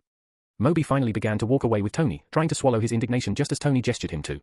The man gave them a hateful glare before turning away to look at Nathasia, who had a big smile on her face and was looking at him with sparkling eyes. "You were too awesome," Nathasia said in an elated tone, but her eyes widened when she saw Moby pulling out a revolver from somewhere in her peripheral vision. Thinking that he was about to shoot at the mysterious man, she tried to run forward and push the man away, but the man's senses were faster since he already heard the cocking of Moby's revolver. He slightly turned his head to see that Moby was pointing at Nathasia strangely instead of him. Moby felt it hard to bite down his anger and so decided to finish the man. But then, remembering that he was an Ascended One, he decided to shoot the girl instead, thinking that if he can't have her, then nobody can, not even her man. He assumed the mysterious man to be her boyfriend, and so he sadistically decided to kill her before him. Asterisk bang, asterisk. Chapter 344. Before Nathasia could push him away, she was surprised to see the man grabbing her wrists and pulling her towards him. She obviously realized that he was trying to shield her and cried out, "No!" Asterisk SPTCHK, asterisk NNGH. The bullet found its mark and hit the back of the mysterious man, making his expression grimace. But his brows pulled together as he swiftly twisted his body around and fired his rifle at Moby as fast as lightning. Asterisk bang, asterisk. Before Moby could fire again, the man was too fast, and all he saw was the man pointing the rifle at him. The next moment everything went dark for him as the bullet splattered his brain. It was a perfect headshot fired by the man, and Tony's eyes widened seeing Moby succumbing to the ground with a bloodied head. Please don't, shoot me." Tony immediately kneeled on the ground as he began to beg for his life. His heart was on the verge of exploding from fear, and feeling the man's killing intent made him piss his pants. Even if that killing intent merely lasted for a moment and wasn't directed at him, he felt as if he was looking at a demon and how measly his life was before that man. Nathasia was shocked to see the mysterious man kill him without even blinking and so perfectly. She saw how his eyes looked completely cold as before without any flicker of emotion as he killed that man. It was as if he had just killed an ant and not a human being. Another astonishing fact was how he was able to land a perfect headshot after getting injured in the back. She felt that it must have been due to the fact he was an Ascended One. The man let out a scoff seeing Tony beg and said coldly, "Take him away and bury him in some ditch. If I see his body or you anywhere in these woods, then my squad and I will hunt you down till you die like a dog." Tony was ecstatic to hear that the man didn't intend on killing him. He didn't care about the other details. As long as he gets to keep his life, why the hell would he dare to come into these woods again and piss off this malignant star? He quickly got up on his feet and tried to drag away Moby's body. But finding it too hard, he somehow lifted Moby's body and placed it around his back before running off with wobbly steps. Seeing Tony disappearing into the mist, the man finally threw away the rifle in his hand and looked back at the girl staring at him with a slack jaw, her body pressed close to his. He quickly pushed her back and made sure she was okay by quickly glancing whether she was injured anywhere. However, he saw her looking at him with a stupefied look and asked, "What are you looking at?" Nathasia was awed by the man's actions since she never expected him to protect her by putting himself before her, especially when she was just a stranger to him. But she had no idea that the mysterious man also had the same thought. Her cheeks were flushed, thinking about how close she got hugged by another man but strangely made her feel very safe and comfortable. She also accidentally felt his rock-hard abs, amazed by how strong they felt. Nathasia knocked herself out of her daze hearing his question and answered with a dry chuckle. I wanted to say that I am very thankful that you came back to save me, she said with a beauteous smile. I just came back to pick up the logs I had forgotten to pick before. But you still came here to save me, Nathasia said with a cheery smile. The man seemed speechless as he didn't refute her. He was surprised that she didn't seem to be much shaken after what happened or be wary of him now that he killed someone before her. He still asked, "You had a gun with you all this time. Why didn't you use it when I tried to choke you before or threatened to kill you?" Nathasia simply shrugged her shoulders, because for some reason, I knew you wouldn't hurt me, and I was right. She said with a wink. I see. Go home now and don't wander alone like this if you don't want to get into danger, the man said as he simply turned around to leave. Nathasia raised her brows, feeling surprised how he was just simply leaving after all this when she had so many questions to ask him. She then remembered that the man was shot trying to protect her and saw the blood behind his back. She quickly stopped him by pulling his wrist, making the man look at her with a strange expression. She meekly let go of his wrist and said, "Don't go yet. You are hurt. I can help you get treated. My father is a retired army doctor." Nathasia was astonished how the man didn't even seem to show any signs of pain or discomfort after getting shot. It was as if he was least bothered about the bullet in his back, which she thought had something to do with how he was an ascended one. Still, it was an injury that happened to him because of her, and she was feeling guilty about it. "No thanks. I can manage myself," he briefly replied as he again turned to walk away. Nathasia let out a frustrated sigh as she ran forward and blocked his way. "No, that's not an answer. You got hurt because of me, and I wouldn't be able to sleep unless I helped you out. So don't be shy and just come with me. My father is a very good doctor. He will painlessly take out that bullet for you. Even if you are an ascended one, it's still bad to have a bullet stuck inside you." The man let out a low sigh and was about to say something when Nathasia continued in an adamant tone, "Don't refuse. I won't let you go till you let me help me out. It's not wrong or shameful to accept another person's help. So, come on." The man looked at her with a helpless gaze, not knowing how to get rid of this stubborn girl. He then sighed and said, "Fine. But make it quick." "Of course. Follow me. My house is very near," Nathasis beamed as she skipped forward. The man didn't know why he was bothering to even entertain this girl, but decided to go along with it since he found her to be a peculiar person compared to other people he usually saw. As they walked, she asked, "So, really, what's your name?" "I told you I have no name," he briefly said. "Then I will call you Mr. No Name, hee, Nathasia giggled. The man slightly shook his head with a faint smile that was hidden by the scarf around his face.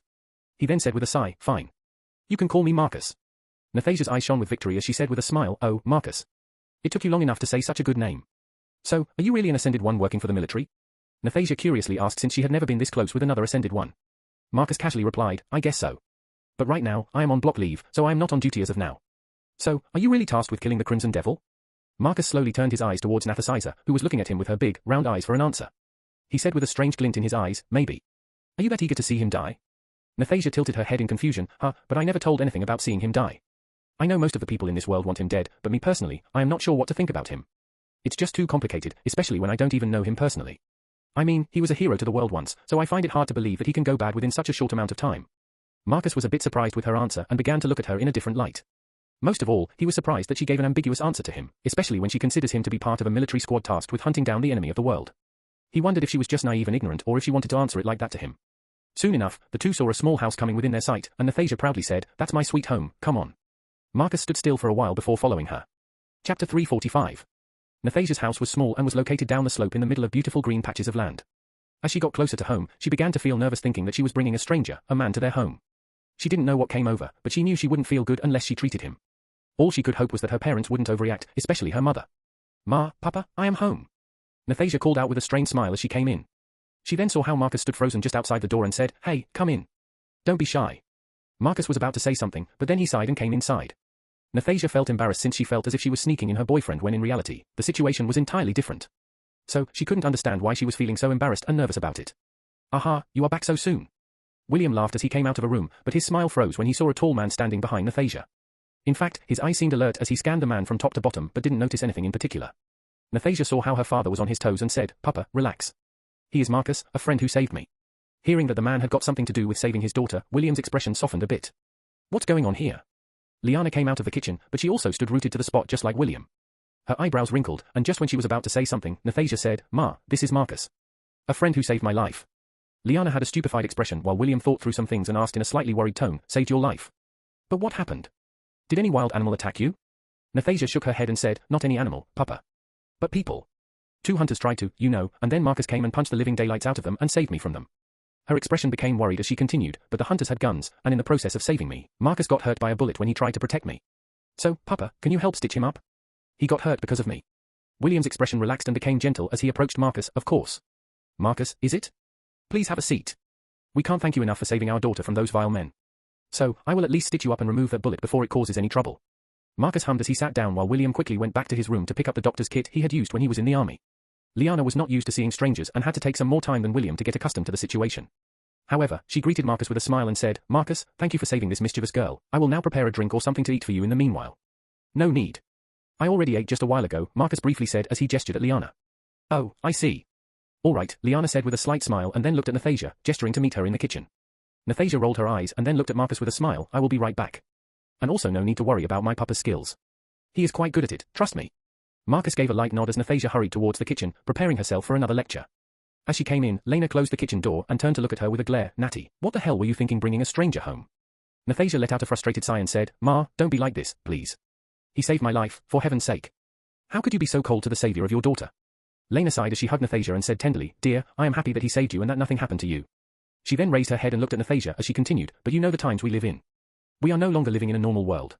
These days even a passerby could turn out to be our enemy if our interests clash. You could have thanked him in another way by anyways, about his wound, why does he seem least bothered about it? Don't tell me. He is an ascended one, Ma, Nathasia confirmed as she continued, he easily took out those 2 men with big rifles in their hands. And he even. Nathasia abruptly stopped since she wasn't sure if she should say this to her mother. He what? Natty, tell me the truth. Don't hide any details from your mother, Liana said with a glare. Nathasia sighed, fine. He killed one of them when they tried to shoot me. He was so quick and fast. I couldn't believe that he was able to do it after getting shot in the back. Liana's eyes widened as she cupped her mouth, oh my god, he killed someone. Nathasia blew through her lips as she said, Ma, for heaven's sake, it's not the first time you are hearing about people killing other people. Hell, we all even witnessed people dying before us. And he did it to save me. He offered them the chance to run away, but one of them was too stupid. Liana said as she slightly shook his head, no, you are right. I am not blaming him for killing that person. In fact, he did the right thing before those 2 could hurt you. I just feel it's surreal that a person capable of easily killing someone else is sitting in our house right now. I just couldn't help but worry if he, Nathasia interjected, come on. He is not our enemy. What would he want from us anyway? And besides, we both know that Papa also had to kill some people, and he isn't a psycho just because he killed people. Liana sighed, okay. Let's go sit in the hall lest we show ourselves to be rude. Nathasia smiled, seeing that her mother was able to understand, and felt relieved inwardly thinking that she did the right thing by bringing him here. As the 2 came out, they saw William was already busy treating Marcus' wound. However, Marcus had removed his shirt and was half naked, revealing his perfectly chiseled muscles, rippling with power.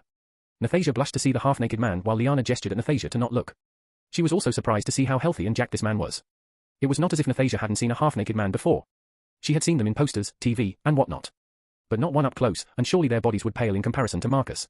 As William took out the bullet and began to stitch Marcus up, he asked, so, Marcus, what do you do? Nathasia excitedly replied before Marcus could, he is in the military. Oh, and he is also a part of a very important squad tasked with taking down the Crimson Devil. William and Liana were surprised and looked at Marcus in a different light. They realized that he should be a powerful ascended one since only they would remotely stand a chance to fight the Crimson Devil in case they came upon him. But this also made them feel a bit anxious, wondering whether he knew about Nathasia's uniqueness and if he would report this back to his superiors. Nathasia saw through their worries and, with a slight head shake, conveyed to them that she hadn't said anything about herself. Liana and William felt relieved, as if they dodged a bullet. William then asked Marcus, how is General Alberto doing these days? During my days as an army doctor, I had met him once but never thought he would go on to become the face of humanity in the future. I barely met him, so I don't know exactly how he is, Marcus briefly replied. Aha, you at least met him, and that's a big achievement in itself. I heard he only bothers to meet big shots now since he doesn't want to waste time while he is still out trying to hunt down the devil. I guess we will see soon if he can or not, Marcus said in an ambiguous tone, making everyone else wonder what he really meant. Soon enough, William stitched up Marcus and said in an appreciative tone as he shook hands with Marcus, thank you again for saving our daughter. If you want, feel free to come here whenever you want. You will always be a precious guest to us. Liana had a perplexed expression wondering why William was buttering up Marcus, while Nathasia was surprised yet happy. Chapter 346. Marcus replied with a hum as he got up and said, I have to get back. Thanks for taking out the bullet. Not at all. It's the least I could do for you, especially when you saved my daughter, William said with a smile, and he sincerely meant every single word. Marcus then went outside the house while Nathasia followed him before saying to her parents, I will say goodbye and come back. Natty, wait. Lena called out, but Nathasia had already gone out to follow Marcus. She then looked at William and asked, why did you tell him he can come again? I thought we were trying to have no strangers over here and just live a secluded life. William sighed as he said, he is quite strong, it seems, and we could really use the help of someone in the military if things go sideways. But how do we know we can trust him? We barely know him. Lena couldn't help saying it out in a confused tone. She couldn't understand why her usually cautious husband would take such risks. I know. I am just taking a gamble here. We do not have any better choice, do we? William said with a shrug while having a thoughtful expression. Fine. But our daughter, she just seems too interested in that man. I wonder if it's because she's so young, Lena said with a tired headshake. William softly chuckled, let it be. She is just curious. But for some reason, he seems quite reserved, and you know he didn't remove his scarf the whole time, right? It seems like he is quite sensitive about his identity. Do people in some military squads have to hide their identity? Lena queried. William shook his head, not really. Maybe there is some other reason. Meanwhile, outside, Nathasia caught up to Marcus. Hey! Stop walking so fast. Ha! Marcus stopped and turned around. What is it now? Seeing the scarf on his face, she asked as she pointed at it, why are you covering your face? Are you shy? I noticed that you don't talk much, especially when you were inside my house. That's none of your business, Marcus curtly replied as he turned around to walk again. Gee, that's rude, Nathasia pouted, but then she rushed forward and stood before him. Okay. I am sorry for asking. But I had another thing I wanted to ask. Nathasia clasped her hands together and fidgeted her body meekly as she asked, can you teach me how to fight? After what happened today, I feel like relying on only guns is not safe. I want to fight off bad guys just like you. I can't, Marcus briefly answered, but Nathasia continued to stand in front of him with puppy eyes. Pretty please, you can't ignore a cute girl like me, can you? It's a sin to ignore the request of a good girl like me. Please, I will listen like a good student and even call you teacher whenever you teach me. I will also pay you. Marcus looked upward and let out a heavy sigh. What do you even want to learn? I am sure your father can teach you, especially since he had army training. Nathasia waved her hands. Nah, he was just a doctor and not someone who fought in the front lines. He only had basic training and only because it was part of some army rules. But I feel that you are way more skilled and trained, especially since you are in a very important squad now. You still didn't tell me what you want to learn. I want to learn the basics at least, hand-to-hand combat. Weapons anyway come second, Nathasia said after careful consideration. Marcus seriously said, fine. But only for 30 minutes and that too in the morning. And I don't need any pay. Woohoo! You are the best. Nathasia shouted in glee, not expecting him to really accept. Before you rejoice, you do know that your parents also have to accept this. So meet me in the same spot in the woods tomorrow if they agreed. Anyways, goodbye for now, Marcus said as he began to walk away. Ah, right. My parents. Nathasia knocked her head when she realized that she had not considered her parents' decision while asking Marcus. She, however, decided to try her best and convince her parents. She then saw Marcus back and said, Marcus. What does this girl want now? Marcus exasperatedly inwardly sighed as he asked without turning back, what do you want now? You said there are no good men in this world, right? But I think that you are a good man and I am not saying this because you saved me. I already felt it when you saved that mother deer and its child. No bad man would care to save an animal, let alone a human. Now, you are the second good man I know other than my papa, Nathasia sincerely said. Marcus slightly shook his head as a soft smile hung on his lips. Then he left without saying another word. Nathasia ran back inside and explained what she proposed to Marcus. What? You want him to teach you to fight? Absolutely not. Lena immediately refused before Nathasia could even complete. Ma. Come on, don't you want your daughter to learn some skills to protect herself? Nathasia pleaded. Why are you asking a stranger to teach you when you have your own father to teach you some? In fact, he did offer to teach you, but you said they were boring, Lena said with a narrowed gaze. Aye, that was different. Besides, Marcus is a good person, and he is more skilled and trained enough to teach someone else. Papa was just an army doctor, so, naturally, he wouldn't be highly trained. I am right here, William coughed, wondering if these two considered him as heir. Nathalie awkwardly smiled. Sorry, Papa. But can you please convince Ma? I mean, you know that someone who saved your daughter can't be a bad person, right? William waved his hands as he said, okay, here's what we will do. I will spar with Marcus, and we will see which one of us is more skilled and qualified to teach you.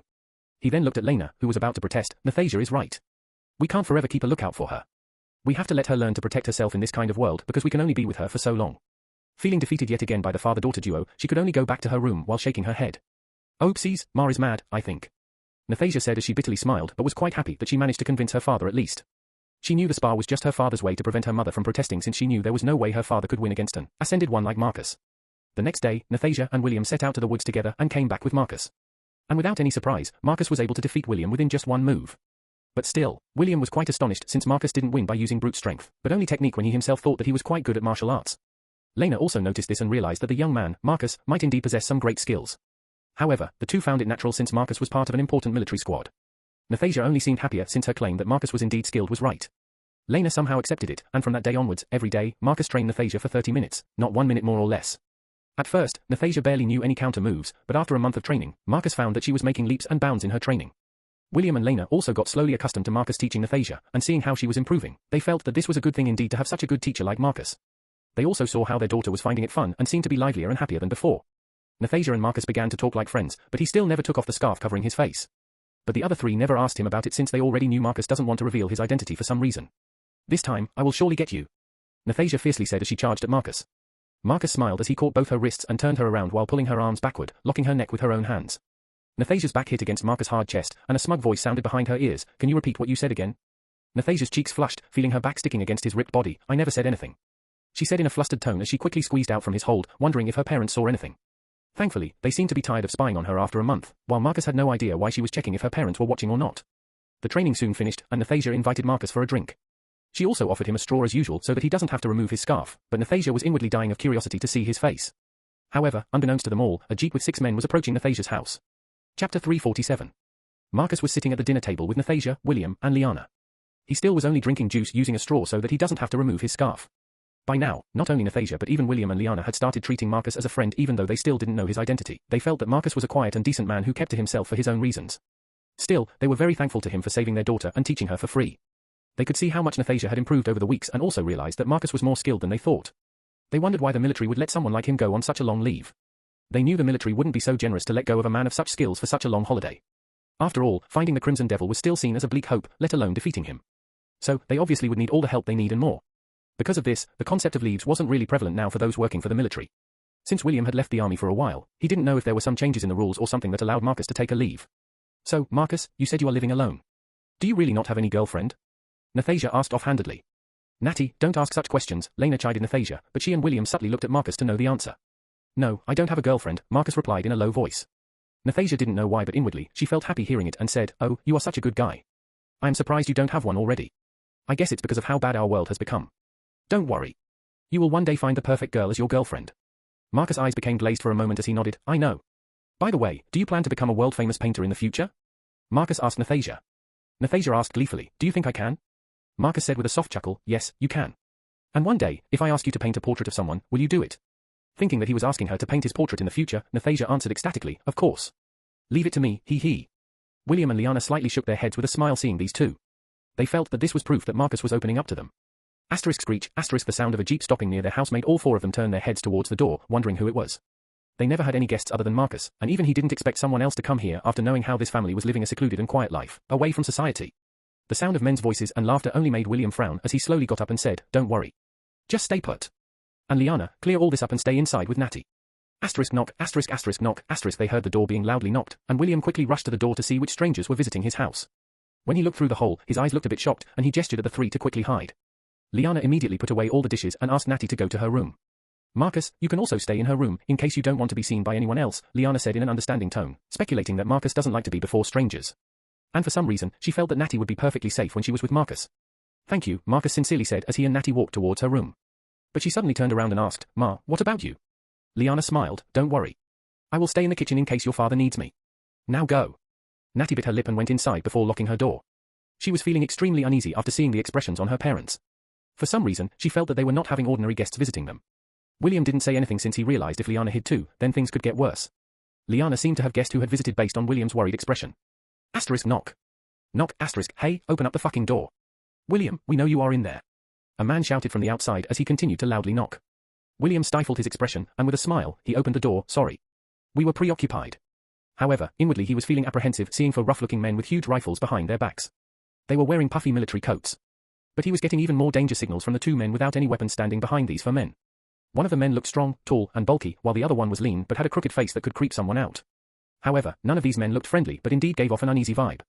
And the clothes these 2 men were wearing differed from the ones the other 4 were wearing. Even the insignia on the clothes of these 2 men were different from the other 4. And upon seeing the insignia of a skull with horns being pierced with swords, William became even more anxious since this meant that these 2 men were part of the AWA squad, the same squad Marcus was a part of, tasked with the mission of finding and killing the Crimson Devil. Also, seeing 4 stars on the insignia of these 2 men was proof that these 2 were high-ranked ascended ones. The other 4 only had ordinary insignia that showed that they were part of a normal squad in the military. The man in the front with a large beard spoke with a smile, William, to think that you were living in the middle of nowhere after disappearing for 5 years. William dryly chuckled, well, Ray. I just found it more peaceful to live like this rather than getting involved in all the mess. Anyways, are you going to keep us all standing here? We have 2 special guests with us, Ray said as he briefly looked towards the direction of the 2 ascended men behind him. William forced a smile, of course, I forgot my manners. Please come in, all of you. William was becoming more and more uneasy, but he decided to see how things play out. He wondered if he should call Marcus out in case he knew 2 of his colleagues here. But his gut was telling him that things might not transpire as he expects it to, especially seeing how Marcus seemed to be in hiding. William was no fool and had decades of experience. So, even though he didn't question Marcus, he didn't completely believe the fact that he was on military leave. So, how did you even find me? William casually asked as 5 of them sat down on the sofas, and began to take a look around while Ray was walking around while examining some objects kept around the house, including the family photos, which made William frown. Ray answered as he kept looking at William's family photo, well, you were indeed hard to find, and I had to ask around a lot, including your old friends, to finally know where you were staying. William felt a bad feeling when Ray mentioned old friends, but he still asked, I see. But any reason for you to suddenly seek me out? Ray casually waved his hand, oh, nothing really. We were having a mission around here and decided to crash at your place since we are unfamiliar with this place. William, however, didn't buy it since if Ray really had no purpose in visiting him, then why would he go around seeking out information about his whereabouts? Ray continued as he kept the photo frame in his hand, oh, I forgot to introduce you to my comrades. He pointed towards the 3 soldiers and said, these 3 Rick, Jacob, and Toby are my brothers since we all served together. Then with a flattering smile, he gestured towards the 2 ascended men and said, and these 2 special gentlemen, Reinhard and Vitali, are my newfound brothers. As you might have noticed, these 2 are quite well known even among other ascended ones. They are quite the big shots, aren't they, ha ha. William forced a laugh, ha ha, you are right. So I take it that these 2 gentlemen are here for a very important mission. The tall and bulky man, Reinhard, said in a condescending tone, that's something commoners need not know. Vitali said as he looked around, well, are you not going to offer us anything to eat or drink? I heard you have a lovely wife and daughter. That's right, Ray added and continued with a glint in his eyes. Where did they go? Chapter 348. Oh, they are right here. It's just my wife is busy in the kitchen. I will tell her to prepare some snacks and drinks for you guys, William said with lowered lids as he stiffly walked towards the kitchen. Meanwhile, a few minutes ago, Marcus, who was in Nathasia's room, had a pensive expression as he felt that those who came just now seemed to be worrisome for this family. He heard the laughs of multiple men and the brash way in which they were talking. Marcus, is everything all right, or should we go and check? Nathasia asked as she kept on walking to and fro in the room. If it weren't for the current situation, she would have been quite bashful for bringing Marcus to her room. But now, her mind was filled with the worried expressions she saw on her parents' faces. Marcus said in a calm voice, just stay put as long as there are no signs of trouble. If your father couldn't handle whoever has come, I am sure we will know. He then furrowed his brow and asked, does your father have any enemies, anyone from his time as an army doctor? A flash of hesitation crossed her face, and Marcus caught onto it as he said, so I guess there is, huh? I am sorry, I want to tell you, but my parents had always given me strict instructions to never reveal this to anyone else since it could threaten our family, she said as she lowered her gaze. Marcus now understood that her father might have done something that could have warranted the visit of these unwelcome guests. However, he didn't want to prod Nathasia and said in a reassuring tone, it's fine. I would have done the same thing in your shoes. You should keep on following their instructions and never tell whatever secret you are holding, no matter what. Nathasia felt happy that Marcus didn't seem to take it to heart and instead spoke to her as if he understood her situation. But this only made her feel bad for not telling him. She tried to sneak a peek at him, at his beautiful eyes since she always seemed to feel a magnetizing pull from them. However, no matter how much dead curious she was to know the face behind that scarf, she never once tried to lift his scarf or ask him anything related to it since she could feel that he was quite careful about his identity. This only made her curious, wondering why such a good guy like him had to hide their identity. She then thought about her own family and speculated that the reason must be something similar to it. Meanwhile, William entered the kitchen and saw a worried Lena with her hand against her chest, unable to hide her nervousness. What is going on? Why are they here? She asked with a stiff neck. William cleared his throat and said with a stooped posture, I think they might have caught on to us. Otherwise, I don't expect Ray to scour every place in search of me. Just prepare some drinks and snacks for them. I will try to make them leave somehow, William said in a frustrated tone, not feeling confident in his own words. But the person the two were worrying about the most was their daughter since they felt that these unwelcome guests were here for her as well. Is there a way for you to sneak our daughter out, at least till these men leave? She asked as she fidgeted her hands. William rubbed his forehead, let me see. But I would need a distraction, and the opportune time would be when you will be serving them the snacks, William said with gritted teeth since he didn't like the idea of letting his wife anywhere near those men. He looked at her with a look of guilt and continued, I am sorry. I wish there was another way. Lena smiled and held his hand while trying to sound calm, it's fine. We are together in this, and there is nothing we won't do to protect our daughter. I will go prepare the snacks then. You should go back lest they do something behind our backs. William nodded and said in a cautious tone, but take that pistol in the second drawer in case they try something funny when you are before them. Lena nodded, of course. He then hesitatingly left, only to see Ray looking towards his direction and calling out, hey William, you still haven't introduced your daughter to us. Won't you give us the chance to talk with your lovely daughter? William said with a smiling face, I really want to. But right now, she is in the bathroom taking a bath, I guess. Oh, a bath, eh? It seems like she is really disciplined to have a bath in the morning. As expected from the daughter of an army doctor, ha ha, Ray laughed with a glint in his eyes. William dryly chuckled, ha ha, maybe. Don't worry, we have quite some time and will wait for your daughter to grace us with her presence, Vitali, the one with a lean figure and holding a special status as an ascended one, said with a shifty smile. William inwardly frowned, feeling that things indeed were not looking good and these men were here for a certain purpose that seemed to threaten his family. He, still, said with a smile, sure, as you gentlemen wish. I will call her out right after she finishes her thing. Soon the kitchen door opened, and Lena came out while trying her best to put up a calm, smiling face. However, all 6 men felt their eyes slowly widening when they saw a curvaceous beauty who still had her charms despite her age. Lena gritted her teeth inwardly, feeling their ogling gazes while William felt like stabbing their eyes but knew that he had to keep up pretenses till he gets his daughter out. He casually said as he walked over to the corridor of the house, I will go and see if my daughter is ready. He gave a look of courage as he passed by Lena and took some comfort in the fact that she at least had a gun to protect herself, or to buy some time. He didn't dare waste any time and quickly walked over to Nathasia's door and slightly knocked while whispering, Natty, it's me. Open the door. Nathasia, who was feeling more tense by the minute, quickly opened the door with a bright smile. But her smile stifled when she saw the grave expression on William's face and asked, "Dad, what is going on? Are they out yet?" Marcus also got up, seeing that things were indeed not good, seeing William's dark face. William got inside and closed the door slowly. He then grabbed Nathasia's shoulders and said, "Natty, quickly pack some basic stuff and get out of here." Before Nathasia could say anything, he looked at Marcus and pleaded, "Can you take her out through the back door and run away from here? Please? You can ask for anything from me." "Papa, what are you talking about?" Nathasia asked with trepidation, feeling scared and anxious seeing her father's behavior. Marcus already understood the gist of things and said with a nod, "I don't need anything from you. I will take her out." Oddly, Marcus' words seemed to assure William, even though he half believed the fact that Marcus was working for the military. Still, his guts were telling him that he could trust Marcus to protect his daughter. William gave a grateful smile to Marcus and looked at his daughter. "Natty, please don't ask any questions now. Just go and don't look back. Listen to whatever Marcus says." Meanwhile, as Lena nervously approached the table near the men, she put up a smiling face as she bent to place the drinks and snacks on the table. The men tried to openly ogle at her cleavage as she bent forward but didn't manage to, since she was wearing conservative clothes. That seemed to leave no spot for them to ogle at. "Wow, Liana, you are looking even more beautiful than ever. It seems like you are aging backward, ha ha ha." Ray heartily laughed, but it sounded sinistrous behind Liana's ears, making her hands almost shake. Ray and the other men couldn't help but wonder how beautiful Nathasia would be up close if her mother were already this beautiful at her age. As she laid down the cups on the table, she replied with a smile, "Thanks for the compliment, Ray." And after quickly placing them, she placed the tray close to her chest and tried to leave. But Ray suddenly caught her wrist and asked, "Where are you off to in such a hurry? Come sit with us and let us catch up and talk about the good old times as well." Seeing the evil glint in his eyes and his hand on her wrist, Lena couldn't help but feel her skin crawling. Chapter 349. "No, I can't go. Not without you and Ma," Nathasia defiantly said as tears began to well up in her eyes.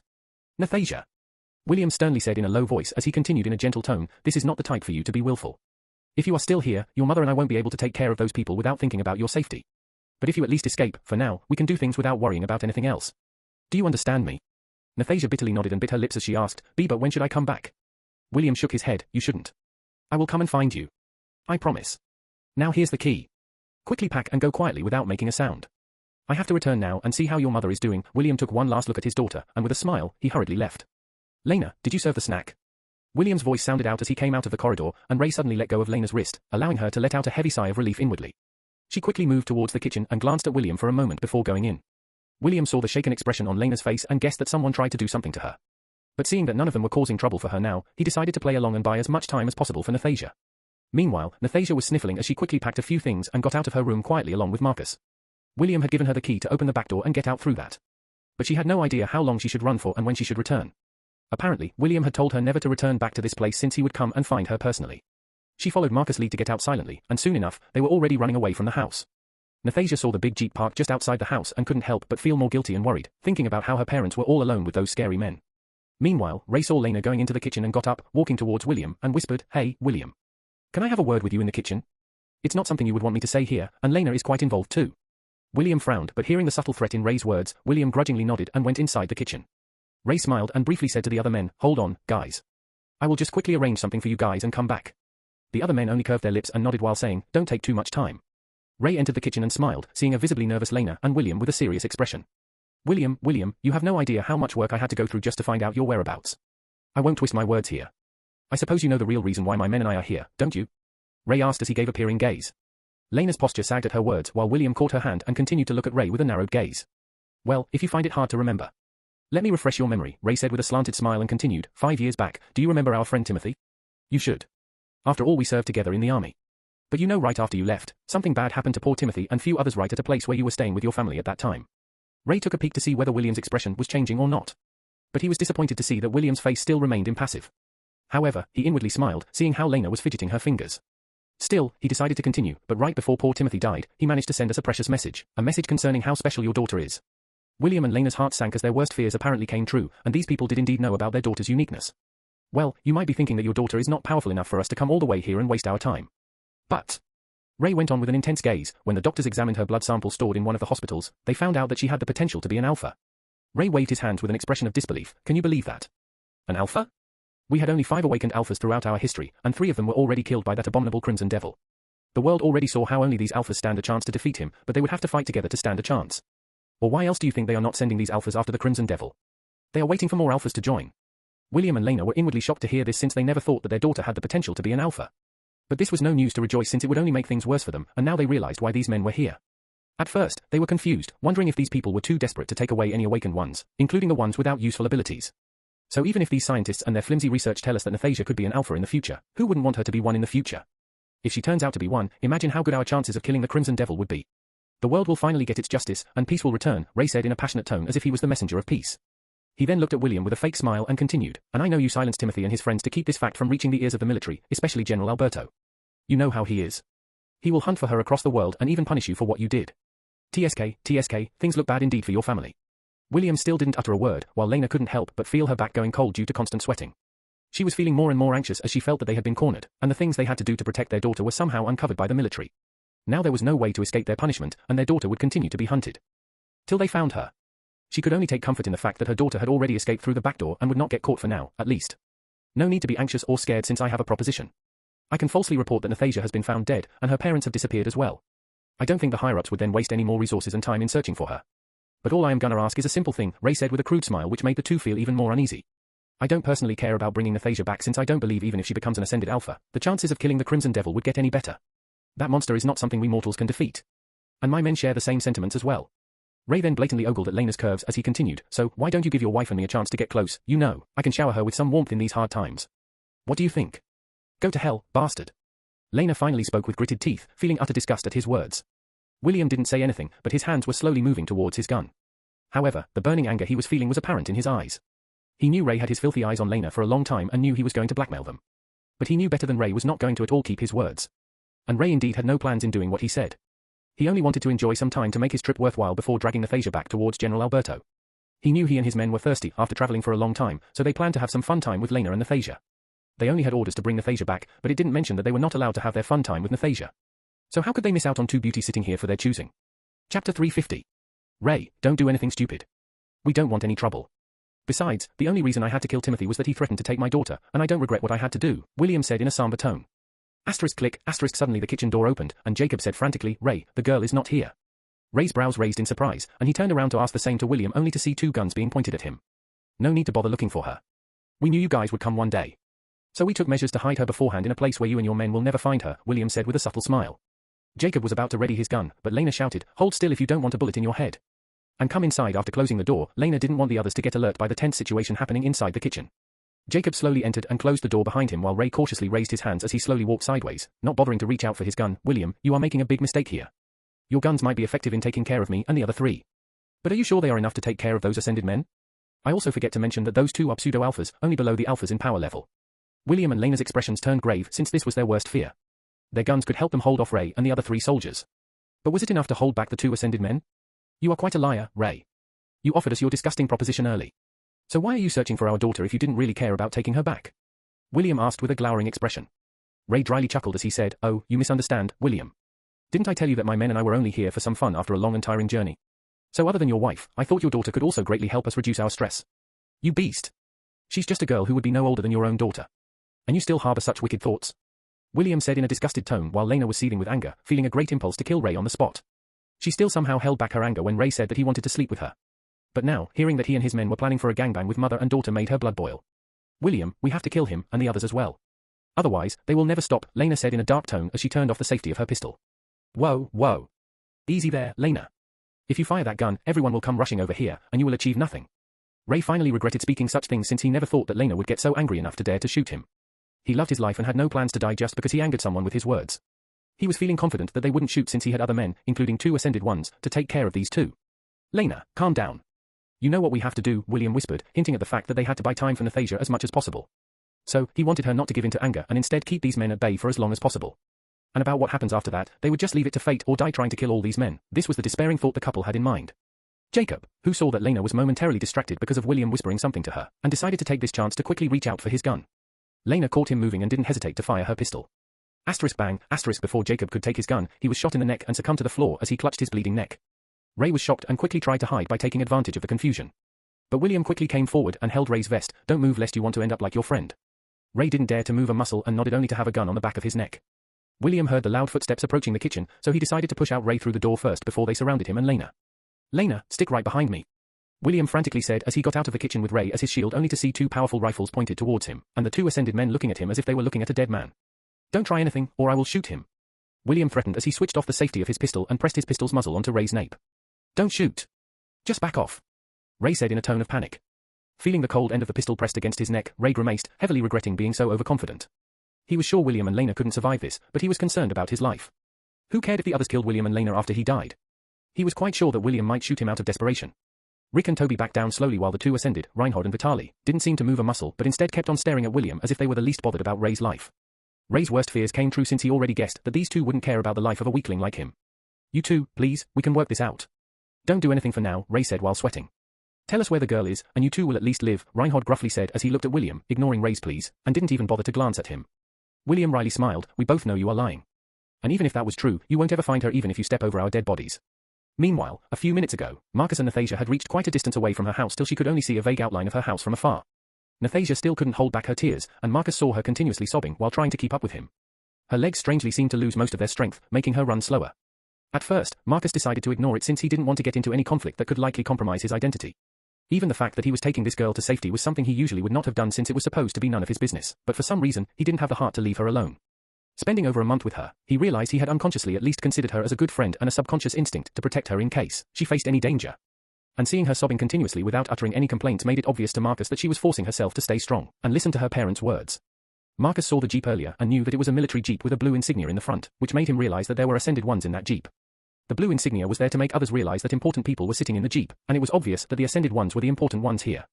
He could see that she was desperately trying to stifle her sobs but couldn't since she was never prepared or ready to face such a situation. After a lot of internal struggles and hesitation, he said as she stopped, "Stop." Nathasia had a confused expression seeing Marcus stop in front of her. She couldn't understand why he suddenly stopped and was about to ask why when Marcus said, "You hide here. I will go and save your parents." Nathasia had a perplexed expression, what? Then her thoughts hit her as she said, "No, you can't. You said those were military men, and they have huge guns. You can't risk your life." Nathasia was already feeling bad and guilty that her parents were trying to sacrifice themselves for her safety. So, the last thing she wanted was the only person she considered close and the only person who was with her right now to leave her as well. Marcus gripped her shoulder and said in a reassuring tone, "You know how strong I am, right? I will easily take care of those men and bring you back when the coast is clear. Till then, don't move from here. Okay? Don't try to stop me since time is of the essence here. I will see you soon." Before Nathasia could say anything, Marcus dashed back towards her house at an insane speed. Nathasia's eyes welled up again as she never thought that Marcus would be this concerned about her. She knew he probably left because of her. However, because of this, she hated herself for letting everyone else fight for her and being so useless. She felt that there was no point in living if something bad happened to everyone she cared about. So, she took a deep breath and moved forward in the direction of her house with resolute eyes. Chapter 351. Marcus quickly ran back to Nathasia's house but didn't barge in since he wanted to take them by surprise and get rid of as many men as he could using the element of surprise. He knew he could barely be classified as an Ascended now since his true powers apparently have a mood swing and were not something under his control. He didn't know how powerful the Ascended ones who entered her house were. So he didn't want to take unnecessary risks. As for a weapon, he only had an axe in his hand.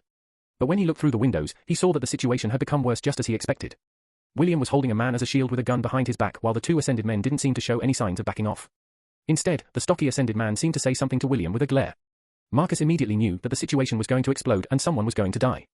Inside the house, "Tell us where the girl is, and you two will at least live," Reinhold gruffly said as he looked at William, ignoring Ray's pleas and didn't even bother to glance at him. William wryly smiled, "We both know you are lying. And even if that was true, you won't ever find her even if you step over our dead bodies." "Vitali, take him down," Reinhold said with a smirk. William frowned and looked at Vitali only to see him simply looking at him back. But before he could pull the trigger of his gun or even move his hand, he felt some force invading his mind, making him lose control of his entire body. The gun fell out of his hand, and his hold over Ray loosened, allowing him to easily free himself. William stumbled back with a shocked expression while Lena's face became ashen and shouted as she pointed her gun, "What the hell did you do to him?" Vitali didn't reply and simply looked at her. She also experienced the same thing as William, making her stagger back and fall on her bottom. The couple wondered if Vitali was an ascendant with psychic powers who had the power to affect people's minds. "Tie them up, and let's make them cough out where their daughter is," Reinhold said, indirectly taking charge. Ray felt like he had dodged a bullet, and felt aggrieved seeing how these two Ascended didn't even give a fuck about him when he had bootlicked them all the way. Rick and Toby tied the couple up, and Reinhold sat down in a chair before the couple with a menacing look. Shit. Things aren't looking good. Marcus was frustrated that he couldn't find a good opening or chance to take out more than one man. He was only confident of taking out one. But what happened after that was something he could not predict. And seeing how the stock Ascended man didn't seem to be afraid of William's gun, he felt that he had some power that could turn a gun ineffective to be used against him.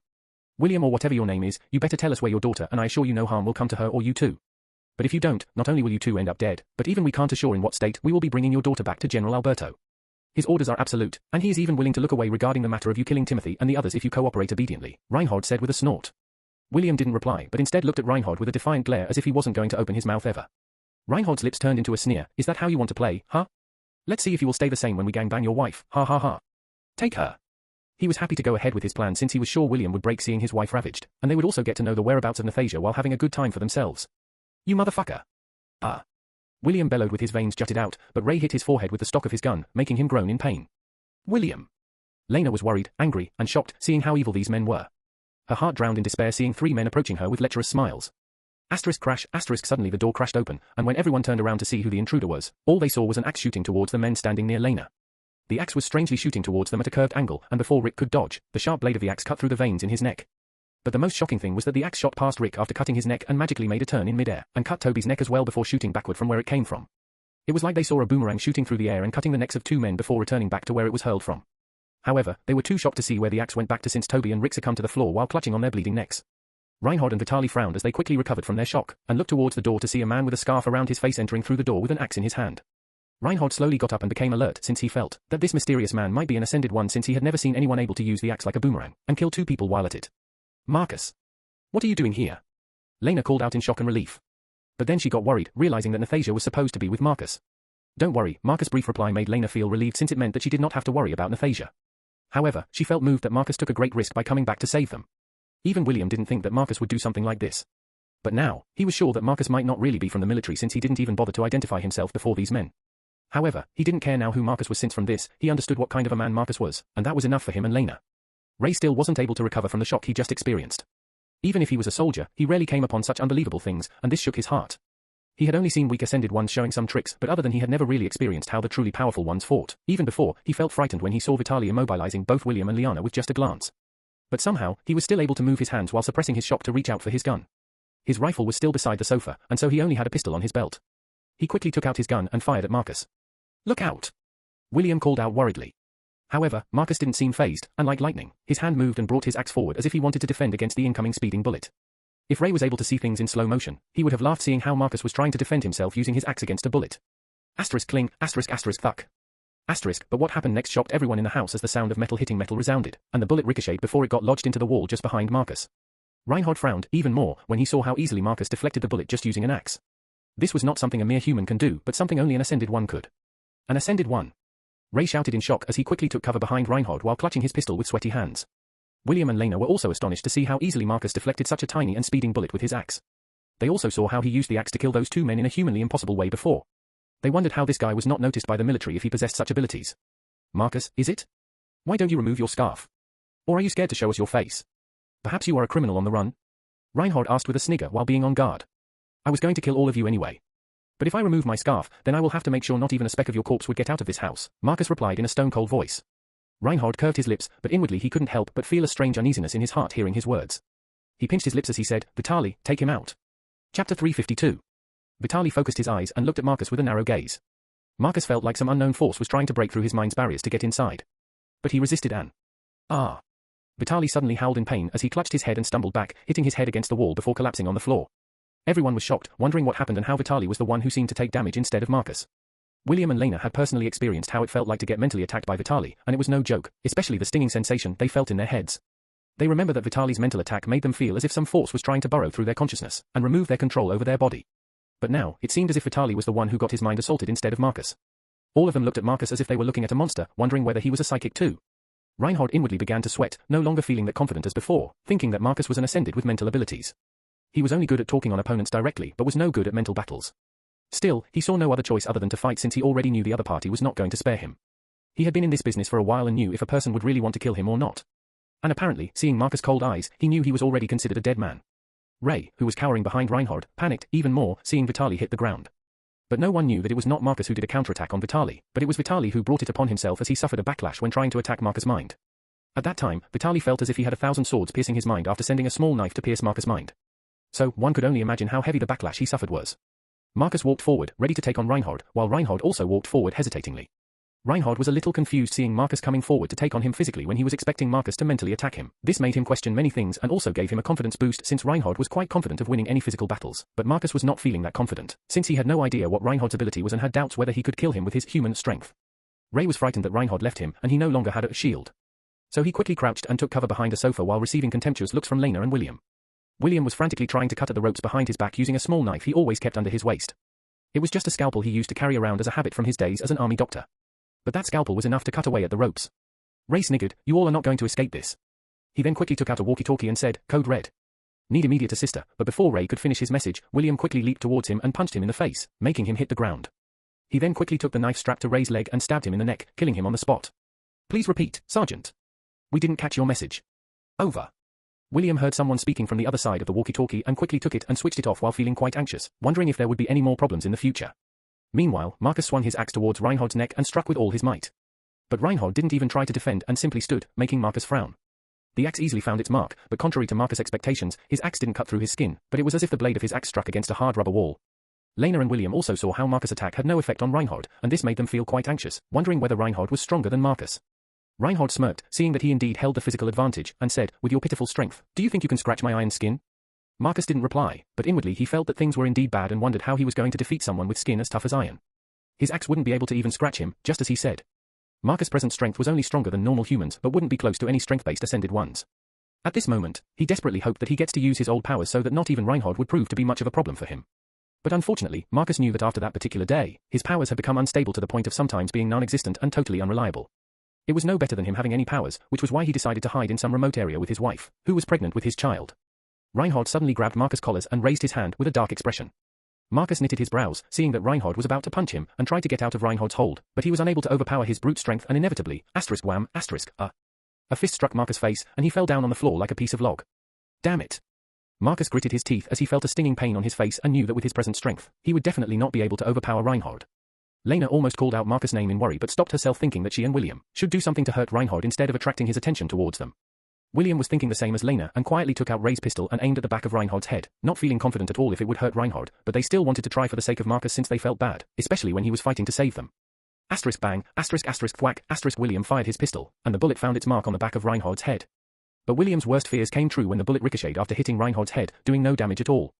It was as if he literally fired at an iron wall. Reinhardt slowly turned around and looked at the couple with a menacing expression. That tickled, he sniggered. Bang, William fired again and again, but all the bullets that hit his body got deflected away and only made Reinhardt let out grunts. Other than that, he showed no visible discomfort nor any signs of injury. It seems like I should break your legs and arms since I still need you alive, Reinhardt said in a derisive tone as he moved forward to do what he just said. Chapter 353. Reinhardt lifted William by his neck till his feet were dangling in the air. William! Lena cried out as she rushed at Reinhardt, but he slapped her away, making her fall to the ground. You bastard! William coughed out a curse while his neck was being slowly squeezed. Reinhardt scoffed and threw him against the wall. William's back hit against the wall and collapsed on the floor. He slowly tried to get up. Our daughter is nothing special. Why would you try so hard to get her? Just because of some people's false beliefs? William asked since this was the question that had been bugging him. Without any concrete proof, he knew the military wouldn't send out some of their best ascended ones to capture someone like their daughter. You are right, Reinhardt smirked and continued, we are really here for the Crimson Devil, and your daughter is just a side mission. The Crimson Devil? William's eyes widened. Why would he even be here? Now, that is not something you have to know, do you? Reinhardt said as he raised his leg to stomp down on William's legs. But suddenly, Marcus grabbed Reinhardt from behind and tried to pierce Reinhardt's eyes with just his fingers. Arg! Reinhardt was taken by surprise but somehow managed to grab Marcus' hands and threw him across the hall. Marcus crashed against a wall and fell on the floor with a groan. He went for the eyes since he knew they wouldn't be as tough as his skin. Arg, motherfucker! Reinhardt bellowed as he frantically stumbled around while rubbing his eyes. Damn! I was too slow. Marcus saw that he wasn't able to blind him properly and was only momentarily able to stop him. Just as Marcus expected, Reinhardt was able to open his eyes just after a few seconds, but they were completely reddened. Lena was unconscious while William's head was clouded with despair. Reinhardt came forward and punched Marcus' face, making him spit out blood. Marcus felt like he got hit by an iron fist. But Reinhardt wasn't satisfied with that. He lifted Marcus by grabbing his back and threw him against the wall. Marcus!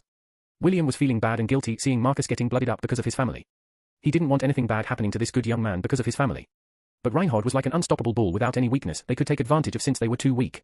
Reinhardt rushed forward again and kicked Marcus in the stomach and kept on kicking him as Marcus continued to cough out blood. Stop, you fiend! We are the ones you need, not him. Just let him go. William wished he could go and at least distract Reinhardt to let Marcus escape. But his back was feeling so numb that he felt like he wouldn't be able to get up anytime soon. Ha ha ha, this is what you get for putting your nose around in other people's business. Reinhardt laughed like a maniac as he continued to beat down Marcus, who looked in bad shape. Stop it! Leave him alone! Reinhardt stopped kicking when he heard a girl shout from behind. But when he turned around, he saw a sharp stone spike shooting, striking his body. He smirked as he stood on the same spot as the spike bounced off his body, much to the shock of Nathasia, who had a crestfallen expression. She decided to throw it from afar since she knew Reinhardt would notice her getting close, and she would definitely get defeated easily before she could help Marcus. Marcus looked up with a blurry gaze to see a girl standing near the door. Foolish girl. He mumbled languidly and tried to find strength in his body to get up and somehow kill the bulletproof Reinhardt. Otherwise, he knew they were all going to die or end up worse. Natty, why the hell did you come back? William couldn't help but shout out angrily. They were bitterly trying to buy time for her, shedding blood in the process. But now that she came back, wasn't everything they did for nothing? Because I don't want to live by standing on the bodies of my loved ones. I would rather die than live alone, Nathasia said in a resolute tone, making William feel tongue-tied, not knowing what to say back to her. Ha, look who it is. The little bunny decided to come back like a good girl. Good. This makes my job way too easy. Now all I have to do is find that Crimson Devil and a promotion would be on my way. Reinhard couldn't help but feel that this was his lucky day. Nathasia was surprised, but now felt that things made sense now and said, HMPH, you coward. You use your strength to bully normal people like us, but run away when someone powerful as the Crimson Devil comes along. Isn't that why you are here to capture me instead of trying to find him? I bet you know that you are nothing more than a weakling before the Crimson Devil. I wish he would kick you down like a dog and beat you to death after making you squeal like a pig. Reinhard's eyes bulged since he didn't expect this girl to have such a foul mouth and to insult him by using the name Crimson Devil. He was proud of his strength, but he knew that he had no guts at all to face the Crimson Devil, and that was why he even took up this side mission as an excuse to evade the main mission. But Nathasia hit his sore spot, and he obviously wasn't feeling good about it as anger seethed inside him. You should look at how your ugly face looks now. It seems like I was right on. Nathasia was suppressing her anxiety and worry as she continued to blabber away. Seeing the state her parents were in and how Marcus was in a blooded condition made her heart ride since she knew they were like this because of her. Seeing Marcus like that made her feel even worse since he was not her family but still went back for her sake. She couldn't help but feel immensely guilty about it and didn't want to live with such guilt. She was also trying to distract Reinhard by blabbering away to subtly gesture at Marcus to leave while he can. But Marcus showed no signs of escaping and instead was looking in her direction with a fixed gaze. His scarf was bloodied as well because of the blood he coughed out from his mouth countless times. He felt like he found it hard to even move his hand, and his muscles were all tightened up. Reinhard finally calmed down, thinking that he shouldn't get worked up by a girl, and said, Girl, count yourself lucky that I need you alive. But I shall teach you a good lesson before I bring you back. Reinhard licked his lips as he walked towards her. However, right at that time, he heard the sound of two jeeps heading towards the house, surprising others as well. Chapter 354. Reinhard's focus shifted towards the outside, and Nathasia took this opportunity to run towards her parents. Reinhard didn't care where Nathasia was running towards since, in his perspective, he had already caught her, and she was trapped. But first, he had to see if those who came in those jeeps were the ones he was thinking. So he went outside. Lena had woken up by now and was shocked and worried to see Nathasia was still here. She was about to shout at Nathasia when Nathasia spoke first frantically, Ma, not now. We have to help Marcus. I can't help him up by myself. Please come. Lena quickly turned around and saw how blooded Marcus was and felt quite bad seeing how such a quiet and nice young man was looking so pitiful now. She wanted to tell Nathasia to run again, but now she knew that it was not possible anymore, especially when she heard those newcomers who might have surrounded the place already. So she decided to at least check on Marcus along with William and Nathasia. Right now, staying and facing everything together seemed to be the best option. As they examined Marcus, Nathasia couldn't help but sob while turning back to glance at the door frantically to see when they were going to enter again. His ribs seemed to be broken, and he is still conscious. Marcus, can you hear us? William didn't know what to say, and he badly wanted to save Marcus since he felt that he wouldn't last long in this condition. Damn it. Why am I so weak? Why can't I use my powers? No. I can't let anything happen to me. Marcus inwardly mumbled as he could only see a blurred vision of three crouching before him while only being able to hear them vaguely. Reinhard, good work. A man's rough voice resounded across the hall as Nathasia heard many footsteps entering the house. When she turned around, she was frightened to see at least a dozen soldiers and a man in different army clothes walking in the front. She guessed that he must be some high-ranked officer considering how he seemed more serious and stern than the others and had a lofty posture. Reinhard did a stiff salute as this officer came in. Colonel Sanders, thank you for your praise, sir. At ease, Reinhard. Now pack them up and put them in the jeep. What are you waiting for? Sanders commanded. Reinhard felt frustrated that he couldn't enjoy anymore since this guy was here. He wondered who called in for backup and felt that it was probably Ray and couldn't help but curse at him inwardly even though he was dead. However, he didn't show anything on his face since Sanders was ranked higher than him and was a powerful ascended one as well with psychic powers. More powerful than Vitali as well. Right away, sir. But we don't need that guy over there, right? I was about to kill him when he tried to stop me from completing my mission. Sanders said casually, yeah. Put him out of his misery then. He then turned towards the dozen soldiers with guns and conveyed some instructions to them. Reinhard smiled as he walked towards where Marcus was lying and saw that he was surrounded by Nathasia and her parents. Seeing Reinhard walking towards them with an evil smile, Nathasia quickly searched around the floor for anything and found a metal spoon. She quickly took it and desperately focused as the metal spoon started to change its shape till it became a pointy needle, with a tip as sharp as a knife. Natty? Lena asked worriedly after guessing what she was up to. But she didn't tell her to stop since she was confident that they needed her alive and wouldn't do anything to her for now. Nathasia stood up and said to Reinhard, stop. Otherwise, I will stab you. Marcus wanted to move badly, seeing how Reinhard was coming in his direction, and could feel his killing intent. He knew if he didn't do something, then he would probably die here, which was the last thing he wanted, especially when he had loved ones waiting for his return. Are you this stupid to unable to see what is going on? You even had the guts to come back here. TSK, thankfully you made my job easier. Reinhard smirked while feeling it a pity that he wouldn't be able to enjoy this beauty. Nathasia swung her hand fiercely to prevent Reinhard from coming closer, but the tip of the metal needle only left behind a white mark on Reinhard's arm. Reinhard, stop wasting time. We have other work to do, especially when we got information that the Crimson Devil was around here somewhere. Reinhard's expression became hard as he extended his hand to capture Nathasia while Lena and William got up and were about to resist. Sanders' words exploded inside Marcus' mind like a bomb as his eyes suddenly widened. No. Sophie, I can't let anything happen to her. Reinhard's hand froze when he suddenly felt like the air around him underwent some kind of change. For some reason, he was feeling chills all over his skin. He then saw Marcus looking at him with a dark gaze that made him feel quite uncomfortable. So he decided to kill him first before capturing the others. No. Nathasia bitterly tried to resist, but Reinhard pushed her and her parents away towards the other side. She knew Reinhard was about to kill Marcus, and that was the last thing she wanted, especially when he was like this because of her. But Reinhard had pushed her and her parents too roughly, making her fall on the floor along with William and Lena while helplessly seeing Reinhard about to stomp on Marcus' face. Just die already, motherfucker. Reinhard said in an irked tone as he brought down his foot. No. Nathasia shouted and closed her eyes in panic, not wanting to see what was about to happen after. But a hand suddenly caught his leg, and Reinhard's eyes widened when he realized that he was unable to wriggle his leg out from Marcus' grip. Even moving an inch seemed impossible. He felt an ominous feeling in his heart, but then he suppressed it, thinking that Marcus might be using all his strength just before his death and felt that since he was an ascended one, this could be possible. Damn it. Let go, you mutt. But the unnatural grip over his leg still made him worried, and so he bent down and decided to strangle him to death. But just as his hand was about to touch Marcus' neck, Marcus suddenly pressed his fingers together, making a cracking sound of bones being crushed to paste, which not only shocked Reinhard but Nathasia and the others as well. Aya. Reinhard let out a hoarse roar of pain as he fell sideways while accidentally pulling off Marcus' scarf. Even though the pain of his broken leg was excruciating, he couldn't help having his eyes become as wide as saucers when he saw Marcus' face as he fell. Chapter 355. A deathly silence descended as Marcus slowly got up and wiped away the blood from his mouth, his scarf already undone to reveal a strikingly handsome face which looked a bit pale. Nathasia stared at Marcus as if she lost her breath. In fact, not only her, but everyone else was petrified seeing the face they all were familiar, a face the whole world was familiar with. In fact, there would hardly be a soul in the world who was not familiar with this face. Marcus. Nathasia mumbled in disbelief while the air in the room felt like it had plunged into a cold abyss, making everyone's hair stand on its ends. Marcus walked forward towards the shocked Reinhard, lifted his leg, and brought it down upon his face, crushing it into paste easily. Ah. Nathasia was scared, seeing flesh being flattened like clay and blood being splattered. In fact, some got onto her clothes. William and Lena could only frantically hug Nathasia, unable to let out a word from their mouth. Never in their wildest dreams could they believe that they had spent over a month interacting with the most dangerous man in the world. Marcus replied slowly in a low voice with a glazed stare, I am not Marcus. I am Damien, the Crimson Devil. He then continued as he looked at the dozen soldiers and Sanders who were literally shaking on the spot, unable to even properly hold their guns, and none of you are getting out of here alive. Fire. Sanders somehow pulled up all the strength he could find in his soul and uttered a single word that triggered the others like a hornet's nest, as everyone immediately cocked their guns and pressed their triggers. Everyone howled like wolves as they pressed their triggers with all their strength, firing numerous bullets altogether. Nathasia and her parents cowered behind a sofa, but Nathasia opened one of her eyes to take a peek at Damien. Damien only had a cold expression as he saw the numerous bullets shooting towards his path. His eyes remained impassive as he simply raised his hand, and all the bullets stopped in midair. The soldiers and Sanders kept on firing, but all their bullets were stopping in midair, continuing to float there. Asterisk click, click asterisk soon their guns stopped firing as their cartridges got over after firing a whole round of bullets at Marcus. But it was all for vain as now the room was filled with countless floating bullets. Nathasia had a slack jaw seeing all these floating bullets while William and Lena gulped. The soldiers and Sanders were even more shocked when all those bullets turned to dust. This was the final blow to their will as they all tried to run away from this monster. But the door closed on its own, and Damien made a gesture with his hand that seemed to make everyone's feet lift off from the ground. Wait. Ah. Please, we can talk. Sanders said in a shaky voice as he lost control of his body, and he was floating in the air along with the others, feeling as if death was clutching their necks in midair. But he managed to press the red button on his walkie-talkie, knowing that he was not getting out of this alive. However, Damien seemed to pay no mind to their pleas and cries as he slowly brought together his fingers. But inwardly, he was struggling to use his powers, making him use all of his will to maintain control. Otherwise, he wouldn't be able to use it for a long time. That was how it was every time he accidentally got access to these powers. Die.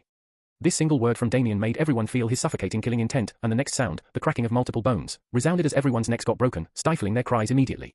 Asterisk thud. Thud. Thud, asterisk the next second, all of them dropped to the ground like dead flies, their lifeless eyes still containing dread and fear as if the last person they saw had harrowed their souls.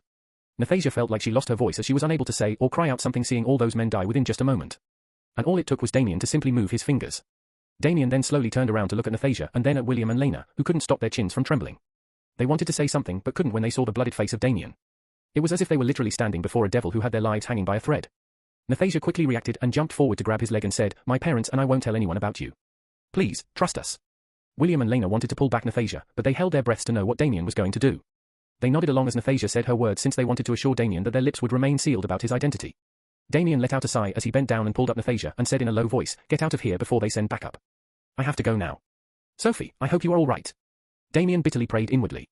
Then without wasting another second, Damien rushed out of the house without even looking back, leaving behind the stupefied Nathasia, including her parents.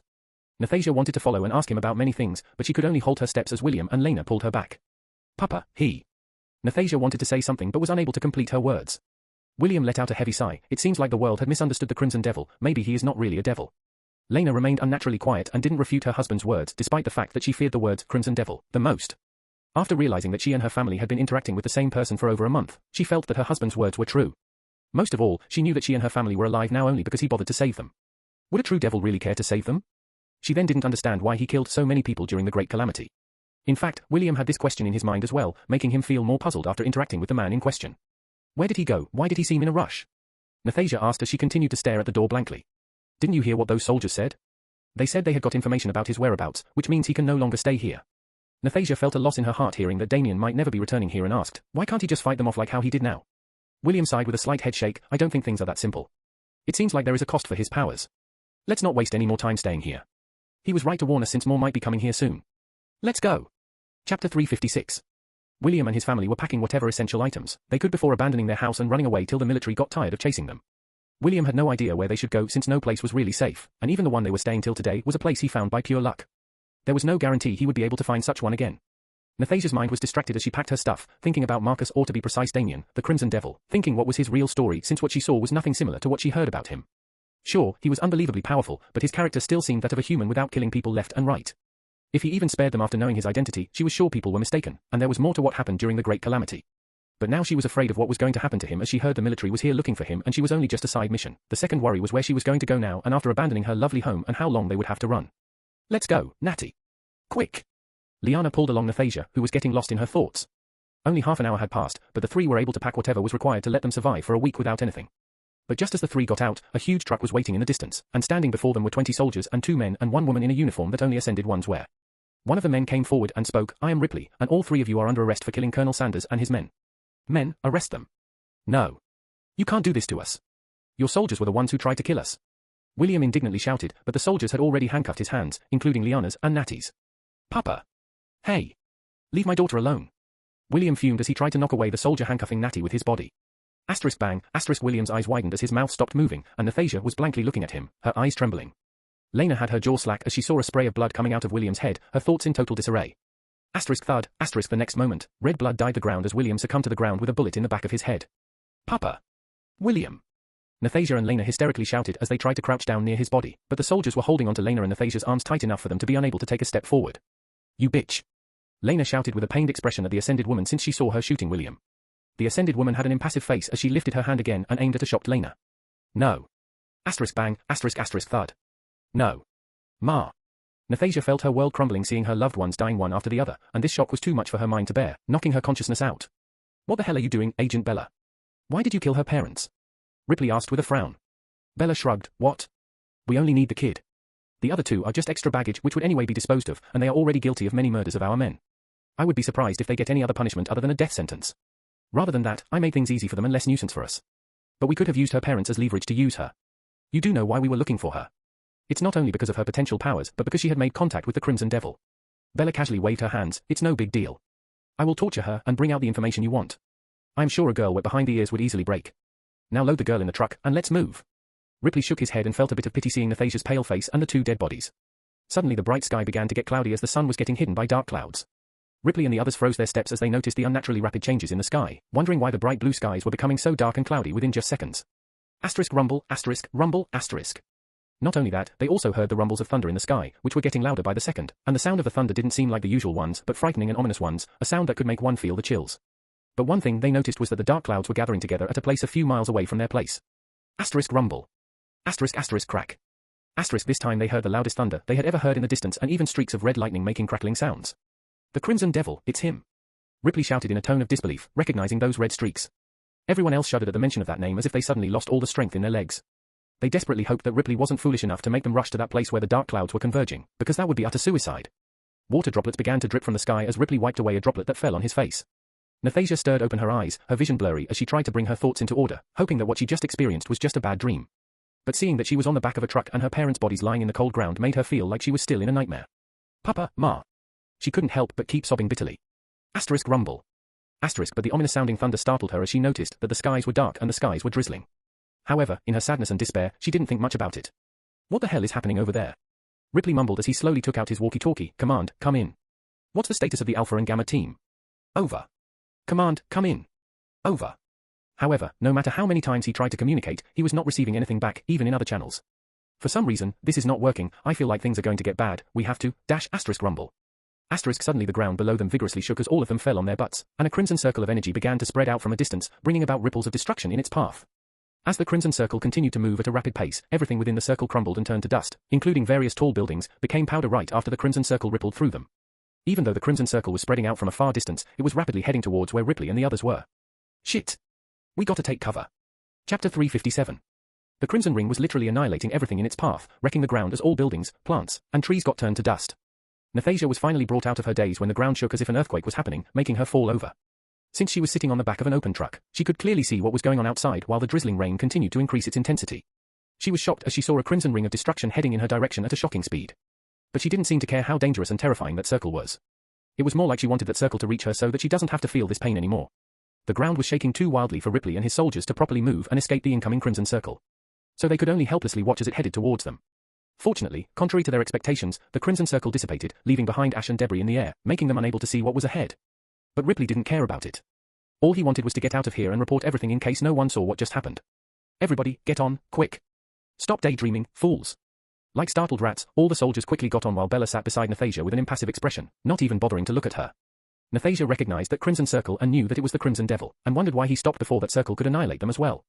She badly wished that everyone who was here would die, including her and especially the lady who killed her parents. She gave a death stare at that lady who was sitting beside her, but the lady seemed to ignore Nathasia's existence completely, as if she couldn't be bothered by her stare. Still, after getting clarity of mind, Nathasia couldn't help but think about what happened to the Crimson Devil for him to show such terrifying prowess. If she had been in her normal mental state, she would have been stupefied by what she saw. Meanwhile, Ripley was trying his best to at least communicate to his headquarters. But suddenly, a shocking message came through his walkie-talkie which everyone heard, including Nathasia. All units, retreat. I repeat, retreat to your respective safe houses. The Crimson Devil is on the loose again, and he is currently unstoppable. Alpha, Bravo, and Charlie units all got wiped out within just seconds. Initiating Protocol 0. Over and out. Command, what exactly happened? Over. Ripley tried to communicate back, but it was futile since he got no response. Protocol 0? Are they going to initiate a total lockdown? Bella asked. I think so. We are literally fucked. If the Crimson Devil is as powerful as before, we are doomed. Maybe we are all going to die, Ripley said with a pale expression. Bella frowned and said confidently, nonsense. He is not a god.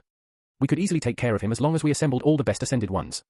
It's only because the leaders are all pussies that we aren't able to kill the Crimson Devil once and for all. Hee hee, ha ha ha. A burst of dry and derisory laughter sounded beside Bella, who turned her head slowly to see that it was Nathasia laughing to herself. You pathetic people, he is going to kill all of you, there is no escape for the real devils, asterisk slap. Asterisk a slap resounded as Bella gave a heavy slap to Nathasia's face as she gave a snort, know your place, weakling. Nathasia didn't let out a whimper even though her cheek was reddened but still had a mocking smile on her face. Bella saw that smile and got irked and was about to slap her again when Ripley sternly said, Bella, control yourself. You are a trained soldier, and you want to slap an incapacitated girl? Bella snorted as she held her hand and looked elsewhere. Right now, we don't have time to waste. We are already following HQ's orders by going to our safe house number 3. It is a well-cordoned facility with many offensive and defensive capabilities. We should stay inside till we get further orders, Ripley said in a serious tone. Bella was dissatisfied, but she didn't say anything anymore since there was nothing she could do on her own. Delta Team, do you copy? Ripley suddenly heard someone trying to communicate through his walkie-talkie and replied back, yes, I do. What is the situation? The situation couldn't be worse. We were able to pinpoint the Crimson Devil's place of stay but only came upon his wife. But some of the soldiers became fanatic and hysterical and they burned the wife to death. She was pregnant as well. And then all hell broke loose as the Crimson Devil got enraged and killed everyone on the spot. Thankfully, I survived since I was scouting from far away. What I want to say is stay cooped inside your safe houses and pray to the gods that the Crimson Devil doesn't find you. Nathasia suddenly cocked her head in shock, not expecting Damien to already have a wife, a pregnant one at that too. But when thinking about how his pregnant wife was burned to death, she felt an ache in her throat, feeling heavily burdened by the fact that he could have saved his family if it were not for her. Ripley winced as he felt that they themselves had made the situation worse. He couldn't understand why all these trained soldiers would lose their minds whenever the Crimson Devil was involved. Sure, most of their families had died because of him, but still, this was not how things should have been done, he felt. Why would he even come after us? Didn't he already kill the ones who killed his wife? Ripley asked with visible tension in his voice. You seriously think we can judge him by common sense? I already got the news that he is out on a massacre, cutting down every person in his way, especially men in uniforms. So you know how fucked we are. Besides, some of the men in your company were involved, I heard. So, better stay inside. Ripley's hand limped as he felt hopeless hearing what happened. He felt that if the Crimson Devil was able to do something like he did during the Great Calamity, then even hiding in the most secure bunker would be futile. He felt as if they had poked the hornet's nest when it had been relatively peaceful for the past year. Even if the world had many grudges and held resentment towards the Crimson Devil, he wondered whether it was worth it to offend the devil and risk the extinction of the human race just so that they could take revenge. Nathasia's thoughts had completely gone dark as she only hoped that Damien would somehow bring an end to this shitty world or at least her, and the ones who caused her parents to die. But then she scoffed at herself, wondering why she was still relying on someone else's help to fulfill her wishes, and felt that it was high time she relied on her own abilities to do what she wanted to do. Chapter 358. Nathasia's hands were handcuffed, and she slowly pressed her hands together to change the shape of the handcuffs as they slowly became wide enough for her to wriggle out of it. But she didn't stop there and instead continued to change its shape as she gritted her teeth. The steel handcuffs looked nothing like before but became a steel spike with a tip sharp enough to easily skewer through human flesh. Nathasia didn't care much about her own life, but all she wanted now was to punish the person who killed her parents. She felt that stabbing Bella with her custom-made spike would teach her a lesson but had to wait for the opportune time to take her by surprise. Her thoughts and mindset had undergone a drastic change after what happened, especially after feeling that everything happened because of her. She decided not to be weak anymore, and even if she didn't possess the right strength, she should do everything on her own. The truck soon was approaching a fortress-like building with large steel gates, and Bella was about to ask Ripley something when suddenly she sensed a metal spike attempting to cut through her body. She quickly moved her body back and caught the hand that was trying to stab her. You! Bella was furious, seeing that Nathasia was about to puncture her kidney with a sharp metal spike which she had no idea where she got it from. But upon a second look, she noticed how it looked quite similar to the handcuffs and realized that Nathasia somehow used her powers to turn it into a steel spike. Ah! She twisted Nathasia's hand and punched her in the face, making blood ooze out from her lips. The steel spike fell off from Nathasia's hand while her cheek was swollen. Hee hee! Despite the pain she was feeling, Nathasia sardonically giggled, feeling disappointed that she was too slow. I thought you said she was an ascended without fully awakened abilities. What is the meaning of this then? Bella asked Ripley with a frown. She really thought that Nathasia was powerless in her presence. Ripley pressed his temples as he said, just use the limiters on her. Don't make a big deal out of it. Bella snorted as she took out another handcuff which looked quite different compared to the normal ones. This handcuff was grey in color and had a red light in the middle. She made Nathasia put on these handcuffs and was sure that she wouldn't be able to use her powers anymore while she had these put on. The truck soon stopped before the large building, and Nathasia was dragged by her hair by Bella on purpose as revenge for trying to attack her before. Ripley only shook his head but didn't say anything since he didn't want to go against an ascended for some random reason. HMPH, you dare to attack me? Let me show you what I can do. I will make you regret raising a hand against me, Bella said with an evil smile, but Nathasia remained unfazed, thinking there was nothing worse that could happen to her now. All she wanted was to close her eyes and disappear in the darkness. Ripley finally asked, seeing that Bella was dragging Nathasia to some other place, Bella, where are you taking her? We have to prep her for mission readiness. Bella smirked, no need for all those artificial means. You just watch how I make her obedient like a dog within just a few days. She wouldn't dare defy any of my orders after I trained her. Ripley sighed in pity, knowing how sadistic Bella was. But now, he didn't have time to bother with all that since he had to prepare for a possible attack from the Crimson Devil. However, unbeknownst to him, dark clouds were already heading towards his place. Nathasia was dragged to a dark and desolate room with many chains sticking out from the walls. Nathasia felt like this looked like a torture chamber for prisoners, but strangely she wasn't feeling any fear. In fact, she was feeling nothing. Bella fastened her to these chains and slapped her hard on the face as she said, now you will eat pig's food here for just once in a day while you shall be seeing my face quite a couple of times, hee hee. The large metal door closed as Bella left the room, which seemed to be quite secure as if it was made for holding ascended prisoners. Nathasia barely heard what Bella said since her mind was sinking in the darkness, wondering when this nightmare was going to end. Papa, Ma. She began to sob again, realizing how much she missed their warmth, and began to reminisce happy memories. Then she thought about Damien and wondered how much pain he must be in now and felt even more guilty thinking about it.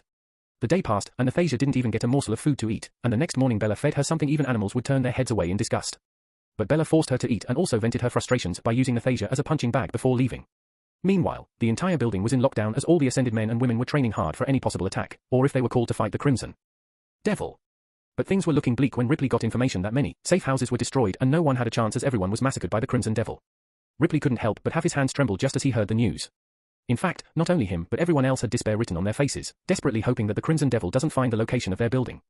All they knew was that the Crimson Devil was out on a hunt, with the objective to destroy and kill every military operations base, and obviously, they would be on the kill list as well. Sergeant Miles, are the heavy-duty weapons all checked and ready? We need to place them on the roof and don't hold back on the resources. Put every powerful weapon we got on the roof and tell Team Hound to stay put. They are the best chance we got against the Crimson Devil. I don't know how much damage our traditional weapons could do to him. We have to fight fire with fire here, Ripley commanded the young man standing before him. Miles saluted as he said, yes, sir. Colonel, please come here quickly. I think we are in trouble. A soldier standing on the roof with binoculars shouted with an anxious expression. Ripley frowned as he quickly walked over and took the large binoculars from the soldier's hand to take a look outside. The sky was cloudy and dark even though it was only noon, but Ripley wasn't bothered about all that when he saw a silhouette of a man a few kilometers away walking towards their building. When he zoomed his binoculars even more, his eyes almost popped out upon seeing a sword in the man's hand and, most of all, a face no one could ever forget. Chapter 359. The skies were growling as dark clouds began to cover them. However, the clouds seemed to move on the whims of a certain lone man who was walking not too fast nor too slow. Issue a red alert ASAP. He is coming. Ripley shouted at the top of his voice as the soldiers around him quickly scrambled to their posts while inwardly sweating. For some, it took even a while for the fact to sink into their minds. They couldn't believe that the Crimson Devil was walking towards their place. Heavy artillery was placed on the roof, and even a tank inside the safe house, ready to roll. Ripley also made sure Team Hound was ready for immediate action. He had put together this team which consists of the best ascended ones he got, and this included Bella as well. Bella had an excited expression on her face thinking that she had finally got the chance to face this terrifying Crimson Devil. She wanted to fight him and prove that the Crimson Devil was no god but a mortal who could be easily defeated. No one could tell whether she was foolishly overconfident or it was because of her confidence in her own skills. But one could surely tell that she held intense hatred for the Crimson Devil. She actually wanted to enjoy her morning by torturing Nathasia but received this call from duty which she could not refuse. However, she was surprised by the fact that Nathasia still hadn't broken even after all these days of ill-treating her and thrashing her. She was sure if it were any other person, they would have lost their mind and given in to the pain and despair by now.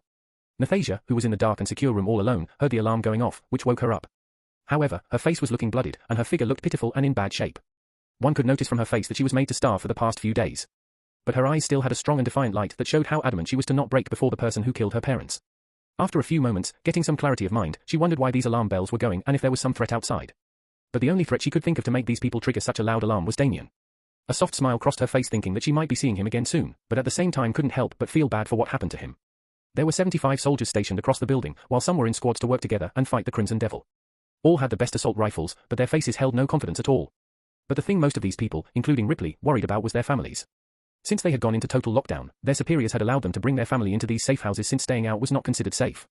Ripley already knew that the people who participated in the killing of the Crimson Devil's wife were in his safe house as well, and one could even tell who all it was by looking at their ashen faces. He felt that this was probably one of the reasons why the Crimson Devil was approaching their building. He didn't condone the actions of those people, but there was no way he could speak against what they did since in the eyes of the world, they were seen as heroes. After all, who would speak against the killing of the Devil's wife and unborn child? They would consider it as a relief since there won't be a devil spawn anymore. Nobody had the time to talk to their families since they were all made to proceed towards the prison room where Nathasia was in since that was the most secure place in the building.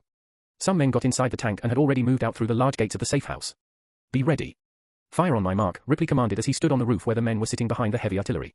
Even though his voice sounded firm, his face looked quite pale as if drained of all color. His hands were slightly trembling as he looked into his binoculars again to give the signal to his men on when to fire.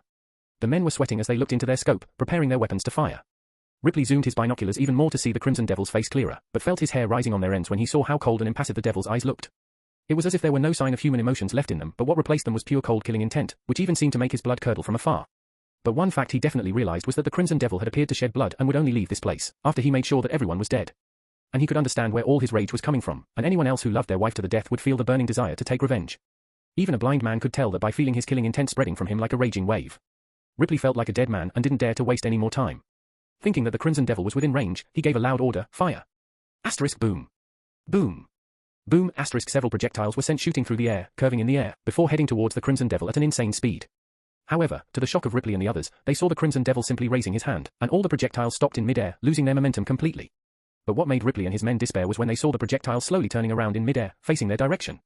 The Crimson Devil, with just a twist of his hand, sent all these projectiles back towards where they came from. Take cover. Ripley shouted like never before as he quickly jumped down before those projectiles could hit the roof he was standing on. Run. R-N-O-O-O. Asterisk boom. Asterisk however, some of the men on the roof were too late as they failed to avoid the incoming projectiles by a hair's breadth, and exploded to bits and pieces as all the projectiles exploded on the roof at the same time. The whole area shook, making most lose their balance and fall.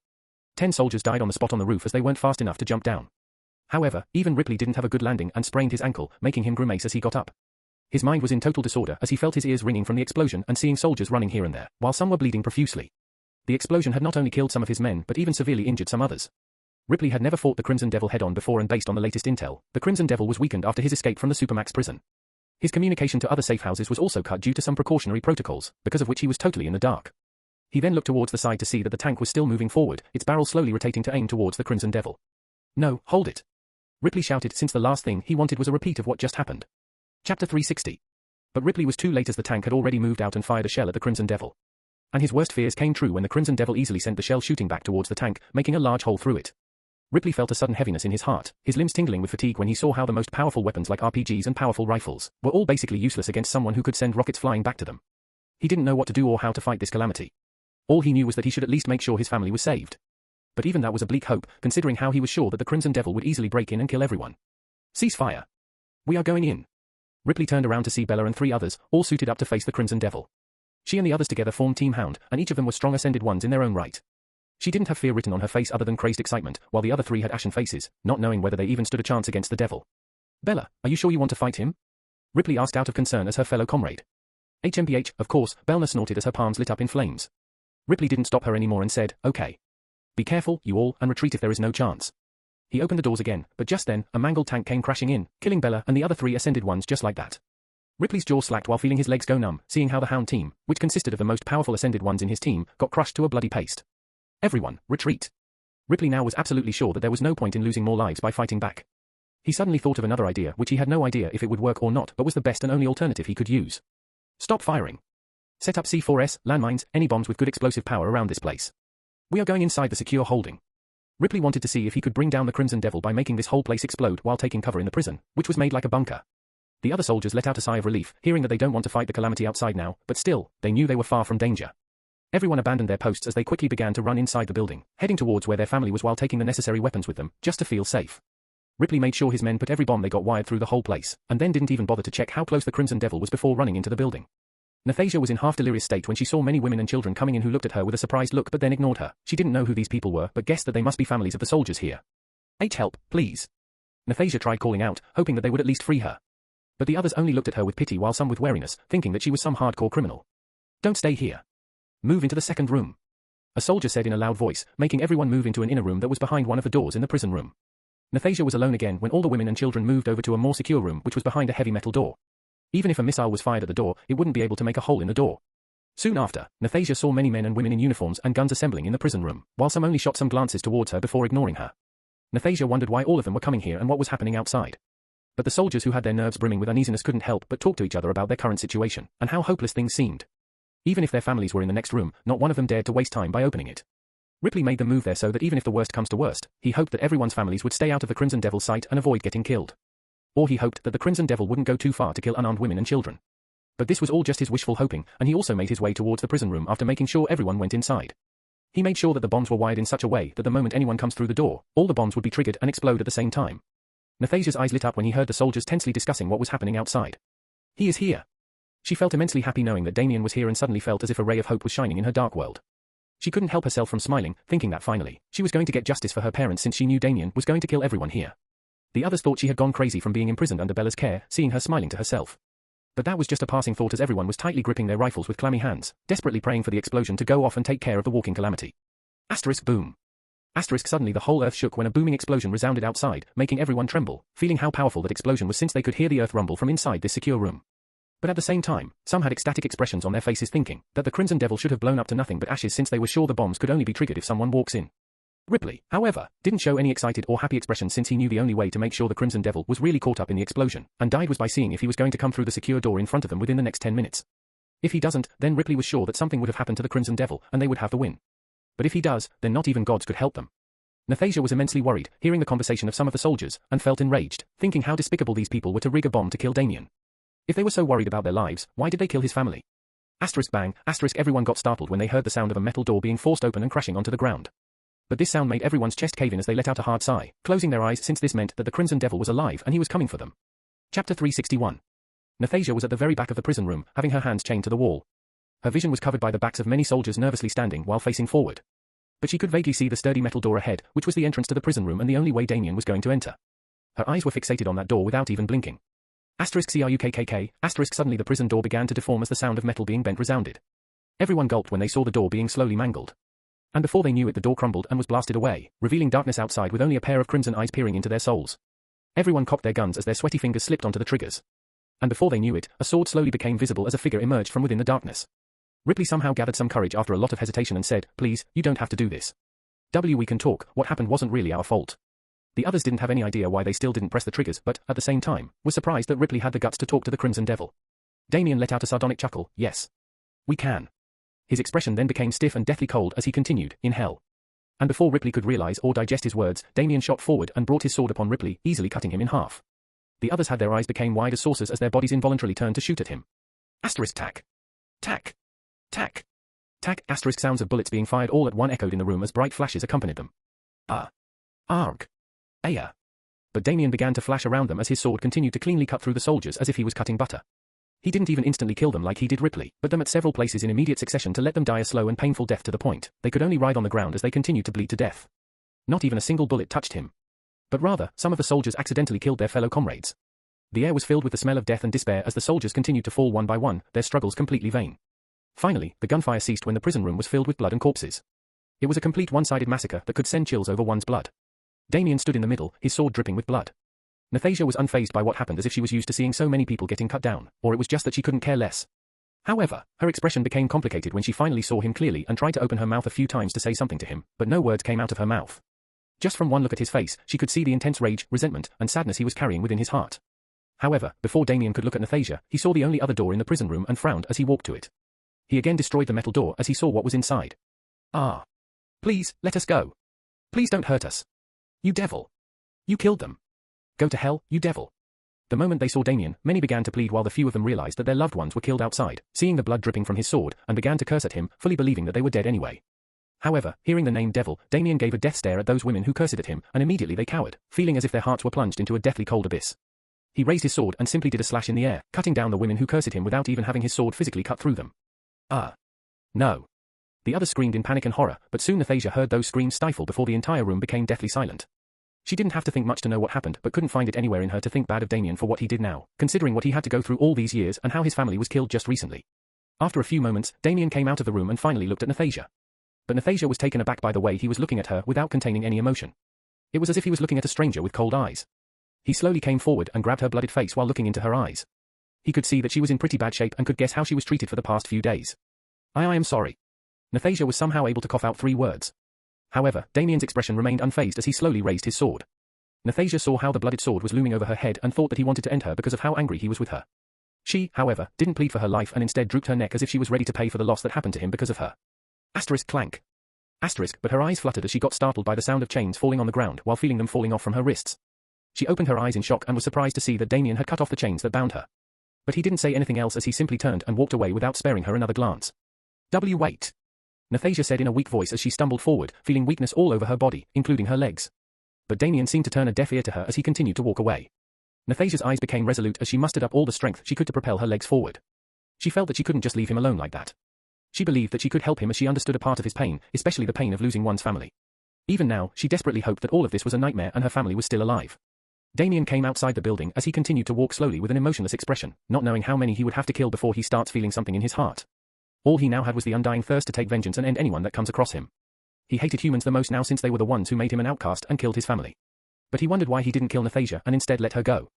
Wait, don't go. Hearing the weak voice from behind, Damien frowned as he turned around to see Nathasia dragging herself to keep up with him. He came forward and pressed his sword against her neck as he said coldly, "Stop following me, else I will make your head roll." Chapter 362. Even blood began to drip from her neck as his sword made a slight cut on her neck because of the pressure he was applying.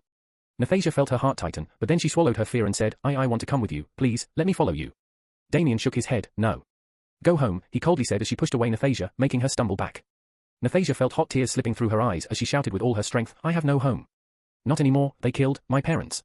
She sobbed as she kneeled on the ground while Damien stopped for a second, though he expected something like that to have already happened. However, at this moment, he couldn't care less about what happened to others as he continued to walk away.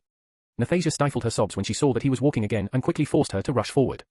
Please, let me come with you, I can help you take revenge, I am an Ascended and maybe if I train my powers I can be useful to you. Damien was again a bit surprised to hear that she was an Ascended, but then again, he suspected that the moment the military showed up at her house. He knew they wouldn't show up for no reason. Still, he didn't pay her any mind and kept walking. Nathasia felt her heart wrench, not knowing how to convince him, but all she wanted to do was make up things for him and also get justice for her parents by helping him. She now hated the military to the point she was willing to do anything to help Damien destroy them since she knew the only one who had any real chance of destroying them was him. So even if Damien was treating her coldly, she knew it was either do or die. She didn't really care, nor would she hold it against him if he decided to kill her. That's why she was fearless in trying to follow him and get him to accept her. I promise, to not disturb you, please, I can be very useful, here look. Nathasia said as she took a stone from the ground and concentrated her best to try and use what was left of her exhausted energy. She kept on walking as she continued to concentrate, and after a minute or two, she was able to finally transmute it into a long spike with a sharp tip. Look, I can make dangerous things from normal stuff, you can certainly make use of, however, before she could complete her sentence, Damien quickly walked towards her and pushed her again with an annoyed expression, making her fall on her bottom. Stay away. You are a burden that I don't want to carry. You are weak enough to get everyone around you killed or suffer. And I work alone, always. Damien sternly said before turning around. Nathasia felt a pain in her heart as she felt that he was right, especially when she thought about her parents' death and what Damien lost. But then she buried the pain with her own thoughts about why Damien was like this, and in fact, the fact that he hadn't killed her out of annoyance was proof enough that the old Damien was still somewhere inside him. She was now more determined to follow him and ease the pain in his heart. She continued to follow him, desperately pushing herself even though she felt like her legs were numb and her body and mind too fatigued even to form a coherent thought. It was only her sheer willpower that kept her moving, and she was glad that Damien didn't seem to walk faster or run. But she had no idea that the reason Damien was slowly walking was that his mind was buried in his own thoughts and memories that he could only cherish but never relive again. Suddenly a few vehicles were approaching Damien's way, and he quickly pushed away his thoughts when he saw that these were military vehicles as well. He saw 5 men and women in Ascended uniforms getting off with weapons like daggers, knives, and maces in their hands. It seemed as if they knew that guns were ineffective against him, but he sneered inwardly, wondering what makes these fools think that blades were going to be effective against him. Nathasia felt her head clearing a bit when adrenaline began to pump in her body upon seeing some military people trying to take down Damien. Take him down. The tallest man among them ordered. One of the women quickly dashed towards Damien at an insane speed that one wouldn't be able to track her with their naked eye. Damien only looked at her contemptuously as he swiftly sidestepped and inserted his sword right through her back, puncturing her chest in the process, till a blooded sword came out through the other side. The shortest man among them suddenly disappeared from his spot and reappeared behind. Damien was about to stab him when suddenly a sword punctured his solar plexus, and he succumbed to the ground. The other three had their skins turning into a dark brown color, no different than the color of earth, and leaped towards him with their weapons. Damien simply stepped back and slashed his sword against the neck of one of the men. However, his sword didn't cut through, and he realized that these three had hardened skin. So, before they could counterattack, he quickly jumped backward and closed his eyes as if he was focusing on something as he held a sword stance. The three didn't hesitate to take this window of opportunity to attack him and dash towards him. However, Damien suddenly opened his eyes, and did a semicircular cut in the air as the sword let out an invisible force that easily slashed the bodies of the three into halves. Nathasia had her jaws slack, unable to believe how he easily took down these trained ascended people. But her eyes narrowed when she saw one of the women who got stabbed through her chest before slowly raising her gun towards Damien. Apparently, her heart was on the other side, unlike what Damien expected. No. Since Damien's back was facing her, she felt that he wouldn't be able to react in time and jumped forward to protect him from getting shot. Asterisk bang, asterisk she felt her back pressing against his back as the sound of the gunshot echoed, due to which she closed her eyes shut in panic. However, seeing that she wasn't feeling any pain, she opened her eyes to see the bullet floating in midair just inches away from her neck. You seriously think I need your help? Damien snorted as he pushed away Nathasia and stabbed the woman in the head, immediately killing her. Nathasia bit her lip, feeling that Damien seemed to be angrier because of what she did, though she had no idea why. Damien continued to walk after making sure all six were dead, and Nathasia still continued to follow him. But this time, he briefly turned his head to say, "You better not slow me down." Chapter 363. Nathasia's face lit up as a new surge of energy coursed through her veins, allowing her to follow him. Damien wasn't just blindly walking but knew that no one would be coming for him for a while. Not till they calculate their next best move instead of losing more men. Since he destroyed quite a few military safe houses, he also got information of various locations that were blind spots that were good enough for him to hide at. Nathasia had no idea for how many hours she was walking as the skies had already become dark. She had felt like collapsing on the ground a few times but didn't out of fear that Damien might get out of her sight. Her lips were chapped, her expression looked wan as traces of dried blood were still on her face. Fortunately, Damien seemed to slow down when he reached an abandoned warehouse in the middle of nowhere. But the region where this warehouse was located was quite dusty location and all the buildings around it were run down. One could notice that this was one of the places which were subject to warfare because of which nobody else was in this place. There were forests a few hundred meters away on either side. However, not only Nathasia was feeling very fatigued, but Damien's steps faltered as crimson streaks crossed his face like veins. His expression twisted as if he was feeling unbearable pain and somehow opened the door of the warehouse before falling down on his knees. He tried his best to get up, but the sudden wave of fatigue and pain from the depths of his soul made him feel difficult to even lift a finger. Nathasia's brows pulled together, seeing that something was wrong with him. She felt that he must be really exhausted after using his powers for an extended time without a break. Even though she was not in good shape, she dragged her legs forward to help him out. "Are you okay?" "I seek and help," Nathasia anxiously said as she tried to grab his arm to pull him up. "Don't touch me," Damien coldly said as he turned his face riddled with crimson streaks to glare at her. Nathasia was frightened as she stumbled back and fell on her bottom. But seeing the strange crimson streaks on his face, she was worried, wondering if he was suffering too much inwardly. She had never seen such streaks in her life nor heard about it and so couldn't help but wonder if it was a symptom of him overusing his powers. But before she could think any further, she saw Damien collapse on the floor, completely unconscious. She felt extremely worried and quickly crawled towards him to check his breathing and let out a sigh of relief, seeing that he was just unconscious. She then looked around at the almost empty warehouse and saw that there were chairs and even sofas, and some other stuff that one usually won't see in a warehouse. She felt that some people might have hidden out here in the past. She decided to put Damien on one of the sofas so that he could rest properly. But when she tried to pull him by his arm, she couldn't even move him for more than an inch before she fell on the floor out of extreme fatigue. She felt her senses and vision dull as Damien's face continued to become obscure in her vision. "No. I have to help him up." Even though her mind had other plans, her body did not listen to her as her eyes slowly closed. After an unknown number of hours, Nathasia stirred awake and saw that Damien was still lying unconscious on the cold floor, but the crimson streaks were still all over his face and body. She slowly tried to get up and couldn't understand what was going on in his body, and wondered if things were very serious for him not to wake up before her. If he had any visible injuries, she could have at least treated him based on the techniques she learned from her father. But Damien looked completely all right on the outside except for the crimson streaks that stood out like veins. But since she knew she didn't have enough strength to put him on a sofa, she gently rolled his body to make him lie on his side and tilted his head to let him breathe more comfortably. She then spotted a quilt and decided to cover him with it to keep him warm till he woke up. She decided to find something to eat and drink since she didn't want to black out again while Damien might need her help. Fortunately, she found some canned food and a box full of supplies which even had bottles of water, a first aid kit, and many others. She wondered if Damien already knew about this and decided to come here. She, however, decided to take as little as possible so that Damien wouldn't be angry at her for taking his stuff. She knew right now he was not exactly the same person she had interacted with for the past month. From the coldness of his eyes, she could see that he wouldn't trust anyone, including her, and even the fact that he freed her seemed surprised when she thought about it now. She now decided to somehow become stronger and help Damien in his mission since now they had a common enemy. She wished she could at least give him some water to drink, but since he was unconscious, that didn't seem possible. She still felt soreness and pain in different parts of her body, and mentally also she was exhausted and felt depressed whenever she thought about her parents. But she decided to stay strong and not let their deaths be in vain. Even though she knew Bella was killed by Damien, she still didn't feel as happy as she expected, especially when nothing changed for her. An entire week passed when Damien finally stirred awake, his eyes including his body seeming languid. How long was I out? He thought as his eyes quickly surveyed his surroundings. But the indoor bonfire quickly caught his eye as he saw a girl fanning the flames near him. Nathasia's eyes lit up when she heard Damien exerting himself to get up. She had been feeling extremely worried, and her unease only increased as days passed. But now that he got up, she felt as if her heart got lighter. You woke up. Here, let me, stay back. Damien said with an irked expression as he slowly got up, his face no longer having any crimson streaks but looked quite pale and sickly. Nathasia bit her lips as she slowly receded her arms. Even though she felt a prick in her heart, she stifled that feeling since she felt that Damien had every right to be angry at her. But he was finding it relaxing and soothing to receive some heat from the bonfire and wondered when she did all this. I have kept some food and water for you, Nathasia said in a low voice as she pointed towards the food and water kept on a table near Damien. Who told you to? Chapter 364. Nathasia couldn't understand why he didn't want her to, but she dipped her head and said in an apologetic tone, sorry. Damien didn't say anything anymore and limped towards where the water bottle was and gulped it all within a few seconds. He then extended his hand as if trying to move the empty water bottle, but nothing happened even when he tried to focus his best. My powers, they are gone again, great, are the gods still fucking with me? Damien grumbled and kicked a nearby chair out of frustration. Nathasia turned around and wondered what was going on in his mind but suppressed her intent to ask and did her best not to bother him. Tell me, why are you really here? Damien asked in a frigid tone. Nathasia got up and said in her most sincere tone, I want to help you, I want justice for both of us. Damien's lips curled as he slightly laughed, justice? Heh, what a beautiful word to use as an excuse to destroy beautiful lives. His gaze became vacant as certain memories flashed in his mind, making his expression twist in resentment and regret. Nathasia bit her lip but couldn't find any words to reply. He crumbled the bottle in his hand as he slowly walked towards her, I am done believing you humans. The only reason you are alive is that I can use you just like you said, but that doesn't mean I trust you a bit. If I find that you in any way are planning to act against me, I will make sure you die in the most miserable way. Understood? Damien felt that since his powers were quite unreliable, he could use Nathasia, who seemed so eager to help him. But of course, he had no plans in letting her out of his sight and giving her a chance to do something behind his back. Hearing the intense coldness in his words, Nathasia felt as if she was talking to some other person but still nodded with her head down. Why yes. If you want to go away, then best get out now because after today, there is no going back and you will have to obey everything I say. Otherwise, the only way you are going out of here is in a body bag. Nathasia didn't flinch hearing his cruel words and still nodded much to Damien's expectations, making him frown. He really didn't want her to be here and wanted to be alone. He only considered her a nuisance and a possible weakness that could be detrimental to him if she betrays him later, or if someone else uses her to get to him. He already lost his family because of his so-called sworn brother, whom he had known for over 10 years. So how could he trust someone whom he barely knew for more than a month?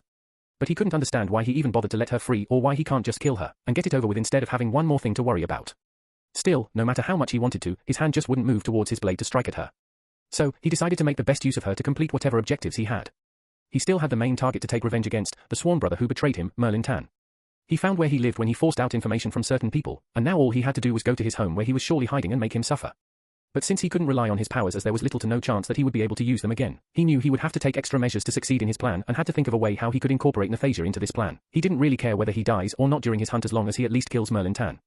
He already had a feeling that his days were numbered, and it mainly had got to do something with his unusual bursts of powers that randomly manifested in him whenever he was in his most emotional state. He could feel it in his soul that he, anyways, did not have long to live since after each time his powers randomly manifested in him, he would feel as if he was losing something precious. The next few days were totally silent as Damien didn't say a single word to Nathasia and totally ignored her, while Nathasia was too hesitant to say anything to him but couldn't help being concerned after seeing him so depressed. Sometimes she sensed a melancholy air from him, sometimes a vengeful one filled with killing intent and at other times a woeful one. She could understand why he was like this, but she had no idea how much he really suffered, especially when he was in the Supermax prison in the past. However, she had a feeling that Damien always had a watchful eye over her but didn't mind it. Instead, she would silently observe him from afar, trying to figure out what he was thinking about. But food and water were running out since there were only a limited number of supplies in the abandoned warehouse. Damien also realized since he also had normal human needs. So, he decided to go out and get some under disguise. But since he didn't want Nathasia to tag along nor leave her here alone, he decided to chain her to a post so that she wouldn't be able to leave the warehouse on her own. I will be back soon. Better not try anything foolish, Damien sternly said before leaving, and Nathasia didn't protest even if her legs were chained to a post. Damien continued to do this as days passed, and he would return by dusk with supplies. Nathasia had no idea if he was going out only to collect basic supplies or something as well. Sometimes she also spotted blood on his dress, though it wasn't obviously his since she couldn't spot any injuries. However, this didn't make her stop from worrying, wondering whether he was reckless by fighting his enemies outside. She already observed that his using his powers clearly took a toll on him, but she had no idea that Damien wasn't able to use his powers after the day they both came here. Even though Damien was treating her badly, she didn't take it to heart and instead understood the reason behind his actions. Besides, she knew there was no turning back since she already came this far, nor was there any other place she could go to. The food he always brought was canned food, as if he couldn't bother to cook food on his own. She noticed how Damien was looking a bit pale over the days and said out of concern, maybe if you let me, I can hunt down some animals in the nearby forest and cook you some meat. Oh, or you can just bring one on the way if you don't trust me. It would be good for why, shut up. Just mind your own goddamn business, and I will decide what you will eat and what you won't, Damien said with a glare before lying down on the sofa. But Nathasia was about to say something, thinking that Damien misunderstood her but didn't say anything anymore. The next day, Nathasia was focusing on using her powers when her eyes widened upon seeing the doors of the warehouse open. Chapter 365. She was shocked and worried to see Damien stumbling inside the warehouse with a bloodied arm. Damien, what happened? How did you get hurt? Nathasia called out worriedly as she tried to get up, but the chains around her leg restricted her from going anywhere. Just, shut up, my head. Damien grumbled as he limped towards the sofa and began to mutter as his eyes became drowsy. Nathasia's expression became grave as she quickly grabbed the chain and focused before the chain became loose around her legs, and she easily freed herself. She could have done this any time before, but the only reason she didn't was that she didn't want to make Damien angry. She didn't know if Damien was aware of her powers or not, else he would have taken extra measures to make sure she doesn't escape. She quickly took the first aid kit and sat down beside Damien only to have him trying to push her away feebly. Get away from me, Nathasia bit her lip and said, you are hurt, let me help you. I don't need anyone's help. Damien incoherently said, and before he knew it he dozed off. Nathasia didn't waste this chance and swallowed her fear to check out his arm, only to frown even more upon seeing that a large bullet had lodged inside his arm. She panicked, not knowing if she could try removing the bullet with just a first aid kit, since she did not have the necessary tools to take out the bullet without causing any accidental damage. But then she took out a tweezer and focused as she elongated the metal till it was long enough to take out a bullet. She placed her palm on his arm and was somehow able to sense where the bullet was and took it out using the modified tweezers in her hand. However, the amount of blood loss he had suffered made her pull at her hair, especially seeing how sickly his face was looking. She couldn't understand why Damien did nothing to prevent the bleeding or apply pressure on it. She felt that these were things he should have already known. But she didn't think about it too much as she washed his wound and dressed it. However, she felt a bit more relieved, seeing that his breathing had gotten better. But she couldn't understand how he even got injured if he was already so powerful. If he had the power to destroy military headquarters, safe houses, and so on, which were protected by heavy artillery and tanks, how could he get hurt by a single bullet? She still continued to sit beside him to see if he might face any more discomfort later. But she started feeling drowsy because of trying to experiment with her powers too much. She still couldn't understand what her powers were, and the first time she realized she had them, she panicked and did everything to make them go away or didn't try to use them at all. Later on, out of curiosity, she only tried to do small things like changing the shape of a rock with her powers since that was the best she could do. But lately, after everything that happened, she found out that she could do more than just changing the shape of small things. Soon she dozed off and had her consciousness slip into happy memories when suddenly a cold voice woke her up. Why are you sitting here? Nathasia got startled and held her breath as she shrunk back towards the corner of the sofa with a defensive pose. I was treating your arm. Nathasia pointed to his arm, and Damien looked at his arm to see how his wound looked clean and neatly bandaged. He also saw that the bullet had been taken out. He then looked around to see that the chain he had used to bind her had been tampered with. His expression became dark, making Nathasia wonder what she did wrong. But he grabbed her collar and pulled her close as he asked, how did you free yourself? Didn't I give you clear instructions to stay put? I was only trying to help. Why you can punish me, but I still won't regret what I did. Nathasia said with resolute eyes, much to the annoyance of Damien. He snorted and asked, you didn't answer how you freed yourself. I used my powers. Nathasia said with teary eyes. Damien didn't get melted by her eyes, and instead realized that he never bothered to ask her about her powers in spite of telling her that he let her tag along to use her for her powers. He felt that his head might be messed up more than he thought, especially his absent-mindedness that always followed after he used his powers. What are your powers? Damien asked in a serious tone. Nathasia parted her lips to say something but then stopped herself before looking around and took the modified tweezer lying around. She then focused as the modified tweezer began to change shape into that of a circle, making Damien raise his brows. I can do this with any small object or affect a small part of any larger object, like those chains. I made the chains loose around my ankles to let myself free. Have you used your powers to free yourself before? To sneak out while I am out and come back before I return? He asked in a grim tone. No. Of course, not. Today was the first time I even tried to free myself, and that was to treat your injury since it looked quite serious, Nathasia answered sincerely. But still feeling his unwelcome gaze, she pointed at the chains and said, and if I did try to free myself before, the chains wouldn't exactly look the same after I tampered with them. Damien glanced at those chains, and indeed a certain part of the chain looked different, but then he was in no shape to observe anything for the past few days. So, he couldn't tell if she did try to escape or not before and felt it quite frustrating. But at the same knowing that she did to help him made him feel a prick in his consciousness, stopping him from doing anything rash. Do you know Merlin Tan? Damien's sudden question took Nathasia by surprise, but she answered, isn't he the one who found the organization for heroes a dozen years ago? Good. Then you know whom to kill now, Damien said with a dark smile. Kill? But what did he do? Nathasia gulped, wondering why Damien wanted her to kill this man out of nowhere. That's none of your business, or have you forgotten that you will obey exactly as I say? This is your chance to prove your worth. If you fail, I dispose of you, but if you succeed, then you get to stay, Damien sternly said as he let go of her collar and got up. Nathasia felt her heart thudding against her chest since she had never thought of killing anyone with her own hands. But she gritted her teeth and nodded before asking, but my powers. Damien turned around and said, I will make sure that you can do more than just bending some tweezers. Chapter 366. Damien felt that her powers were unique and he could use them to his advantage, especially because of the problems he was facing with his own powers. But how? Nathasia was confused about how he was going to help train her powers. Stand up and come here, Damien ordered as he pointed beside him. Nathasia meekly looked at him as she walked up to him and looked at him anxiously. Now see this floor we are standing on. I want you to make a spike out of this floor. A spike large enough to skewer a human being. Nathasia's eyes became wide as she couldn't believe what he just told her to do, a spike that large? That's impossible. Besides, I have never done anything like that, nor do I think my powers will work on something so large. I was not asking. You will keep trying till you succeed. If you won't, you should tell me now, Damien said in a dark tone. Nathasia gulped and said, okay, I will do it. He said after a brief moment of silence, your powers are limited only by yourself. If you believe in your powers, they will believe in you as well. Damien didn't say anything more and went to the back of the warehouse, where it was a sandy area for as far as he could see. He saw a small tree near him and then took out his sword before making a swing in the air in the direction of the tree. But other than the sound of the sword cutting through the air, nothing else happened. His expression twisted in anger and frustration, but he continued to swing his sword as if practicing his moves. Meanwhile, Nathasia had no idea what she was trying to do here. She had her hand placed on the ground to make a spike out of it, just like Damien said. But no matter how much she focused, nothing happened other than getting mentally exhausted. She felt that this was futile and maybe that she should train by taking baby steps and then take the large steps. However, she knew there was no room to refuse Damien here, and even after a whole hour, her hand was still on the ground but without any results. Feeling that she was almost drained, she decided to take a break and check out one of the locked rooms in the meanwhile. There were 2 other rooms in the warehouse, but she never bothered or was too distracted to check out the locked one. The door seemed to have been locked with a key, so she put up her hand against the door as she focused on the door's locking mechanism. A smile crept up her lips when she heard a small clicking sound, and the door opened. The lights were not working, but her eyes sparkled when she spotted a plethora of guns nicely stacked on the walls. There were even C4s and other kinds of explosives. What kind of people stayed here? Nathasia mumbled. But then, remembering that this place was a war zone before, she felt that this shouldn't be a surprise. Damien came back inside with a tired expression and a stooped posture and felt that he had been getting tired faster than before. However, he frowned upon not seeing Nathasia and then saw that the locked door was open. He immediately walked to that room and was about to shout at her when he suddenly saw what was inside. Hey! We have a good amount of pistols and rifles here. Surely, this could help, right? Nathasia asked excitedly. We are going now, Damien said as his eyes wandered around the room, taking a good look at the inventory. Going where? Nathasia asked in confusion. To kill Merlin Tan. I guess you know how to use a gun, right? Damien asked with an intense stare. Nathasia couldn't understand what was going on in his head and wondered if opening this door was a bad idea. She knew Damien had given her the mission to kill Merlin to prove herself, but when he said that she had to do it today, Nathasia felt very anxious and apprehensive about it. She also didn't know why he wanted to kill Merlin so badly and what this guy did to Damien to get targeted personally by Damien. I didn't hear it, yes. Damien said in a severe tone. Yes, I know how to use a gun. But where is he staying, and how are we going to get there? You will just follow my lead. Damien then proceeded to take a silenced pistol and a rifle. He felt that it was good to have these guns because of his condition. Nathasia took a pistol, and as she looked at it, she felt a strange unease about everything. Even if Damien knew where Merlin Tan was, how was he going to break in? She felt that someone as influential as Merlin would be having any bodyguards around him.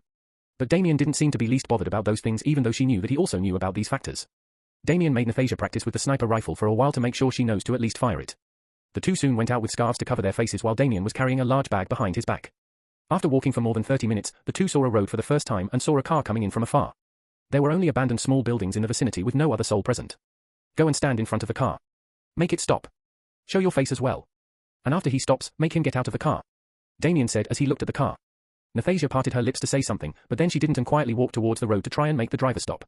A man in his 30s was whistling as he was driving his car, but suddenly he spotted a girl standing in the distance, waving her hands about. When he got closer, his brows raised, seeing that it was a girl with quite an appealing beauty. He slowed down his car and stopped before her as he looked out the window and asked with a smile, Hey, girl. Are you lost? Wanna ride with me? Nathasia smiled, sure.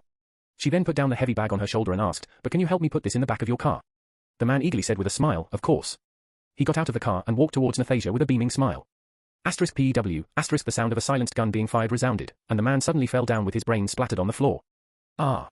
Nathasia was shocked and stumbled back with her hands over her mouth. With wide eyes, she turned to the side to see Damien walking towards the car with a silenced gun in his hand. She didn't expect that Damien would kill him just to take his car, but at the same time, she didn't feel it surprising. She wanted to ask him why he killed him when they could have just incapacitated the man and stolen his car or something similar. But then she knew better than to ask such questions and got inside the car with Damien as they drove towards Merlin's location. Chapter 367. After driving for more than an hour, the two came upon a small mansion hidden within the woods. Just, at first sight, it was obvious that whoever built this mansion was planning to not be found and stay hidden. Damien realized this as well and smirked, thinking that it was all in vain. He then stopped the car before he got too close or alerted the guards standing around the mansion. He looked at Nathasia and ordered, go climb the nearest tallest tree at the back of this mansion with the sniper rifle I gave you and fire at the guards when they are all distracted. Kill the guards at the back first. Climb a tree? How did he even assume I can climb trees? And kill the guards? Nathasia was feeling very anxious, but she nodded and got out with the heavy rifle strung on her back. She knew she couldn't refuse, and neither did she want to give up her goal of getting justice for her parents. She felt that Merlin must have done something bad to Damien for him to pursue revenge personally. So that fact lessened her hesitation when Damien told her to kill the guards. She had never killed anyone before, and even when the two men tried to attack her in the forest, she froze up when she tried to shoot them. She had no idea if she would freeze up again when aiming at the guards. But she tried to steel her heart since she knew this was not a situation where she should commit mistakes. She then thought about Damien telling her to fire when the guards were distracted, but she wondered how he was going to distract them. She then became alert as she went around the backside of the mansion where there were fewer guards, and she had to make sure she was not too close to avoid detection by the guards. Fortunately, it was already night, and she could appear less obvious when climbing a tree. Nathasia only had little experience in climbing trees since she used to do it for fun whenever she stayed in her grandmother's house. But looking at the tall tree before her, she gulped, wondering if she would fall down, especially when she has to carry a heavy rifle behind her back. She then took in a deep breath and touched the tree, and after half a minute, small protrusions pushed out from the trunk of the tree, which was big enough for Nathasia to put her foot on. She used all her concentration to make such protrusions over the trunk of the tree till the top. Phew, it really worked. Nathasia was elated to see that she was able to do something she wasn't able to before.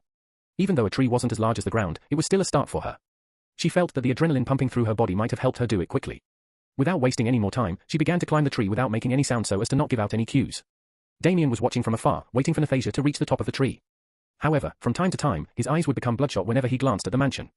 Finally, seeing Nathasia reach the top of the tree, he started the car and drove out towards the mansion while taking out his silenced gun in his hand. There were 2 guards guarding the front gate of the mansion, and so Damien put his hand out and fired 2 bullets, killing them both before the 2 could react to the incoming car. He then placed a stone on the accelerator of the car and opened the door as he jumped out of the running car while the car sped forwards, and even went further after breaking down the gates. Nathasia saw the whole thing and was shocked, wondering what he was up to and worried if he got hurt anywhere. But she saw that the guards guarding the back of the mansion were distracted as they seemed to communicate to the other guards. With clammy hands, she held the sniper rifle as she looked into its long scope, and saw the guards' faces up close while her finger was trembling when it touched against the trigger. The guards inside the mansion got alerted by the car breaking over the gates and speeding towards the mansion. They all took out their guns and were about to fire at the driver's seat, only to be surprised to see no one in that seat. But before they could think any further, the car suddenly exploded, and even a few guards who were too close to the car got blown back as the entire mansion got alerted. Nathasia heard the explosion and got startled because of which her finger accidentally pressed the trigger, while she was aiming at one of the guards' heads. The sniper rifle was fitted with a silencer, but it still couldn't suppress the sound completely as it rippled through the air, and left behind a bloody crater on the guard's head before his blood splattered the ground. The other guard who was standing beside the dead guard got completely shocked and looked around frantically to see who killed his fellow guard. Nathasia felt her body going cold when she realized that she just killed a man, by accident or not. She felt her heart thudding against her chest loudly, and when she saw the other guard finally looking in her direction, she quickly moved her rifle in a panic and fired at him as well. Her fear of Damien's plan getting foiled took over her shock of killing a person. The guard was about to report about what was happening when his brain got splattered as well and collapsed on the ground. Nathasia's hands began to shake as she realized that she even killed the second one, and by luck, her bullet didn't miss. Then she heard someone running in her direction and panicked. But seeing it was Damien, she sighed in relief though her hands were still trembling. Damien shot her a glance and said, "Kill the others too," before sneaking through the back gate. Nathasia nodded and took in multiple deep breaths to calm herself down and felt that there was no going back anyway. She told herself that all these were bad people anyway, and now that she killed 2 of the guards, she decided to see through it anyway. With gritted teeth, she moved her aim towards the confused and wary guards inside the mansion grounds and squeezed on her trigger. Meanwhile, Damien was sneaking around and killing the guards he came upon stealthily without alerting anyone else. He knew the majority of the guards were preoccupied with investigating the burning car. It was not long before the guards realized that they were getting attacked, especially when they spotted their fellow guards dropping to the ground one by one. But by the time they realized it, most of them were already dead, and it was not long before the last of the guards were put down by Damien and Nathasia together. Chapter 368. The whole mansion ground was turned into a war zone with smoke coming out from many places and corpses littered around the place. If anyone were to know that this was all caused by a man without any powers, they wouldn't dare believe it. Damien was near the mansion's entrance and signaled Nathasia, who was still on the top of the tree, to come down. Nathasia was still under the shock of having killed so many guards. She began to robotically move down, her eyes completely vacant. In fact, she felt numb to everything and strangely wasn't feeling anything while her only objective now was to follow Damien. Damien saw that the number of guards was quite high and felt that Merlin must have already expected this. But he didn't mind it and also speculated that there must be few bodyguards inside the mansion, protecting Merlin and his family. He took one of the grenades from his pocket and threw it through the front window. But he didn't stop there but began to take grenades one by one from his bag and threw them through the windows he could see before him. Asterisk boom. Asterisk aya. Shouts and screams echoed together with the booming explosions inside the mansion as howls of death resounded in the mansion. However, Damien didn't seem to be concerned that these grenades might kill Merlin before he could, since he knew Merlin would be too inside for the grenades to hurt him. He had his sword out and a gun in his left hand as he kicked open the door while Nathasia followed behind with a pistol in her hand, after keeping away the sniper rifle. Smoke and the smell of death filled the hallway as dead bodies were lying around. Some were maids and servants, while the others had guard uniforms. Nathasia finally got out of her daze as the smell was too terrible and the sight was too horrifying to see, especially limbs and pieces of human bodies lying around after having a grenade thrown at them.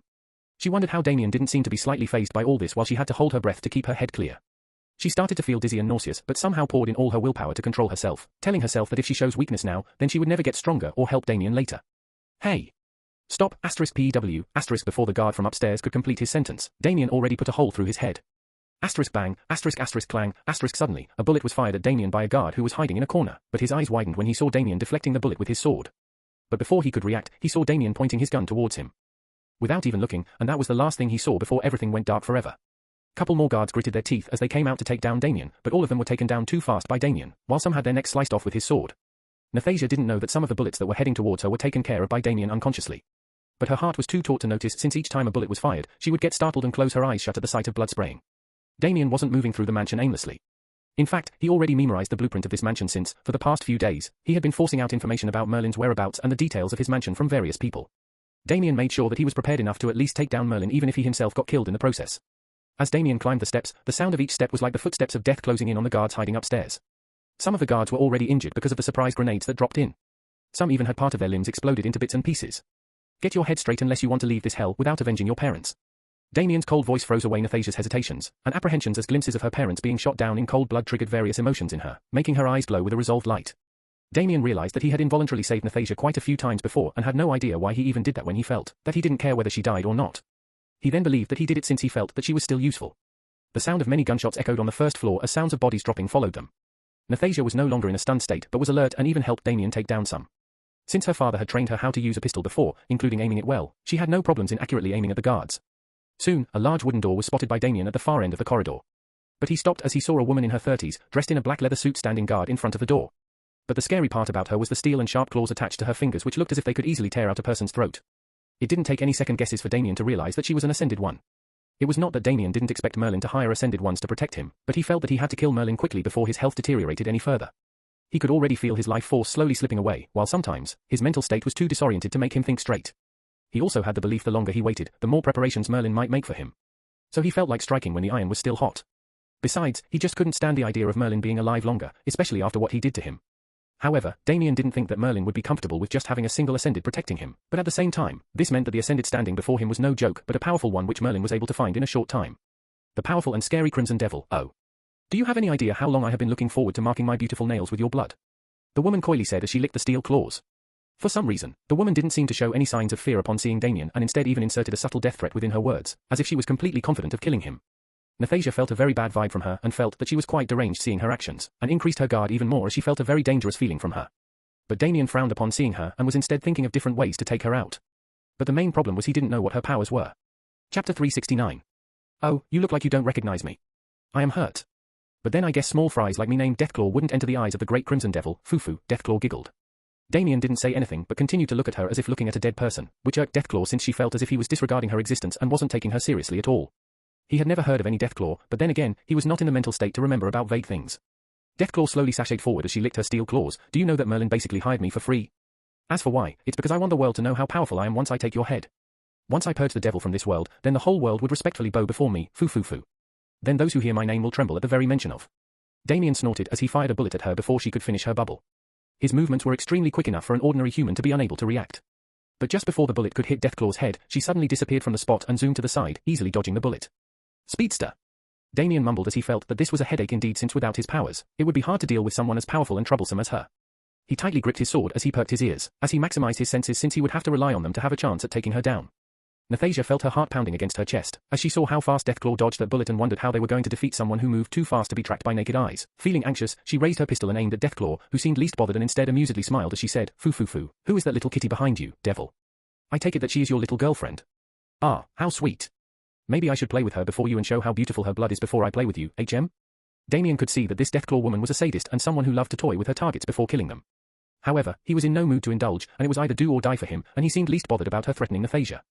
Deathclaw noticed how the cold look in Damien's eyes didn't ripple even when she mentioned killing Nathasia and felt that she might have misunderstood some things and giggled, oh, I see. Poor kitty, it seems like your master does not love you. TSK, it seems like I won't be getting any fun by killing you. Asterisk bang, asterisk Nathasia squeezed the trigger since she could not contain her nervousness any longer. But the bullet again missed as Deathclaw dashed sideways. She pinched her lips as she said dusted her shoulder, I guess I will have to take care of this naughty kitty first. Nathasia's eyes widened when she saw Deathclaw disappearing from her sight and felt a burst of air hitting her face and felt a kick on her chest. Ah. Nathasia cried out as she was sent flying backward since Deathclaw was too fast for her to react. Blood trickled down her lips as her back hit against the wall and she collapsed on the floor. Fuck. But Deathclaw had to stop her follow-up attack as she looked at her thighs with widened eyes to see a blooded slash. She turned around with a look of disbelief to see blood dripping from Damien's sword. How the fuck, you are unable to use your powers, then how? Deathclaw mumbled as she finally felt a little apprehensive of Damien while before she was confident that he was unable to use his powers for some reason. She had been observing him the moment he barged into the mansion grounds and just as she speculated, he didn't use any of his powers at all but instead relied on distractions and guns to fight his way in when before he merely had to use his hands to even take down an army. She also had enough guts to test it again when she tried to provoke Damien, and even the girl behind her threw her words to see if he was going to use his powers to try and kill her. But instead, he used his gun to fire at her, which supported her speculations that she was indeed right. She chuckled dryly, so even a powerless devil still got some moves, huh? I guess I should be more careful. Even though she said it in a casual way, Deathclaw felt that she shouldn't take him lightly anymore since even if he couldn't use his powers, he still had inhumane skills. Damien, however, was feeling frustrated that he wasn't able to cut her femoral artery and missed it since she was too fast. He had relied on his hearing senses to track her movement through the disturbances in the air and cut her leg. But still, it was not a serious wound and looked like a superficial one which would hardly impede her speed. Damien took a steady stance as he readied his sword to react against her next move quickly. Deathclaw smiled as she also stretched her legs to dash towards him. Asterisk whoosh, asterisk the air whistled as she zoomed towards Damien. Still, contrary to Damien's expectations, she suddenly changed her direction midway and instead began to move around Damien in a zigzag manner to throw off his senses. Indeed, as she expected, Damien was finding it hard to keep up with her movements and began to turn his head around, trying his best to find an opening to slash at her. Take this, devil. But she was too fast, and Damien got kicked in the back and was sent flying before crashing on the floor as he rolled a few times. However, he never let go of his sword and quickly got up with a grunt. Too slow. But just before he could stand straight, he heard her words of ridicule as he felt a fist smashing against his face. Ah. Damien was thrown sideways by the force of her punch and crashed against a painting on the wall. Nathasia had come to her senses by this time, and had her eyes go wide upon seeing Damien being thrown around like a ragdoll by the super-fast Deathclaw. Not so powerful are you now, devil? Deathclaw mocked as this time she used her claws to make a long slash at Damien's chest. Ah. Damien grimaced as her claws ripped through the skin of his chest, much to Nathasia's horror. It seemed like he had no chance of taking her down with her moving so fast. And so Nathasia decided to subtly take her gun and kill her before she could hurt Damien any further. But still remembering how guns were useless against Deathclaw, Nathasia's eyes became determined as she decided to do something else that had a good chance of taking Deathclaw down. Chapter 370. She pressed her hand onto the floor as she tried to transmute the floor into spikes. That could help her stop Deathclaw from attacking Damien any further and also take her down in the process. But no matter how desperately she tried to exert all her energy, nothing was happening. She felt her chest tightening when she saw Deathclaw beating Damien black and blue as if she was enjoying toying with him. She couldn't understand why Damien was not using his powers to quickly take her down. In fact, right from the moment they attacked this mansion, Nathasia was wondering why Damien never used his powers even once and only used his sword and gun to make his way in. She thought that he was saving up his energy for something later, but only now she realized that he was unable to use his powers for a certain reason. Otherwise, she didn't believe that Damien would let someone else toy with him like this. This sight completely infuriated Nathasia, and suddenly she remembered Damien's advice: your powers are only limited by yourself. If you believe in your powers, they will believe in you as well. Nathasia mumbled his words in her mind, repeating to herself as she closed her eyes and thought, my powers have always been a part of me, but I tried to reject it and shun it. It's time I fully embraced it and not be afraid of it. Nathasia, who always felt apprehensive about even using her powers and had various inhibitions, suddenly felt those shackles loosening from her heart as a unique flow of energy flooded her soul and body. Foo, look at this devil. HMPH, so weak. And here I thought you would at least have a fighting chance against me, Deathclaw derisively said. Damien was lying on the floor with bloodied claw marks on his back and a bruised face. He gritted his teeth as the blood dripped from his mouth, feeling angry at himself for being so helpless, just like the time when he was unable to save Sophie. However, he was feeling so fatigued in body and mind, he felt that there were no signs of his powers returning back to him. Oh. Little devil wanna say something, huh? Deathclaw mocked as she kicked his stomach, making his body slide backward by a few feet. Damien coughed out blood as her kick was too strong enough to make him feel like his intestines were shaken thoroughly. Deathclaw slowly sashayed forward, feeling extremely excited and a sense of disbelief that the Crimson Devil was going to die in her hand. At first, she wondered if this was an impersonator since she didn't expect the Crimson Devil to be this weak, even if he was experiencing some kind of weakness. But now, it seemed no different than beating up someone who was slightly more troublesome than a well-trained soldier. You know what, I will end your pain right now and take your head as a trophy, foo. Deathclaw giggled as she stretched her fingers to land the killing blow. She felt that this was quite anticlimactic and wanted an extravagant fight so that others would learn that she indeed killed the Crimson Devil, and not some weakling impersonating him. If he died too fast without much struggle, she felt that others might not believe her, considering how this man single-handedly took down military bases, and even many powerful ascended ones who were unable to leave behind a scratch on him. I guess I should at least be happy about the pay I am going to get from Merlin, who, Deathclaw said as she raised her hand and was about to slash down on Damien's neck. Huh? But suddenly, her whole body froze up and she saw blood dripping on the floor right below her. When she looked at her body, her eyes went wide upon seeing that multiple wooden spikes extending from the floor had skewered through her body, including her chest, stomach, and legs. How? Before she could complete her sentence or come out of her shock, her eyes became lifeless as her head drooped and blood continued to ooze out from her body, dyeing the floor red. Damien, who was feeling quite dizzy because of his injuries and condition, came out of it as he slowly turned his head to see Deathclaw's blood dripping on his face. Huh? Damien was equally puzzled like the late Deathclaw, wondering if he saw things right. He clearly felt her killing intent, but then it suddenly disappeared, and here she was skewered by wooden spikes. Spikes! Damien mumbled as his eyes lit up with realization about what happened. He looked behind Deathclaw to see Nathasia slowly getting up, but since his vision was a bit blurry, he couldn't see her expression clearly. He couldn't believe that Nathasia really did it when he held no hope for her before to do such a big thing in a short amount of time. He was simply venting out his frustration and anger on her since he had no one else to vent it upon other than killing people. But now, seeing those large wooden spikes extending out from the wooden floor, he felt that he might have misjudged her determination and personality. Even though his vision was blurry, he could see her walking towards him in a languid manner as if she was too tired to walk but was somehow struggling. Nathasia had a soft smile on her face seeing how she was finally able to kill Deathclaw before she could kill Damien. Seeing how she made those wooden spikes, she felt proud of herself and also thankful to Damien for giving her a piece of advice that helped her throw away her apprehension regarding her own powers. Even she couldn't believe it that she was finally able to do what Damien told her to at the nick of time. But she felt very drained and wondered if it was because of how tired she already was before. She walked up to Damien, and seeing his injuries, she bit her lip as she asked, "Can you get up?" Chapter 371. Hearing no reply from him other than low grunts, she crouched and grabbed his arm to pull him up. Damien tried to shrug her off, but Nathasia seemed too adamant to let go of him and somehow made him stand up on his feet with efforts from his side as well. Cough, cough. Damien coughed out some blood, to which Nathasia could only tighten her fists, knowing that she can't stop him from doing whatever he came to do here, no matter how injured he was. She could see in his frigid eyes that he wouldn't rest until he saw the person named Merlin dead. She could understand him, considering how badly she wanted Bella dead, only to find out that she had already died when Damien brought down the place she was kept in. After standing up, Damien shrugged her hand off and gave her a strange look, to which Nathasia had no idea why he was looking at her like that, and lowered her head, wondering if she did something wrong. "Well done," Damien said in an impassive tone as he turned around and limped forward. Nathasia's eyes brightened up as she raised her head and looked at his back, wondering if she heard him right. She felt a sense of disbelief hearing him compliment her, but at the same time, she felt very happy, knowing that he finally acknowledged her efforts and did not see her as completely useless. But seeing him already walking towards the large door ahead, Nathasia took in a deep breath as she quickly picked up her pistol lying on the ground and followed him. Damien knew that Deathclaw was the only ascended one in this mansion, since otherwise, he would have got attacked by other ascenders by now. However, just as he reached the door, he looked at Nathasia and asked, "Tell me how many are inside." Nathasia nodded and placed her hand on the door as she closed her eyes. "I think there are 6 people. 3 of them are sitting on the bed while 3 of them seem to be standing close to the door." "Good. Kill the ones who are standing through the door," Damien firmly said. "Kill? Okay." Nathasia's hand began to tremble again even though she had just killed some guards before.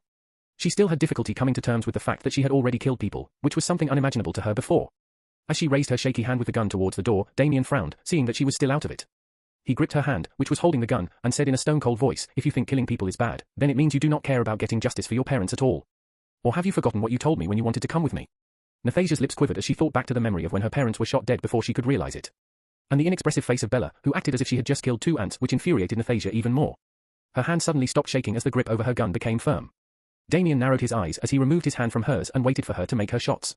Nathasia placed one of her hands on the door while with the other, she placed the muzzle of the gun on the door as if she was planning to shoot the 3 standing inside from the outside. Asterisk bang. Bang. Bang, asterisk, Aya. As if she was possessed, Nathasia fired 3 quick shots in succession as the sounds of screams and grunts sounded from inside. Damien snorted as he heard 3 bodies falling to the ground and kicked the door open as Nathasia already unlocked it for him. Asterisk bang, asterisk asterisk cling, asterisk a man in his 30s with a small mustache fired a quick shot at Damien, who swiftly deflected it with his sword as he already expected Merlin to fire that shot at him. Asterisk PW, asterisk arg. Merlin. Father. But before Merlin could fire at him again, Damien fired his silenced gun at Merlin's hand, making the gun fall out of his hand. And at the same time, his wife, who seemed to be of Merlin's age, and his son, who looked to be 17, rushed towards Merlin in worry. Seeing the family of 3 scared out of their wits, Nathasia wondered what this Merlin person did to Damien for him to come all this way to kill him. Damien derisively smiled as he sat down on one of the chairs near the bed and said, "Merlin, Merlin, to think that you have been hiding with your precious family in this big mansion in the middle of nowhere, TSK, you should have done better." Merlin shrugged off from his wife's hold as he somehow got off the bed and kneeled on the floor with a pale expression. "Damien, please, you can kill me for what I did however you want. But please spare my family, they had no part in this, I promise." "No, Merlin. Father, please don't." Damien's expression got dark hearing the shouts of the woman and kid. "Shut up. Nathasia, next time they make a peep, shoot them in the stomach and let them bleed to death." Nathasia felt pity seeing the wife and son but still raised her gun and warned with her eyes to keep their mouths shut. She hoped that what Damien said was just a threat to induce fear in everyone, including Merlin, and not something he really meant because otherwise, she had no idea if she would be able to even shoot at these 2. Killing the guards was one thing but killing innocent people was not her thing at all. Merlin's eyes widened as he quickly turned his head around and shouted frantically, "Shut up, you idiots. Linda, fucking control yourself." Linda sobbed as she tried to take in short breaths while covering her mouth and hugging her son, hoping that their worst fears won't come true. As he turned around to look at Damien again, Merlin felt chills all over his body upon feeling Damien's frigid eyes looking down upon him. Chapter 372. He slowly looked up to see Damien's eyes that were as black as the most bottomless abyss, devoid of any emotion. In fact, if he had to compare with the Damien 10 years ago, he wouldn't dare to believe that these 2 were the same person. "Damien, what happened? I never expected things to end that way, I really didn't. If I knew, I would have never done it no matter what. It's just I had no choice but to tell them since I was being monitored. I never wanted Sophie, don't you dare say her name. You are unworthy even for that, you think what you did can be made up for with excuses? You had no choice? What a joke, whom are you trying to fool?" Damien said in a corrosive tone. Linda and her son were continuously sobbing as their bodies continued to shiver, unable to even let out a whimper to vent their fear, and also had to watch Merlin kneeling before Damien as if trying his best to avoid his death penalty.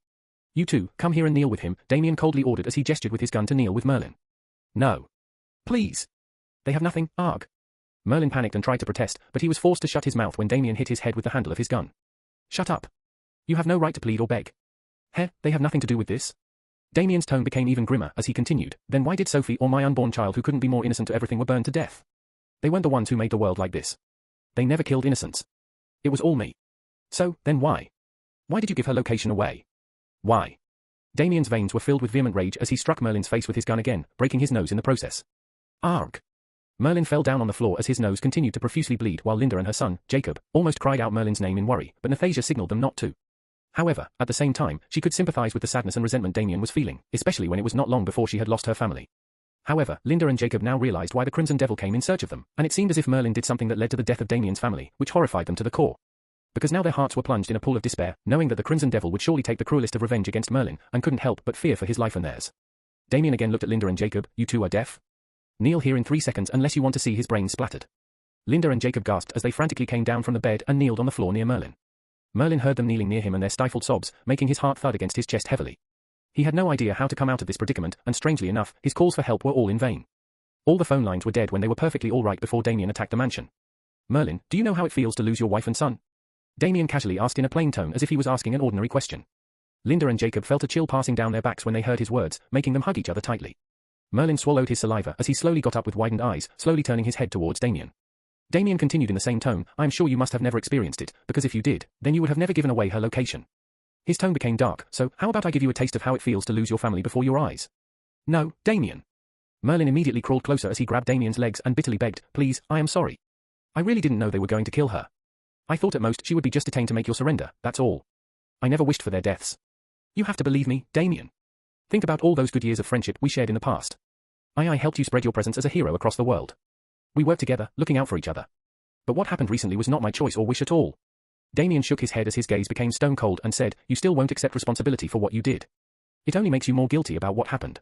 It only shows that you have no regret for what you did at that time. In fact, you must have felt quite good about it, especially thinking about the rewards and benefits you got. Otherwise, I am sure you wouldn't have been able to hire an ascended one like Deathclaw to protect you. You must have basked in the glory of killing the Devil's family. I am sure the whole world must be looking up to you now for burning the Devil's family. You must have felt quite proud of yourself, and your wife and son must have admired you as well. However, Damien had no idea that Merlin had kept his wife and son in the dark about what he did to not make them worry because he knew that what happened to Sophie was more than enough for Damien to hunt him. No, I regret everything I did that day. I truly wish that things didn't turn out like this. Please, tell me, what can I do to prove my sincerity? You can tell me anything you want, you can even kill me if you don't want to see me again. But please, my family never knew what I did, in fact, only when you talked about it now they learned about it. You can see from their faces that they knew nothing about this before, Merlin said in a shaky voice as his back drenched with sweat. Damien sardonically laughed as he said, ignorance is not bliss. It is the kiss of death. My family also never hurt an innocent, but they died anyway. So shouldn't I be fair? He then looked at Nathasia and ordered, Nathasia, tie up his wife and son. Chapter 373. Damien, no. I beg you. Spare them. They don't deserve to die. Merlin's expression became aghast as his knees weakened further and tears began to pour out from his reddened eyes. Linda began to profusely cry as she hugged her trembling son, who was shaken to his core from all the tension and fear by being before Damien. Neither did they, Damien said with an emotionless expression, ignoring Merlin's cries of despair. Nathasia had a vacant expression, feeling a tightness in her heart if Damien was really going to kill these two in cold blood. What are you looking at? Did you not hear what I just said? Damien sternly asked Nathasia. Are you really? It's none of your business what I plan to do with them. Now, are you going to listen or not? Damien asked with a heavy gaze. Nathasia decided to take one final leap of faith that he was only trying to intimidate Merlin till he was completely broken by, threatening his family. So she holstered her gun on her ankle and slowly crouched down. She touched the wooden part of the bed, and slowly hand-like tendrils extended out of them that wound across Linda and her son, binding them to the bed. But remembering back to when Damien killed that entire room of people who were family members of the soldiers, Nathasia couldn't help but think if she has to stop Damien from making any more mistakes. Ah. Linda was startled to see Nathasia using her powers to restrain them and wondered if their worst fears were going to come true. Damien then took out a bottle from his pocket that was white in color and had some liquid filled to the brim. Merlin's pupils narrowed into tiny slits when he saw that it was a bottle of kerosene oil. His body became numb as he whispered with an ashen expression, Damien, no. Why you can't be serious? Damien's expression didn't change at all, nor did he feel anything seeing the clouding despair in Merlin's eyes. Linda felt a thickening in her throat seeing the bottle of kerosene oil, and remembering how Sophie died, she didn't dare to imagine what Damien was planning to do with them. Her son tried to raise his head from her embrace, but she didn't let him since she didn't want him to have his soul shattered by seeing this. Nathasia's gaze became unfocused upon seeing Damien slowly opening the bottle of kerosene. And before she could sink her thoughts in, Damien was already pouring the kerosene oil over the horrified pair of son and mother. No. Mother. What is this? Merlin felt intense pain in his chest as he saw his family getting drenched in oil, and finally realized at this moment why Damien had become so deranged and how much pain he must have felt. But this realization was too late, and right now, all he cared about was saving the lives of his family. However, Merlin found it hard to even let out a sound since his throat seems to have frozen out of despair and fear. And not only that, but he also knew that this was what exactly happened to Damien's family because of him, which made it all the more difficult to gather his willpower. Damien neither had joy or elation or any emotion on his face as he emptied the bottle of kerosene on them before throwing it away. He then got up and grabbed Merlin by his collar before throwing him towards the other side, away from his family. As Damien walked towards him, he took out a lighter from his pocket, much to the horror of others. He opened his lighter as a flame lit up on it, and Nathasia finally realized that he was going to do it for real. So she immediately came before Damien and grabbed his shirt as she said, "Damien, no. You don't want to do this. You can kill Merlin, but there is no need for you to kill innocent people, especially not like this." Damien frowned and grabbed her neck. "You don't get to decide what I should do. Now get out of my way." "No." Realizing that he was about to push her away, Nathasia used all her strength to hug his body, adamantly refusing to go away. "You are the divine child people looked up to as a hero. You save innocent people, not kill them. You should only kill the ones who hurt you and not people who had nothing to do with it, because I am sure you don't want that pain and regret in your heart," Nathasia sobbed as she continued to try her best to persuade him. Maybe you aren't useful after all, but someone who is meant to be a thorn in my path," Damien coldly said as he smacked her face to throw her off. But Nathasia hugged him again, even harder as she said with bruised lips, "No. Please, you gain nothing by killing them, not even any form of happiness or release, but only more pain. I am sure Sophie wouldn't want you doing this." Damien derisively chuckled. "Sophie wouldn't want this? The dead can't ask for anything. Now move before I put you down," he said as he pressed his pistol against her stomach. "Then put me down. The only way you are going to kill them is by killing me." Nathasia used all her resolve and willpower to blurt out her words while her eyes flashed with determination. Even with the gun pressed against her body, she didn't flinch and wanted to save Damien from himself. She didn't want him to make himself get lost in the dark and cold abyss of no return. Even though she knew he had already killed so many by now, she just didn't want him to carry any more sufferings that he might not even realize. "You." Damien's eyes flickered with frustration as he never expected her to be so fearlessly adamant at this moment. His finger began to squeeze on the trigger, but for some reason, he couldn't find the strength to pull it down all the way, seeing her hugging him so tightly, trying to make him stop so determinedly. But just as Damien's mind was having disorderly thoughts, Merlin, who was trying to clear his head, saw that Damien and the girl were having some kind of argument which made his heavy eyes brighten up upon seeing that there was an opportunity, and this opportunity was none other than the gun holstered onto the girl's ankle who was standing just before him. He saw that Damien was distracted, and he even had his gun pressed against the girl's stomach. So he didn't care what disagreement was going on between them and smiled as he subtly took out the girl's gun from her ankle holster. Chapter 374. Merlin's eyes became frenzied as he took out the gun, but Nathasia noticed it and turned her head around to see that Merlin was holding her gun. Seeing that he was found out, he decided to fire at the girl first. Asterisk bang, asterisk, But Damien quickly reacted as he pushed away Nathasia but got hit in the shoulder. Still, he quickly raised his gun and, asterisk PW. Asterisk the shot of a silenced gun echoed as Merlin's brains got punctured, making him drop dead to the ground instantly. Ah. Linda screamed upon seeing her husband die but immediately stifled her cries upon seeing Damien looking murderously at her. The lighter was still in his hand, but for some reason, he finally kept it back inside his pocket as he walked away and said to Nathasia, "Come, let's go. We are done here." Nathasia was shocked by the sudden turn of events as she didn't expect Merlin to sneakily take her gun in between. Seeing Damien walk away, she apologetically stared at his back, knowing that he took a bullet for her. She undid the bindings on the mother and son before following Damien out. She was also inwardly happy that Damien decided not to kill the mother and son, which was proof enough that he was not completely lost in the darkness. This made her more determined to make sure that she could make him happy again. But seeing his shoulder bleeding, she tore out a piece of her cloth and stood before him. "Let me tie up your wound for you.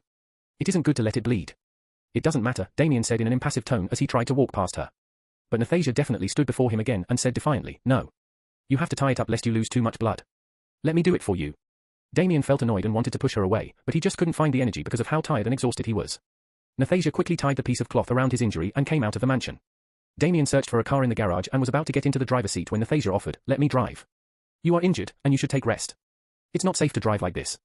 Damien's eyes were drowsy, and before he could even reply, Nathasia had already gotten onto the driver's seat, and he sighed as he got onto the shotgun seat. As Nathasia drove off with the help of a map kept in the car, she asked in a low voice, "Why did you want to kill his family as well?" Damien, who was resting his head against the window, stared at her side profile for a while before answering, "Because I wanted him to feel what I did. Not that it matters anymore. But would you have felt better by doing it?" Nathasia asked as she stared ahead. "I don't know, I never expected to feel better, all I wanted was to take revenge." He then looked outside and said in a firm tone, "And the reason I let go of them was not because of you. It's because Merlin was dead, and there was no point in killing them." Nathasia softly smiled as she said, "I know. But I am glad that you let them go either way. I know you still have a good heart and, you know nothing. And I am not the person you think I am," Damien snorted, cutting her off in the middle. Nathasia pinched her lips but didn't say anything anymore as she kept her eyes on the road. But she pressed her feet on the accelerator quite hard since she was worried about Damien's condition and saw him already dozing off. She somehow remembered the way they drove through before and was able to reach the warehouse they were staying in. Seeing Damien still out of it, she opened the door and put his hand over her shoulder as she somehow carried him out of the car.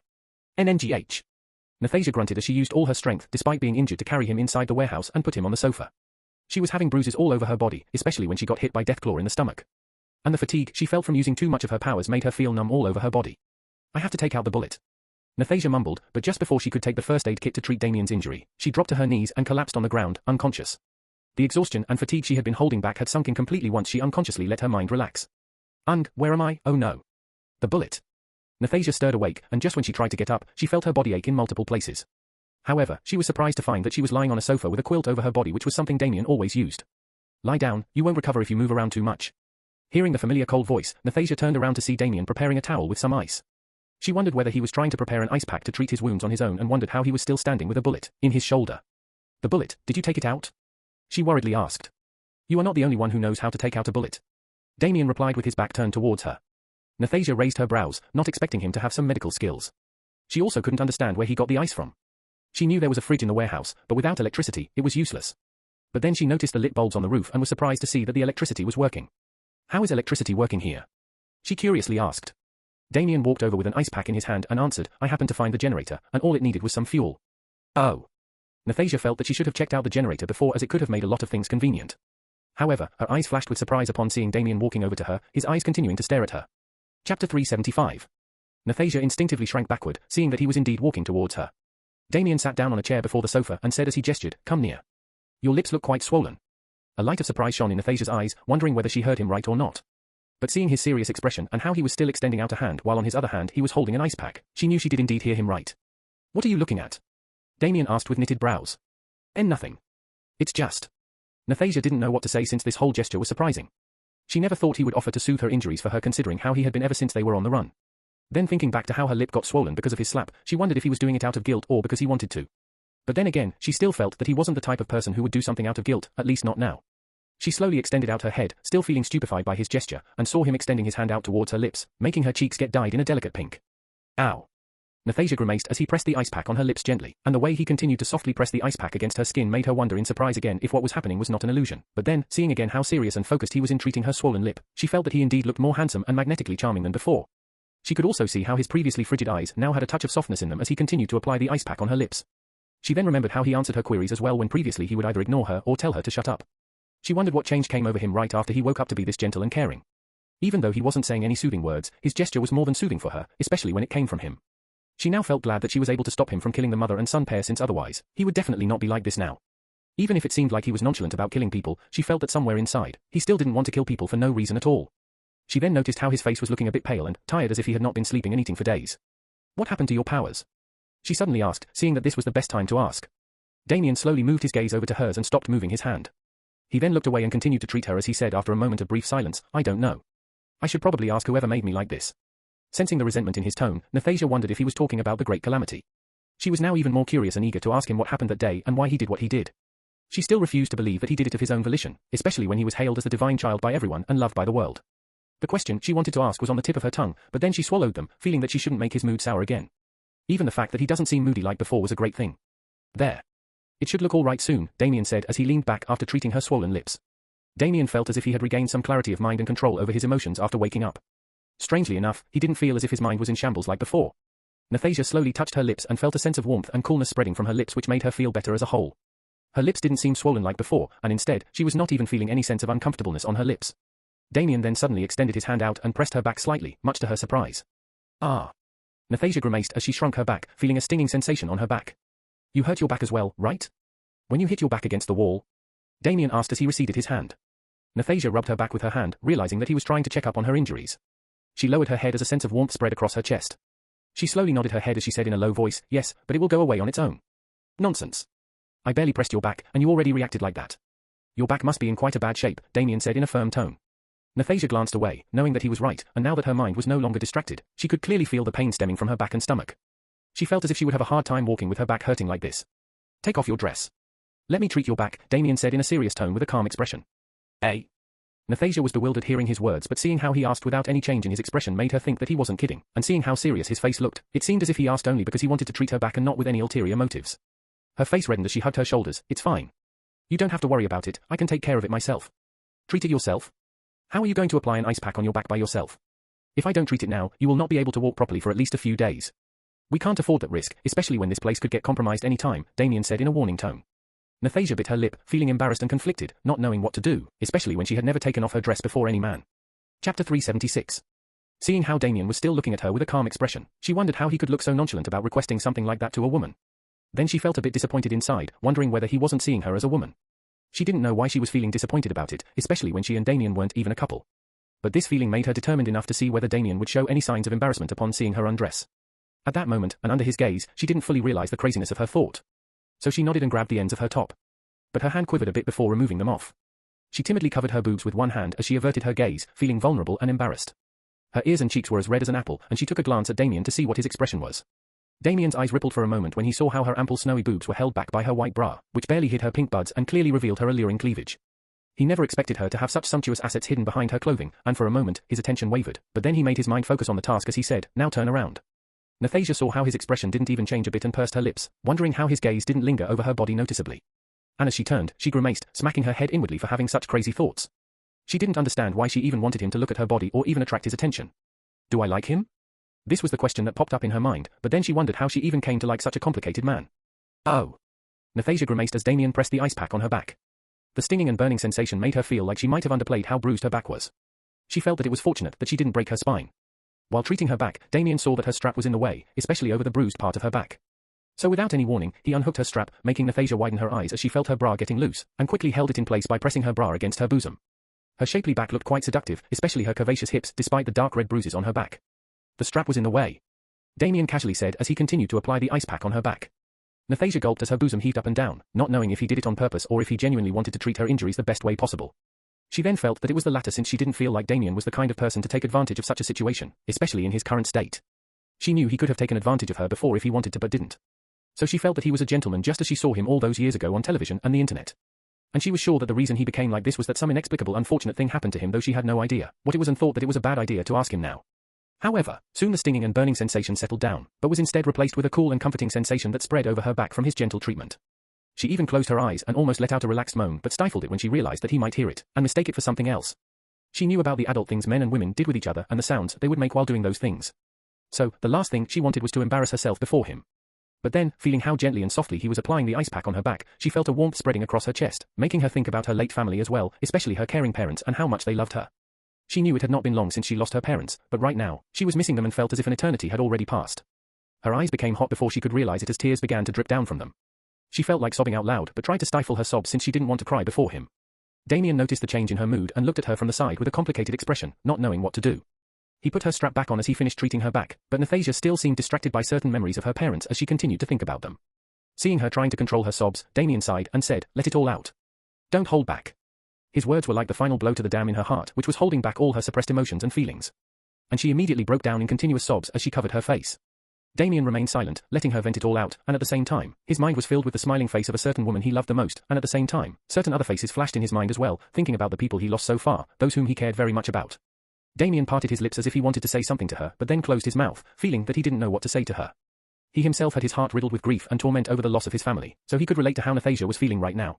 And thinking back to how he treated her the past few days, he felt a prick in his chest. In the end, he got up and held her shoulder as he said in a stiff yet soft voice, "I am sorry." Chapter 377. Nathasia came out of her disconcerted thoughts upon hearing those 3 words in the most gentle tone she had ever heard of him. She felt a lump in her throat and turned her head to see Damien walking away already. But she still asked in a shaky voice, "Why?" Damien slightly turned his head around and answered, "For everything." And then he walked away. "Why did you say that? You don't deserve to say that." Nathasia thought as she only felt even more guilty hearing his words. Damien went into the only bathroom in the building and began to take a shower as his mind slipped into his thoughts which were in shambles. Before, he thought that he would get some solace after killing the ones responsible for Sophie's death. But now, he was still feeling a large hole in his heart, and it didn't seem to get any better even after killing Merlin. Inwardly, he felt frustration and anger building up again, but he suppressed them, feeling that these emotions were of no use now that he had vented it upon all the people he wanted to kill. He knew it was the pure frustration of knowing that no matter what he does or whomever he kills, he was never going to see Sophie again. What's lost was forever lost. As the cold water from the shower continued to wash down his body, he leaned his head against the tiles and closed his eyes, wanting to see her beautiful smile again. He remembered how lonely and miserable he felt after losing Sophie. It was as his whole world broke down at that moment. But now he noticed that after coming upon Nathasia and her following him for all this time, he strangely began to feel things he believed he would never feel again. Despite treating her like someone worthless and even threatening to kill her multiple times, he couldn't understand why she still stuck around him like glue. He wondered if her determination to get revenge was more than he imagined. But then again, he was sure he killed whoever killed her parents, since he didn't leave a single one alive in the military safe house Nathasia was imprisoned in. So he couldn't understand what was keeping her going. Damien's mind surfaced out of his thoughts, as he heard the door of the bathroom being opened and looked to the side with a confused expression, only to see a red-faced Nathasia peeping her head in. But before he could ask anything, the door opened even further as Nathasia timidly came in. But what surprised Damien was that she was completely naked and was covering her private parts barely with her hands. However, her perfectly curvaceous hips, her skin as pale and smooth as a white rose, and her soft ample boobs being squeezed against her arm were on full display, a sight that could trigger the wildest fantasies in men. What do you think you are doing? Damien asked with a narrowed gaze. Nathasia involuntarily gulped when her eyes accidentally settled upon his slumbering dragon, not expecting it to look so thick and big. But then she immediately averted her gaze and looked down upon hearing his question and stammered, I want to apologize as well. Damien shook his head slightly, not understanding what was going through her head, and coldly said as he looked away, there is nothing for you to apologize for. You should go and take your rest. No. I should. Nathasia adamantly said and slowly raised her head as she continued, if it were not for me, maybe you would have been happy now. Damien understood what she was talking about and impassively said, you worry too much. I was with you of my own volition and what happened had nothing to do with you. Now get out so that I can take a bath in peace. Nathasia bit her lip, seeing how Damien was ignoring her, even when she was literally standing buck naked before him. But he was not even staring at her body nor showing any reactions of arousal at all. She even lost count of the number of men who leered at her and refused to believe her beauty wouldn't be able to move Damien. She had no idea what kind of craziness came over her mind to do something like this. But now that she anyway did it, she felt that she had to see this through lest she makes it even more embarrassing to face him later. However, all she wanted was to make him feel better, and she felt that using her body was the easiest way. She still felt that he would have been able to get back in time if it were not for her keeping him busy. So she said as she slowly walked towards him, but I don't feel that way. I want to ease your pain at least. She hugged his back as her boobs pressed against his and continued, I promise to make you feel good so that your pain would lessen. Her voice became nervous at the end as she used all her courage to extend her hand and grab his thick-looking dragon, and began to stroke it just as she saw in certain videos which her school friends had shown her. As a man, Damien obviously had his body reacting to her soft hands stroking his cock as it became larger. Nathasia raised her brows in wonder, seeing how she could feel his cock becoming hotter and more vigorous as she continued to stroke it. In fact, she could feel her body becoming hotter as well for no reason. But Damien's brows furrowed as he grabbed her hand and pushed it away from his cock. He turned around and coldly said, don't force yourself to do things you are not comfortable with. Now leave. Nathasia's expression became peeved, seeing how he was not appreciating how hard she was trying. Nathasia felt that unless she provoked him, he wouldn't do anything. So she became even more determined and put her hands around his neck as she pressed her body against his and said, no. I want to do this. You don't have to think anything of it nor be responsible for anything. Just use me to make yourself feel good. You can at least do that as a man, right? As she said this, she stood on her toes as she placed her lips near his. And to her surprise, Damien grabbed her head and plundered her lips before she could react. Chapter 378. MMMH. Nathasia's eyes widened as she felt his hot lips sucking her timid lips, and even her mouth was forced open by his tongue. Damien showed no restraint, and like a raged bull, he kept on ravaging her lips as his tongue circled around her and sucked her cherry lips into his mouth. Nathasia felt as if little electric currents were sent through his body. The tingling feeling felt incredible, as though every single cell in her body had been excited by his touch. Even though she had been feeling pain in her body from her bruises, now she was feeling way better after his ice pack treatment, and especially when her mind was totally in the skies now. As he kept kissing her, Damien moved her body under the shower as the water continued to fall on them, drenching their hairs as their wet bodies continued to stick together. Nathasia could feel his vigorous and throbbing cock pressing against her virgin pussy, which made her jerk her body involuntarily as if she got shocked by electricity. Even though the water falling over them was cold, Nathasia was feeling her entire body becoming feverish as the seconds passed. After a long passionate kiss, Nathasia was finally able to catch her breath when Damien separated his lips from hers and looked into her pearl-shaped brown eyes, that looked quite round and big but were brimming with nervousness and passion. He parted her hair backward, revealing her tantalizing figure completely, her fine-looking collar bones, her titillating boobs that looked phenomenally full, her seductive flat stomach that had a red bruise mark because of the kick from Deathclaw. However, as his eyes traveled down, he saw her bare and sweet pussy that had a bit of stubble-like hair. But her pink vulva was slightly visible, making it appear tantalizing. Nathasia felt his burning gaze all over her body and timidly tried to hide her pussy since she felt as if she could die from embarrassment. But Damien caught both her hands and pinned them to the tiles behind her with just one hand. He then caressed her body from the top, her neck, and around her boobs before pinching one of her pink buds. Tilda, Nathasia mewed and then looked away, her entire face reddened. She couldn't just bring herself to look into Damien's eyes, and the feeling of being so vulnerable only made her body even tenser. You have never done this before, right? Damien asked in an intense tone as he pulled her pink bud forward slightly, making her let out another moan. Nathasia shut her eyes close since she was too red-faced and shy to answer him. He then moved his hand right over to her pussy and stroked her vulva, making her body shudder. You have already become so wet, huh? Damien remarked as he felt a slightly sticky liquid dripping from her wet pussy. Even if the water from the shower was dripping over her pussy, he was clearly able to differentiate between the two. He rubbed her pussy folds in a left-to-right manner, while Nathasia bit her lip to stifle her moans so that she doesn't feel even more embarrassed making such indecent sounds before him. However, the arousal she was feeling from his fevered touch was something she couldn't put in words, and pleasure that was beyond her expectations. Damien kept rubbing her soft pink folds, and without any warning, his finger easily slipped into her narrow cave. Tilda, Nathasia opened her eyes wide as she felt his hot finger making its way inside her pussy. She was taken by surprise and held his arm, feeling nervous about what he was trying to do. Damien didn't stop and stared into her eyes as he inserted one more finger and started to finger her at a rapid pace. Squelch, Tilda please, Tilda, slow down. Wet sounds and moans echoed in the bathroom as the water from the shower and the love juices from her honeypot were making squishing sounds together as Damien kept on fingering her pussy. Damien was getting turned on by her nervous and panicky expressions as well as her moans and words of plea. His expression was becoming wilder and wilder as he remembered her words about using her to make himself feel good. All the frustration, anger, sadness, and resentment he had kept bottled up in his heart was slowly fueling his lust, like an outlet to vent all the darkness in his heart. He turned her face towards him and sucked her lips into his as he clutched her neck. His hands began to crawl all over her body and squeezed her soft and supple buttocks as he pressed his cock against her vulva. MMHHN. Nathasia could feel how intense his hands and kissing were, as if he had completely gone wild over her body. But she didn't resist and let him do as he pleased and even tried to reciprocate his kiss as best as she could. Even after kissing her for so long, his burning lust showed no signs of cooling down as he nuzzled her neck, sucking on her soft skin. His lips were moving around in a feverish manner as he quickly moved his head to kiss all over her collarbones, her upper boobs, before sucking one of her boobs with his mouth. MNNHH tilde. Nathasia closed her mouth as hard as she could to stifle her moans as she felt one of her boobs being ravaged inside his hot mouth, his tongue swirling over her erect and sensitive nipple. After sucking and squeezing her boobs to his heart's content, Damien gave a long lick over her cleavage before he raised his head and took her lips by surprise again. However, at the same time, Damien couldn't hold it anymore and subtly thrust his cock inside her virgin pussy, making her look at him in panic. Her eyebrows wrinkled as his cock pushed in even further, and she felt as if something was being torn apart by his large and throbbing cock. However, the pain only lasted for a few moments before her eyebrows relaxed again, and she realized in shock that she was finally doing it with a man. But her lips arched into a soft smile, knowing that she was doing this with him and realized the feelings for him in her heart. However, Damien was too busy venting his lust to notice her warm smile. Tilda, she arched her head back as his cock slowly entered all the way through her narrow cave, red droplets trickling down her legs which were getting washed away by the water from the shower. Damien sucked on the skin of her neck as he already began to move his hips back and forth, plunging his cock in and out of her pussy in quick intervals. NGH. Damien seemed relentless as he kept on ramming his cock deep inside her pussy, as her soft pussy walls pressed over his cock, making him feel even more turned on. Tilda. Nathasia didn't even have the energy to stifle her moans anymore, and let out melodious moans one after the other as her whole body became warmer and warmer. The bathroom was filled with moans and grunts of a man and woman as the atmosphere inside it turned steamy. Chapter 379. After an hour, Damien came out, leaving behind Nathasia with a completely flushed face. Her bosom was heavily heaving up and down, trying to catch her breath after the intense battle of bodies. But the soreness she was feeling in her lower parts made it hard for her to get up, because of which she decided to rest in the bathroom for a while. There were even red palm marks on her boobs, neck, and her buttocks, but she didn't seem to mind it. Even though Damien was rough with her, she not only did feel intense pleasure but was also happy that she at least connected with him using her body. She knew Damien probably was not in love with her or anything, but merely did it with her to vent his frustrations just like she told him to. She could see that just with how wild yet cold his expression was when he did it with her. But she wasn't that disappointed and felt that if she kept doing this, she could finally make her way to his heart and make him happy again. However, she hugged her naked body tightly, thinking back to the indecent things that she did with him, unable to believe what came over her to even do this, especially when her bruises weren't even fully healed. Strangely, only now she was feeling the pain from her previous injury settling in slowly but not too much. Soon, she got up and dressed before leaving. However, when she came out, she saw Damien was busy packing. Feeling confused, she asked, "What are you doing?" "We are leaving." "We shouldn't stay in the same place for too long," Damien said as he continued to pack. Damien was having a lot of complicated thoughts in his mind, and only half his concentration was on what he was doing. Nathasia sighed, knowing that he was right even though she didn't like to leave, especially when this warehouse had good enough facilities to get by. She felt that it would be hard to get by if they continued to run without a proper place to rest.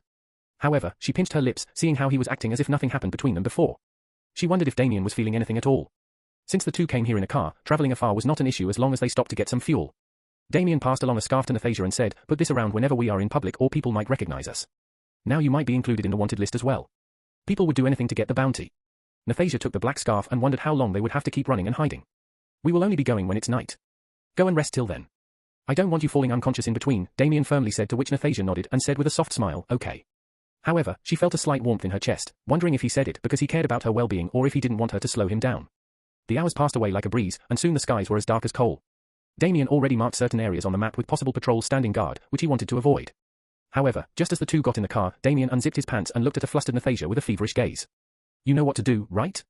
Nathasia gulped and meekly nodded as she lowered her body down and took out his little brother from underneath his pants. She then put his flaccid cock in her mouth and bobbed her head up and down till it became longer, thicker and hotter. Damien had a cold smile on his face as he started the car and began to drive while enjoying her blowjob.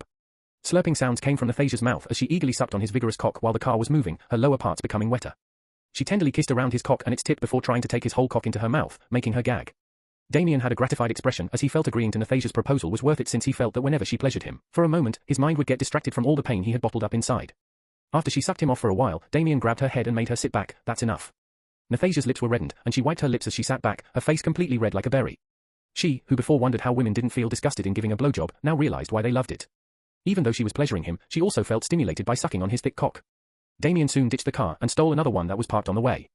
Days passed into weeks and months as the two traveled through various towns, resting in between and were constantly on the move while hiding their faces. This time they stopped near an inn in a small town as they ran out of fuel, and Damien had to somehow procure it but needed a place to rest as well. The innkeeper saw the two mysterious individuals getting off of a car and smiled, thinking that he was about to get rich customers since they had a car. These days owning a car was a luxury as the prices of such things had skyrocketed over the years. But he felt that these two were a bit suspicious, seeing how they were hiding their faces, and smiled even more. Damien and Nathasia came inside by opening the glass door. Damien took a good look around before approaching the innkeeper sitting behind the desk, who was a bald man in his 50s. Upon seeing these two young people up close, the innkeeper felt that it was a handsome man and a beautiful woman just by seeing their eyes, which had a certain charm. He felt that these two must be a couple who was running away from something.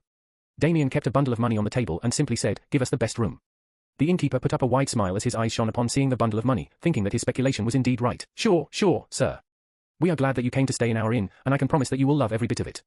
The innkeeper also subtly took notice of the two large duffel bags Damien and Nathasia were carrying as a glint flashed across his eyes. He quickly gave the key to the room to Damien. And after seeing that the two had left, he slyly smiled as he picked up his telephone and dialed a number. "Hello, Sean. Haha, I am good. But listen, I got a nice opportunity for you. I think I just got 2 runners as guests in my inn, and they are definitely loaded. How about you discuss this with your fellow patrol members as usual?" Chapter 380. Just as Damien got into the room with Nathasia, he frowned as he said, "We shouldn't stay here for too long." Nathasia had a confused look and asked, "Why? What's wrong?" Damien slightly shook his head with a thoughtful expression. "I don't know, I just got a bad feeling from that guy downstairs." Damien noticed the slight shiftiness in the innkeeper's eyes when he came in and felt that he might be up to no good. Nathasia thought back to the moment they met the innkeeper but didn't feel anything was out of place. She then wondered if Damien had a kind of sixth sense in these things because of how long he had been on the run. "I will go and search for some fuel. You stay here and if anything happens, just run. No need to protect the stuff we brought in such a situation," Damien instructed and turned around to leave. "Wait. I have something to give you." Nathasia quickly rummaged through her bag and quickly took out an A4 sheet that was folded in half. She then handed it over to Damien. "Take this and open it only when you are on your way. Don't open it now." Damien knitted his brows as he took it but didn't open it. He then looked at the visible nervousness in her eyes and wondered why she was being so fidgety about giving him a piece of paper. Damien nodded and left out the door. Nathasia let out a sigh of relief as she sat back on the bed with a flush appearing in her neck and face. Was it the right time to give it to him? No. There couldn't have been a better time. Nathasia mumbled as she bit her nails. She had been working on it for a long while and wondered if her hard work would finally pay off or if it might backfire. Meanwhile, as Damien walked through the lobby, he looked at the innkeeper, who noticed him and smiled at him. Damien gave a long stare but the innkeeper managed to hold in his nervousness and also his wide smile. Damien then looked away and went out. Sweat trickled down the innkeeper's forehead, wondering why he just got intimidated by his stare. He wondered if he should call off whatever he had planned, but his greed didn't let him. As Damien walked for some distance, he took out the paper Nathasia gave him and unfolded it. He suddenly slowed down his steps as they came to a halt, his eyes still glued onto the sheet of paper. On the paper, it was a painting of him tending to the trapped deers in the woods he used to cut trees. He clearly knew this was from the day he first met Nathasia and had no idea that she was working on the same drawing for all this time. He knew Nathasia had scavenged for paints in the past and also saw her painting. But whenever he came anywhere close to her, she would hide it saying it was private, which he didn't mind at all. However, only now he realized she was working on this one all this time, and it looked so beautiful, he couldn't even imagine himself as the same person in the drawing. Every detail, color, and space had been used so perfectly, it would even put to shame famous artists of the past. One could even feel as if they were standing inside the painting, looking at the scene. And the title read, "Happy Birthday to the Most Beautiful Man in the World." Damien felt a prickle behind his eyes as his lips quivered before forming into a soft smile, thinking that he even forgot about things like birthday and seeing how she referred to him in the painting, he could only slightly shake his head, wondering why she would even think so. He then saw something scribbled in small letters at the bottom right of the painting, P.S. Turn over the sheet, angry face. Damien raised one of his brows and turned over the painting to see 3 words written in the most beautiful handwriting he had ever seen, "I love you." Damien's body went completely still as he closed his eyes shut tightly, his fingers which were holding the painting, shaking slightly. "Why?" Only a single word came out of his mouth as a whisper. Damien couldn't help but wonder why she would even have such feelings for him when he felt that he had done nothing for her, but only used her to fulfill his purposes. But seeing those 3 words, he couldn't help but feel a lightening sensation in his heart, as if something was being lifted. He then carefully folded the paper in half and kept it inside his coat before moving forward, his pace faster than before. Meanwhile, back at the inn, few men in grey uniforms entered with guns holstered to their hips. The one in the front seemed to be leading the group of 4. The innkeeper beamed upon seeing them and said, "Sir Brock, a pleasure to see you. They are in room number 110. The man left just a while ago, but the woman is still inside. I bet they are runners, and they are definitely hiding something fishy." Brock nodded with a smirk and said, "Got it. Good job, Timmy, as always." Before they could leave, Timmy eagerly asked with a flattering smile, "Sir, I hope there is some cut for me as always, right?" Timmy nodded as he patted his shoulder, "Of course. Don't worry about it." Nathasia was lying on the bed thinking about the various ways Damien might react upon seeing her gift, and smiled foolishly whenever she thought up favorable outcomes. Knock knock, but the sudden knocks on the door startled Nathasia as she got up like a startled rabbit, and quickly tiptoed to the door since even though she was nervous and excited to think that it was Damien, she didn't feel that he would return so quickly. Through the peephole, she saw 5 men in grey uniforms and guns, making her wring her hands. "Madam, please open up. We apologize for disturbing you, but we are conducting a routine checkup, and we request your cooperation. We promise to make this quick." Nathasia held her breath while frantically thinking of her next move. She looked at the window and wondered whether she should jump out and run. But at the same time, she would have to leave behind the bags, which contained a lot of money, guns, and other vital supplies. Getting no response, Brock wasn't disappointed but instead smiled, thinking that Timmy's guess was right. Only those who had something to hide would stay so silent. He clearly knew that the woman inside the room looked through the peephole since he saw her shadow behind the door. Can you slip out your ID, please? We won't search the room if you got one, Brock asked again just to reconfirm. Still, there was no response, and this time, his expression became shifty as he banged the door. Open up. Otherwise, we would be forced to enter as per the New World Act. Chapter 381. Nathasia clutched her chest as she saw that they had no plans in going away and might break open the door. Go away. You have no business barging in here, Nathasia said with gritted teeth while hesitating to make a certain decision. Brock scoffed and said, we asked you politely. But now you are forcing our hand.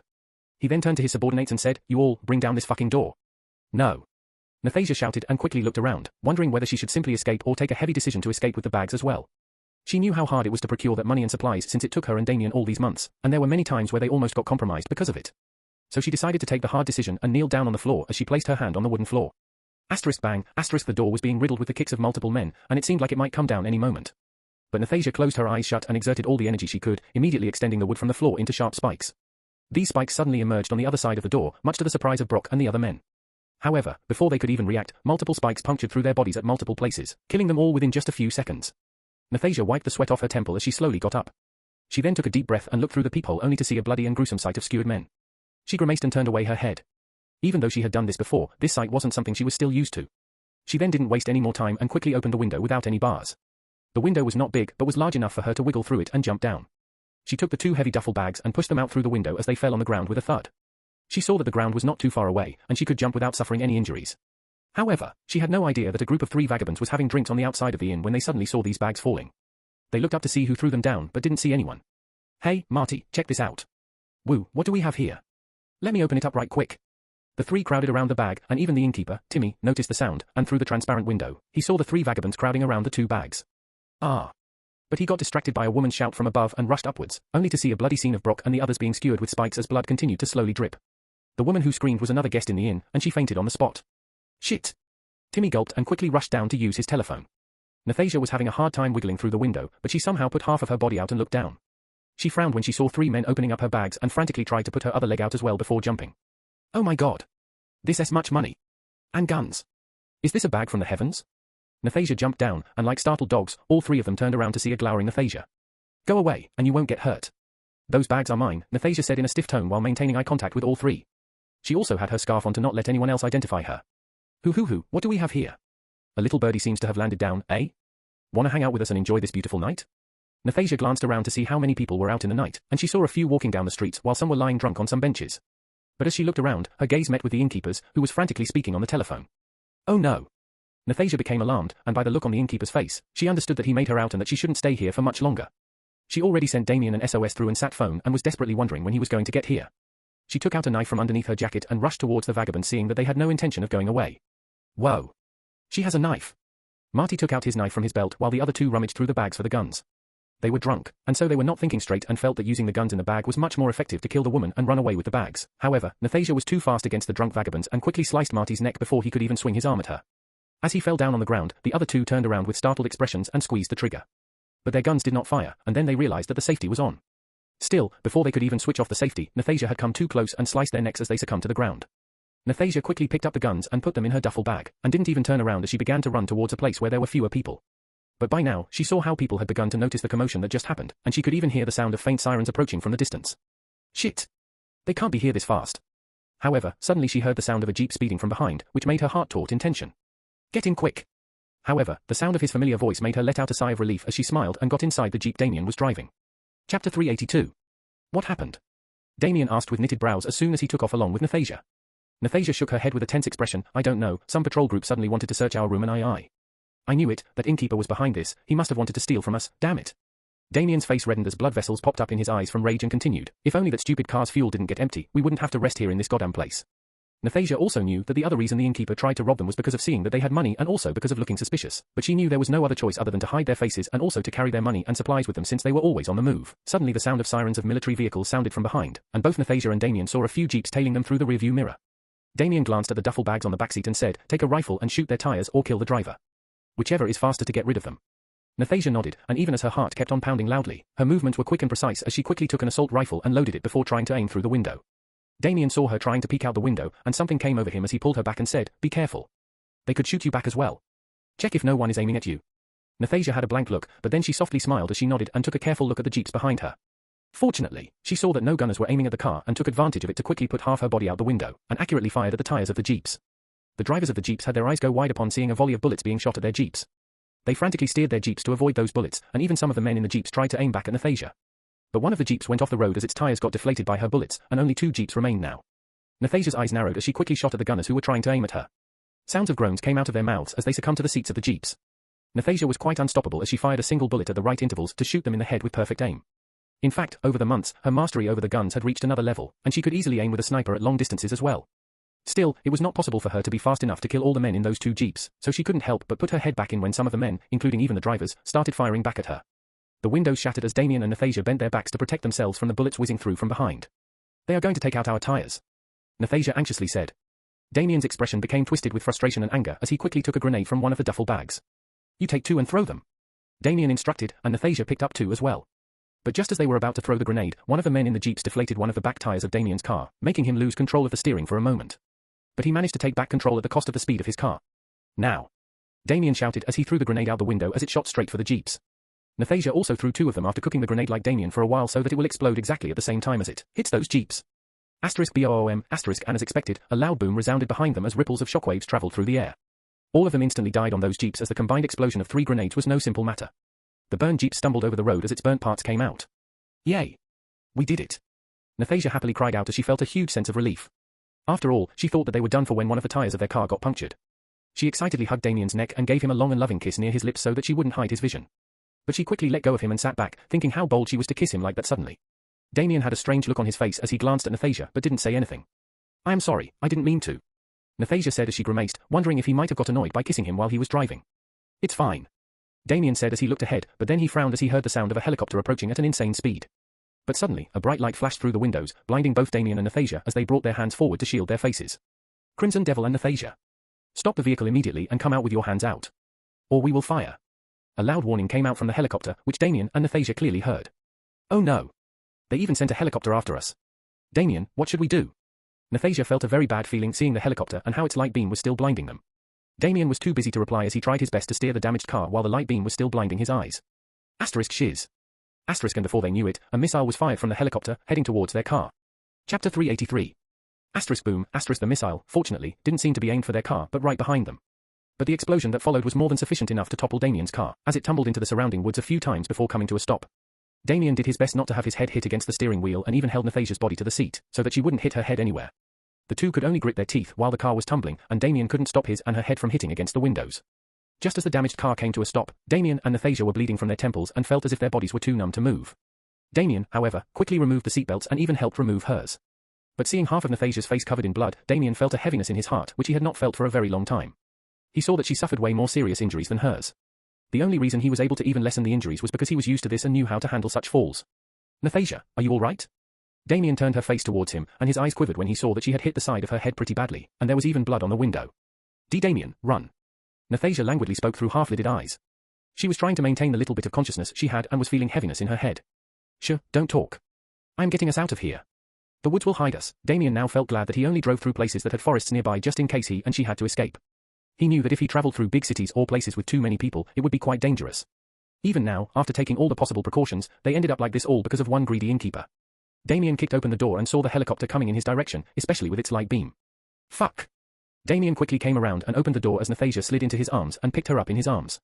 The light beam fell on his car right at that time, but Damien managed to get away in the nick of time to hide himself from the light. The light beam of the helicopter continued to linger on the car for a while since they thought that the two were still inside the car and were waiting for them to get out. Damien took this window of opportunity to run further down the forest slope. But he heard many other vehicles approaching from a distance and couldn't help but feel that they were cornered. While running, Damien suddenly tripped over a stone because of how dark it was, and he had no time to look at the ground and run. However, as he was about to fall, he held Nathasia tightly to his chest, making sure she wouldn't get hurt as he tumbled down till his back slammed against the trunk of a tree. Damien. Nathasia choked out even though she was in a muddled state, seeing how Damien got injured severely just to protect her. She couldn't help but feel a sharp pain in her heart, and hearing how the vehicles were stopping near the road, she knew it wouldn't be long before they were surrounded. Suddenly, she felt as if she could see her end and became scared and sad, thinking that she wouldn't be able to see him anymore. Leave me and run." Damien grimaced as he somehow got up, though he felt like his spine might break into two at any moment. He ignored Nathasia's words and kept on moving. Nathasia bit her lip, seeing how he seemed adamant in escaping with her even after knowing that she was nothing but heavy baggage for him. That significantly slowed him down, especially in his state. They both were injured, hers being more severe, but that didn't mean Damien was in good condition to run. She could see that he was gritting his teeth and using all his willpower to push forward. Woof. Woof. The barks and growls of large and ferocious dogs sounded from behind, making the two realize that the military police were using trained dogs to hunt them down. Damn. Damien felt his back becoming numb from the pain as his movement faltered. But he still gathered all the strength in his legs and kept on pushing himself forward. They must have gone down. Yeah, the dogs have picked up the scent. Move. Come on, boys. Nathasia felt her heart being gripped in despair, hearing the voices of the men getting closer. She grabbed Damien's shirt and said as she sobbed, Damien, please leave and run, I won't make it anyway. I'm not leaving you anywhere. Now just keep quiet and let me run. Damien grimaced as he said, since he could clearly feel fresh blood trickling down his back and slight dizziness in his head. Nathasia could see how Damien was running slower and slower and the barks of the dogs sounding closer and closer. Hey! I can see him. Go on. Bite them down, boys. A soldier ordered the hunting dogs as they charged forward towards the injured Damien. Look out! Nathasia couldn't help but cry out a warning to Damien upon seeing two ferocious dogs charging towards them. Damien's expression became dark as he took out his pistol from his belt and turned around slightly to fire at the dogs. Just before the dogs could get to him, he quickly fired at both the dogs, killing them on the spot, and continued to run. Fuck! He killed the dogs. Stop right there. Or we will shoot. Damien ignored their warnings and continued to run. Bang, but suddenly, he heard a gunshot from behind and braced himself as a bullet struck his back. Damien. Chapter 384. Nathasia's heart dropped when she saw Damien grimacing in pain as he got shot from behind and had his movements faltering. She knew he was trying his best to not give up for her. But Damien clenched his muscles and ignored all pain as he continued to run. He could clearly feel the bullet on his back, creating a very painful and stinging sensation on his back, as if 100 knives were stabbed at the same point. Still, his pain tolerance was quite high, and he was able to move even in such an injured state. Nathasia became angry and took Damien's gun to fire at the men behind. Damien let her take over since he was too injured to even twist his arm around and aim. He was barely holding Nathasia and had no idea how long he could keep this up. Nathasia was still bleeding from her head and had her vision becoming blurry in and out. But she shook her head and squinted her eyes to gain back more control of her mind. And even in such a state, she was able to fire a shot at the man who shot Damien, instantly killing him with a headshot. But she saw more men descending down the slope with more dogs as well. She only had one gun and a limited number of bullets, after which they would have nothing to protect themselves with. Yet, she continued to shoot at the men who were getting too close even though the pain in her head wasn't getting any better.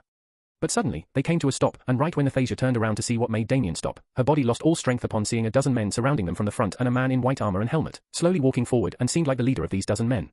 The white-armored man had a long sword on his back and was walking with his hands behind his back and his chest puffed out. The Crimson Devil, what an honor to meet the devil the whole world fears and hates. To think that you have ended up in such a pitiful state, I just can't believe what I am seeing. Oh, in case you don't recognize me, I am Blade Angel, the only angel in the world to purge the only devil in this world, Blade Angel said in a tone full of confidence. Damien's eyebrows pinched together upon seeing this man with a gaudy costume, and he didn't even care to bother about his words. Instead, like a hawk, his eyes were glancing around to see any possible ways of escape. Look no further, devil. You are finally cornered, with no paths of escape. Look around and see for yourself to see how doomed you are, Blade Angel said as he spread out his arms. Nathasia's eyes reddened as tears trickled down, seeing people in uniform surrounding them from all directions. In fact, there were too many of them, enough to make her feel her chest caving in from despair, knowing that there was no possible way they could fight their way out.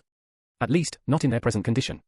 She was too weak and injured to use her powers, while Damien was the same as well to even effectively fight. She knew his powers were out of the question because she knew if there was some way for him to use his powers no matter the cost, he would have used it already. Damien slowly took out his sword from behind his back and pointed at Blade Angel. Oh, you want to challenge us? Very well. Men, use your knives and have a go at him. Let's see for ourselves how special the Crimson Devil's sword mastery is. Let's see if he is a match for my sword, Blade Angel ordered, and immediately a dozen men standing near Blade Angel holstered their guns and took out their bayonets. Then without any warning, the 10 soldiers charged at Damien with the large and sharp knives in their hands from all sides. Damien hugged Nathasia even closer with just one hand and shielded her away from the reach of the incoming onslaught. But since they were coming from all sides, Damien took the initiative to slash down at the men who tried to stab him from behind, and with just a single move, he decapitated 2 men. Blade Angel was taken aback, seeing that Damien was still able to kill so effectively even with such injuries. A sly glint flashed across his eyes as he took out his pistol and fired at Damien's leg. Damien suddenly felt one of his legs going weak, and seeing that Blade Angel played dirty, his eyes were filled with rage. But a soldier took advantage of this momentary opening and slashed his arm. But Damien quickly reacted and slashed at his neck. Nathasia's heart ached upon seeing Damien being shot at while fighting all these men and even getting slashed at because of it. She looked at Blade Angel as anger boiled her blood. She desperately wished that she could kill him immediately or have him drop dead. Despite not being able to see his face, Nathasia could see that Blade Angel was enjoying this show and didn't even care whether his men died or lived. All he wanted was to see the Crimson Devil struggling like a trapped duck and toy with him. Damien continued to bleed, but he bitterly fought, and finally, he killed all 10 men before he felt his legs buckling and kneeled on the ground. He felt as if his limbs were becoming numb, feeling no strength left in them. The dizziness he was feeling in his head was making his head feel heavier. Nathasia tried to hold back her tears, but seeing how much of a bad shape Damien was in, she couldn't stifle her sobs. She didn't even tell him to drop her anymore since she knew he wouldn't, and there was no point in doing it now as well. All she did was hug his neck, feeling his warmth since she had no idea when she wouldn't be able to feel it anymore. She also realized that even without him saying anything, he indeed cared about her. Otherwise, he could have abandoned her before and escaped by himself.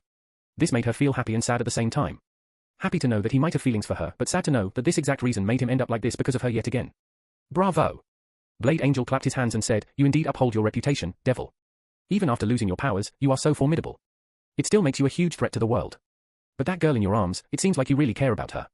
How shocking. The Crimson Devil who killed almost all of mankind caring for someone. Ha ha ha." Nathasia's fingers almost clawed into her own skin hearing his words. "Well, let's see how much you care about this woman, shall we?" Blade Angel said as his lips curved into a malicious smile. Chapter 385. Blade Angel gestured at a few of the soldiers behind to take Nathasia away from Damien. Nathasia unconsciously gripped Damien's shirt tighter while he tried to get up and fend off the soldiers, aggravating his injuries in the process. One of the soldiers tried to grab Nathasia, but Damien elbowed his face and stabbed his stomach with his sword while kicking off another soldier who got too close. Nathasia could feel how Damien's movements and sword swings were getting feebler by the minute. She pressed hard against the spot where she was injured to make her mind more lucid and wiggled out of Damien's grip, since she couldn't just do nothing and watch helplessly anymore. "No." Damien mumbled in a languid tone seeing Nathasia wriggling out of his hold, but he was too preoccupied to stop her. Nathasia landed her feet on the ground but immediately kneeled as well since she was feeling too dizzy. Even if she was feeling excruciating pain, she was finding it hard to be conscious. But she didn't waste this chance, and while Damien covered for her, she used all her strength and willpower as she placed her hand on the ground. Nothing happened for a few seconds, but as she grimaced, more multiple pointy spikes began to shoot out from the ground slowly, unlike how she could usually make them emerge fast. But even if those spikes were not that big and were slow, it succeeded in piercing the feet of the men nearby who collapsed on the ground, howling in pain. Blade Angel frowned, seeing how Nathasia was able to use her powers even after being so injured. But he had no idea that Nathasia was feeling as if all the energy was sapped out of her body after using her powers. Damien got the chance to quickly cut down the men who approached them as Nathasia made things way easier for him. Blood dyed the ground near Damien and Nathasia as corpses littered around them, making for a whole gruesome sight. Damien was covered in some blood from the men he killed as well. But he was barely standing and was using his sword as support. Nathasia was trying her best to catch her breath while kneeling on the ground. However, as the two looked around, they still saw a number of soldiers surrounding them from all sides, and even large jeeps parked a few dozen meters away from them. How astonishing! Blade Angel clapped again as he loudly said, "To take down all these men even with all those injuries and bullets in your body, I must admit I underestimated you too. But all you two did was for nothing since it is not going to change how you two are going to end up today." Blade Angel then suddenly took out his subordinate's pistol and fired at Damien's other leg. Damien's leg gave away as if that bullet was the final nail on the coffin. No. Nathasia immediately crawled over to Damien and tried to hold him up so that he wouldn't fall on his back. "Look at how weak and vulnerable you are, devil. Now it's time to wind up. Grab her, and if she resists, I will shoot him in the head." Nathasia's eyes widened upon hearing his malicious words, and as more soldiers came forward to grab her, Damien tried to resist, but they kicked him down and separated Nathasia from him easily since she didn't resist out of fear that Blade Angel might shoot Damien. "Nathasia!" Damien mumbled as he tried to get up and get towards her. But he was kicked in the stomach, and even his sword fell out from his hands. With all the pain from his severe injuries, he was hardly able to stay conscious, especially with how he continued to bleed. And thinking about her being taken away before him made him feel a stabbing sensation in his heart while being angry at himself. Nathasia already saw how Blade Angel despicably shot Damien twice without even fighting him. She glared at Blade Angel with a dark expression as she was brought before him and made to kneel before him. She felt that everyone was blind to know who the true devil was here and that his name was nothing but ironic. "So, you young lady, I never expected to come upon a devil lover like you. Tell me, what made you fall in love with the most hated monster in the world? Did he already corrupt you with his darkness?" Blade Angel asked in an amused yet calm tone as he slowly unsheathed his sword and rested it against his shoulder. Nathasia didn't get intimidated by his gaze and spat on him as she said with gritted teeth, "It's not something, a demon like you can understand. You are no angel, but the vilest devil out there." Blade Angel snorted and slapped her, after which he dusted his white gloves. "What a pity. You had the potential to become a hero to the people. But now it seems like you have been completely corrupted as expected. Now I have no choice but to send you to where you belong." He made her turn around in Damien's direction and placed his sword on her neck. "Make him focus please, I am sure he wouldn't want to miss this." Blade Angel ordered his men, who pulled up Damien and pressed on his injuries to make him more lucid. The stinging sensation on his injuries made his mind clear up a bit, and as he kneeled on the ground, his eyes widened as he saw Nathasia kneeling on the ground with a sword placed near her neck. "What? No. You get you away from her," Damien said in a biting tone as his hands clenched and unclenched. His killing intent began to seep out from his eyes as they flooded towards Blade Angel, who felt his heart gripping in terror under Damien's gaze. But then he shook his head, wondering why he was getting scared of a tattered and defeated person who did not even have powers anymore. "I am afraid I can't follow through with your request. But let this she-devil be an example to everyone about what happens when someone associates with the Crimson Devil. This is an execution. I am doing God's bidding here as his right-hand angel. Any last words?" The world around Nathasia began to grow silent, and only Damien was present within her vision. Tears trickled down her face knowing what was going to happen to her and how she might not even see him ever again. So she said with a soft smile, "Damien." Damien's eyes were reddened, and hearing her soft voice, he looked towards her with an expression of devastation but was trying to listen to what she was about to say as well. She continued, "You are not a devil, you remember the painting I gave you, right? You will always be that man in my heart, because I love you." "How touching." Blade Angel sighed as he raised his sword and brought it down upon her neck. Nathasia saw Damien howling in rage as he tried to shrug off the soldiers around him, but soon her vision became dark, and her surroundings faded, including Damien's face. "No. I want to see him again. I can't die like this." But no matter how much she screamed and cried, she felt as if she was floating in a pool of darkness. However, suddenly she felt as if she was lying on something soft and cushy as a pleasant fragrance wafted through her nostrils. Where am I? Wait, this place, it can't be. Chapter 386. Yuria sprang forward as she sat up on the bed, as beads of sweat trickled down her temples. Her eyes were red, and her chest was heaving up and down without any stop, as if her heart had gone out of control. Tears were still slipping out of her eyes, and with a glazed expression, she touched her face to wipe those warm tears and looked at her hands and then her surroundings slowly. She saw an unfamiliar yet familiar palace room with luxurious furniture, bedding, and decorative accessories around the room that seemed quite extravagant. What just happened? A dream. These memories, my name is Yuria. Then who is Nathasia? Yuria felt as if a torrent of two different memory sets were mixing together in her mind, making her quite confused with her own identity. After a few minutes, she silently got off the bed and looked at the mirror to see a gorgeous beauty with auburn hair and honey-colored eyes. She wasn't narcissistic, but she felt as if she had never seen a woman as beautiful as the one she saw in the mirror. She touched her face and knew that this was her, but at the same time, she wondered why she was looking so different and beautiful to the point she could hardly believe her eyes. When everything slowly settled down in her mind, her eyes gave off a more mature light, and her face no longer contained the trace of childlike innocence of before. Is this a second chance?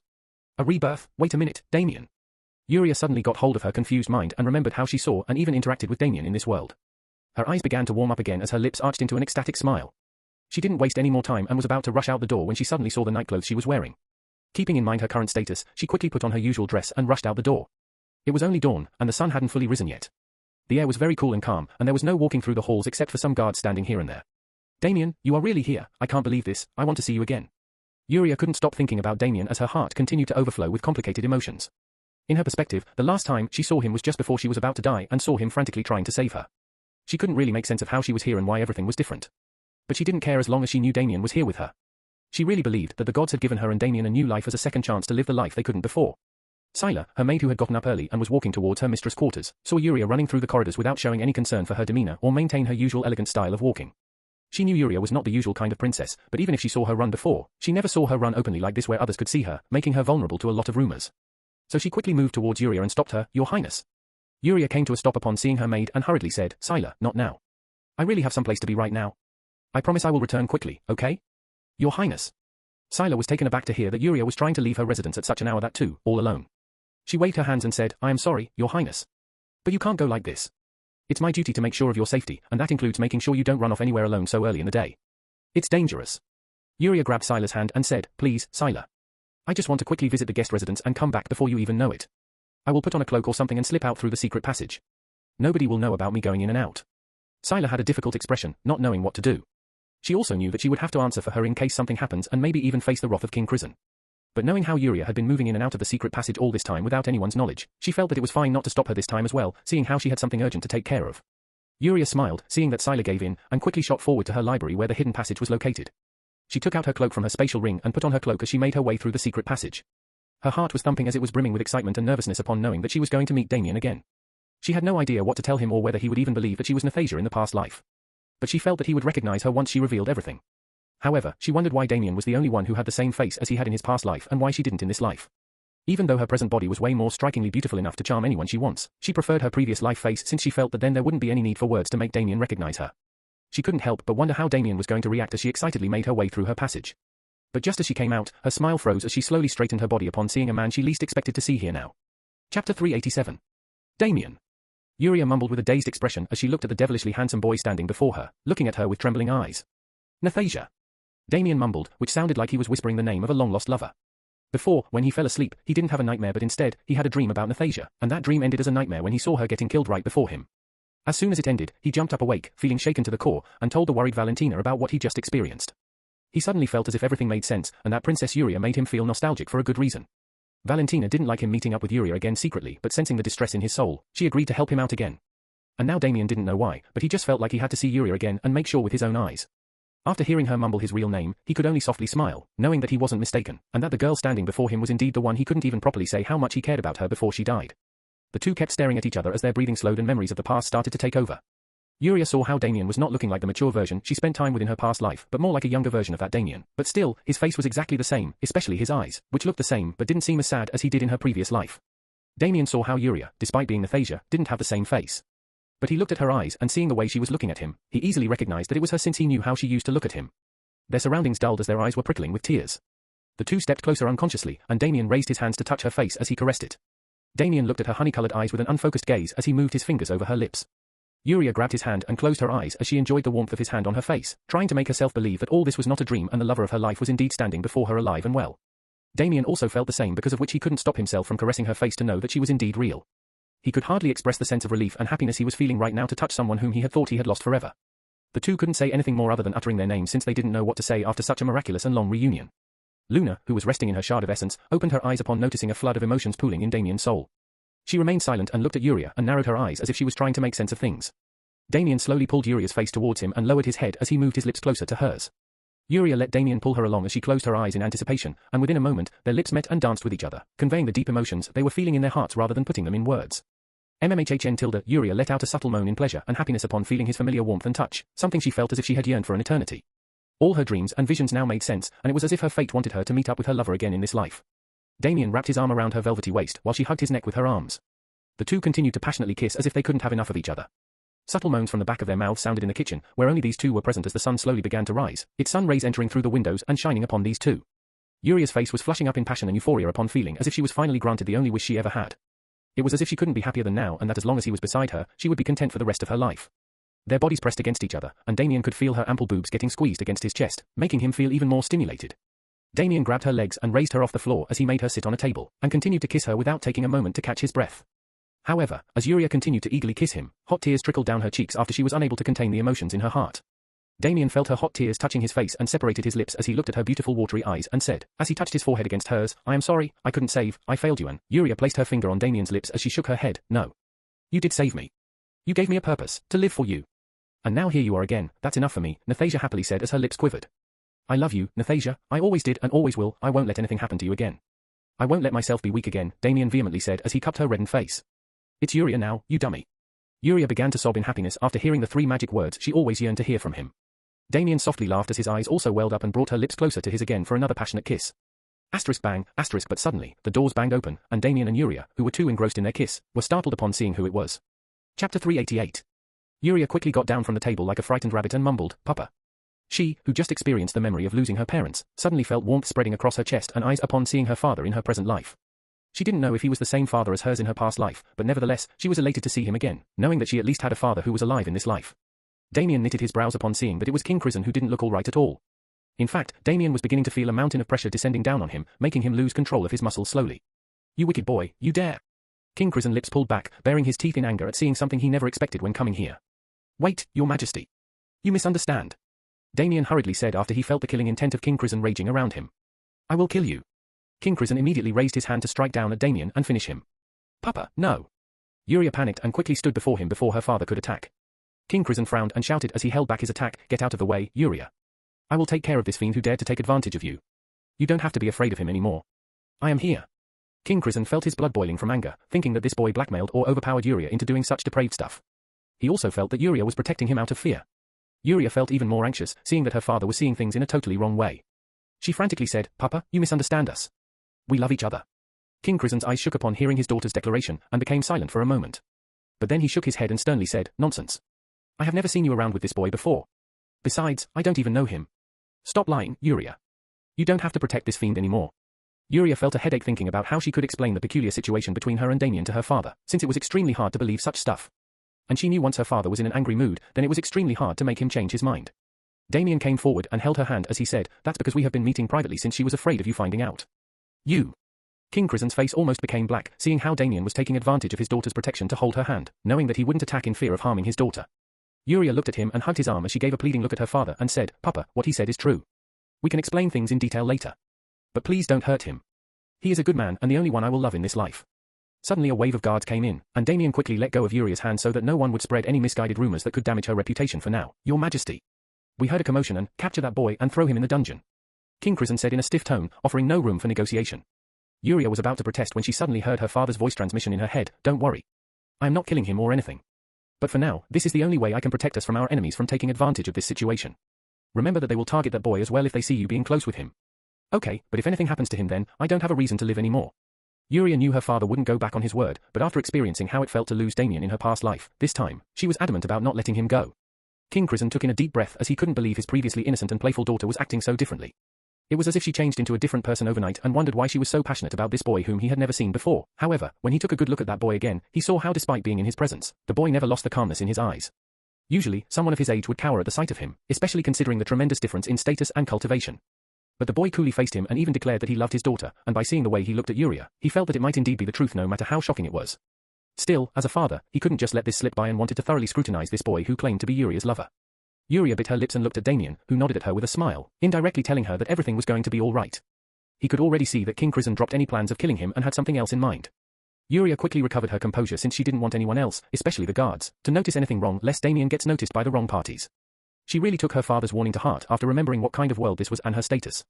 Everything she does in public would be constantly noted by various parties with certain interests. But she decided to trust her father with this, hoping that he will let go of Damien after satisfying whatever questions he had. The guards chained Damien's hands, and suddenly he felt a weakening sensation, but then it disappeared immediately as well. He felt that these chains were supposed to seal one's cultivation but didn't work on him because his ethereal core was quite different, especially with the presence of Netherial energy. You have a lot to explain, boy. Damien heard King Crimson's voice in his head and sighed, thinking what all he was going to ask. Chapter 389. After Damien was taken away, King Crimson closed the kitchen doors and made sure no one else was nearby.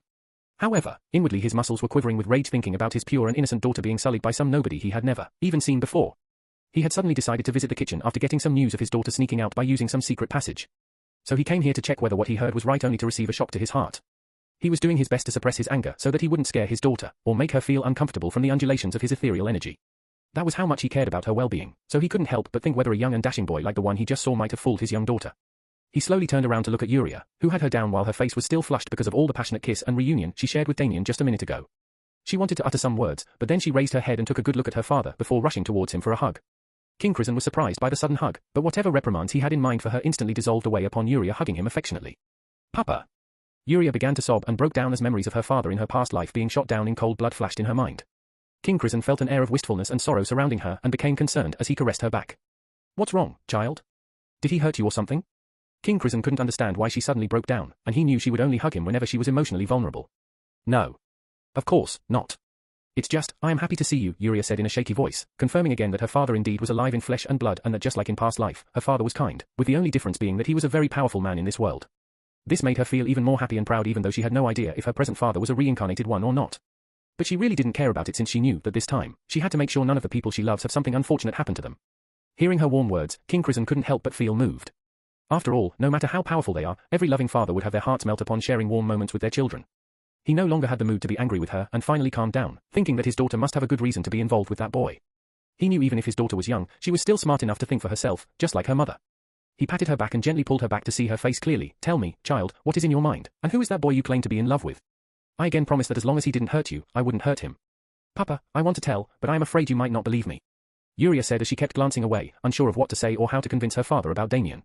King Crimson sighed and looked around before saying, Come, let's discuss this somewhere quiet. The father and daughter duo walked towards the library, and King Crimson made anyone who was in the library leave before the two were alone. He sat down on a chair and gestured to Yuria to sit down on a cushy chair. Now tell me whatever you have in your heart. Let me see why you think I won't believe you. You do know that I believe every single word of yours, right? So trust me, King Crimson said in a gentle tone, his expression no longer looking stern and cold but that of a concerned father. Yuria looked at his eyes which carried a familiar sense of warmth, and said after a few moments of hesitation, Papa, do you believe in reincarnation or anything like having past lives? King Crimson knitted his brows, of course there is. We have legends and myths of godly beings being the architects of the wheel of the afterlife. A man is born, lives his life, and dies before he is born again, and this cycle keeps on repeating till that person has found the true meaning of the ethereal way. This is one of the reasons we cultivate so that we can comprehend the ethereal way, and break this cycle of reincarnation to finally achieve immortality. Yuria's eyes slowly widened, not expecting there to be such a profound explanation regarding reincarnation and the ethereal way. However, she was glad that her father had some sort of belief in these things and said, Then would you believe me if I said that I had visions of my past life and these visions involved him and me? King Crimson's gaze narrowed as he tried his best to make sense of what he just heard. What if I also said that Damien also remembers me and whatever we experienced together in the past life? Nathasia continued while also wondering how Damien remembers her and for how long he had the knowledge of his past life. It was just as puzzling as to how he had the same face. She even considered the fact of him jumping between worlds instead of the possibility that he died and reincarnated. King Crimson looked at her eyes again and saw how true and serious she was about her words and already knew that she was telling the truth. But still, he couldn't help but feel a sort of disbelief. He then became a bit enlivened as he grasped her hands and asked, Are you awakening more powers because of your divine soul? Chapter 390. Seeing how happy and excited her father looked, Yuria glanced away and said in a tone of guilt, Actually, I have been having visions involving Damien for a long time, but I never told anyone since others might find it absurd. That's why I even asked you to hold this alchemy competition so that I can confirm whether a man like him really existed. But I don't know if these visions were caused by my soul because other than these visions involving him, I never saw anything else. So I don't think it can hardly be called a power. King Crimson patted her hands with a warm smile. It's fine, child. I never knew you were having these visions for a long time. But are you really sure the boy you saw in these visions is the same as the one I just saw? King Crimson still felt a kind of loss in his heart, thinking that his daughter was already in love with a man and would be leaving him to follow her lover. After all, he knew that whenever a father marries off their daughter, it would be very hard to see them again since their daughters would be living with their husbands. That was why he never forced the topic of marriage upon her, even if it acted against his benefits. All he wanted to do was to spend as much time as he could with his daughter and take care of her. But now he realized that she had grown up into an adult before he could realize it, while in his mind, she was still his innocent little girl who needed his protection. He also had no idea what kind of a person Damien was and whether he could trust him with his daughter. That was something that worried him the most and made him anxious, seeing how much Yuria was in love with Damien. He knew if he comes between them, then she would be heartbroken and might also hate him, which he definitely did not want her to. Yes, father. He even knew my name in my past life. So it means he also remembers. I don't know how, but I was just too happy to reunite with him considering how things were in our past life, Yuria said as her eyes slowly became glazed. King Crimson let out a sigh and asked, your past life, do you want to tell me about it? He could see that things didn't end well in her past life and felt a heartache realizing it, wondering whether things would have been different if he had been there. Yuria slowly looked up at him and bit her lips as she said apologetically, Papa, can I talk about it later? Of course, child. I was just curious because I am learning about this for the first time, and it's not every day someone has knowledge of their past life. If you remember, then it definitely has something to do with your unique soul, or this could be the doing of the gods. Yuria sighed, and because she already lived and was brought up in this world as well, the concept of gods and souls didn't seem unbelievable or unfamiliar to her, especially when people had the ability to cultivate their souls. She herself was born with a special soul that allowed her to do miraculous things that others might find inconceivable. Thus she couldn't help but wonder why she and Damien remembered their past lives and wondered if he had a special soul as well. Thinking about it again, she realized she absolutely knew nothing about Damien in this life. So she looked at her father and asked eagerly, Papa, can I go see Damien, please? Or can you let him go now? He is not a bad man. King Crimson let out a loud sigh and said as he patted her shoulder, I know he is not a bad man if you fell in love with him. But as your father, it is my duty, and I need to ask him certain things myself. But don't worry, I promise not to lay a single finger on him and let you see him once I ask him some things. And remember to not visit him recklessly because the walls have eyes, and you do not want Damien to get targeted, do you? King Crimson felt that Damien was not a prince, since if he was, he would think twice about breaking into his daughter's quarters and even kiss her, especially when it could bring upon unimaginable consequences that could affect Damien's family as well if he had one, or kingdom if he was a prince. Hearing his words, Yuria pursed her lips and nodded, thinking that she should be careful about meeting Damien since there were too many eyes on her. And because she had some experience living in this world, she knew about the political tension between kingdoms and even within them. King Crimson said in a reassuring tone, don't worry. You will definitely meet up with him later. I wouldn't want to make my daughter sad, would I? Yuria looked at him, feeling moved, and said with a soft smile, I love you, Papa. King Crimson warmly smiled, I know. Me too, child. If only your mother was here to see you being in love with a boy, I am sure she would have been delighted. Yuria also smiled wistfully, thinking about her mother in her present life, about whom she didn't have much memory of since her mother was said to have passed away early. She then asked him doubtfully, so you wouldn't be asking me to meet that flower prince, right? I am really feeling bad for not rejecting him early and making things clear. Maybe I should not be worried about being polite in things like these. King Crimson let out a slight laugh, haha, don't worry about it. Now that I know you won't get along with the flower prince in a million years, I will make things clear to him so that you won't feel awkward. Yuria smiled but still asked in concern, will there be any problem? King Crimson shook his head, what problem? I am your father, and if he wants to marry my daughter, he would have to get through me first. But don't worry, the Lancasters are not people who act upon petty things and destroy friendly relationships. If he is a mature kid, he will understand, or at least his father will. Yuria felt relieved hearing that and then asked, so now that I got my things sorted out, can we cancel the alchemy competition? Chapter 391. Yuria felt that there was no point in conducting the alchemy competition anymore since she had found the man she wanted. But at the same time, she felt it might be too late to cancel it now and could affect her father's image. And as expected, King Crimson shook his head and said, it's too late to do that now. We have invited all these influential people here already. We would be making ourselves look bad if we cancelled it without any good reason. Yuria nodded with a sigh, thinking that her father would have to now give away those rewards for nothing. King Crimson then slowly got up and said, okay, you don't worry about it too much. That Lancaster boy would probably win this, and by giving him the reward, let's hope he returns home without feeling too bad. Yuria squinted her eyes and asked skeptically, Papa, were you thinking that I would be impressed with his skills if Maximus Lancaster won the competition? I mean, before all this? King Crimson cleared his throat and said, well, I thought it wouldn't be a harm if you took a liking to him. After all, among others, I find him quite a capable and well-mannered kid. Anyway, it doesn't matter now that you already have a lover. I just have to find a way to break the news to that poor boy. He was pining for you for quite a couple of years, as you know. Yuria rubbed her temples, feeling bad for Maximus, but she knew there was nothing she could do for him. Yeah, let's get this over with. I already told him that I am not interested in marriage. So I hope it makes it better when you say it. King Crimson nodded and said as he was about to leave, you go and rest in your room. I will go and take a look at your lover boy and see if he deserves my daughter. Yuria wasn't worried and said with a cheery smile, I am sure he won't disappoint you, Papa. King Crimson raised one of his brows, seeing how confident she was, and said doubtfully, I guess I will find out soon. Meanwhile, a few minutes ago, while Damien was being escorted to the dungeons, he sent a soul transmission to Valentina to not worry about him and go back to the guest residence. Valentina felt her blood boiling seeing Damien being escorted as a prisoner, but after hearing his voice in her head and sensing the confidence in his words, she calmed down. She learned from him that he was being taken away just to have a one-to-one talk with King Crimson about his daughter. Valentina moved to a safe location and kept watching the direction in which Damien went, processing the fact that he might probably be coming back with a lover who was none other than Princess Yuria. Dark thoughts were slowly manifesting in her mind to get rid of her competition and make Damien hers alone. But whenever she thought about how Damien might react, it froze and shattered those dark thoughts. Still, her instincts were inwardly screaming that she should confront Princess Yuria and find out if she was indeed worthy enough to be anywhere near Damien, and just as she thought this, her whole figure went visible. King Crizin had made sure to warn his guards to discreetly escort Damien to the dungeon grounds and leave him there after taking the chains off. He was confident that Damien wouldn't run away after hearing about him from his daughter. Since it was still early morning, there were not many people walking around, and King Crizin was glad that nobody noticed anything suspicious. Otherwise, handling the news that his daughter was having an affair with a boy who was not even from a noble family could send tumultuous waves across the kingdom. As Damien waited in the dungeon grounds, which was a vast open space enclosed by large walls and an ethereal barrier to prevent prisoners from jumping or even flying over the walls, he was softly smiling, feeling very relieved and happy that he didn't lose Nathasia but instead reunited with her again. And one other thing he realized was that there was now definite hope he could meet up with Sophie in this life and that she must have definitely reincarnated. So, don't tell me you really met your previous life lover? Luna's skeptical voice sounded in his mind, breaking him away from his thoughts. Damien said with a slight head shake, I really did, can you believe it? I mean, you must know why I was able to meet her again, right? This can't be purely a coincidence. This feeling I had when I first met Yuria, I felt the same with Valentina as well. Could she really be Talia? Luna, you still cannot find a way if we are connected in some way. Luna pinched her chin and said, nope.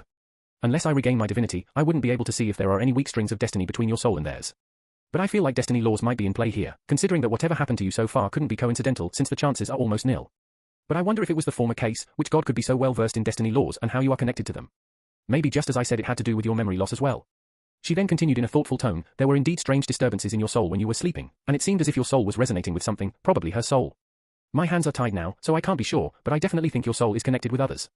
But as for Yuria's body constitution, suddenly Damien heard the gates behind him open and turned around to see King Crizin walking towards him, with a stern expression, his immeasurable aura pressuring him from all sides like a flood. Chapter 392. Since King Crizin could be considered his future father-in-law, Damien decided to show the proper respect and respectfully bowed as he greeted, Your Majesty. King Crizin inwardly nodded in appreciation, seeing that Damien was well-mannered indeed. So Damien, who are you? King Crizin decided to ask the basic question first.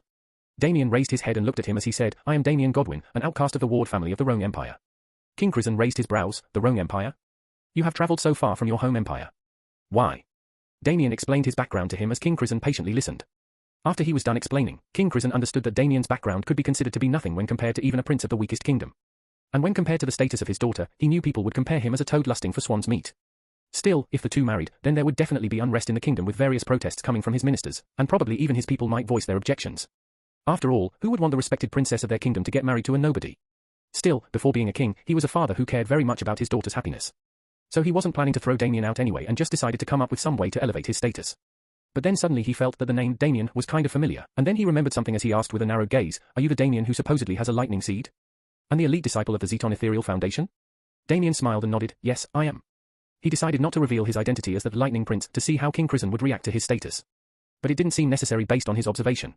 King Crizin's eyes brightened upon learning that he was looking at the rumored prodigy to possess the lightning seed, and also someone who possessed a shocking battle prowess. Realizing this, he felt that now Damien's status could be considered even higher than even a prince from one of the strongest kingdoms. After all, there has never been someone with a lightning seed for more than 1,000 years. He knew even powerful individuals would fight over each other to have Damien marry into their families. So now, he couldn't help but feel that his daughter was indeed fortunate to have fallen in love with him.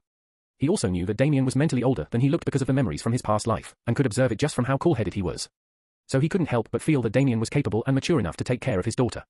Most of all, knowing that Yuria was with him in their past life as well, he knew Damien might even know more about his daughter than him. Still, he found one thing puzzling, but why did you come all the way here from the Zeton Empire? What could you possibly want in this empire which you can't get from the Zeton Empire? Damien sighed and said, it's actually a long story and something to do with your daughter as well. Perhaps I can talk to you about this after I explain some things to Yuria. Damien felt that he could trust King Crizin since he seemed like the kind of father who would do anything for his daughter, especially for her safety. So he couldn't help but wonder how King Crizin would react once he knew what the Gale Emperor planned to do about his kingdom. Still, King Crizin had to know something. So he asked with squinted eyes, how long have you two been meeting up secretly and doing indecent stuff? You do know that until her marriage, she has to remain untouched. Damien understood what he meant and his worries and said with a smile, don't worry, Your Majesty. I know the things I should do and don't. Till I marry her, I won't take things too far. Oh. You seem confident enough to think that I already agreed with both of your relationships, King Crizin asked with one of his eyebrows raised. Damien confidently smiled, it's because I know how much you care about your daughter. I know you value her happiness very much, future father-in-law. HMPH, it seems like you plan on taking advantage of that. Don't you, boy? King Crizin said in a jesting tone, feeling comfortable, talking with Damien and already started considering him as his son-in-law. I guess you can go back to the guest residence now. But don't let anyone know about what happened. I am sure you know this as well. Till we sort things out, let's keep your relationship with hers a secret. Don't worry. I will arrange things in case you two need to see each other. I am sure young people like you wouldn't be able to bear staying away from each other, King Crizan said with a chuckle. Thank you, Your Majesty, Damien gratefully bowed. King Crizan waved his hands and asked, so, are you still going to participate in the alchemy competition? I heard you were a genius in alchemy as well. Damien felt that there was no need for any change in his initial plans and said, oh, I won't be participating. I am just accompanying someone else who would be participating. As for the details, I will surely tell you later. Meanwhile, Yuria was in her room, sitting on her bed, thinking about the things that had just happened, especially about Damien. She had a silly smile on her face as her cheeks blushed, thinking about the loving kiss she shared with him since she knew that could be considered as the first kiss where Damien poured all his love he had for her into that kiss. However, unbeknownst to her, an invisible figure phased in through the door of her room. Chapter 393. A pair of ruby-red eyes were feverishly looking at the oblivious Yuria, who was sitting on the bed. Valentina slowly took out her katana and dashed forward as she made herself visible and placed the sword against Yuria's neck. Don't move. Yuria was shocked to suddenly see a girl appear before her out of thin air and place a sword against her neck. She saw this exceptionally beautiful rosy-pink-haired girl looking at her with blood-red eyes that could make one lose their soul under their charms, making her wonder who she was. Even she was charmed by her exotic looks for a few moments despite her shock. However, Yuria quickly calmed her mind down and asked in a wary tone, who are you? Yuria couldn't see how this girl even broke into her residence despite all the guards standing outside. If it was some senior expert, she could still find it believable, but even then, it should have caused some commotion unless the said person had extreme stealth arts. I am Damien's fiancée, Valentina said proudly as she flashed her ring to a baffled Yuria who totally forgot about the sword on her neck, as she tried to process the fact that Damien already had a lover, a fiancée, to be precise. So the rumors were true, you are Alchemistas Rael's personal disciple. Yuria mumbled with a glazed expression. HMPH, that playboy, Yuria felt a burning sensation in her heart, realizing that Damien had a fiancée. But it was only just a sensation and did nothing to put off the flames of love and passion she had for Damien. In fact, because she had lived in this world for all these years, she was familiar with the concept of a harem and how powerful men tend to attract more than one woman. She also knew that in their previous life, he had many women who followed him closely, and despite how they appeared as friends on the surface, she could even see through the television how much these girls cared about him. So she pinched her lips and stood up as she proudly said with her hand on her bosom, but you are not the only fiancé. I am his fiancé too. You can even ask him if you want. Yuria didn't really mind Valentina being Damien's fiancée since all she cared about was being with Damien and him loving her back. Valentina's brows furrowed, seeing how this girl was not the least bit scared of the sword pressing against her neck and still proudly flaunting her relationship with Damien. But I don't accept it. You will stay away from him. He only needs me. He doesn't need another woman, Valentina said in a petulant tone. Yuria now wasn't feeling worried at all as she asked playfully, oh? Girl, we have a long history between us which means I know him more than you do. Besides, he wants me, and I want him. So there is no need to talk about his needs here. Anyways, I am not going to stay away from him. What are you going to do to me? Yuria could clearly sense jealousy oozing out from Valentina very intensely. Valentina gritted her teeth seeing how Yuria wasn't even fazed, and said, then I will kill you. Yuria remained unfazed and crossed her arms as she said, really? I don't believe you will do anything to make him sad, especially when you said you love him, don't you? Yuria gripped the blood-red katana on her neck and said with a friendly smile, you know what? I want to be friends with you. Let's not fight each other for the same man, but get along. Okay?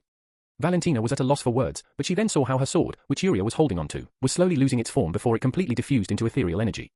Just like that, her sword had turned into ethereal energy and disappeared, making Valentina dumbfounded by what she just saw. Yuria held both of Valentina's hands, who was still surprised by how Yuria made her sword disappear.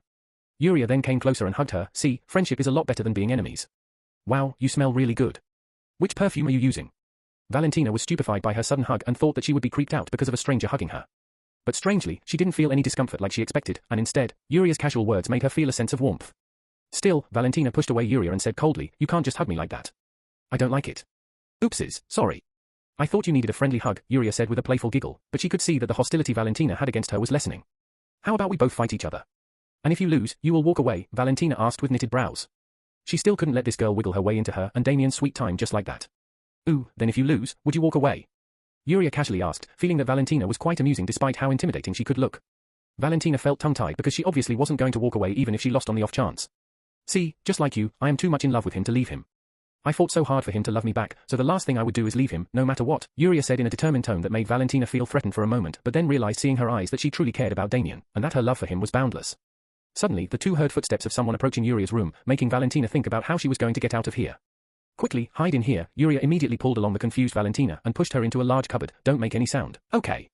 Whoever it is, I will make them leave quickly. Valentina slightly nodded without saying a word and decided to trust Yuria with handling this.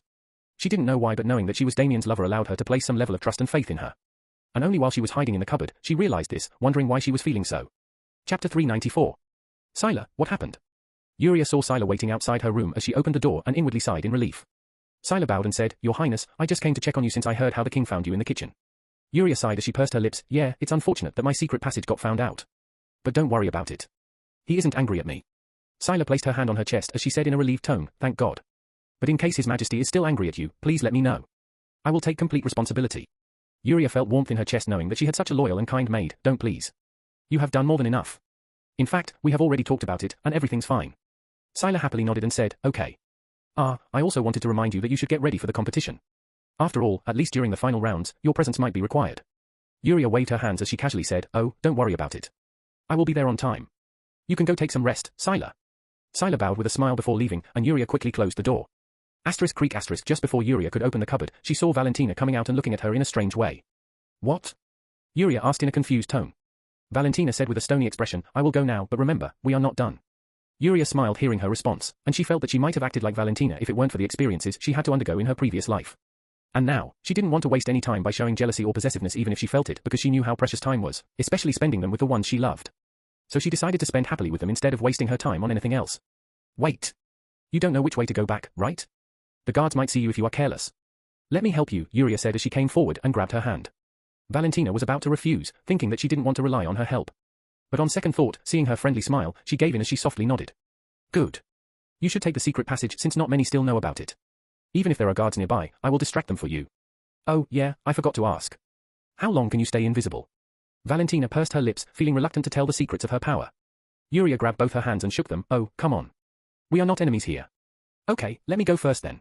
My soul is what they call the soul of spirits, which means I have the ability to imbue consciousness into whatever I create just purely based on my soul and will.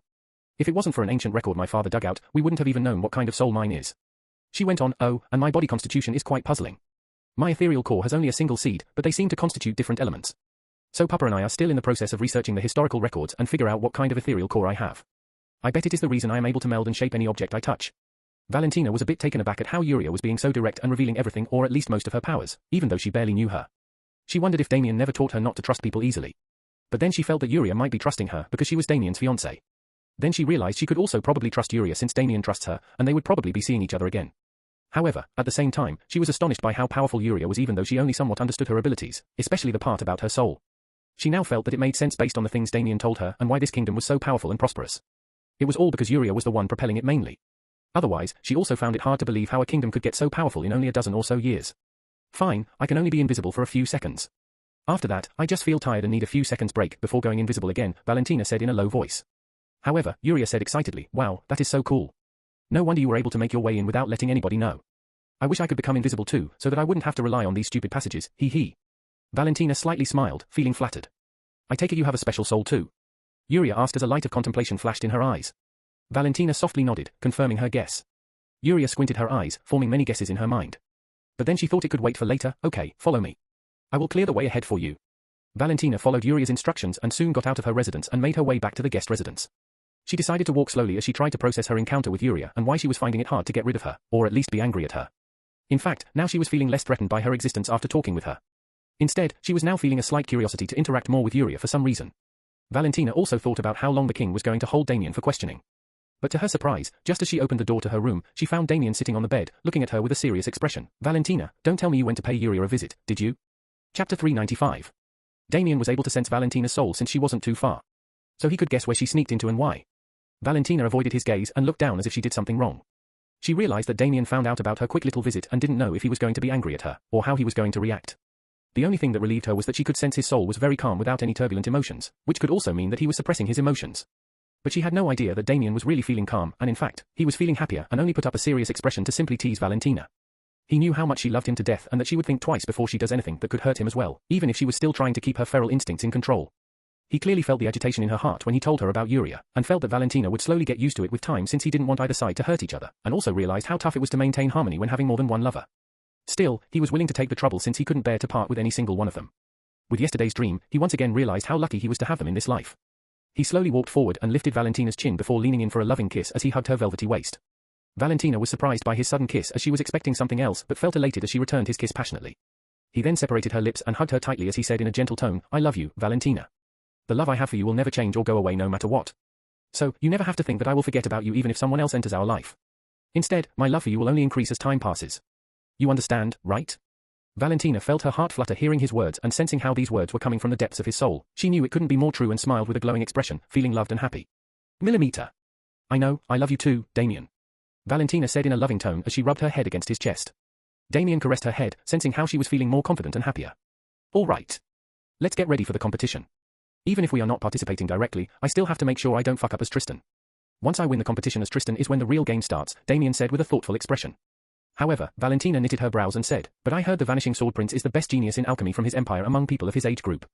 I think he is the only one you have to look out for. Damien confidently smiled, don't worry. Even if he is really good at it, I doubt he could surpass my knowledge. Still, I will be careful about it. Let's see how I fare against a prince as a prince. Meanwhile, Cale Gale, Tristan's elder brother, was still practicing alchemy in one of the practice rooms diligently as if his life depended on it, while dreaming about marrying Yuria to motivate himself. He also couldn't help but think how his father would also reward him by making him the crown prince, and so it would be no different than killing two birds with one stone. So, how could he let go of such a good opportunity? The only one he was wary of, just like many others, was Maximus Lancaster since he was a well-renowned genius in this field as well. But unbeknownst to Cale, his wife, Farah Gale, was passionately indulging herself in morning sex with Tristan Gale, who, much to the surprise of Farah, was like an unstoppable monster who wasn't showing any signs of fatigue despite the number of times he came inside her. Of course, she had no idea about the fact that Damien's soul essence with death energy was occupying his soul plane, and even the semen he shot inside her was all without any vitality. So even if Farah didn't take measures, she wouldn't get pregnant. She had dozed off, completely exhausted during the night, but when morning came, Tristan began to ravage her even while she was sleeping, making her wake up in surprise. Tristan, enough please, Cale will be back soon, and I don't want to look too exhausted before him. I need some time to maintain my bearings, Farah said as she pushed away from this sex maniac and tried to catch her breath. TSK, what a pity. I guess I will come later. Thanks for the good fuck, sister-in-law, Tristan smirked as he quickly left the room. Farah quickly dressed up and sighed, wondering whether getting involved with Tristan was a good idea or not. Of course, she had to admit that he was the best fuck she ever had, but she pondered whether all the excitement and pleasure was worth it if she gets caught with him, considering how Tristan knew no restraint. Right an hour before the competition was about to start, Cale returned with a smile on his face, feeling satisfied with his training. He knocked on the door of his and Farah's room. Farah had just finished her bath and was naked, not expecting Cale to come this early. She quickly put on her undergarments, and after making sure it was Cale, she opened the door as she welcomed him with a smile. How did it go, dear? Cale, who was actually feeling a bit tired after his training, suddenly felt a wave of energy flooding his body upon seeing the alluring wet body of his wife with only her undergarments, covering her private parts. Wifey. Unable to resist his lust, he jumped on her while using his ethereal energy to close the door behind. Farah inwardly sighed, thinking of ways to push him off since she was in no mood for another session. Meanwhile, Damien opened the door of his room and gestured to Valentina, who was behind him, come on.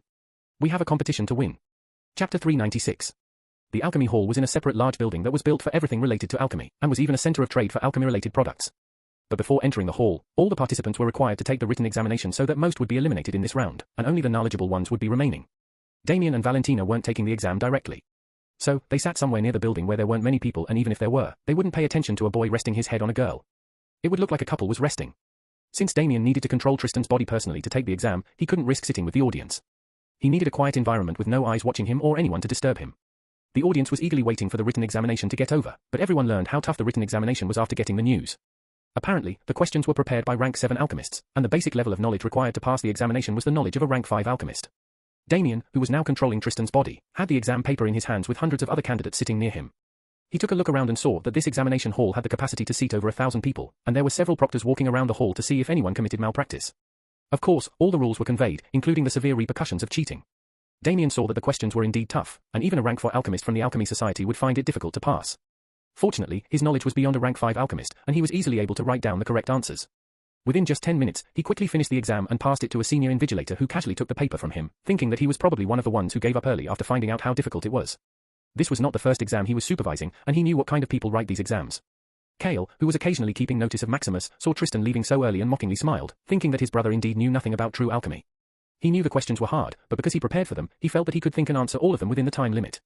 But after 20 minutes, he had a baffled look to see Maximus getting up and giving his paper to the same senior invigilator who had an appreciative look, and even went through the answers Maximus wrote on the paper.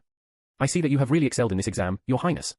Congratulations in advance, the invigilator said with a wide smile while Maximus politely smiled and slightly bowed before leaving, making the invigilator sigh in respect, seeing that Maximus shows respect to seniors despite his status. Cale gritted his teeth, seeing that his only rival was walking out like a boss while he still had 5 more questions to answer which were the toughest ones. Still, he dreamt about Yuria again and used that to rekindle his confidence and continued to focus on the exam. However, as Maximus walked out, the smile he had on his face slowly stifled, and he wasn't even feeling good that he had done well on the exam since his mind was still reiterating the words Yuria said to him.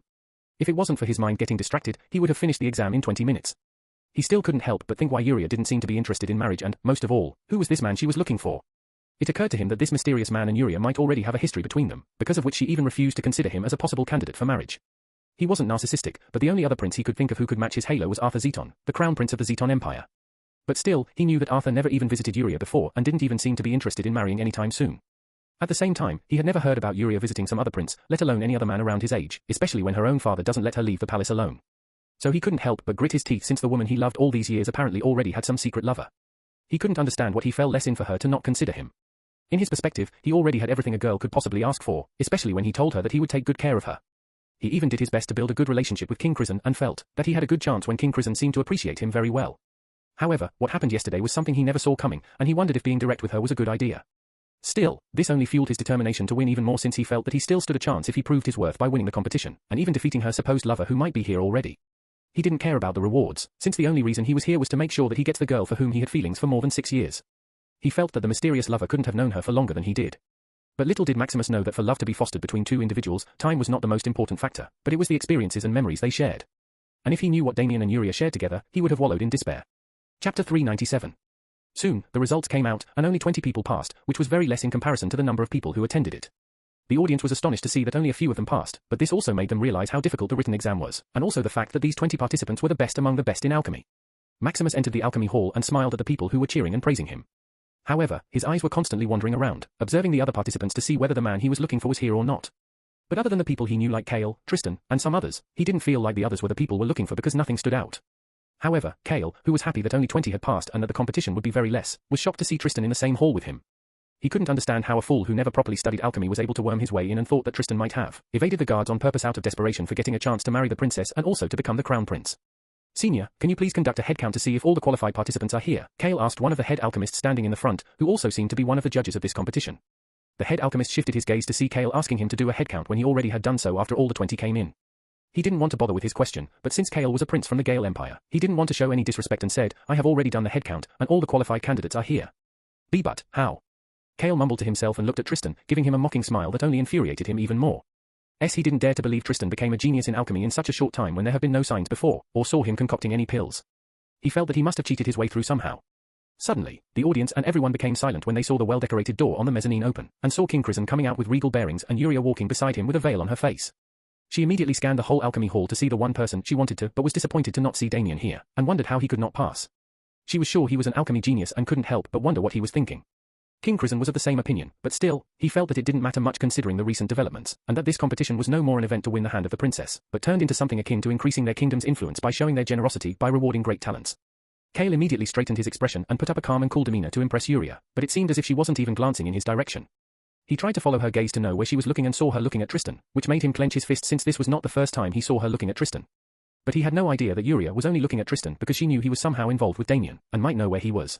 She now definitely didn't have any interest in seeing the alchemy competition but decided to come to keep up appearances.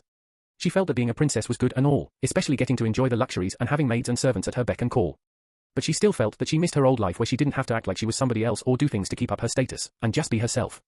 King Crizan knew the personality of his daughter, and that was why he was never confident about marrying her off, feeling that her potential husband might not be able to handle her. But now, he couldn't help but beam inwardly that the gods had already found a man for her, a predestined one at that who truly understood and loved her. Even though he didn't know Damien much to trust him with his daughter, he could sense the love between these two and how passionate they were. So he chose to trust his daughter's decision and didn't make things hard for Damien. He already observed the subtle changes in his daughter, how she gave off an air of maturity, and that she was capable of making her own decisions. Maximus also looked in Yuria's direction but sighed, seeing that her mind was elsewhere. King Crizan could only shake his head, wondering how to send off Maximus without any hard feelings. After all, he was sure this could put a strain on their friendly relations that stood strong for more than a decade. But just as Maximus was about to turn his head, he saw Tristan sitting behind him, looking up and smiling at someone. When he followed his gaze, he saw he was smiling at Yuria, who was also looking at him with a strange gaze. Damien had taken control of Tristan's body personally by now and smiled at Yuria and wondered whether she could recognize him.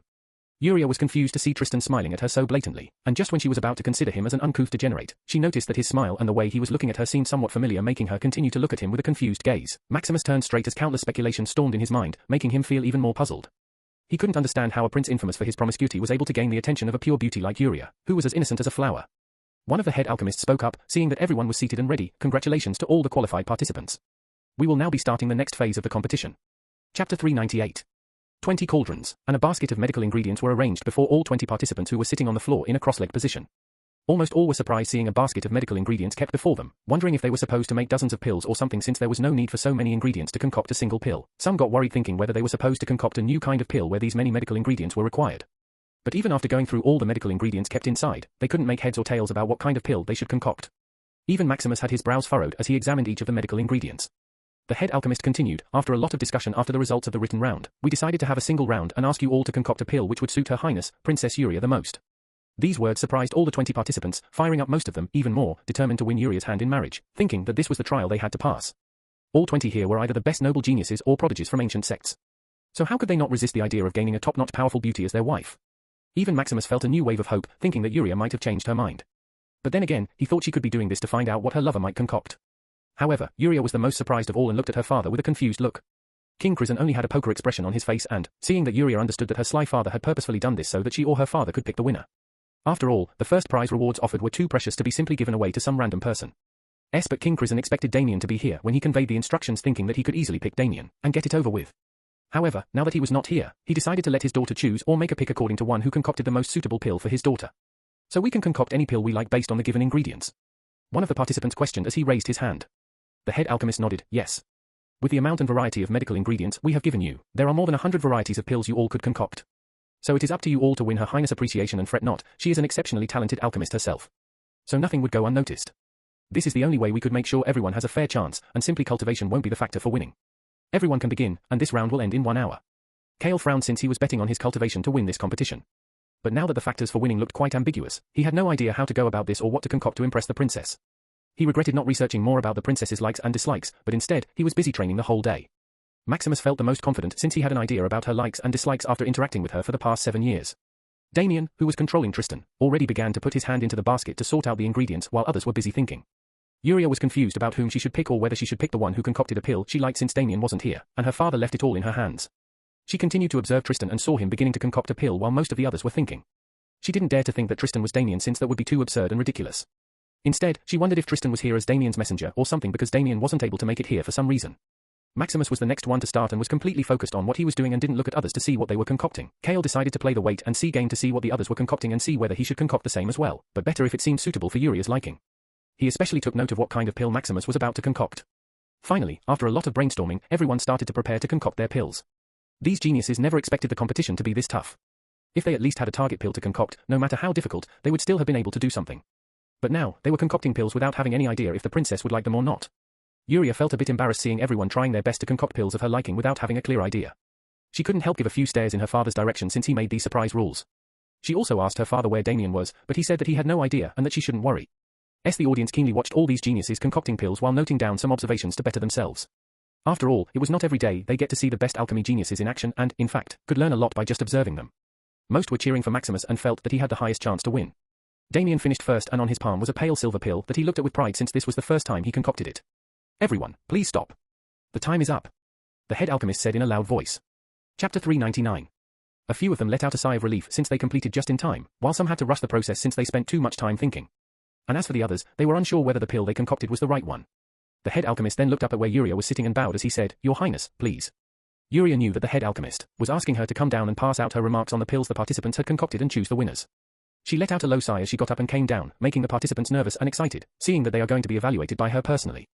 Uria decided to evaluate just like how the rules were stated and pick the one she liked the most, thinking that would be fair as well. Everyone, please stand in an ordered line. Her Highness will be evaluating the pills you all concocted herself, the head alchemist said as he gestured to them to stand in a line. Most of them eagerly formed a line quickly, including Kale, while Maximus waited for the eager ones to get in line before walking towards the back of the line, followed by Damien. The head alchemist was standing near Uria to assist her, and right when the first participant stepped forward, he couldn't contain the excitement on his face seeing the princess so close and eagerly extended his hand to give his pill to her. However, his smile stifled when the head alchemist took the pill from his hand and passed it over to Uria. Uria inspected the light brown pill and even smelled it before asking in a soft voice, Is this a rank 5 sustenance pill? The man who was around Kale's age eagerly nodded as he said, Yes. I thought that since your highness is not only beautiful but very talented and a genius, you might need to cultivate for a longer time, and this pill could help you get rid of any worries about having food or even the feeling of hunger. Uria didn't know whether this should be really useful for her considering how sustenance pills lose their value as a person's cultivation increases since they can do without food and water for a longer time, especially for someone with her cultivation. She also definitely does not cultivate for too long at a stretch since she did not enjoy that idea. Still, she said in an elegant tone, Thank you. I appreciate the thought. And then she handed over the pill to the head alchemist, saying, I will evaluate at the end only. Please keep this aside for now. The head alchemist nodded and took the pill from her and ordered a servant to bring 20 small glass containers to place the pills and mark them. Thank you, your highness. The man happily bowed, thinking that he might have a chance, and left the queue to stand in the waiting area. However, the audience was not impressed that the participant offered an ordinary pill to the princess as they expected something more impressive. Uria began to evaluate them one by one, but none really caught her eye so far though she didn't blame them since the rules were totally ambiguous, and nor did they really know her. So she decided to pick the best among these 20, even if she happened to like none of them. Most of them were cultivation pills since they were the type that was one of the most valued among other pills in the cultivation world. It was Kale's turn when he stepped forward with his best smile, and seeing Uria's beautiful countenance hidden by her veil only made her look even more mystically beautiful like a goddess. The audience became fired up seeing Kale Gale, the eldest prince of their own Gale Empire, as they talked among each other. He looks quite confident. Maybe our prince has a good chance of winning this. He is handsome and powerful. Why would Her Highness not consider him? Let's see what pill he concocted. He happily handed out a green pill, and after Uria inspected it, she asked with one of her eyebrows raised, "Is this a pill to make me look younger?" Uria had seen a lot of pills like this where aged women would use them to make themselves look younger, but would not provide the beautifying effect Damien's beauty pills do. In fact, his was a far superior version to what was already available in the world, and Damien used them as an example to better his own pills. Kale nodded and keenly explained, "I heard that women who stay inside their homes or palaces for too long tend to look a bit tired and weary. So I thought this could help you out." "Are you kidding me? I am already young. Are you trying to make me look like a child?" Uria inwardly questioned, but on the outside, she knew she couldn't remotely insult or make him feel humiliated since he was the Gale Empire's eldest prince. So she said with a smile, "Thank you for the thought." And then passed the pill over to the head alchemist who gave a subtle glare towards Kale but nothing noticeable. He was angry that Kale made Uria appear older by giving her his pill. That's it? Kale was disappointed that he only got a single line from her after all the time he took to come up with this idea. He inwardly shook his head as he left the queue while some of the audience praised him for being thoughtful. But most were stifling their laughter, because they couldn't imagine what Kale was thinking to give such a pill to the most beautiful woman in the Gale Empire, who was at a perfect young age of 18. Kale believed the idea that most or all women were concerned about their beauty, so he couldn't think of a better idea in such a short time. Soon, it was Maximus' turn, and as he stepped forward, Uria couldn't help but sigh inwardly. Chapter 400. Maximus came forward and said with a bright smile, "Your Highness, may this pill make your goddess-like beauty even more stunning." In the end Maximus couldn't really think of another pill to concoct because of the state his mind was in and at the same time he wanted to prove his skills to her since this wasn't a common beauty pill one could find in the market. Uria's brows pulled together, seeing that it was yet another beauty pill, but when she closely inspected the yellow pill, she couldn't make sense of some things and asked, "I have never seen this kind of pill before." Maximus said with a proud smile, "It's because I am the one who came up with the formula for this pill. It is the first one of its kind, and unlike ordinary beauty pills we find in the market, this one makes your skin appear more radiant while providing shine to your beautiful hair. I have been working on this since the day I met you. This guy, how come she never told me someone as desperate as him was coveting her?" Damien inwardly was surprised to see that the vanishing flower prince was so much infatuated with Uria. He didn't feel threatened since he knew Uria would never reciprocate Maximus' feelings. But still, seeing the yellow pill Maximus had concocted, Damien had to admit that he was impressed with Maximus' ability and knowledge to come up with a medical formula on his own, even if it took him more than 5 years. Damien realized that his version of beauty pills might be similar to Maximus, but better. Uria as a woman was indeed happy to get something that could highlight her beauty better, and out of all the pills she inspected so far, she liked this the most though it was not enough to make her feel touched. But she didn't care about it since she knew that she was like a stranger to all the participants here, and as for Maximus, she never showed him her true self. "Thank you, Prince Maximus. I am glad that you came up with this pill for me." She then passed the pill to the head alchemist while Maximus softly nodded and left the queue. Now Uria saw that only Tristan was left, and seeing him look at her so intently made her feel strange since she should have felt uncomfortable by an unknown man looking at her like that, but at the same time, she felt as if his eyes were trying to tell her something. Damien stepped forward and passed the pale silver pill he had concocted and didn't say anything, waiting for Uria to inspect it. Kale smirked, seeing Tristan pass the silver pill to her, and seeing how he was unable to recognize the pill, he inwardly laughed, thinking that Tristan messed up and ended up with a defective product. He was waiting for Tristan to make a fool out of himself while feeling slightly unsure about his pill. He had seen Maximus taking some medical ingredients that were necessary to concoct a standard beauty pill usually used by women who looked in their 40s or 50s. So he concocted the same since he didn't get any other idea and came up with the best reason he could think of to tell Uria, while showing her his pill. Now he was keenly watching Tristan to see what he was going to say about his failed product. Uria's brows knit together when she felt that she couldn't make heads and tails about this pill since she had never seen such kinds of pills before, nor was it similar to any other pill. So she couldn't help but ask, "I am sorry, I do not recognize this pill. Care to tell me what it does?" She, however, knew that it was a rank 3 pill and wondered why Tristan made a low-ranked pill when everyone else concocted rank 5 pills. Kale couldn't contain his smile seeing that the princess realized Tristan's pill was a failed one, and was trying her best not to humiliate him since he was a prince of the Gale Empire after all. The audience was also puzzled since even the experts among them couldn't identify the pale silver pill. Most of them came up with their own speculations, but when they discussed it with their colleagues, everyone seemed to have their own opinion, especially because it was a rank 3 pill and they couldn't guess what Tristan was thinking. Since Tristan Gale was a prince, the experts didn't feel that he would concoct something to make a fool out of himself. Maximus was of the notion as well. He knew that even if Tristan was rumored to be a licentious prince, he was a genius when it came to ethereal cultivation and was not a fool but a sly fellow. So he couldn't help but think Tristan was up to something. Damien said with a smile, "Would your highness have the faith to try swallowing it and see for yourself since it would be way better than just explaining it?" The head alchemist frowned and said in a respectful tone, "Your highness, Prince Tristan, forgive my impudence but, it's all right. I will take it," Uria said after feeling the sense of confidence in Tristan's words thinking that Tristan wouldn't give her a poison pill anyway in front of everyone. The head alchemist showed a worried expression, "But your highness, even I can't tell what kind of pill this is. Without the proper knowledge, we must never ingest a pill for various reasons. I am sure your highness understands this, right? Thank you for your concern, senior. But rest assured, it's not like anything bad would happen to me, right? I am sure Prince Tristan had done his best here to make the best pill he could in such a short time." The head alchemist felt tongue-tied and even glanced at King Crizan to see if he had any objections, but was surprised to see that he was sitting with a calm expression. The audience was surprised that the princess didn't show any hesitation at all to swallow an unknown pill.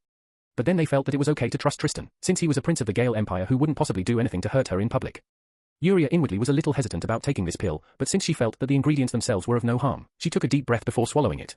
Damien eagerly looked on since the pill he concocted was something he obviously came up with on his own, and was something he never tested on others as well. After a few moments, Yuria's expression became puzzled since she felt that nothing was happening, and even the audience was wondering what was the desired result of the pill since Yuria wasn't saying anything. Kale felt a bit upset that the princess showed such faith in Tristan to swallow his pill, but was eagerly waiting to see Tristan's pill cause a backfire and anger the princess. Yuria looked at Tristan and said with knitted brows, "I am not feeling," but suddenly, she swallowed her words as the pill inside her started to show its magic. Chapter 401. Yuria felt ripples in her soul as she felt her surroundings starting to fade, and instead, she was beginning to feel emotional as various precious memories she held dear began to play right before her. She then saw her parents from her past life looking proudly at her with smiles, conveying that they were happy to see her alive and healthy. She felt nostalgic and wistful, missing their warm embrace and love and the happy days they all spent together. She missed her usual bickering with her mother and how she always hides behind William to shield herself from her mother's lectures. Before she could realize it, a tear trickled down her cheek, and it seemed like minutes passed in her perspective. However, on the outside, barely a few seconds had really passed, and when the head alchemist saw the tear trickling down the princess's cheek, he frowned and looked at Tristan. "Your Highness, what kind of pill, thank you?" Yuria said in a low voice while conveying her complete sincerity and appreciation for making her relive some good memories. The head alchemist had a stupefied look as he clearly heard what the princess said, especially the moved tone in which she said them. Yuria then realized that she was getting too emotional and reeled in her mind as she cleared her throat and said, "This pill, though being just a rank 3 pill, has really miraculous effects." "What is it?" Hearing her words, everyone, including the other participants, were shocked, wondering what kind of pill Tristan gave her to make her cry and then have her truly appreciate the pill he concocted. At first, they were angry that Tristan made her cry, but now it seemed as if she shed a tear of happiness before and not sadness. Maximus felt needles stabbing into his heart, seeing how Yuria clearly liked the pill Tristan concocted and how it moved her heart as well. Kale's face contorted into an ugly expression, not understanding how his useless brother was able to make his way into Yuria's heart with just his pill. King Crizan furrowed his brows, wondering what this Tristan was up to and how he made his daughter shed a tear using a pill. He had seen Damien accompanying Tristan before and thought that these two might be friends or allies with some common interests, though he would rather Damien not be a friend of someone like Tristan. Everyone was impatiently waiting for Tristan's answer to the princess's question to know what kind of pill he exactly made. "It is a pill for which I came up with my own medical formula. So I named this pill the soul-touching pill since it practically stirs the deepest and happiest memories in your soul, and brings solace to those who might have a tinge of S. Well, I will only say this much for now, and I hope this gave you an idea of what kind of pill mine is, Your Highness," Damien said in a polite tone. Kale was surprised to see his usually arrogant brother acting so dignified with a mature tone, unable to believe how good of an actor he was. However, just like others and him, Maximus couldn't believe that Tristan was able to create his own medical formula even though it was just a rank 3 pill. The most shocking thing was how Tristan made a simple yet complicated pill. It was simple because it was a rank 3 pill, but complicated because it was something that affected the soul. Not even he had the ability to create a medical formula of his own that affected the soul, since anything related to the soul was a dangerous matter and would require fine knowledge and skills to master creating formulas for such. "I understand, this is really a beautiful pill in every sense. How come no one ever made one like this before?" Yuria asked with pure curiosity while the others were surprised since this was the first time she spoke more than just a single line, and they could sense the eagerness in her tone as if she was really interested in knowing more about this pill. Actually, 300 years ago, there once lived a senior alchemist who was quite knowledgeable but only had enough cultivation to concoct rank 3 pills. He was a sentimental person and wanted to concoct a pill to bring peace to his heart after losing his wife. So he made one such pill for himself. But even after others knew about the existence of this pill, they never paid attention to it since it had no practical use or anything that could help people increase their cultivation. So the medical formula of this pill disappeared along with the death of this alchemist. "I got the idea after reading this and came up with my own medical formula." Yuria's eyebrows raised as she never thought that Tristan would be this kind of a genius, but seeing his smile, she felt that maybe this was Damien's idea, and he passed it along to Tristan to concoct it in his place. Even the audience nodded in appreciation, seeing how Tristan took cues from the history of alchemy to come up with his own medical formula, and many already started spreading the news that they just witnessed the birth of another alchemy prodigy. Maximus suddenly felt a sense of inferiority for the first time since he never thought about using history as a means of inspiration, and wondered why such a thought never struck him.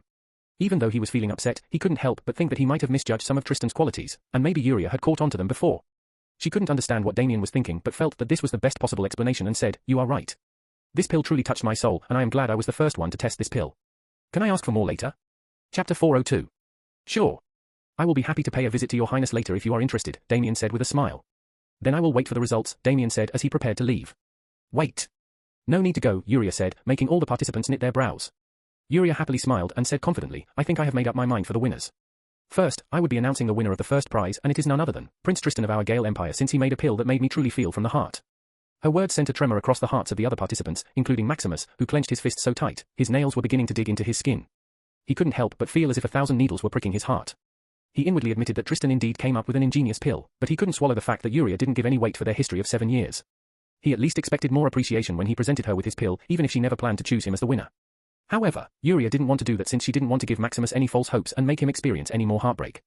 She knew how tough it was to seek the love of someone who never had feelings for oneself in the first place. So she wanted to discourage him before things got worse for him. Prince Tristan, you wouldn't mind if I award you later at a suitable time and location?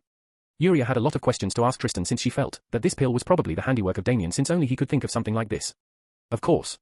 I am not going anywhere anytime soon, Damien said with a noble smile. Kale's expression became green with jealousy seeing how Tristan was getting too comfortable with the princess and likewise, and wondered how Tristan was even able to come up with such a pill. He wanted to shout out the fact that Tristan might have cheated, but then he knew how stupid his statement would look since everyone here witnessed Tristan concocting the pill with his own hands. Damien then slightly bowed while looking at King Crizan and then walked away before standing among the other participants. As for the second prize, I choose Prince Maximus of the Lancaster Empire, Yuria said in a graceful tone as she looked at Maximus. Maximus smiled as he walked forward, but inwardly his heart barely had any reaction since it was not the prize he was disappointed about, but himself for being not good enough to win her heart. Still, he tried his best not to show it on his face and embarrass himself or his empire and decided to fight off this angst he was feeling. But standing before her and looking at her dreamy face and her mystifying beauty hidden by a veil made it even harder for him to steal his heart and look her in the eye. Congratulations, Prince Maximus. I like the pill you had presented to me, and also I appreciate your talent for coming up with your own medical formula, Yuria said in a formal tone, to which Maximus nodded with a slight smile. Thank you, Your Highness. It means a lot coming from you. But I still believe that I have a lot to make up for to truly deserve your appreciation. I wonder whether you would be willing to wait for me till I achieve that. Maximus decided to bitterly try one more attempt to waver her heart and see if she would reconsider. Yuria easily saw through what he meant and didn't expect a prince like him to be so relentless. She said as she maintained the same tone, Prince Maximus, you are really one of the best among the best I have ever come upon. And I personally believe that you couldn't possibly come short in any aspect and that it's my perception which could be at fault. But still, if you believe that you need to better yourself, feel free to do so, and I am sure someone who deserves your time will come along your way and give you the appreciation you deserve. Maximus, who patiently heard her every word, finally found some closure in his heart while also realizing that her heart could never be changed for some reason. He had never seen her speak so confidently with all her heart, which only made him realize that her feelings for whoever that man was so strong that he possibly would never be able to break their bond in this lifetime, nor did he intend to since he only sought her heart and didn't want any half-hearted feelings. King Crizan nodded in appreciation, seeing that his daughter had indeed become more mature overnight, and knew how to deal with such complicated things without hurting the feelings of the other party but instead made them feel better. Damien was also glad that Yuria put her words in an elegant and kind way so that Maximus wouldn't feel himself. Damien personally felt that Maximus was a good guy, and even if he had feelings for Yuria, he didn't hate him since he knew he couldn't stop anybody from having feelings for someone else. All he cared about was the fact that Yuria loved him only, and that was enough to put his heart at ease. As for the rest, he decided to let Yuria handle it and sincerely hoped that Maximus finds some girl who will be apt for him. But to the others who knew less, they were impressed by the princess's words in another way, thinking that her words were like a boost of motivation and pride to Maximus. Kale snorted inwardly, seeing how even Maximus got at least the second prize, and hoped that he at least get the third prize so he could still have a chance. But after Maximus left, Yuria announced the winner of the third prize, young Master Duran, please step forward.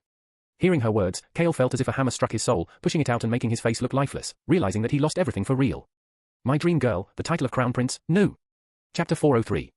The one who won the third prize was quite happy with the number of blue spirit stones he received since for him it was an astronomical amount, enough to increase his family's prestige by a lot back home. Maximus got some top-notch supreme tier pills, and Damien took special notice to see whether those were his handiwork but was puzzled when he felt that it wasn't the ones he concocted, since he always uses fallen flames to concoct supreme tier pills. A special aura always emanates from the supreme tier pills he concocts, which vastly contrasts with the pills concocted by others. However, only he could discern this aura since he was the only one who had the fallen flames. Soon everyone dispersed as the competition came to an end, and King Crizan had a small talk with Maximus before he left just to make sure they could continue their friendly relations since, as a king, he had to make sure his kingdom had all the support it could get, and the Lancaster Empire was too powerful to simply let them go. Prince Tristan, please follow me, King Crizan said in a dignified tone as Yuria followed behind him while glancing at Tristan. Kale didn't want to leave since he wanted to see what Tristan and Yuria would be up to when the two were all alone, and didn't dare to imagine if someone as licentious as Tristan could fool the innocent princess and take advantage of her. Still, he was helpless as he was escorted out with everyone else, and when he went back to his room, Farah immediately got up and said with a concerned look, it's fine, my love. I am sure the Emperor will consider other factors as well before making a decision about filling the seat of the Crown Prince. However, inwardly she was happy that Tristan won since it meant that Yuria now wouldn't even look at Kale, and he would only have her as his woman. She also didn't seem bothered by the fact that Kale would probably lose the race for the title of the Crown Prince since she already had Tristan in her hooks and because of some other reasons as well. Kale felt like smashing things around but seeing his beautiful wife trying to comfort him, especially with so much concern in her eyes, made the bitterness in his heart lessened. He suddenly felt that he underappreciated this beauty before him and gave her a loving hug. Wifey, I only need you, you are the only one who truly cares about me. As for the Crown Prince title, I won't give up and let Tristan have his way. I will surely find a way to get rid of him. I know, darling. I love you too, Farah said in a coy tone while her lips arched into a smirk. How about we return to the palace now? Farah asked as she broke the hug. Kale had a thoughtful expression and said with pinched lips, yeah. Let's return. There's no point in staying here any longer, and Tristan can find his own ride back home. Farah smiled and felt that things were going smoothly, and she had to report this to the most powerful person in the Gale Empire. Meanwhile, King Crizan, upon Tristan's request of having a private audience with both his daughter and him, decided to go to an underground chamber which was none other than the place where he usually meditated. After entering a dark chamber with only a few lamps lighting the whole chamber, King Crizan turned around and asked, so, Prince Tristan, what is it that you have to speak of importance? And is Damien your friend or? I am not Damien, but I am at the same time, Damien said with a slight smile. Huh? Yuria was puzzled and asked, what do you mean by saying you are and you are not Damien? Please don't play games with us, Prince Tristan. King Crizin didn't say anything and waited for Tristan's explanation. Damien looked at Yuria and smiled. I am not. Actually, this body is being controlled by Damien or me. Prince Tristan is dead. The last 4 words came as a shocker to both Yuria and King Crizin since it just sounded absolutely ludicrous. Yuria dryly chuckled. Prince Tristan, you can't be saying such ominous things, especially about yourself. It isn't a joking matter. King Crizin didn't say anything, but he continued to keenly observe Tristan as all his senses began to surround him. Damien knew that what he said was not something everyone would believe straight away. And the reason he wanted to reveal this was because he trusted these two and knew that his future plans couldn't be set in motion, without including these two, especially when the Gale Emperor had his sights on the Crizin kingdom. He probably is not. King Crizin mumbled in suppressed shock and astonishment, which Yuria clearly heard, making her lips part in confusion. Papa, did you notice something? By now Yuria was starting to believe what Tristan or Damien said since even her father seemed to slowly believe in his words. King Crizin answered after a few moments of silence, his soul, I sense an abnormality because it seems as if Tristan's soul plane is being occupied by a foreign soul essence. From the ancestral records, I have heard of stories where people could use some dark arts to take control of someone else's soul, but that was it. It was not clearly explained how or detailed. All I knew was that controlling someone else was possible and that there could be a lot of ways to do it. He then continued with a tinge of astonishment in his voice, but to conceal the fact that the original owner was being controlled like this even when standing before me is something I cannot fathom, how he was able to do it.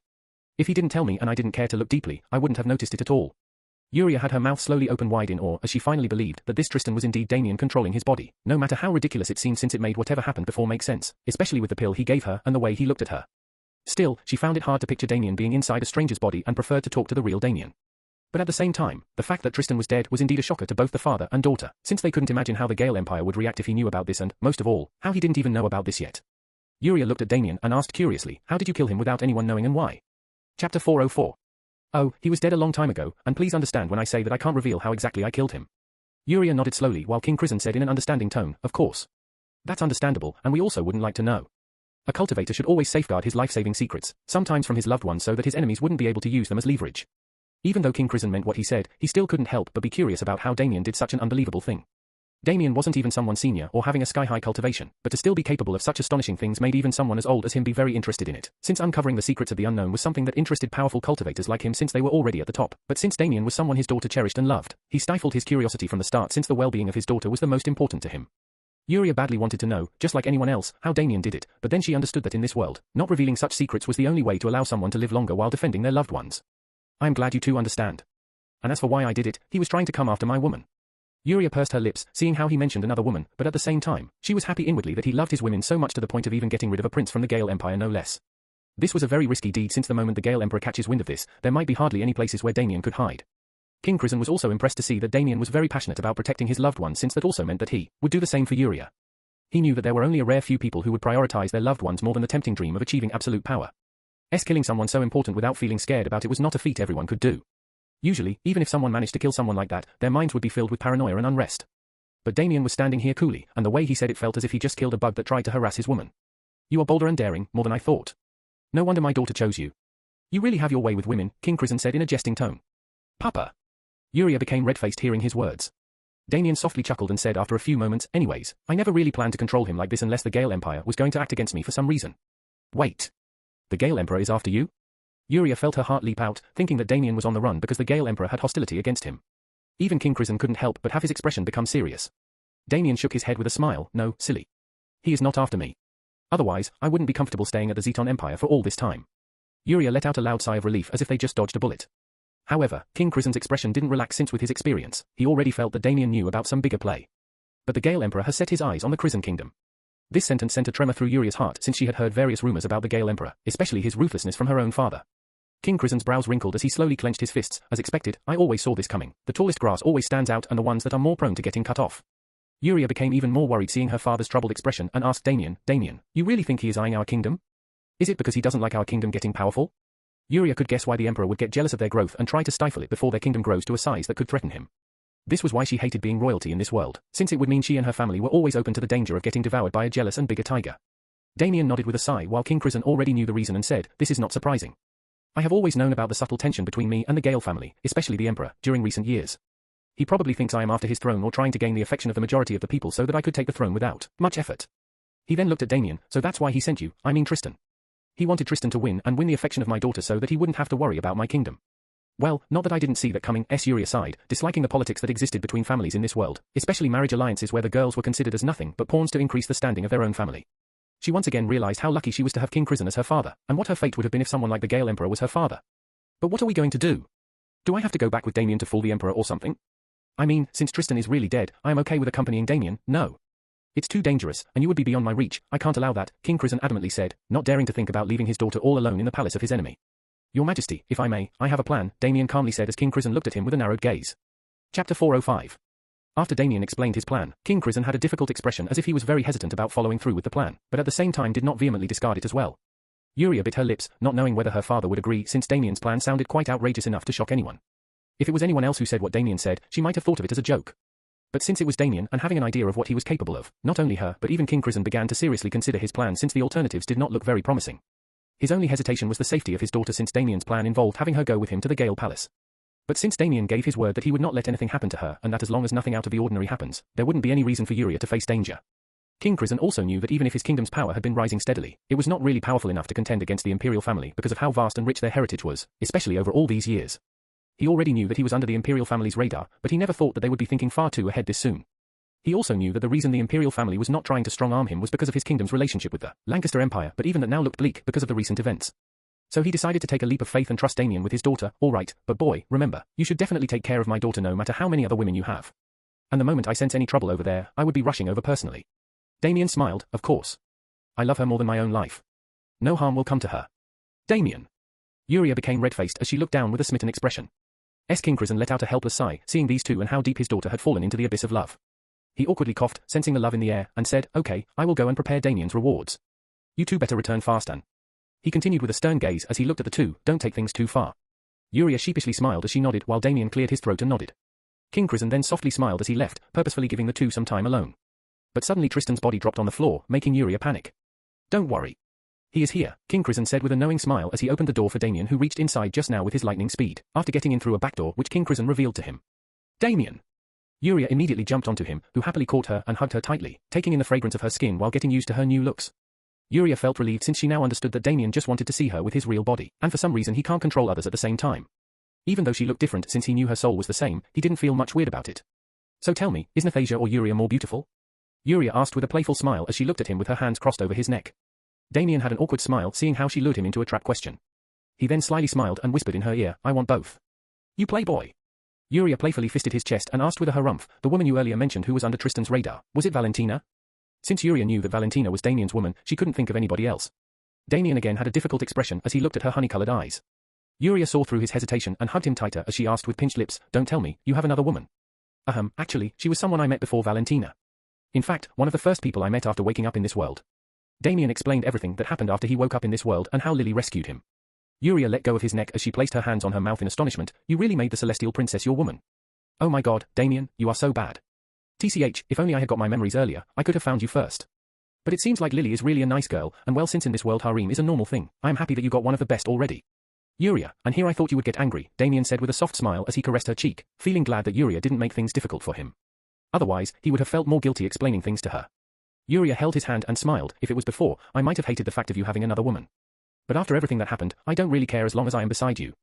I don't want to waste time worrying about other things, and besides, with ladykiller looks like yours and abilities that transcend common sense, you would surely attract women like bees to a honeycomb, Yuria said in a teasing tone to which Damien could only shake his head with a laugh. She then looked at his beautiful smile and eyes and said in a loving tone, you really have changed. Before, I don't think I have ever seen you smile and laugh like this. Now seeing you happy like this makes me even happier. So am I, after coming to this world, lots of things had happened in a short time, like falling in love when I didn't expect to and finding you again. Damien then leaned in for a loving kiss as he hugged her soft body that melted into his arms. Yuria grabbed his collar as her lips danced with his, and after kissing till their lips reddened, Damien broke the kiss and asked as he cupped her face, I had some things I wanted to ask you. Yuria shrugged with a smile, ask away. You were the one who concocted those supreme tear pills, right? Chapter 406. Yuria proudly smiled as she crossed her arms and asked, how did you know? How could my woman not be special? Damien chuckled. You smooth talker. Yuria mumbled in a coy tone as she beamed, feeling flattered. But then she looked at him with a narrowed gaze and asked, but for real, how did you know? It could have been any hidden expert who could have concocted it, right? Maybe Alchemist Azrael was dealing with us behind the scenes. Ha ha. Damien couldn't help but laugh slightly, making Yuria purse her lips, wondering if she said something funny. I am Alchemist Azrael, Damien said as he slowly raised his hand, and within a few moments, flickers of jet black flames began to manifest on his palm, making Yuria stare at it with a baffled expression. No way. She mumbled as she looked at the jet black flickers with widened eyes, and not long after, those flickers turned into tiny flames. She then stared at him as she asked, so you are really the senior Alchemist Azrael and can also concoct supreme tear pills? Why go to the length of having such a disguise? Oh wait, I see, you wanted to deter others from taking advantage of you. Wow, a great idea indeed. But what's with the strange color of the flames? It has something to do with the peculiarity of my soul, though not much is clear to me. I am still seeking answers, Damien said with a shrug. Well, then I guess it's time I revealed mine. Yuria told Damien about the specialty of her soul and ethereal core, making Damien raise his brows in surprise since her uniqueness sounded quite powerful if nurtured. He felt that with her soul of spirits, she could do a lot of potential damage in the future, especially with the spirit weapons. Still, he couldn't understand why the deal was with her ethereal core, and Luna spoke right when he was about to ask. She has the Chaos Ethereal Core. The Chaos Ethereal Core? What's that? Damien mentally asked while thinking that the name itself sounded powerful. Damien began to ask Yuria other casual questions so that in the meantime, it wouldn't look weird while he was conversing with Luna mentally. Chaos is said to form when all the elements fuse together, as it is a known fact that the elements were born from the chaos. That is why she has only one ethereal seed. Anyway, again, this is not something that should be present in a mortal, especially not in this weak plane. But now I am not getting surprised like before because I realize that whenever you are involved, there is always something like this, which only furthers my theory that you are definitely a part of a bigger game. Damien was mentally silent for a few moments before he asked, so her Chaos Ethereal Core allows her to manipulate all the elements. Damien felt that having control over all the elements was too overpowered. To an extent, yes. But only the basic 6 elements and not anything like the light or darkness elements and higher. Anyway, right now, she is not at all a master in handling all the basic elements, maybe only to a limited level at best. She has a long way to go before she could truly unleash its potential and do more than just doing basic tricks with the elements. Damien inwardly let out a sigh, realizing how all his women were overpowered in one or the other way. So how did your kingdom get their hands on these spirit weapons? Damien asked as this thought popped up in his mind. Yuria had an astonished look and asked curiously, how did you know about them? They are supposed to be top secret.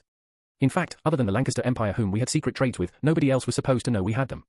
I told you, the Gale Empire is serious, especially because of the spirit weapons your kingdom holds. So it is not surprising if they have planted a spy deep within the ranks. I guess it's high time you told your father to do a screening and get rid of the spies.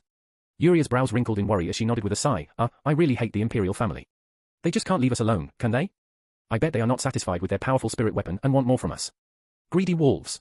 She then looked at Damien and answered his question, actually, I made them. Damien's lips parted in awe, but then again, now that he knew about her soul's uniqueness, he found that it made sense.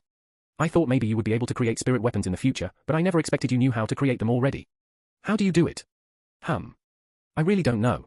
I actually love making weapons more than pills, and when I forge weapons, I feel like my will and thoughts are getting pulled into the weapons I create. So I guess that's how the weapons develop their own consciousness, and they are just like newborn babies, throwing tantrums and not listening to my commands always. I would have to teach them things, and it's really fun. I am sure you will find it even more interesting when you get one of your own, Yuria said in an excited tone. Damien was surprised. I will get one. Don't tell me. Yuria happily nodded, yes. What do you think the special prize for the winner who came out on top is? A spirit weapon. Wow, if I had known this, I might have personally participated, haha. Still, it's really amazing you could create them. But wouldn't your father be worried about giving away such a powerful thing to some other party if I was not there? Damien curiously asked. Nah, he was confident that Maximus would win if you were not there. And since he already knows about this, we are safe. He has the hots for you. You do know that, right? Damien asked with a veiled smile. Yuria hugged him and asked with a teasing smile, are you jealous? Don't worry. The only man in my heart will always be you. She then moved her face up for a quick loving kiss before saying, let's now make Papa come here again. He must be expecting us to give you your reward.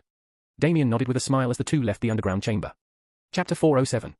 Meanwhile, Kale and Farah had reached the Gale Empire and received a message from the court eunuch that the Emperor had summoned them. Kale felt a cold sweat sliding over his back, thinking about what he was going to tell his father, and dreaded the look of contempt he might see on his face. Most of all, he was afraid about the announcement his father might make about giving him the position of the Crown Prince.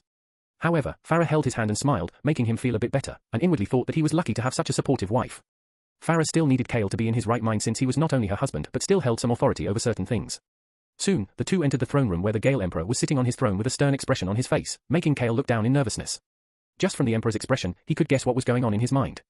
I have already got the news, the Gale Emperor said as he looked at Kale's slumped figure. Kale felt as if the air around him was suddenly feeling heavier than a mountain and stammered, Our royal father, I did try my best, but the rules of the competition were only mentioned at the last minute, and I didn't get enough time to prepare myself. The Gale Emperor fisted his armrest, enough. Only a trash would cry about losing after everything is over instead of admitting their mistakes. If you didn't get time, then how did Tristan get enough time to win the first prize? Kale, I never thought you would be this pathetic. Even Tristan, who never dabbled much in alchemy, has outshone you. Now tell me, do you still feel worthy enough to receive the status of Crown Prince? Kale gritted his teeth as he remembered Tristan smiling at Yuria proudly after winning the first prize, making him feel even angrier and frustrated since he wouldn't be in this position if not for Tristan. He felt that if Tristan never participated, then even if he had lost the competition, he would still have a good fighting chance to become the Crown Prince. But now, it seemed as if the Gale Emperor had already decided on who should be the Crown Prince. Your Majesty, forgive my rudeness, but Kale had given his all to make you feel proud and worked very hard even before the day of the competition to make sure that he could win. It was only that the circumstances were not favorable for him, leading to what happened. I kindly request your Majesty to give him another chance so that he could prove his mettle and not disappoint you, Farah asked with a respectful bow. Kale almost teared up seeing how his wife was standing up for him despite being in the presence of his intimidating father. Not even he could speak up for himself like this and inwardly appreciated what a brave woman he had as his wife. The Gale Emperor squinted his eyes and said in a flat tone, "Do you want me to go back on my words?" I had clearly told Tristan as well that whoever wins the competition and wins the hand of the princess would become the crown prince. And as the emperor, the last thing I would do is break my promises to my own son. Farah immediately said with her back still bent, "Of course, your majesty. I don't want you to break your promises. But what I am trying to say is that you could give Tristan another offer where he could stand to gain more if and only if he accepts to let Kale back in the race for the crown prince seat." Kale raised his brows, seeing how intelligent and clever his wife was to think of such an idea, and inwardly shouted her thanks in excitement. The Gale Emperor stroked his chin and slowly nodded, not a bad idea. I will think about it. You may leave now. Kale clenched his fists in exhilaration and said in a tone filled with vigor and gratitude as he bowed, "Thank you, royal father. I promise not to fail you the next time." Kale then turned around to leave along with Farah when the Gale Emperor suddenly said, "Not you, Farah. I still have some things to discuss with you." Kale was surprised, but then he thought excitedly that his father was going to discuss the matter of him getting another chance for the seat of the crown prince with his wife. "Kale, I will see you later," Farah said with a smile, to which Kale replied happily, "No rush, honey. Take all the time you need. I will be in my cultivation chamber. It's time I put more effort into everything." Kale left the throne hall with a relieved mind, no longer feeling despair as before since he knew Tristan was the kind who would do anything for more benefits. And if his father offered Tristan more benefits, how could he possibly refuse? Farah stayed behind and looked at the Gale Empire with a certain look, who got up from his seat and said, "Follow me." Farah followed him towards a corner in the hall which had a small teleportation formation. The two stepped inside the formation circle, and within a moment, the two were standing in a grand and luxurious-looking bedroom. With just a look, one could guess that this large and extravagant-looking room was the Emperor's room. The Gale Emperor removed his robes till only his white tunic and pants were on his body and sat down on the bed, facing Farah. Farah bowed as she asked with a knowing smile, "Your Majesty, how may I be of service?" As she bowed, the Gale Emperor could see her tempting cleavage through the opening of her dress. The Gale Emperor curved his lips as he said, "Oh yes, you know how you can be of service, don't you?" Chapter 408. Feel free to skip this chapter if any of you are uncomfortable reading our 18 scenes of other characters. But this chap is to emphasize the personalities of these characters and for their motivations to make sense later on. Also this would be the last chap with our 18 between other characters. "Come here," the Gale Emperor ordered. "Of course, your Majesty," Farah smiled as she sashayed towards the Gale Emperor. He raised his hand and grabbed the top of her garments, and with a single move, he tore off her garments with the help of his other hands as well till they fell off from her body, revealing her completely bare seductive body. Her ample boobs looked quite salivating in the eyes of the Gale Emperor, and looking at her hairy pussy, he felt his lower member slowly rising. Farah's expression didn't change, and she still had a coquettish smile on her face as she looked at him. He grabbed her soft juicy butt and kissed her flat stomach, relishing in the fragrance of her body before kissing downwards. He then made her spread her legs as his mouth began to devour her pussy while pinching her nipples. Emperor tilde. Farah grabbed his head as she erotically moaned seeing him suck on her pussy like a wild animal. She could feel his tongue exploring the insides of her narrow cave, making her body become hotter. He continued to eat her pussy for a few minutes, before making her sit on his lap with her legs on the bed and his dick pressing against her vulva. Farah put her hands over his neck and moved his head towards her breasts as he began to lick and bite them in a painful way, making her grimace and moan at the same time. He sucked one of her boobs while licking her pink bud, letting his tongue stimulate it. Emperor be gentle, please Tilda, Farah mewled out as she closed her eyes, feeling more turned on. HMPH, he snorted, hearing her words, and took out her boob from his mouth before grabbing her face as he pulled her closer. Looking at her rosy succulent lips, he plundered her lips and began to suck her lips into his mouth while Farah seemed to keep up with him, letting her tongue roll around with his. He then licked her lips, her cheeks, and all over her face like a wild animal, making Farah wonder why he liked to do this. He then pulled her hair back and kissed her chin, neck, and all over her collarbones, enjoying the taste of her skin. Not long after he got up and made her sit on the floor with her back resting against the bed while her head was on the same level as his crotch. The Gale Emperor removed his pants as he pulled his erect dick out, letting it fall on her face. Farah immediately grabbed it with a seductive smile and looked at his dick with a lustful gaze as she opened her mouth. Her rosy lips enveloped his dick as she took in the girth and length of his dick, making him let out a subtle groan in ecstasy. But he felt impatient and grabbed her head as he rammed his dick into her mouth till she was forced to cover his entire dick with her mouth, making her gag. Slick tilde, still, Farah was no amateur and easily took in his dick and began to suck him off as wet sounds echoed in the room. He continued to fuck her mouth even after her lips began to redden as he made her swallow his cum again and again. Feeling that he was reaching his limit soon, he decided to at least fuck her once for real as he made her sit on his laps once again. "Let me, Emperor," Farah said with a seductive gaze as she grabbed his dick and pushed it into her pussy till it completely went in smoothly. She then held his shoulders and began to move her hips as her body bounced atop his dick. On tilde. Farah's seductive cries of pleasure resounded in the room as he grimaced in pleasure, feeling his dick being enveloped and squeezed by her pussy. Farah indeed knew how to make a man feel good as she twisted her hips in various ways to squeeze his dick and make him come. He realized that she was trying to make him come but decided he still needed more ecstasy and pushed her off onto the bed. "Emperor?" The Gale Emperor curved his lips as a leather belt appeared on his hand, making Farah widen her eyes, knowing what he was planning to do. He tied the belt around her neck, and by grabbing the other end of the belt, he made her lie down on the bed with her buttocks facing him. He spread her butt cheeks apart, revealing her tiny butt hole, and pushed his dick into it. Emperor, Farah grimaced since taking his dick raw into her ass without foreplay was not easy even for her. Still, she quickly adapted as he forced his dick in completely and began to fuck her as he pulled her neck up by the belt, making her choke. Her back bent like a bow, as he continued to fuck her till her eyes completely turned hazy as her mind was dissolving into the waves of pleasure stemming from her ass, and the pain of being choked because of the belt around her neck made her even wetter. Her tongue was falling out of her mouth as she continued to moan with a lusty expression, her face completely red. And finally, the Gale Emperor felt that he had reached his limit and, with a grunt, unloaded his cum into her ass. He then let her fall on the bed after letting go of the belt and took his dick out, and stroked his dick to let the leftover cum spurt all over her back. Looking at her sexy buttocks, he again realized why she was the best fuck among other women and how pleasurable it was to vent his lust on his daughter-in-law. With a satisfied smile, he put on his clothes and his royal robes as he said in an impassive tone, "Clean up and put on your dress." Chapter 409. After Farah took a quick bath and got dressed, the Gale Emperor leaned against the window as he asked, "Now why did you stand up for him? Was it to simply play your part as his wife, or am I right to think you had some other intentions?" Farah smiled coyly and said, "Of course, it's not for him that I asked you to reconsider, but to make him think that we are on his side and not against him. Even if he is not the crown prince, he has strong support from some important ministers and the army they command since he is the eldest prince after all. So it would be good for us to play safe till our plans are set in motion. Then we don't have to be afraid of stepping on shattered glass." The Gale Emperor didn't seem surprised and said with a narrowed gaze, "As expected, I chose the perfect daughter-in-law for my son." Farah fluttered her eyes and said, "Please, your majesty. You flatter me too much." The Gale Emperor smirked, and then with a thoughtful expression, he said, "Still, I never expected Tristan to win the competition and even impress the princess. This is something I didn't see coming, especially his sudden interest in alchemy and his talent in it, most of all. What do you think about him? All I know is he is very talented in bed, but no matter what, I couldn't make him spill out any secrets or who his mysterious master is. All he thinks about is getting into women's skirts, which only makes me wonder how he could be so talented in alchemy as well. Just like your speculation, I highly have doubts that Alchemist Azrael is his master considering what happened in the Roman Empire. Also, Tristan was born as a genius in ethereal cultivation but not in alchemy. So the only ways I can think of is that he came upon some treasure to increase the potential of his soul to make his etheric flames even more powerful, or that he is being spoon-fed by his so-called mysterious master who might have a hidden agenda with our empire, which could also be Alchemist Azrael if we are thinking about this possibility," Farah said as she rested her chin on her hand. The Gale Emperor crossed his arms as he asked, "Are you saying that Alchemist Azrael could possibly be using Tristan to get to me? But that doesn't make any sense since he was the one who destroyed my guild. I should be the one trying to destroy him and not the other way around. If I had made a move against him before, then this possibility would seem more plausible. But based on what I heard about him, he doesn't seem to be the ambitious kind. Still, he is quite clever about his ways, I heard. If it wasn't for the fact that he is the only one who sells supreme tier pills publicly, I would have crushed him already." As he said these words, his eyes shone with a sinistrous glint since he had not in the slightest forgotten about what happened in the Roman Empire, which was like a slap to his face.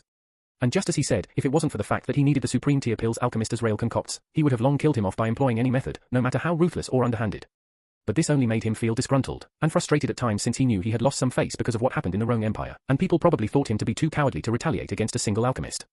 Still, he had to keep it undercover since, in the public's eyes, what Alchemist Azrael did was understandable. "Do you still want me to keep an eye on Tristan and see what information I can get from him?" Farah asked as she crossed her legs, revealing a glimpse of her innerwear, making the Gale Emperor feel a twitch in his lower member even after venting his lust just a few minutes ago. Farah inwardly smirked, seeing how alike the father and son were, while also feeling proud that she could distract the most powerful man in the Gale Empire by just crossing her legs. She knew that even if he had toyed with countless beauties, his lustful hunger would never be satiated, just like how a drunk can't resist alcohol. The Gale Emperor answered, "Yes. Keep an eye on him and find out how he came up with the ideas for those pills. The strength-returning pill surely is something that could easily turn tides of war at the least unexpected times. And as an emperor, tens of thousands of such pills would be like an extra layer of strength for my armies. Still, I am not someone who simply accepts all the good things that come in my way without finding out why. After all, everything happens for a reason, and whoever gave Tristan the medical formula surely wouldn't be a saint to give away such a precious formula when no one else had concocted such pills. All right. I will keep an eye on him and see what made him suddenly come up with such precious pills. Still, I feel that he probably might be coming back with Princess Yuria considering how he probably broke into her residence, and still came out unscathed. And if the princess does come to our palace, do you plan to?" Farah trailed off with a knowing smile. The Gale Emperor understood what she meant but shook his head, "No. She is too important for now. Besides, King Crizan still holds some unknown cards which I am not privy to. But that's where Tristan comes into play. And in the meantime, King Crizan would be deluding himself into thinking that his kingdom is out of my sight just because his daughter would be tied to our imperial family. But of course, before we speculate further, let's see how good Tristan is at removing skirts." Farah wasn't surprised by his answer since she knew that despite his lustful nature, he would never let that influence his decisions related to him and his empire. Farah stood up and bowed, "Then I will proceed as planned, father-in-law." Chapter 410. Meanwhile, Damien slipped out again and took control of Tristan's body again since he was going outside to meet King Crizan, and couldn't let anyone else see him being together with Yuria. After that, Damien and Yuria had made their way towards the royal garden where King Crizan was waiting for them, sitting in a small open pavilion. On the table near him, there was a small silver case with exquisite design patterns on it, making it look special. King Crizan smiled seeing these two and said, "You two came earlier than I expected." Yuria said with a teasing smile, "Did Papa want us to go back and you know?" "Of course not." King Crizan immediately protested in a friendly way and gestured at the two to sit near the table. As the two sat down, Yuria smiled, seeing the silver case as King Crizan said to Damien, "Now, Prince Tristan, as promised, we have prepared a special prize for you for coming out on top." King Crizan took the silver case and then handed it over to Damien. "Please, accept your prize." Damien smiled and was about to get up to bow and receive the silver case when King Crizan gestured to him to sit down. "No need for all that civility. After all, you might be becoming my son-in-law in the future. It's better we get comfortable with each other and pave a new road to our alliance. King Crizan was talking in a way that seemed as if he wanted to form an alliance with the Gale Empire by marrying off his daughter to Tristan. Since they were sitting out in the open, there could be somebody whose ears are perking too much to get some news of what was going on between the three. Damien politely said as he accepted the silver case with a slight bow, "Of course, your majesty. We seek the same thing. I can't wait to get to know your daughter even more." Yuria blushed, and after seeing him accept it, she excitedly said, "Open it." Damien wondered what kind of weapon was inside this case and opened it to see a wavy or asymmetrical dagger, with a sharp tip point and golden grip, and silver crossguard. The blade of the dagger also had something inscribed on it, which he read as Moonblade. But suddenly, the dagger began to wiggle in his hand and was ready to jump out, but Damien strengthened his grip to hold it in place. It can really move by itself," Damien said with awe as he looked at the poor dagger that was trying to wiggle out of his hand. It seemed no different than a baby trying to wiggle out of a stranger's arms. He was sure if it had a voice, it would have started crying already. Be gentle with her. I mean, she's just like a baby and would need time to get used to being in your presence. So she might, at first, try to avoid or run away from you. But never let her get exposed to your ethereal aura at first, since it would be too intimidating for her. Better to first let her get used to by providing her with your soul energy every day till she stops trying to run away from you. That's how you gain her loyalty, Yuria explained as she looked at the dagger.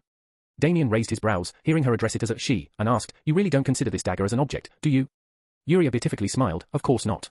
I know you might find it hard not to treat her as a mere object, but in fact, she has her own soul and consciousness. It's just that they are in their infancy and not developed enough. Of course, her soul also may not be developed and complete like ours. But if the one who created this improves their ability in the future, then the possibility of creating a weapon with a fully developed soul could be high." Damien knew Yuria was talking about herself, and it was only to maintain anonymity in public she was talking in the third person. He played along and said, "I have to really thank you both and the divine blacksmith who forged this. Because infusing a weapon with a new soul and consciousness is something beyond my imagination, and I can't express how happy I am to receive one such weapon. I will really treat Moonblade well with all my heart, and it would be great if the divine blacksmith could forge me a sword as well one day." Yuria found it hard to stifle her grin since Damien was indirectly calling her a divine blacksmith, but she was flattered and said, "Of course. I am sure one day you might get the chance if you come upon them. So what's the grade of this dagger?" "Because I find it hard to gauge it since it feels no different than an initial ethereal grade dagger," Damien asked in a perplexed tone since he indeed felt as if this dagger was only as strong as the most basic daggers one could find in the market. In fact, he felt that if he simply sent a wave of ethereal energy to this dagger, then it would shatter into pieces just like a fragile glass. But inwardly, he truly didn't mind since he knew Yuria was still learning, and forging a spirit weapon, no matter the grade, was still a huge feat, so he decided to keep this as a memento from her. But Yuria's next words fascinated Damien as she said, "I know. But the interesting thing is that just like us, she has her own cultivation of sorts. So right now, her cultivation is basically no different than that of a child. And the only way you can nurture it is by infusing her with your soul and ethereal energy constantly, but only a fraction of it. Since your cultivation right now is too powerful for her to handle. But first remember, you have to start with providing her soul energy, and after she becomes loyal to you, then you can nourish her with your ethereal energy as well. You can't be kidding." Damien felt that his understanding of spirit weapons was slightly overturned. Chapter 4:11. Damien felt as if he was literally receiving tips from the mother on how to look after her baby, since this felt no different than taking care of one. Still, he was astonished to hear that Moonblade could become stronger just like other living beings and couldn't help but wonder how powerful she could get. He was also looking forward to nurturing this beautiful-looking dagger to a powerful dagger one day, and see how terrifying spirit weapons could be. "So, I can store this away in my spatial ring, right? Or are there some instructions regarding storing her away?" Damien was feeling it strange to address his new dagger as a her, but still, to respect Yuria's hard work and creation, he decided to adopt her mindset and see whether he would gain a new perspective. Yuria's lips parted, but after a few moments of hesitation, she said, "It's actually best for her if you carry her around with you so that she could get accustomed to you and the world. She needs to learn things after all and know who all are the important people in your life so that she can look out for them in the future as well. But, since she is so fragile now, it would be wise to keep her safe till she gets stronger if you are constantly involved in dangerous situations. Otherwise, feel free to carry her around with care.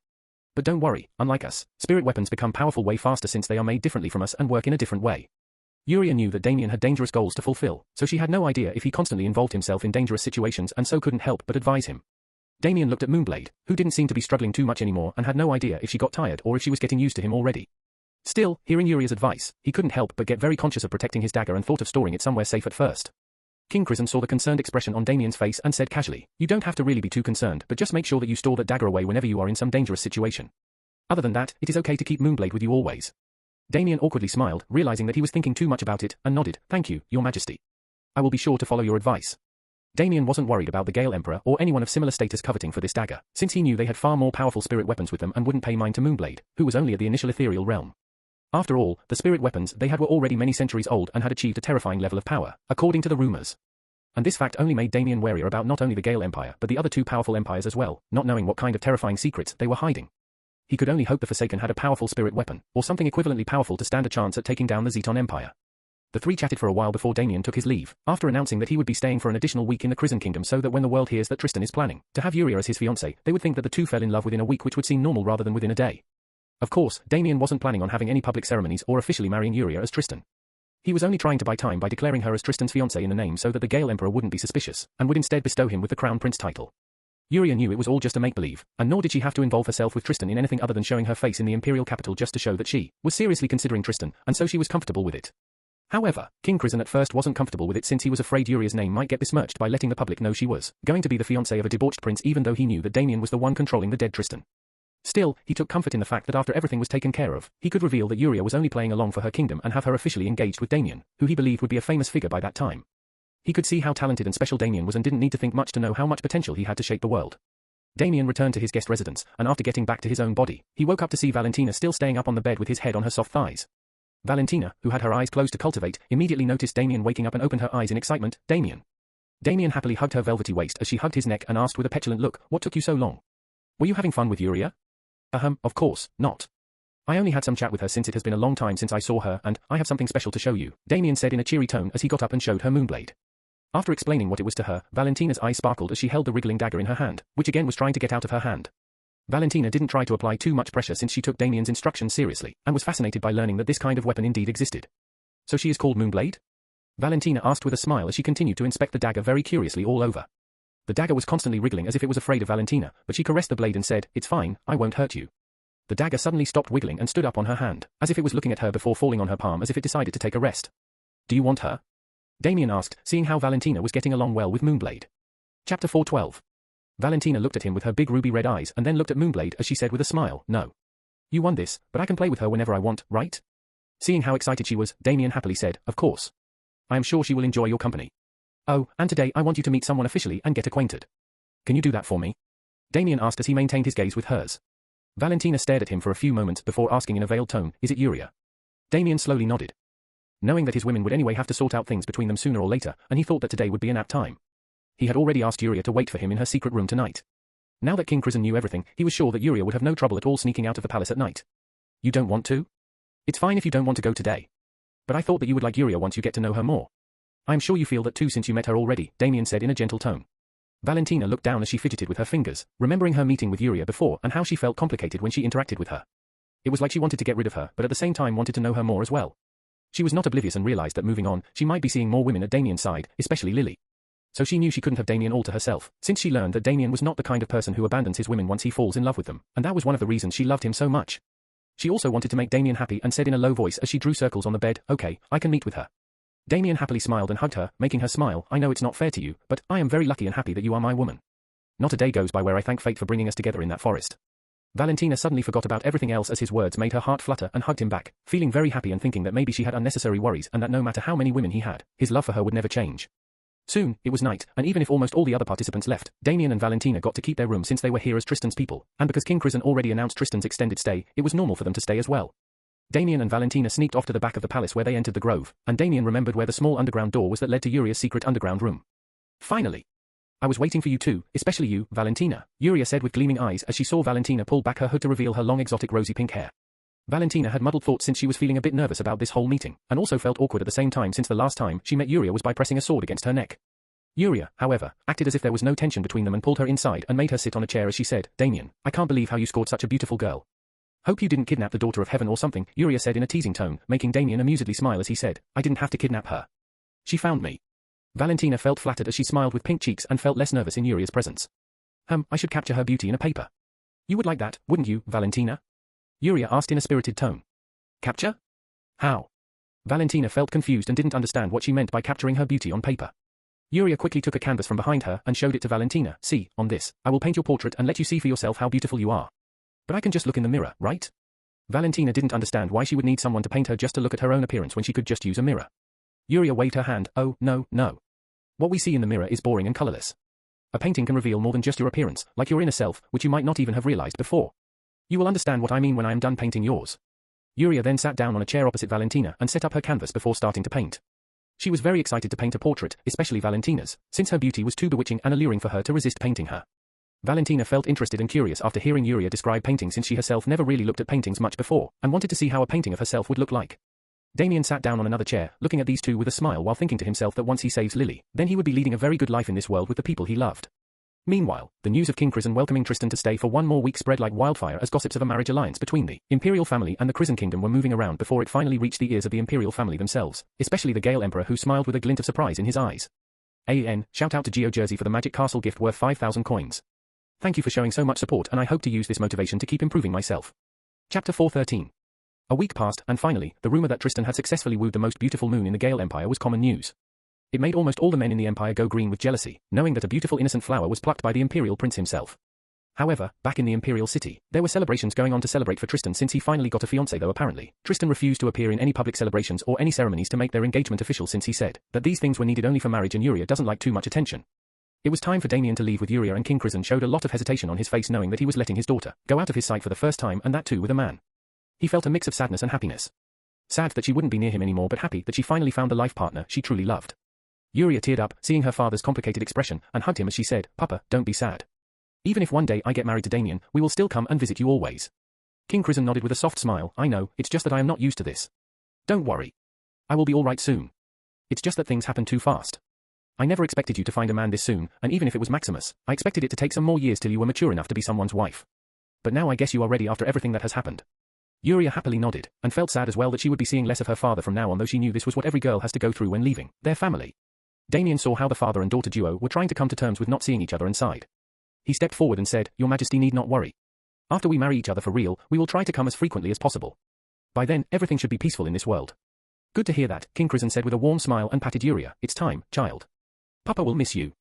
Now go with your man and live a happier life. Be careful and safe as well. The imperial city is not safe like it seems.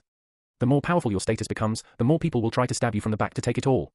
But I think you know this already." Yuria smiled as she broke the hug. "Of course, Papa. Even if I lived most of my life as a spoiled princess, I wasn't ignorant of the things happening behind the scenes. I know how treacherous people can be and how cruel. I will be careful, and so will Damien." Damien and Yuria then bid goodbyes to each other before leaving the palace. Damien put Tristan on autopilot mode while he and Valentina accompanied Yuria along with the undead Tristan. Of course, Valentina was accompanying Tristan as his will protector, while Damien was accompanying him as Godnim, Tristan's friend. Yuria made sure to sit as far as possible from the undead Tristan, since she felt it a bit creepy, especially when Damien wasn't personally controlling it, and instead inside the carriage, she was holding hands with Damien while Valentina also hugged his arm to keep up with the competition. Still, Valentina had slowly become comfortable with Yuria over the past week, and she loved the beautiful painting Yuria gifted to her, which she safely kept in her spatial ring. She never thought a painting could look so beautiful and lifelike, while also noticing certain characteristics about herself she never realized before. Now she realized how magical Yuria's painting skills were and asked her to teach her painting as well. Damien amusedly smiled, seeing two of the most beautiful women in the world lovingly holding him, making him think that women indeed can make a man's life beautiful and blissful. Of course, if anybody else saw this scene inside the carriage, Damien would be hunted by the entire Gale Empire, even if Tristan won't say anything. They first stopped near the Imperial Palace as a temporary stop and not, because Damien was planning to let an undead Tristan stay with Yuria together. However, he had to let the Emperor know that things were progressing and that Tristan was worthy of getting the title of the Crown Prince. After that, his plan was to stay with Yuria in Luton Town, which was under Tristan's jurisdiction, and live in his mansion along with Valentina, of course. But even that was a temporary plan, since he had a better plan which he was planning to put into action after Tristan became the Crown Prince. So, for now, he stayed back in Luton Town with Valentina while he entered Tristan's body, and began to control him as he entered the Imperial grounds with Yuria. Yuria was feeling a bit nervous since she was walking through a land she had never stepped on before, and also because she was going to see the most powerful man in the Empire. She had heard from Damien how the Gale Empire was a very scheming and ruthless person, and this only made her be on her guard even more. She knew she shouldn't show a hint of weakness before such men, since it would not only make her seem less, but also her kingdom, since she was representing it. Damien gave her a reassuring look that everything would be all right as the two entered and walked through the palace. But they frowned slightly when they saw Kale walking in from the opposite direction and looking at him with a smile that seemed a bit off. But the moment Kale saw Yuria's stunning beauty, even if she had a veil on, he couldn't help but have his face go green for a second before looking away and walking straight. Damien knitted his brows, thinking that something was up with him definitely, and the two finally entered the throne room, where the Gale Emperor slightly smiled seeing the two enter. Chapter 414. Damien and Yuria bowed as they stood before him. "Your Majesty." The Gale Emperor slightly nodded his head and saw how entrancing Yuria's beauty was despite the veil on her face, making him think that it was no surprise she was titled as the most beautiful moon in the Gale Empire. "The rumors have done you injustice, Princess Yuria. You deserve far more praise in the poems that describe your beauty," the Gale Emperor said in an appreciative tone. Damien subtly glanced at the Emperor as he inwardly swore, "Someday I am definitely going to pluck out your leering eyes, you old lecher." Yuria slightly smiled and humbly said, "I thank your Majesty for having such a high opinion of Yuria. We have also heard stories about your great conquests around the Empire, and there is no shortage to the number of people who sing your name with malice and hatred," Yuria mentally added. The Gale Emperor gave a pleased smile and said in a veiled tone, "Is that so? I guess I must pay a visit to the Crizin Kingdom later on and strengthen my relationship with the people." "Of course. We will be well ready to receive you and make your journey an unforgettable experience," Yuria said in a polite tone. The Gale Emperor narrowed his eyes as he nodded with a smile. "Good." Damien inwardly smiled in pride, seeing how Yuria was able to stand toe-to-toe with the Gale Emperor himself. He once again realized why this woman of his was so tenacious and brave, making him remember again how she stuck to him no matter how many times he tried to push her away. Still, I am curious, what made you choose my son to be your fiancé? The Gale Emperor asked as he momentarily glanced at Tristan, who had a slightly awkward expression. Even though I haven't spent much time with him over the last week, I realized that there was much more to him than what he shows. For one, he is very talented and knowledgeable about certain things, especially alchemy, and is a worthy rival for Prince Maximus of the Lancaster Kingdom. Secondly, despite being so powerful, he is very down-to-earth and couldn't be more kind and gentle. Uriah spoke in a smitten tone on purpose. The Gale Emperor inwardly scoffed and looked at Tristan, wondering what all he did to fool this girl. Still, he had to admit he was impressed that Tristan was able to pull off the feat of bringing Uriah away from her father, whom he knew how protective he was of his daughter. He could already detect the ripples of ethereal energy emanating from various protective talismans on her body, which could even deal a serious blow to a mid-level profound ethereal realm practitioner if he was not careful, and wondered what kind of astonishing treasures her father had. Damien couldn't help but inwardly smile in amusement, seeing Uriah trying to look like a naive princess who got beguiled by the charms and talents of a debauched prince. Of course, usually for someone of her age brought up in the way she would usually dream of marrying a powerful prince and enjoying their life. I see. I then officially welcome you to our imperial city and hope you two have a good time here and strengthen your relationship. The Gale Emperor with the mannerisms of a dutiful father and emperor. Thank you, your majesty. Uriah did a courtesy bow again. And Tristan, since you have made me proud and also the empire, I know you are worthy of becoming the crown prince in every way. But there is something I would like to say which might make you think twice about this. The Gale Emperor said in a narrowed gaze. Damien knitted his brows, wondering what this emperor was up to and why he was trying to stall him from getting the title of the crown prince, and asked, of course, royal father. I am all ears. The Gale Emperor nodded with a slight smile and said, I have discussed with my ministers about the matter of making you the crown prince. But there have been some objections from their side stating that the eldest prince deserves another chance. And since these ministers are coming from powerful families that are pillars of our empire, I can't take their advice lightly as it might give birth to discord, and even if you become the crown prince, you won't have their support to later lead the empire. Damn, this crafty fox is definitely stalling. Damien inwardly felt frustrated, wondering what could be the reason for the Gale Emperor to hesitate so much. But then he thought that the Gale Emperor must be getting a bit wary of him, considering his recent accomplishments. But Damien knew only because of his achievements was he able to even have a face-to-face talk with the emperor. Otherwise, the emperor wouldn't even have bothered to look at him, and Kale would have long become the crown prince. Still, Damien asked candidly, does royal father have any advice for me to gain their support? You would have to directly prove that you are better than your brother in handling the matters of the empire, the Gale Emperor said in a fixed tone. Uriah's brows slightly creased, seeing how the emperor was trying to make things difficult, and wondered what Damien was going to do. Damien could guess where this was going and thought he might have to spar with Kale. But to his surprise, the Gale Emperor said, I want you to lead a corps from my army to recapture one of our kingdoms from the band of traitors and rebels known as the Forsaken. His words made Damien's expression a bit complicated since he had ties with the Forsaken, and if he were to lead an army against them, then even they would have their limits of patience and wouldn't take it kindly. But suddenly, he inwardly smiled, thinking that maybe this was not a bad thing after all. Chapter 4:15. The Gale Emperor added, of course, there is a handsome reward as well. Those who retake the kingdom will rule it or even appoint a dummy king in case the winner, which can be any one of you, is too busy to look after a kingdom. So, are you willing to accept this challenge? I promise that if you succeed, then this will be the end, and everyone will be satisfied. The Gale Emperor deviated a bit from Farah's original plan, but he took the advice of giving irresistible incentives to Tristan so that he wouldn't feel any hesitation or refuse, unless he was not confident in himself for leading an army. Then it would only show everyone how incompetent he is, and even the Gale Emperor wouldn't want such a person to be the crown prince. Still, he was sure if Tristan was desperate, he would take the offer since having a kingdom in one's pocket was no joke. It was no different than owning large areas of land, having your own army, and being a literal king of the whole place. Damien said in a vigorous tone as he slightly bowed, of course, your majesty. How could I let go of a challenge where I have the opportunity to prove myself? I know that the public and even our own ministers don't have a great opinion of me. But I plan to change it and show them what I am capable of. The Gale Emperor raised his brow, thinking that Tristan had become more mature and even his demeanor was becoming fitting of a true prince, unlike before. He wondered what happened to Tristan the past few months for him to change and whether his mysterious master had any role in it. Uriah looked at him from the side, wondering why he sounded so confident and even accepted it without any hesitation. But then she knew that Damien would certainly have a plan to be this confident and inwardly sighed in relief. Good. Your chances indeed look promising, and I have high expectations for you. Don't let me down, the Gale Emperor said in a regal tone.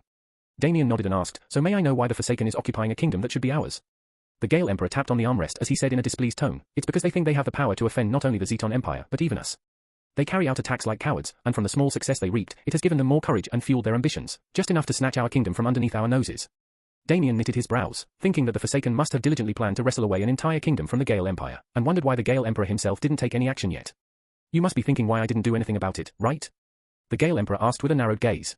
Before Damien could reply, the Gale Emperor continued, that kingdom is between the borders of the Zeton Empire and our empire. But we made a deal long ago where we get to have the kingdom in our empire's name. But recently, the king succumbed to death because of his cultivation going wrong, and all he left behind was a single successor who is no more than 10 years old. So the Forsaken took advantage of a helpless and incapable heir to make him submit to fear and took over the kingdom. He went on, it was a sudden takeover, and so we only knew about it later.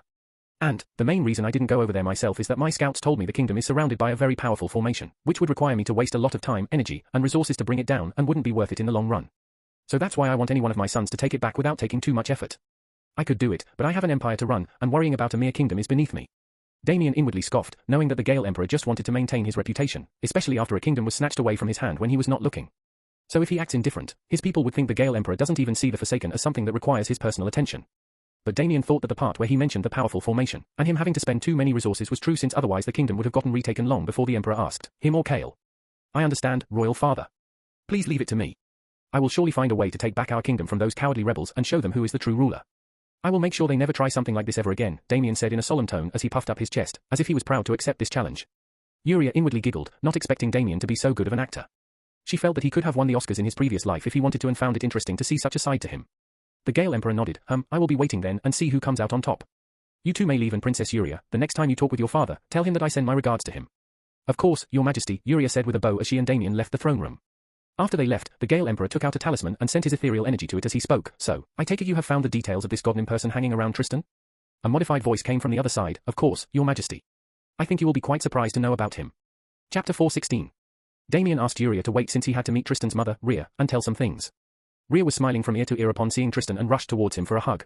Damien's face got pressed into between her cushy bosom, and had an awkward expression since he knew this woman was just another woman to him, and the affection she was showing was kind of inappropriate for him, not that he blamed her. Rhea kissed Tristan's forehead and said, You finally made me proud, son. I knew it. I knew you had the potential in you. Now you not only have one of the most beautiful and talented women as your wife, but the seat of the crown prince is also not too far from you. Still, I never expected your father to put out such a ridiculous challenge at the last moment. Anyway, Kale also has to take part, so I don't have much to complain about. Don't worry, mother. I will handle it. Damien inwardly was feeling pity for this woman, knowing that she was interacting with her dead son, though he knew he had no choice but to go through with this till he accomplished his objectives. He could only wish that this woman gets the son she deserves next time and not someone who didn't even pay her a single glance. Good. Now you are becoming more and more like a true prince. Mother likes it, Rhea said with sparkling eyes as she lovingly caressed Tristan's head. Wait, why didn't you bring your fiancée to see me? Are you that shy to let me meet her? Rhea asked with a pinched expression. No, of course not. But Yuria said she would come sometime later since she had something to prepare. I don't know what, since those are women's stuff. Damien didn't want to make things worse by letting Yuria and Rhea meet, since not only would it make things more awkward and complicated, it wouldn't do the two any good in the end. But inwardly, he wished he had a mother or at least someone close to show his fiancées to. However, this thought only lasted for a moment in his mind before vanishing away. Rhea had a disappointed expression and said, Oh, then next time it is. Anyway, what is your plan now?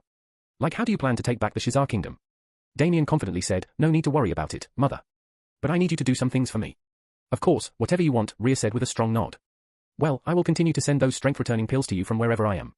You can keep giving them to Royal Father so that our armies can get stronger in the meanwhile, Damien said with a narrowed gaze. Of course. Isn't that a given? It's best to impress him as much as you can just in case, Rhea said with vigor as if she wanted Tristan to overwhelm the Gale Emperor with his achievements. All right. Also, I have one other to ask you, but promise me, you won't do anything out of anger or something, Damien said in a cautious tone. Rhea had a confused look. Anger? Why would I be angry? I mean, what did you even do for you to say like that? Rhea again wondered if she heard some infamous news regarding Tristan for the past few days, but she couldn't remember any, making her even more curious. No, it's not about me. It's about Royal Father and something you may have to be concerned about, Damien said in a low voice. Rhea furrowed her brows and waved her hand as an ethereal barrier covered the two, which could prevent any conversations between the two from leaking out. Damien could feel how thick the ethereal barrier was, making him feel impressed by Rhea's cultivation. As expected from the true Empress. Damien inwardly thought. Okay. Now you can tell me. It's safe, Rhea said with a focused look. It's about Farah. This sounds outrageous, but I don't ask anything without good reason. Do you think, I don't have definite proof, but could she be sleeping with Royal Father? Damien asked in a doubtful voice. Rhea had a look of disbelief as she dryly chuckled and shook her head before saying in a serious tone, Tristan, you can't joke about such things, especially in public. If anyone else heard these words, especially Farah or your father, do you have any idea the kind of trouble you could be in? Damien sighed and said, I know, mother. But I am telling this to you since Farah might not be the person she seems. But how about you use your knowledge of formations or maybe with the help of Mina to come up with something that could prove or disprove this? Please say you will think about it because you know how grave this matter could be. Rhea still didn't want to believe it, but then she knew what kind of person her husband was, though she had no idea if Farah was the sort of person Tristan says. So with a heavy heart, she nodded, all right. But even if on the off chance it was true, what could I possibly do about it? Rhea asked with a wry smile, since she knew those with power could do anything, and not even their own wife could question them.